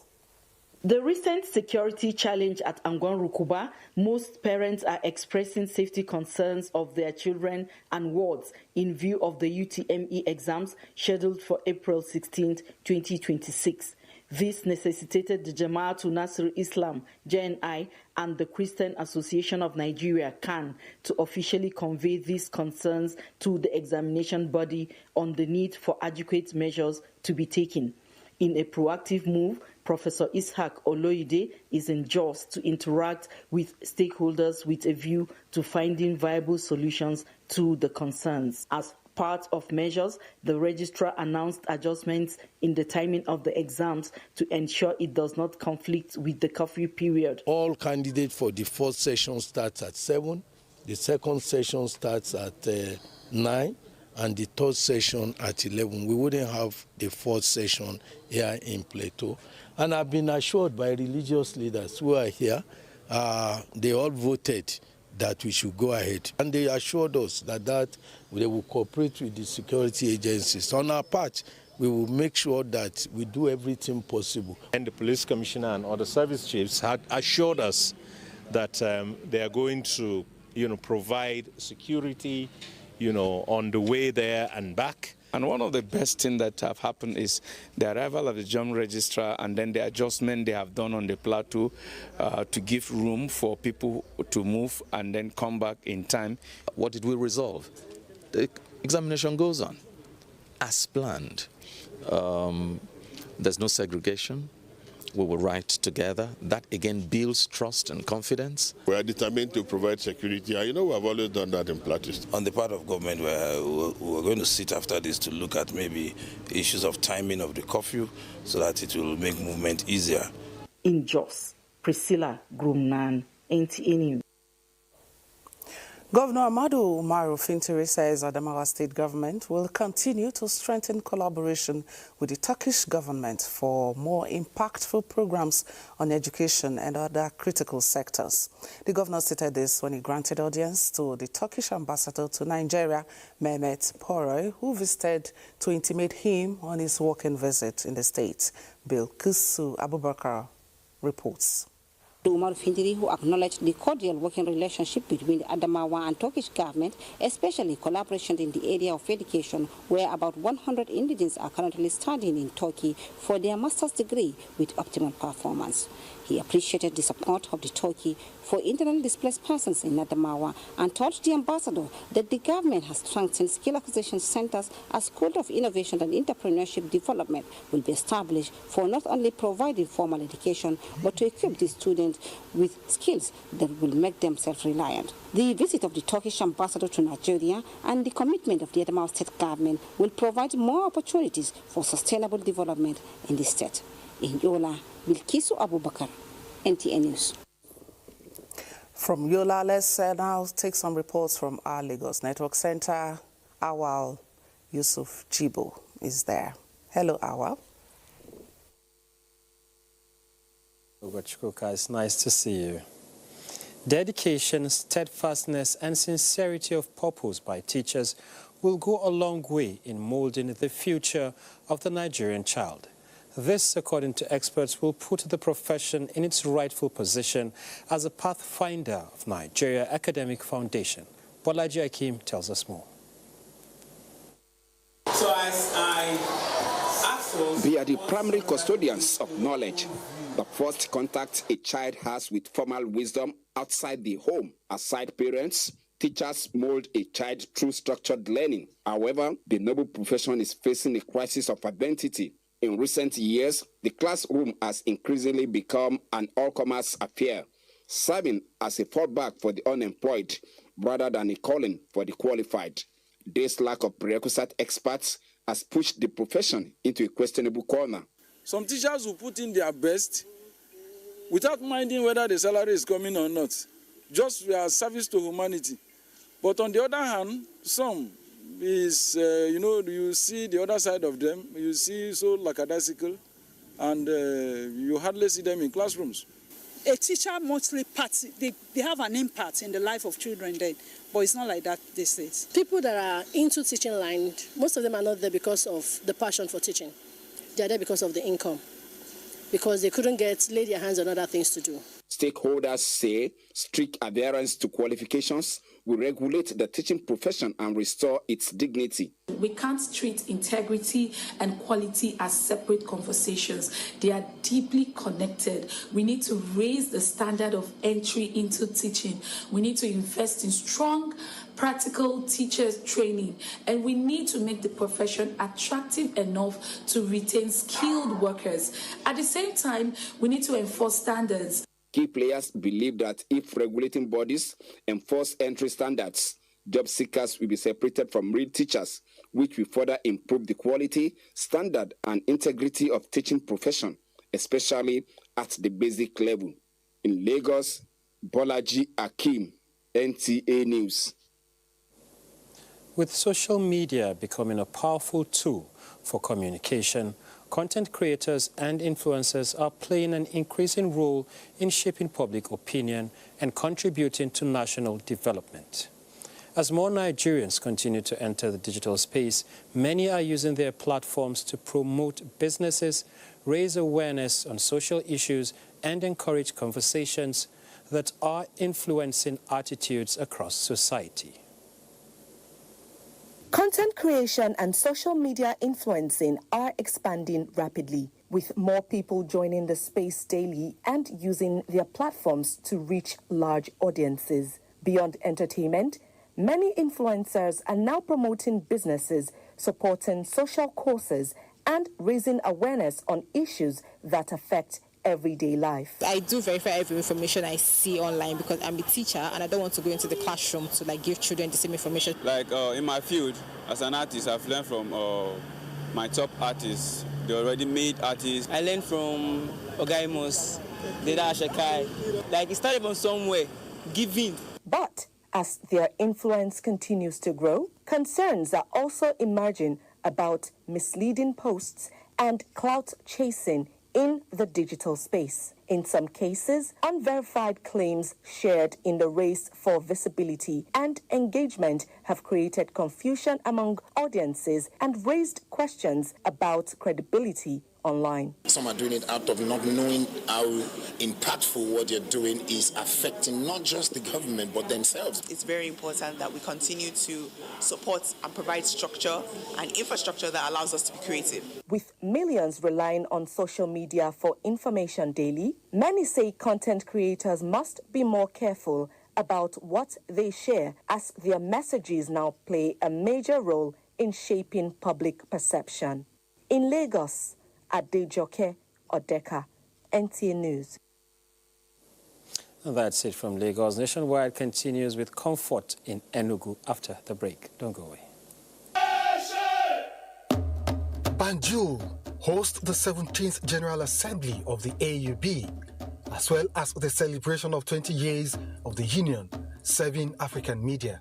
From April 14 to 17, 2026, leaders and experts will gather to exchange their visions, evaluate the progress made, and shape the future of African media. It is also an opportunity for the AUB to raise funds for its foundation against cancer. And to celebrate journalistic excellence, the Grand Awards evening will close the event. Between the flavors of Benachin, the majesty of Act 22, and the rhythms of the Kora and Timba dances. See you in Banjul. African Union of Broadcasting, 20 years serving African media. In the beating heart of Owerri, business never sleeps. From sunrise to sundown, the wheels keep turning. And behind the scenes, vision meets action.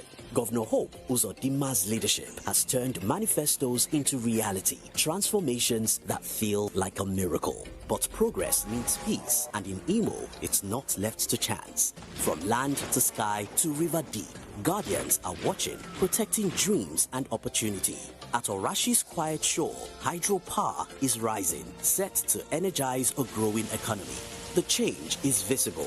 New roads emerge, industry hums, communities come alive. At the center, a digital revolution. 500,000 young minds trained each year to build the future. As Orashi rises, so does Imo and the hopes of a hard-working people. A new Imo is on the rise. NTA Television College Refills Jos, a media hub with the pedigree of training professionals and non-professionals in the field of broadcasting and beyond, invites aspiring broadcasters to register for our short courses for the second quarter of 2026. From 13th April to 10th July 2026, the training will commence as follows. New technologies, optic fiber, IP technologies, automation storage management and wireless technology. Foundation understanding of tax reform and practical application of reform strategies. Intermediate presentation techniques. Administration, a frontier of organizational success. Basic camera operation, audio engineering operation and maintenance, digital satellite, microwave and RF technologies, AI marketing, intermediate drama techniques. These courses are designed to equip participants with practical, market-ready skills in a competitive environment. The college also runs diploma and degree courses. For registration details, course schedule and more information, visit our website at www.ntatvc.edu.ng or call these following numbers: 0803-838-4343, 0806-980-9897. NTA TV College, your gateway to media excellence. Announcer Management.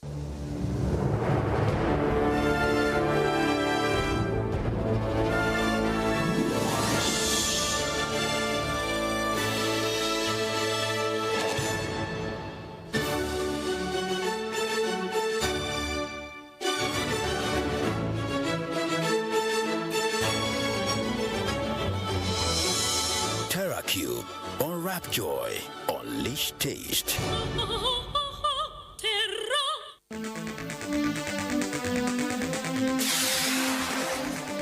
Friendly policing and safeguarding lives is the focus on NTA Tuesday Live. Comes up tonight, 14th April 2026. The critical role of the police in national security, best practices, and more on the program.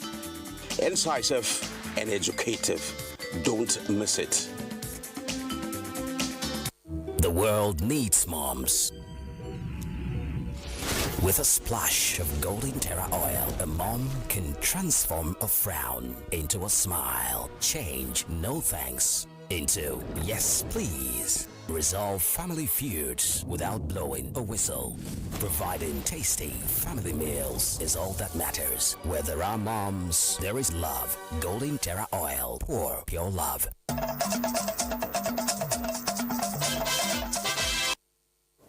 Thank you for staying tuned. The news continues in Abuja. Over 2 decades, there seems to be a global improvement in maternal health, in addition to infant rate decreasing by over 30%. However, these gains are found not to have been universally sustained, with maternal deaths rising over time in Nigeria, despite government's efforts.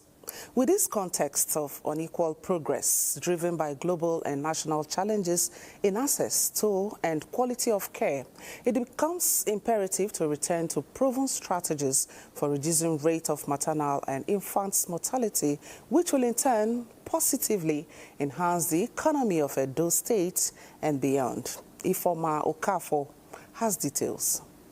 Maternal, newborn and child mortality is said to be one of the prevalent global public health issues, especially in low and middle income countries, where the 2020 statistics from the World Health Organization, WHO, revealed that 94% of maternal deaths and 95% of under 5 deaths occur. Meanwhile, as mortality rates are said to be decreasing overall for Nigerians under 5 children and birthing mothers, progress is slow and mixed across states. In Edo State, investigation has it that maternal and infant mortality ratio remain worrisome, with indication of local maternal mortality ratios exceeding 2,000 per 100,000 live births in tertiary health care, and under 5 mortality estimated around 163 per 1,000 live births. The expectant mothers should go for antenatal,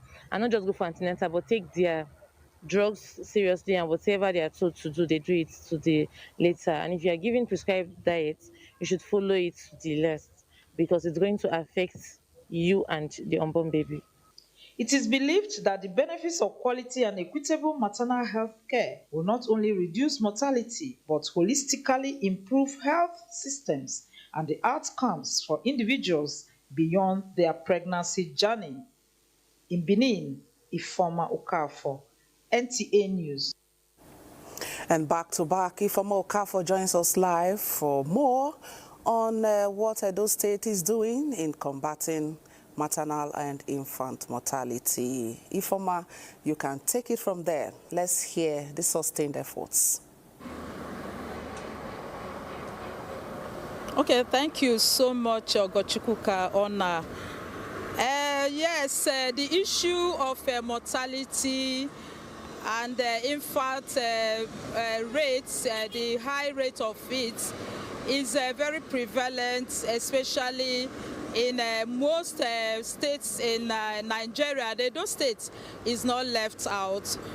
But the state government is not holding on to make sure that it closes the gap where it concerns reducing the rate of mortality and infant rates in Edo State. For example, this is Oredo local government area, and fortunately we are here. This is behind me is one of the primary care centers in the state, where this used to be a clinic, but now the state government has improved it and increased it to this state. And based on when you talk about the personnel, the healthcare equipment, if you enter inside this medical facility, you'll be amazed what the state government is doing to close the gap where it concerns reducing mortality and infant rates in the state. And of course, when you talk about increase in the rates of mortality and in maternal and infancy death in the state, you talk about the issue of antenatal, because you just watched that report background where the personnel was talking about the need for antenatal care and other issues that will help to reduce this rate when it concerns to mortality and infant rate in the states. Ifeoma, thank you so much. You've said it all. Antenatal is the way to go, so that the doctors or consultants will see a problem and address it, as it goes. Thank you so much for your contribution. And now, still talking health, 6 service delivery instruments to further strengthen the quality of maternal and newborn care across Nigeria have been introduced at a ministerial briefing on safe motherhood by the Ministry of Health and Social Welfare. Elizabeth Omowoye reports that the Coordinating Minister of Health and Social Welfare, Professor Ali Pate, represented by the Permanent Secretary, revealed that the document will bridge gaps in maternal care across Nigeria. The MAMI Comprehensive Guideline serves as an operational blueprint for implementing the maternal and neonatal mortality reduction innovation initiatives. It outlines the integrated package of interventions across community and facility levels, including demand generation, service delivery, strengthening referral systems, and accountability mechanisms. It's a critical step towards improving emergency services and providing respectful care throughout pregnancy and childbirth. And now, in a bid to enhance professionalism and seamless coordination among security agencies, the Army Headquarters Department of Special Services and Program has convened the 4th edition of its capacity building workshop on protocol and liaison duties. With the theme, Navigating the Complexities of Managing Protocol and Liaison Duties within a joint and multi-agency environment, the workshop will equip participants with the requisite knowledge to effectively manage protocol and liaison responsibilities with a joint multi-agency environment. With the continuous involvement of the Nigerian Army in bilateral engagements with allied nations all over the world, as well as our expanding domestic interactions with sister services, there is the urgent need to develop competencies on protocol and liaison responsibilities. This demand calls for enhanced training and the fostering of capacity development at various levels. This workshop will ensure objective engagements and interactions that will foster interagency cooperation towards achieving our collective goals during joint and multi-agency operations. We therefore look forward to frank, objective, and sincere discussions that will enhance our service delivery.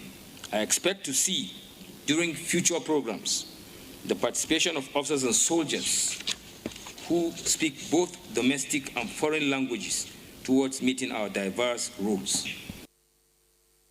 It is also designed to address the growing need for synergy among services and agencies, ensuring official engagements are conducted with precision, professionalism, and efficiency.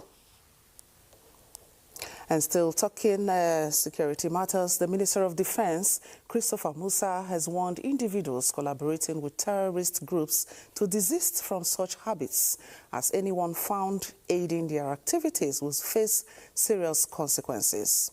He gave the warning while reacting to the recent airstrike at Jalil Markets shortly after attending the Kaduna State Security Council meeting. Muhammad Umar Ajengi reports. Traditional rulers and heads of security agencies in Kaduna State gathered at the council chamber for a security council meeting to address rising concerns across the state. It is an expanded meeting attended by the Minister of Defense where discussions centered on identifying security threats and coordinating responses in collaboration with the federal government. The consensus among them has been result-oriented. The Minister of Defense, Christopher Musa, while responding to questions from newsmen on the security situation, including the Jili Market airstrike, has this to say. Whoever their sponsors are, whoever their supporters are, they should know. And I want to mention what happened recently at Jili, to tell them that now our new strategy is anybody, a friend of a thief is a thief. I've said that severally. Anybody that is doing any trading, any support to them, we find you together with them. We're going to deal with you like the bandit, like the terrorists. So people should know, if you don't want to be harmed, please avoid where those terrorists are and don't give them any support. Governor Obasani of Kaduna State says some of the emerging threats may have political motives, urging the security agencies to remain vigilant. Continue to work and support our security agencies. I also want to thank our President Bola Tinubu for his support to our state, particularly ensuring that the security agencies work with us. And there are many other areas the President has supported us to address this problem. It is expected that this meeting involving traditional rulers will be held regularly to facilitate the exchange of intelligence information until security challenges across the state are addressed. In Kaduna, I am Muhammad Umarajingi, NTA News. Let's now take some reports from Maiduguri Aziz with Ladidi Musa. Yes. Kuka, welcome to Maiduguri. Borno State Governor Professor Babagana Umar Zulum has inaugurated an additional 30 HOA brand trucks to accelerate road construction across the state. The inauguration took place at the Government House, Maiduguri. Mohammed Gune reports. The heavy-duty trucks were procured by Borno State government to boost ongoing road construction, rehabilitation and maintenance projects. Governor Zulum described road construction as a major challenge, noting that many contractors are reluctant to deploy equipment to insecure areas, which informed the decision to equip the State's Ministry of Works and the Road Maintenance Agency to execute the project. We have recently established equipment maintenance unit. We have not been managing the place well because I think adequate funding has not been released to the agency. Therefore, the agency should take note, custody of all those equipments that we procured and ensure serviceability of other equipment before we leave the office. The governor also revealed the establishment of a quarry plant in Pulka alongside additional asphalt plant to supply raw materials for road construction using the newly acquired trucks and other equipment. He pledged to procure 30 more trucks, bringing the total to 100.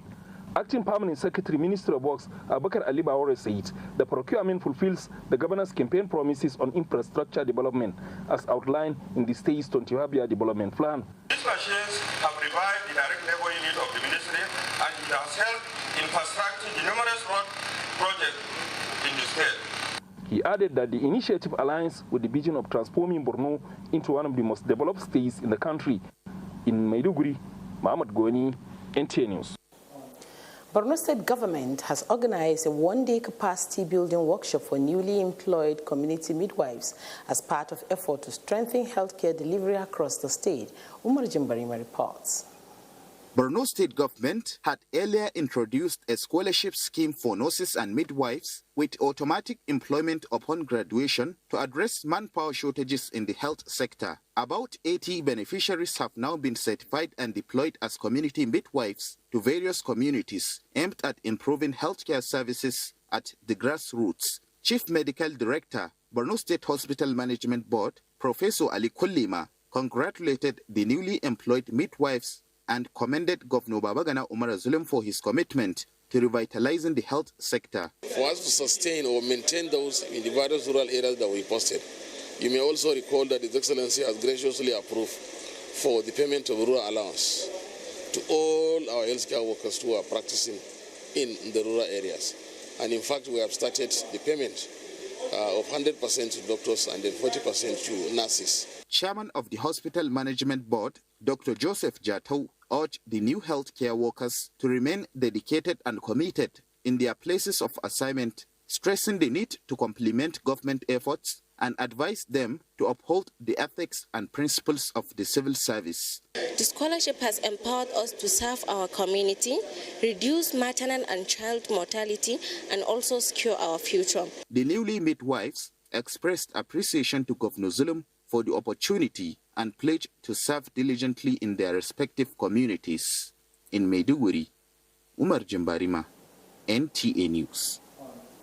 That's it from here. Nationwide will continue with Salamatu in our Kaduna Network Center after this time out. Stay with us.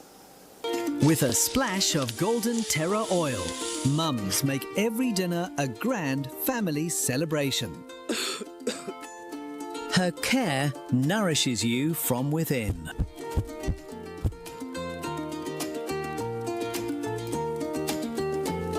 And motivates the mind. Mums pour pure love to make tasty, healthy, nourishing family meals. Golden Terra Oil. Pour pure love.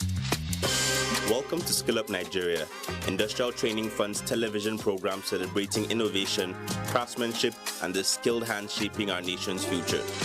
Join us and share in our over 50-year journey of empowering Nigeria's workforce and impacting the nation's human resources.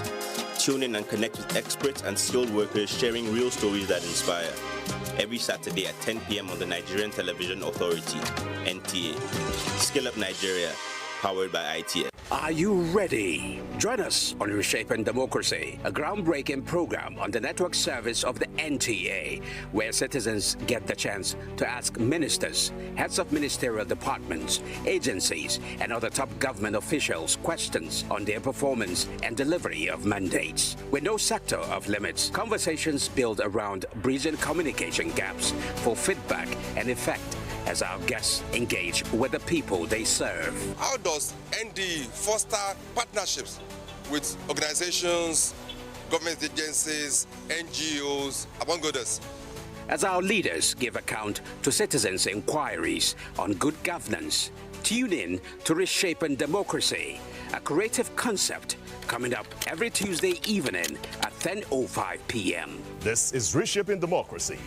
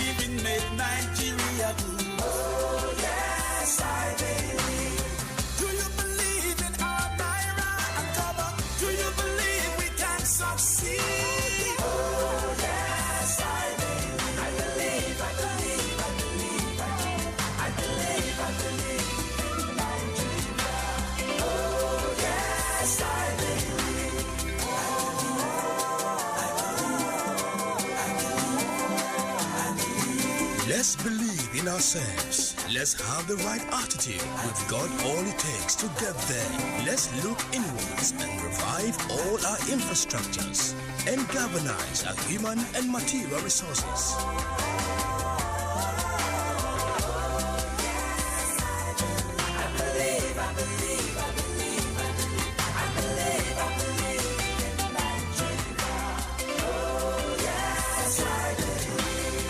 Nigerians, believe in yourselves. Believe we can succeed. Nigeria, believe. Powered by National Orientation Agency. And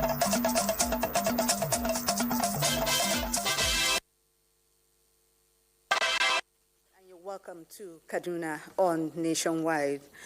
The Federal High Court has granted bail to the former Kaduna State Governor Nasir El-Rufai and his co-defendant Joel Adoga. Justice Rewanu Aikawa gave the order in a 10-count charge bordering on alleged financial fraud. Suraj Abdullahi reports.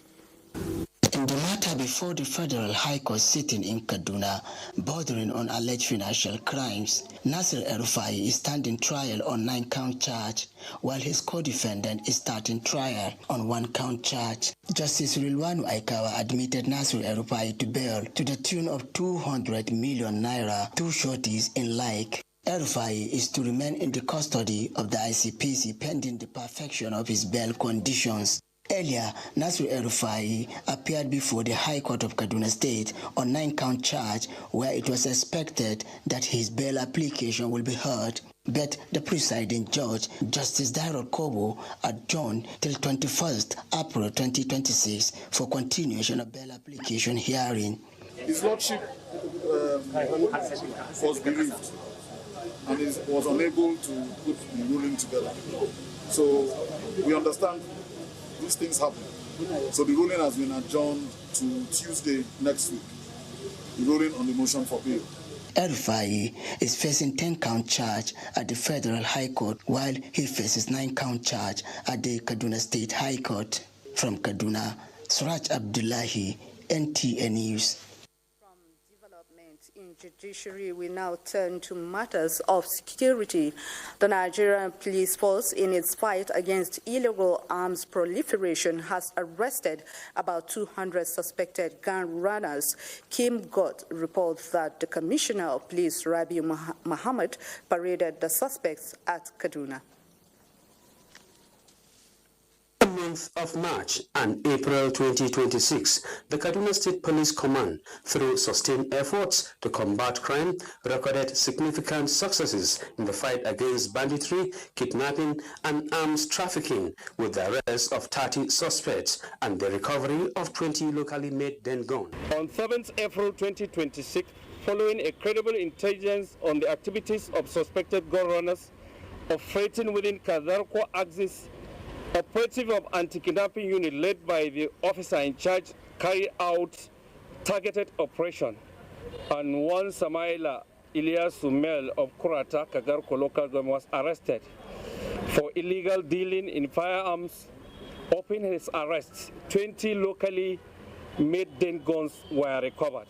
The command also, through intelligence-led policing and strategic operations, arrested 2 suspected cattle rustlers, kidnappers, and rescued victims. We have successfully arrested several criminal elements, dismantled kidnapping syndicates, recovered arms and ammunition, and disrupted their network across the state. The Commissioner of Police urged the public to continue supporting security agencies with credible information to rid Kaduna State of criminal elements. Kim Gotts, NTA News. And Kim Gott's report conclude our reports from here. More reports with Ogochukuka in our Abuja studios. Hello, Ogochukuka. Hello, Salamatu. Thank you so much for your contribution. And now, Jigawa State Government has reaffirmed its commitment to transparency and due process as the ongoing nationwide police recruitment exercise gathers momentum, with over 16,000 applicants currently undergoing screening in the state. Muhammad Musa Askira reports. The state government received members of the Police Recruitment Screening Committee at the Government House in Dutse for a briefing on the progress of the exercise. The committee, led by the Deputy Commissioner of Police, Suleiman Gambokori, disclosed that more than 8,000 applicants have so far been screened, while about 8,500 are yet to undergo the process. According to the committee, 116 of those already screened are females, a development described as remarkable in the exercise. Governor Umar Namadi commended the committee for what he described as a thorough and professional conduct, urging members to ensure that only bona fide indigents of Jigawa State are considered in line with the provisions of the Federal Character Principle. This is the only state we have. And anything affecting the state, we have to do it. The officers the governor has sent to us are doing exceptionally well in screening our candidates to ensure that they are indigents of the state. We are doing the screening with ease. We are being provided with accommodation, feeding, and we have all the logistics needed. I think the federal government deserves to be appreciated for this bold step to recruit 50,000 police at once. I think this is the first time in the history of this country. The screening exercise continues across designated centers in the state, with authorities assuring fairness and strict adherence to laid down guidelines. In Dutse, Muhammad Musa Askira, NTA. And from Yobe State comes a report that the state government has restated its commitment to back the Revenue Mobilization Allocation and Fiscal Commission by providing all necessary support as it begins the 2026 National Data Verification Exercise. The State Commissioner of Health and Human Services, Dr. Mohammed Lawan Ghana, made the commitments at an engagement with the Commission's team. Yunusa Suleiman completes the report. Of Revenue Mobilization Allocation and Fiscal Commission is here in Yobe State as part of the 2026 National Data Verification Exercise, a commitment backed by the 1999 Constitution, which mandates the Commission to review the revenue allocation formula to reflect changing realities in the country. The verification exercise is to review data submitted by the state and local governments from January 2021 to December 2025 in education, healthcare, as well as internally generated revenue, among other sectors. Leading the team, Federal Commissioner for Sokoto State says validating the integrity and accuracy of data is necessary to ensure fairness and equity in sharing national resources. The ongoing review of the revenue allocation formula has reached an advanced stage, and it has become necessary to validate the integrity and accuracy of the data that is ultimately to inform the distribution of revenue across the Federation. During the over 1 decade of insurgency, resources meant for development of various sectors were redirected to cater for rebuilding of basic infrastructure, resettlement of victims of insurgency, and restoration of livelihood, among others. The data from this exercise is expected to help shape how federal revenue is distributed across Nigeria. In Damaturu, Yunusa Suleiman, NTA News. Now, on the African Democratic Congress ADC convention currently going on in Abuja, let's link up with our correspondent Timothy Yusuf to give us an update on what's happening there. Hello, Timothy. How is it going? Yeah, thank you, studio. We are here at the Rainbow Event Center, venue of the National Convention of the African Democratic Congress, ADC. And I have here with me a stalwart of the party from Kebbi State. He is a member of the National Convention Protocol Subcommittee, Idris Kalgo. Please, please, what exactly, so far, how far? Well, thank you. As you can see, despite the efforts made by the APC government to frustrate us not to have a venue, we have gotten a good venue, and then you can see the crowd. Everybody is we are all here all over the country. People have gathered, trying to see that Nigerians now have a hope. This is the first ADC convention under the David Mark administration, and as you can see, things are going on, and they have already started doing the compilation, and everything is going on successfully. Let's get to specifics. How is the convention going from the speech of the interim national chairman, Senator David Mark, to other speakers who have so far spoken? And then do we have an INEC representation here at the national convention? Sure, yes. After the chairman of the convention have spoken, which is Lily Moke, the national chairman have spoken, and we are trying to make a provision for the whole sitting arrangement. We made a provision for the INEC staffs, and everybody is here. We even have diplomats from different parts of the country. So it's going successfully, my brother. And then amidst some other controversies surrounding the matter in court, awaiting ruling, do you think that there's every justification for this national convention to hold? It is, because if you look at the timing, we don't have time. This convention have to hold. INEC have already given their deadline, so we can't be holding back for all these things. And like you know, INEC does not have to be here compulsory. It is the party that just needs to notify the INEC. So what we're doing is based on according to the law. We're not doing anything against the law. So everything is going on smoothly and perfect. And what is the expected outcome of this convention? We expected to have a confirmation of our National Working Committee, and then the next thing we'll know, we'll just start doing the process of getting Tinubu out of government in 2027. Well, that is a matter of time to decide. Thank you, Idris Kalgo, for your time. We appreciate you. Thank you. Studio, we now return to you and hope to give you more live updates as the event progresses. Thank you very much, studio. Thank you, Timothy. More power to your elbow. All right, now the emerging fashion trend in Nigeria and, of course, across the globe has no doubt revived the business of traditional ashoke, as weavers and merchants now smile to the banks due to the increased demands for the attire. Ilorin in Kwara State is a major hub of ashoke, an indigenous product which has become a critical contributor to the state and Nigeria's economy. Let's now join Mutiat Olushola, who is x-raying the socio-economic impact of ashoke traditional cloth weaving in Ilorin. All right, Mutiat, you are on. Thank you very much.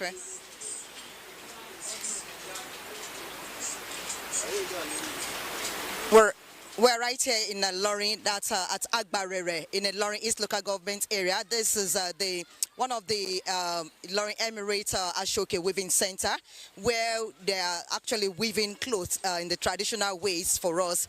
And I want to tell you that this is like an indigenous business, it's an indigenous trade in Ilorin Emirate. And it is not just an indigenous trade, it is a trade which even graduates are into in Ilorin Emirate. As you can see, we have youth not roaming the streets in Ilorin Emirate. They are right here, engaged, positively engaged, having where they actually make their daily, daily lives, daily means and daily ends meet here, right here in Ilorin Emirate. And also, we have the varieties of ashoke here. We have alari, we have sanya, and we have kure, and lots more.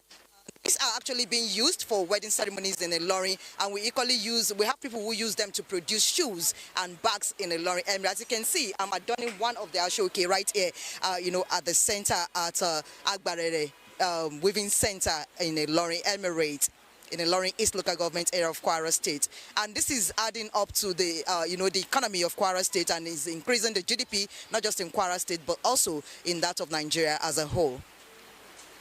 All right, thank you, Mutiat. I particularly like the design on your shoulders. I'll come and get some very soon. Thank you so much. All right, and that's Nationwide today. Many thanks for finding the time to join us. Do have a very good evening.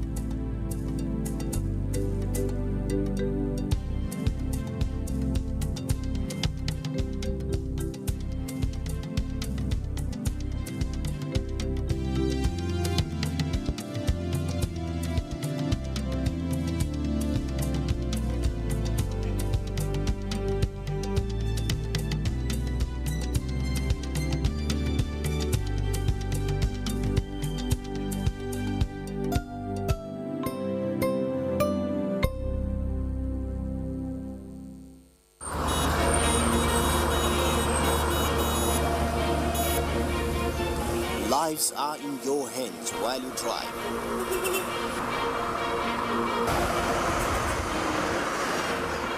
Protect yourself and others on the road. Road Matters, shown on the network service of the NTA.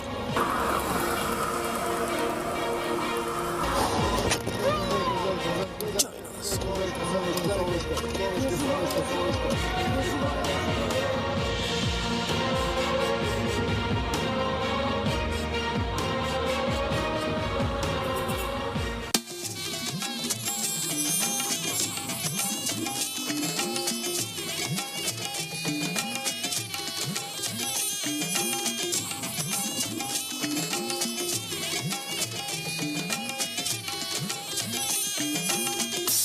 This is the network service of the NTA.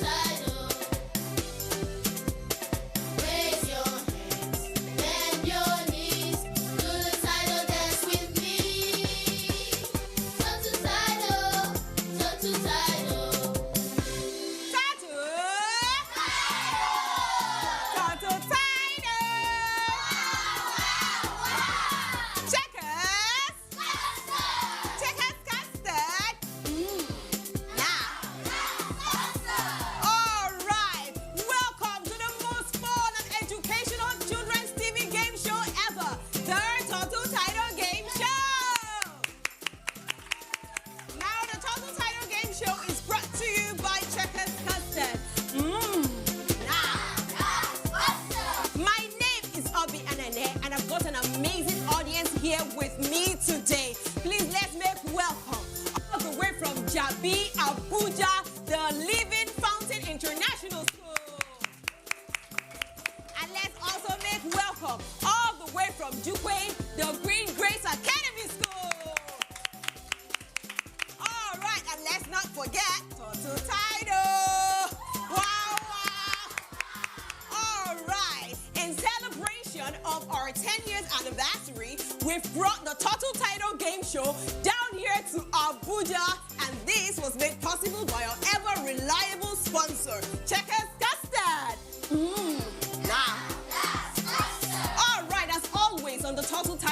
show, we would all be going on an adventure with Total Tidal. But first, let's take a short message from our sponsor. Total Tidal, Total Tidal.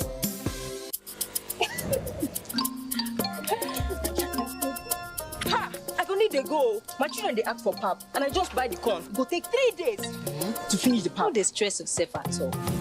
See pap where you go just prepare in 2 minutes. I just buy am for market safe. Maybe this one, no. Make I show you. That's not Checkers pap. The taste not something where my family love.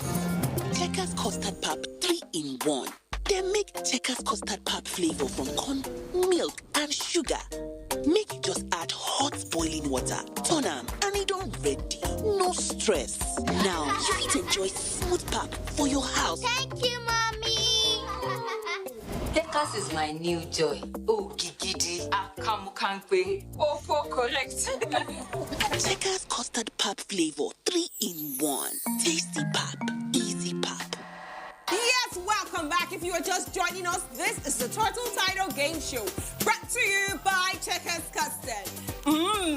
Now, and you're just in time for us to announce the place that will be going on an adventure with Total Tidal 2. But first, here are the rules of the game. Every correct answer gives you 20 points. Now, whoever scores more points will be the one to go home with a pack of the 12-jar 400-gram Checkers Custard and a Total Tidal t-shirt. And the runner-up will be getting a pack of the 6-jar 400-gram Checkers Custard and a Total Tidal t-shirt as well. Yeah. All right, let's all get set and get ready because we are going on an adventure with Total Tidal. Guess where? To Yobe State.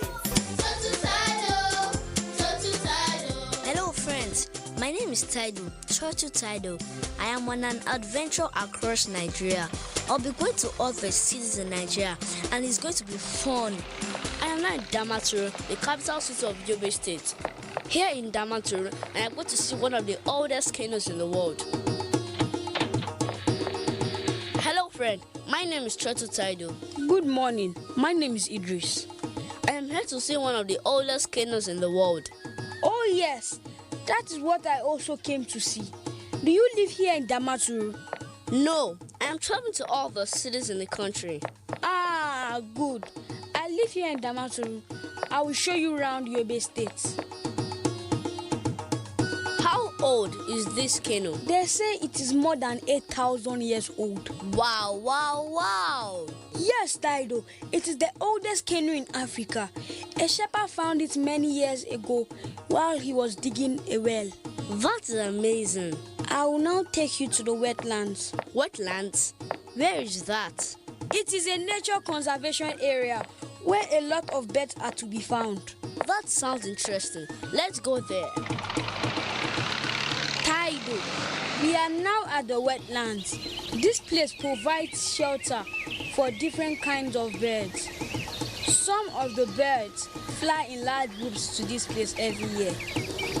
See, what bird is that? That is the egret. Hey egret, how are you? Who are you? And what are you doing here? My friend Tidal is on an adventure to different parts of the country. So I brought him here to see you and the other birds. Oh, I welcome you to the wetlands. Thank you, Egret. You look so white and elegant. Yes, I am about 3 feet tall. My beak is pale yellow and my wingspan about 5 feet. A long time ago, my plums were used to make ladies' hats and other fancy accessories like this. Oh, nice. Can I have one? Oh, yes. Can I have one too? Of course. Here. Tidal, let us go to the city center. Ah, I will come with you. I have never been to the city. You want to come with us to the city? Are you not scared? I am the great egret. Nothing scares me. Well then, let's go. Before we go, let me feed my baby egrets. What food are you going to feed them with? We egrets eat frogs, crayfish, fish, crickets, grasshoppers, and many other insects we find in the swamp. Whee! Ah! What is this carrying us? It is a car, a taxi. But we don't need it. We can fly to wherever we are going. You can fly, but you forget that Idris and I cannot fly. Oh, okay. Anyway, it feels great. Whee! Ah! What river is that? That is the Yobe River. It is the longest river in the state and runs all the way to the wetlands where our friend the egret lives. Oh, really? Can we go back to the wetlands by boat? Yes, we can.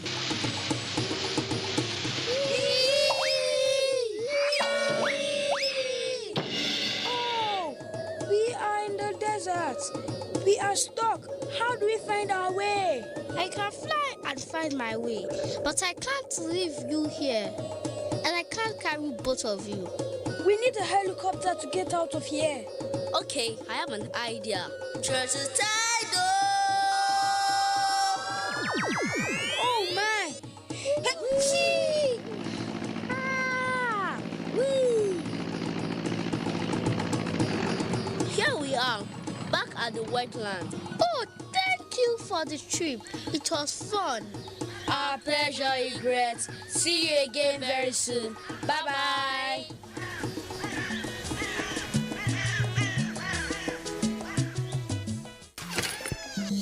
Hey! Hi! What makes Checkers custard unique to you? Come with me, I'll show you. For me, Checkers custard is the heart of our home. Creamy, smooth, and ready in minutes. The easiest way to bring my family together. For me, it's the great taste. Made from the finest ingredients, Checkers custard is amazing, velvety, and simply top quality. Yes! Checkers custard is so smooth and nutritious. And look, I even added my favorite fruits. Checkers custard, it's my lifesaver. Quick, convenient, and always tasty. Perfect for my busy mornings. One custard, so many reasons to love it. Checkers. Now that's custard.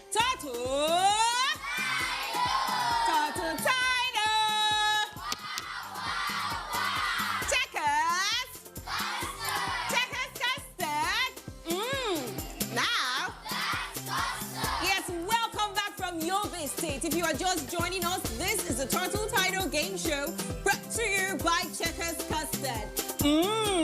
Now that's custard. And it's our 10 years anniversary, and for the first time ever, we've brought the Turtle Title Game Show down here to Abuja. And do you know who made that possible? Our ever reliable and dependable sponsors of several years, Checkers Custard. Now, right about now, Turtle Title will be coming forward to assist me to select the contestant to come play the Turtle Title game. But first, here is a fun fact about Checkers Custard. Did you know that Checkers Custard has come in 4 different flavors? You have the banana flavor, the vanilla flavor, the milk flavor, and the chocolate flavor. So you have a variety of flavors to make your pick from. All right, now, first, the contestant to represent the Living Fountain International School.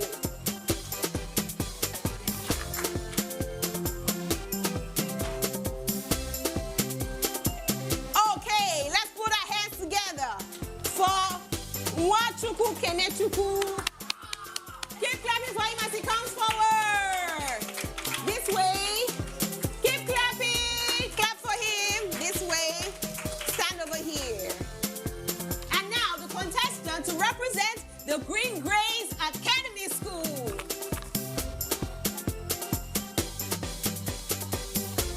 Okay, let's put our hands together for Lamuel Chibugu. Chibugu. All right. This way.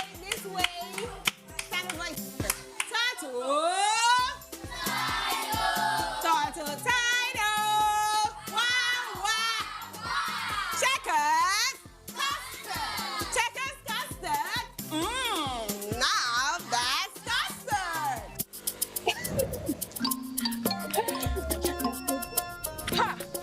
go. My children, they ask for pap, and I just buy the corn. Go take 3 days to finish the pap. No dey stress yourself at all. See pap wey you go just prepare in 2 minutes. I just buy am for market sef. No be this one, oh. Make I show you.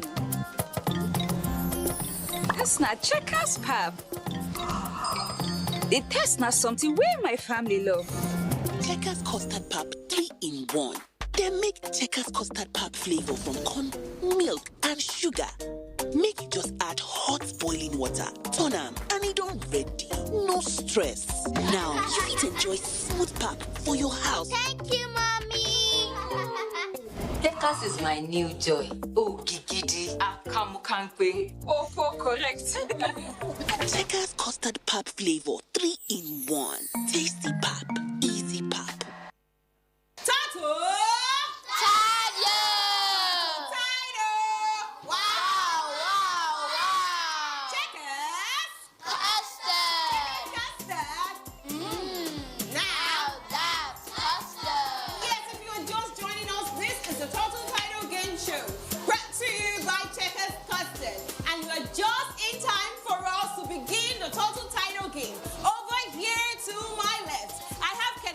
Representing the Living Fountain International School. Please put your hands together for him. And over here to my right, we have Lemuel representing the Green Grace Academy School. Please put your hands together for him.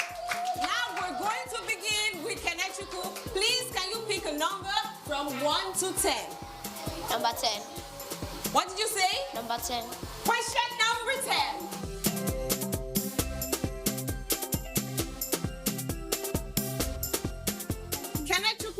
What is the longest river in the state?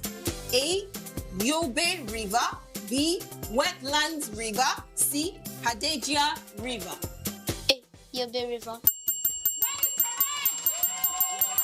that moves Kenechukwu to 20 points. Now over to you, Lemuel. Please pick a number. Number 1. Question number 1.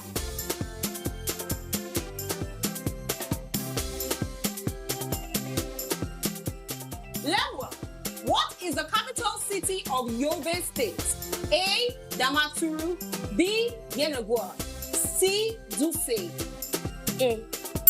That is correct. And that also moves into 20 points. Now back to you, Kenechukwu. Please pick another number.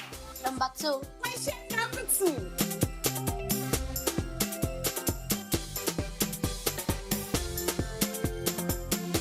Which of these artifacts was seen at the museum? A. Oldest bicycle in Africa.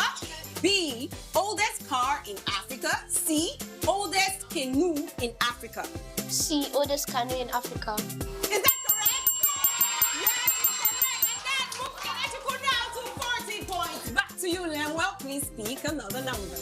Number 4. Question number 4.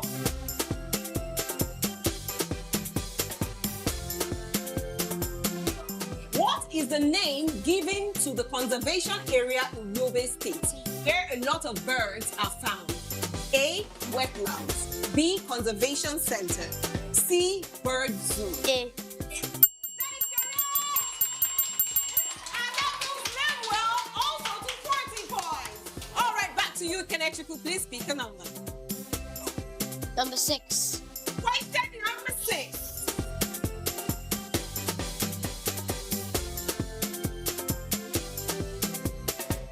What bird did Tidal see at the wetlands? A. Egret. B. Pigeon. C. Eagle. A. Egret. That is correct. Yay! And that moves Kenechukwu now to 60 points. All right, back to you, Lemuel. Please pick a number. Number 3. Question number 3.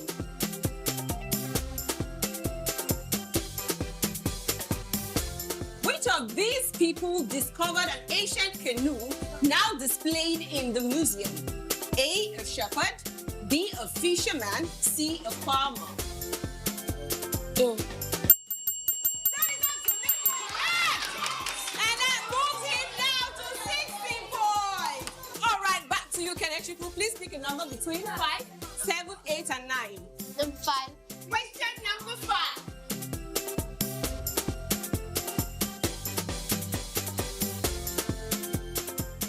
is the name of the wetlands Taido and Idris visited? A. Hadeja Nguru Wetland. B. Akoi Creek Wetlands. C. Yobe Wetlands.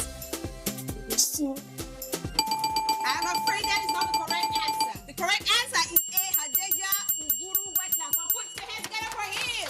Wow. All right, back to you, Lemuel.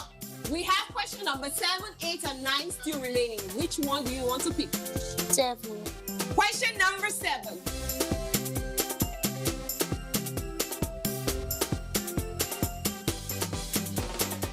Lemuel, how tall does the egret grow? A. 3 feet tall. B. 7 feet tall. C. 4 feet tall. C. I'm afraid that is not the correct answer. The correct answer is A. 3 feet tall. Oh, please put your hands together for him. All right, Kenechukwu, we have question number 8 and 9 still remaining. Which one do you want to pick? 9. Question number 9.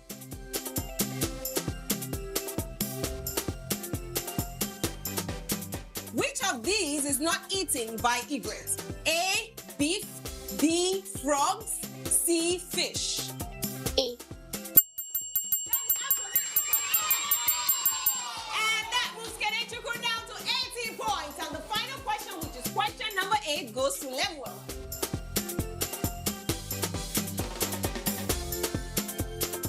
Lemuel, what were egret plumes once used for? A. Hat and accessories. B. Feather pillows. C. Shoes and handbags. A. And that also moves Lemuel to 80 points. Total.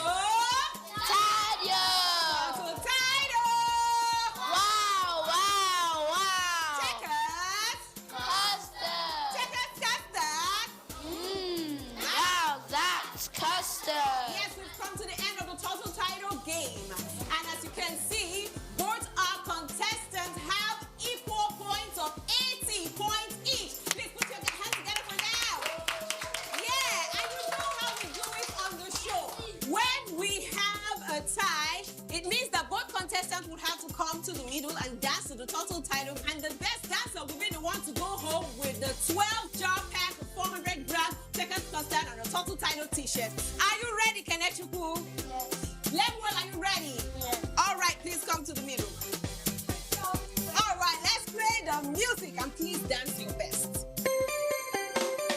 Raise your hands, bend your knees, do the title dance with me.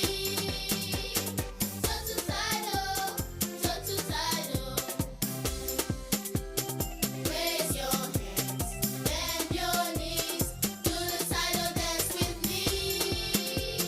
Total title, total title.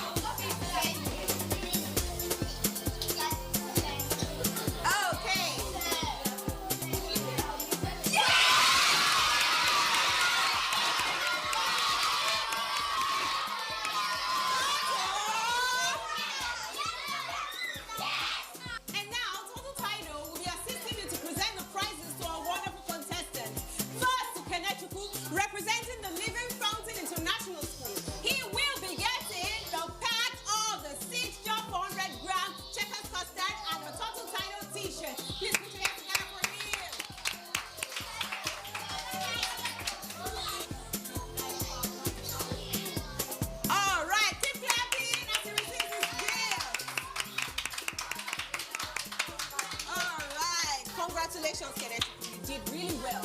And the person that will be going home with the 1-pack 12-jar 400-gram Checkers custard and a total title t-shirt is Lemuel, representing the Green Grace Academy. Please put your hands together for him. All right, keep clapping for him. Lemuel, here you go.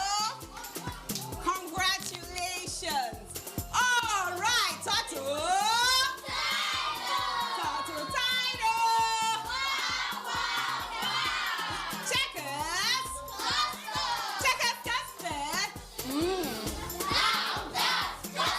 It is now time for our bonus round question. Now, someone from the Green Grace Academy will get a chance to go home with an extra jar of the 400-gram Checkers custard. That is if they answer this bonus question correctly. All right, are you ready?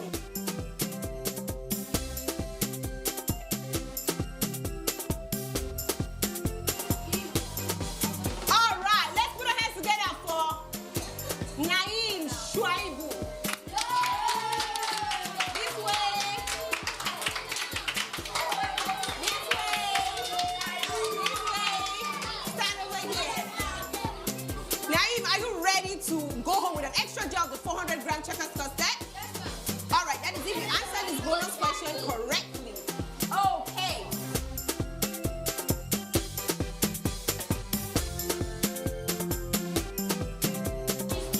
Can you answer true or false to this question? Okay? Checkers custard is available in vanilla flavor. True or false? True. Is that correct?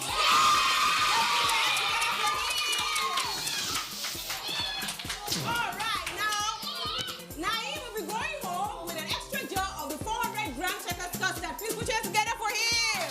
All right, you can go back to your seats now.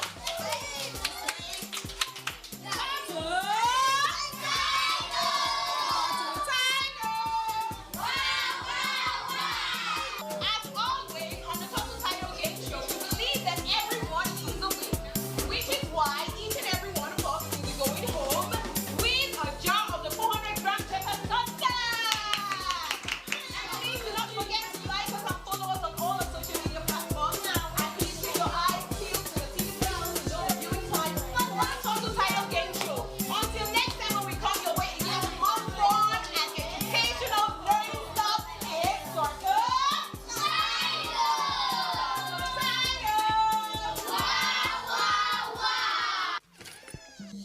Hey, Hi. what makes Checkers custard unique to you? Come with me. I'll show you. For me, Checkers custard is the heart of our home. Creamy, smooth, and ready in minutes. The easiest way to bring my family together. For me, it's the great taste. Made from the finest ingredients, Checkers custard is amazing, velvety, and simply top quality. Yes! Checkers custard is so smooth and nutritious. And look, I even added my favorite fruits. Checkers custard, it's my lifesaver. Quick, convenient, and always tasty. Perfect for my busy mornings. One custard, so many reasons to love it. Checkers. Now that's custard. Raise your hands, bend your knees, do the title dance with me. Total title, total title.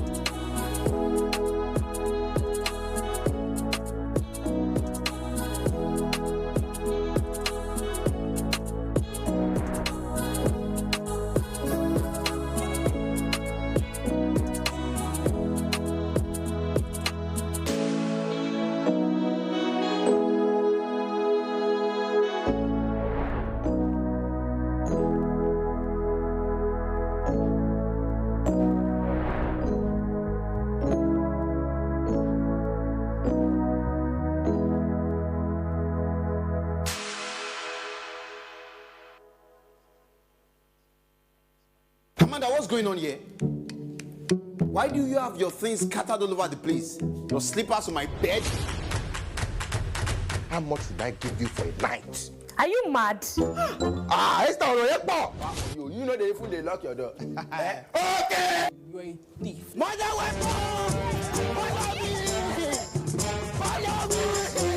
Now that Victoria friend will get big front and back. So I said, look, they go. I just the remaining 2 minutes, not for you. What's going you money? Calm down. If you have thought about that before going to buy a phone that you cannot afford. I will bite you if I'm not giving me my money, be lightness. But this is okay. I like the way you say Vicky. I even like the way you do Vicky. Can you do it again? Vicky. Face to face is another way of life for this country. There's nothing better than the roar of your fans. But in Nigeria, there's a roar that may not be heard again. With fewer than 50 lions left in the wild, they could be extinct in the next few years. From loss of habitat and prey, and snares set for illegal bushmeat. Please say no to illegal bushmeat, and let's keep the roar alive for Nigeria. Poaching steals from us all.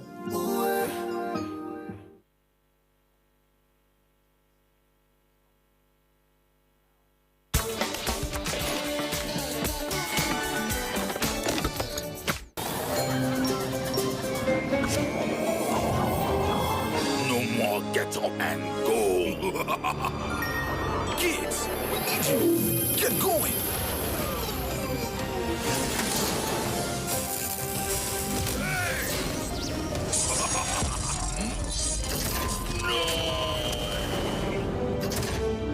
For the energy you need to get up and go every day, enjoy Cowbell Choco. Sheen, do not push this button. Dogs like cheese, cows like monkeys, Planet Sheen is oh so funky. Okay, I get the last part, but the first 2 lines, you're just off, bro. Skateboards rock, shoots like feetsies. You are watching Planet Sheensies. Okay, it's not called Planet Sheensies. Dance. You know what they say, Sheen? It ain't a party until someone breaks a turn. Check it! That's just creepy. Tuna noodle casserole. Papa Ratatouille. Stranded on a planet. What you gonna do? Change your name to Larry. Rub bacon on the queen. It all makes perfect sense, son.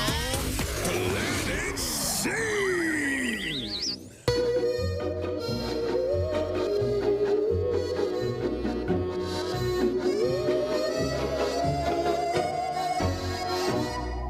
The Emperor's art collection is really quite sophisticated. This painting, though not exactly expressionism, does distort perspective and present an emotional reality, much like the work of Earth's expressionist movement.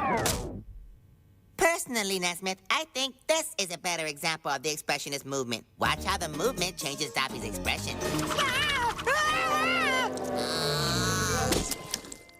I think you should get off before you break that thing. You said you wanted us to appreciate art, and I'm appreciating it by writing it. Sheen, be careful. The Emperor doesn't like anyone but him to write his art. Don't worry, nothing's gonna happen.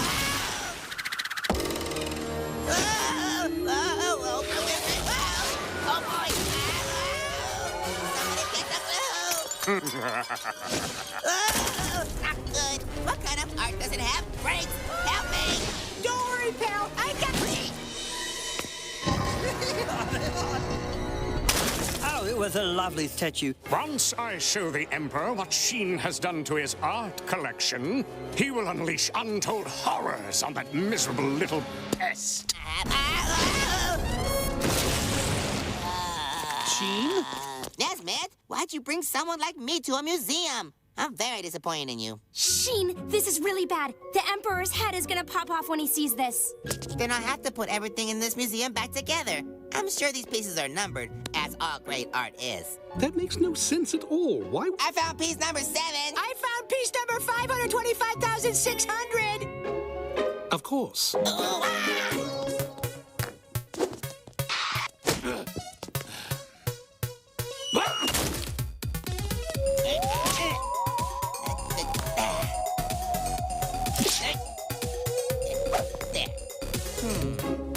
Something's wrong. Could it be that it has 5 arms? You're right, Nesmith. It needs one more. Asifa, do we have any more arms? Does it have to be one of the emperors? No. In fact, this makes a much more expressionistic statement. Dude, this is groundbreaking. Still, I'm not loving it. Wow, this turned out great. I'm a pretty good artist. Right this way, your unforgivingness, to see what Sheen has done to your priceless art collection. Dread and doom. I'm afraid to look. The Emperor is here. Tell him the truth about what happened. That's monkey madness. He'll be too mad. I'll just tell him that what I've done is a work of art. But it isn't. Then why is it in a museum? Behold! Good hands, Ramon. I told you his head would pop off. Sheen, did you do this? Yes, he did, Emperor. I saw him. It's true. I made it for you. I used coloring and emotionally distorted protractor to create what I call expressionism. Yeah, that's it. Expressionism.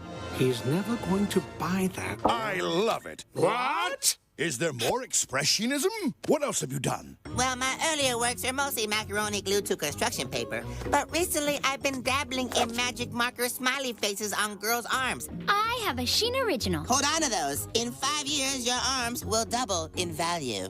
Double in value? Amazing! I declare with my mouth that Sheen is our greatest artist. From here on, everyone who doesn't have his work is a loser. With a capital Z. But your majesty... I'm sorry you don't have a Sheen and I don't speak to losers. Except for just right then. To you. Loser. What the what, monkey, monkey, boing.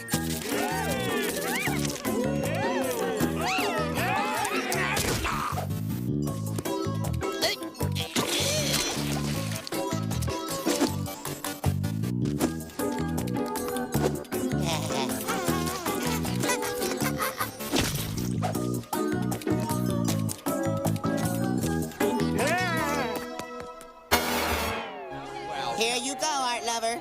A limited edition Sheen for you. Ooh, does it come with a certificate of authenticity? Way better. It's made from the certificate of authenticity. You know, I never realized how easy it is to be an artiste. Everything I touch is art. Sheen, real art isn't something you just slap together. The greatest artists in history worked very, very hard. Michelangelo, Rembrandt, Da Vinci, and that crazy bridge hermit. They suffered for their art. Never heard of them. They must have been terrible. Well, that's why they suffered. Well, that seems to be the last of the paper. Looks like you're out of art. Not to worry.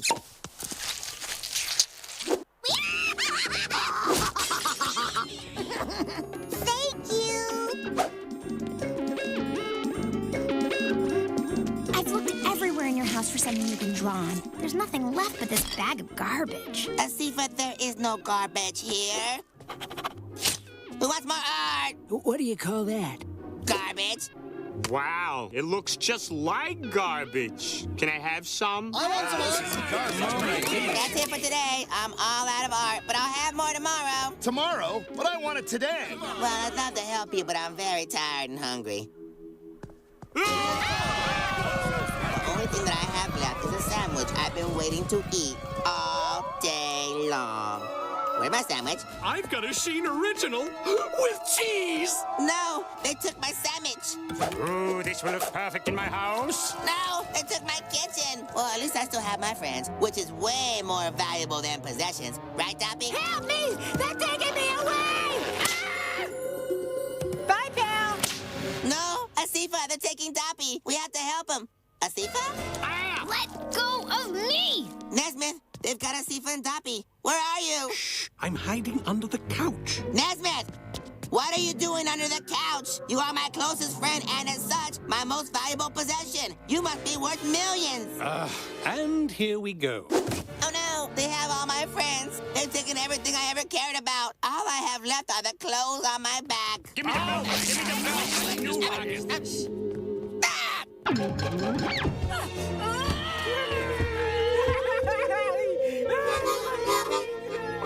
There you are. I've been looking all over for you. I was so worried about you. Yes, well, I've been captured and donated to the museum as your art.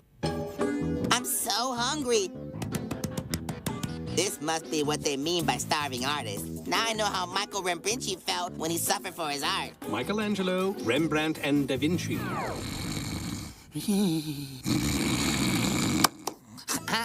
If you want out of this mess, you have to tell the Emperor what you did to his statue, and there's no such thing as expressionism. Or I'll get people so sick of me, they'll want to get far away from everything I've ever touched. And what's the fastest way to get people sick of you? Call them monkeys when they're actually chimpanzees. No, silly monkey. Join a boy band. What? A boy band, you know. A bunch of boys form a band and sing lame love songs. Everyone likes them at first, but then they get sick of them and drive them from the country in disgrace. But to do that, you'd have to be able to play a guitar or a piano or... I got a bucket. Now all I have to do is be annoying. I have complete faith in you. Can you believe this? By now they should have realized what a terrible fraud he is and be tearing him apart. Instead, they love him. I know, it's awful. We should go backstage and meet... destroy him. Shh, the lights are going down. Put your hands, flippers, and claws together for the fabulously annoying Sheen 5 -4.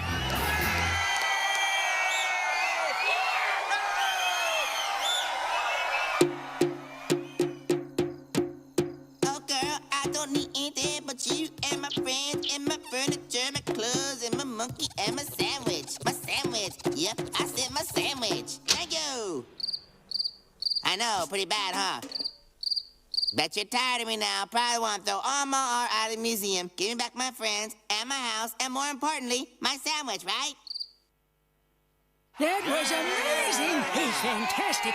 Are you kidding me? That was terrible. He's so humble. This ends now. People of Xenu, come to your senses. This isn't art. Anyone can sing badly. You see, I can create art just as well as he can. Look, here's some art. Wow, Dorcas, that's really good. Oh, yes, he's way better than you. People should be collecting his art, not yours. Wait, yes, that's a great idea. Everyone, Dorcas is now Xenu's greatest artist. Finally, the recognition I deserve. Oh, you should see his macaroni art. Well, if Sheen says he's great, he must be. I declare the new art movement to be Art Dorco. Thank you. Now, everyone, take his clothes, house, and food. Is it? What? No. Take your hands off of me. Guards, give Sheen back his stuff. We don't need that junk anymore. I hope you've learned a lesson, Nesmith. Art museums are bad, and you should never go to them. Yes! My sandwich! Oh, girl, I don't need anything but you and my friends and my furniture, my clothes, and my monkey and my sandwich.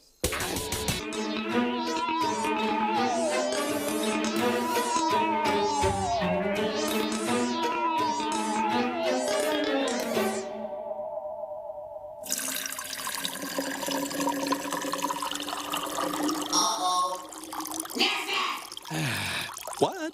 There's a problem. The toilet's clogged and I gotta go.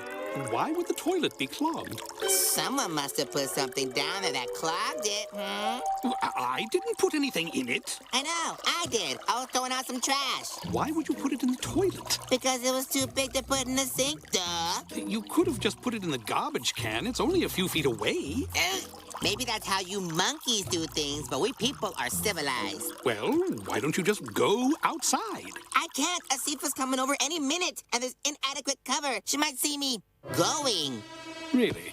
That would kill my cool. I'd be finished, done. I'd have to leave the city and live in the woods like some kind of goat boy. But Sheen, everyone goes to the bathroom. Asifa doesn't have to know that. Oh, no.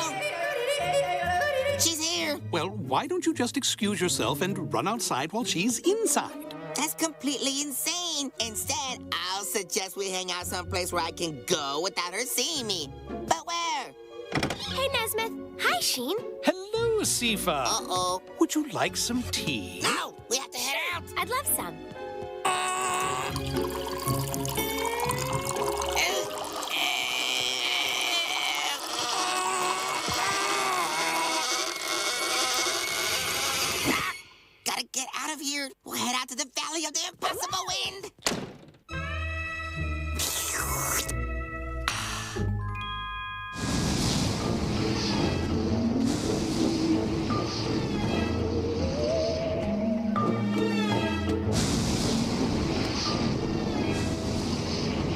Race you to the wind. Not yet. Let's play an Earth game. Hide and seek. I run in there and hide. You count to 7,000, then come in and find me. 7,000? Yes, that's how we play it on Earth. Okay. 1, 2, 3, 4, 5, 6, 7,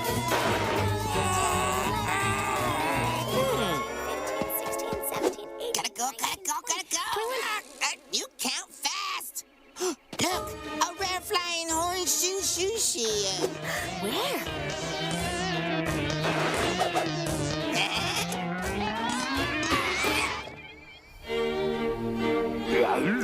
Greetings, friend.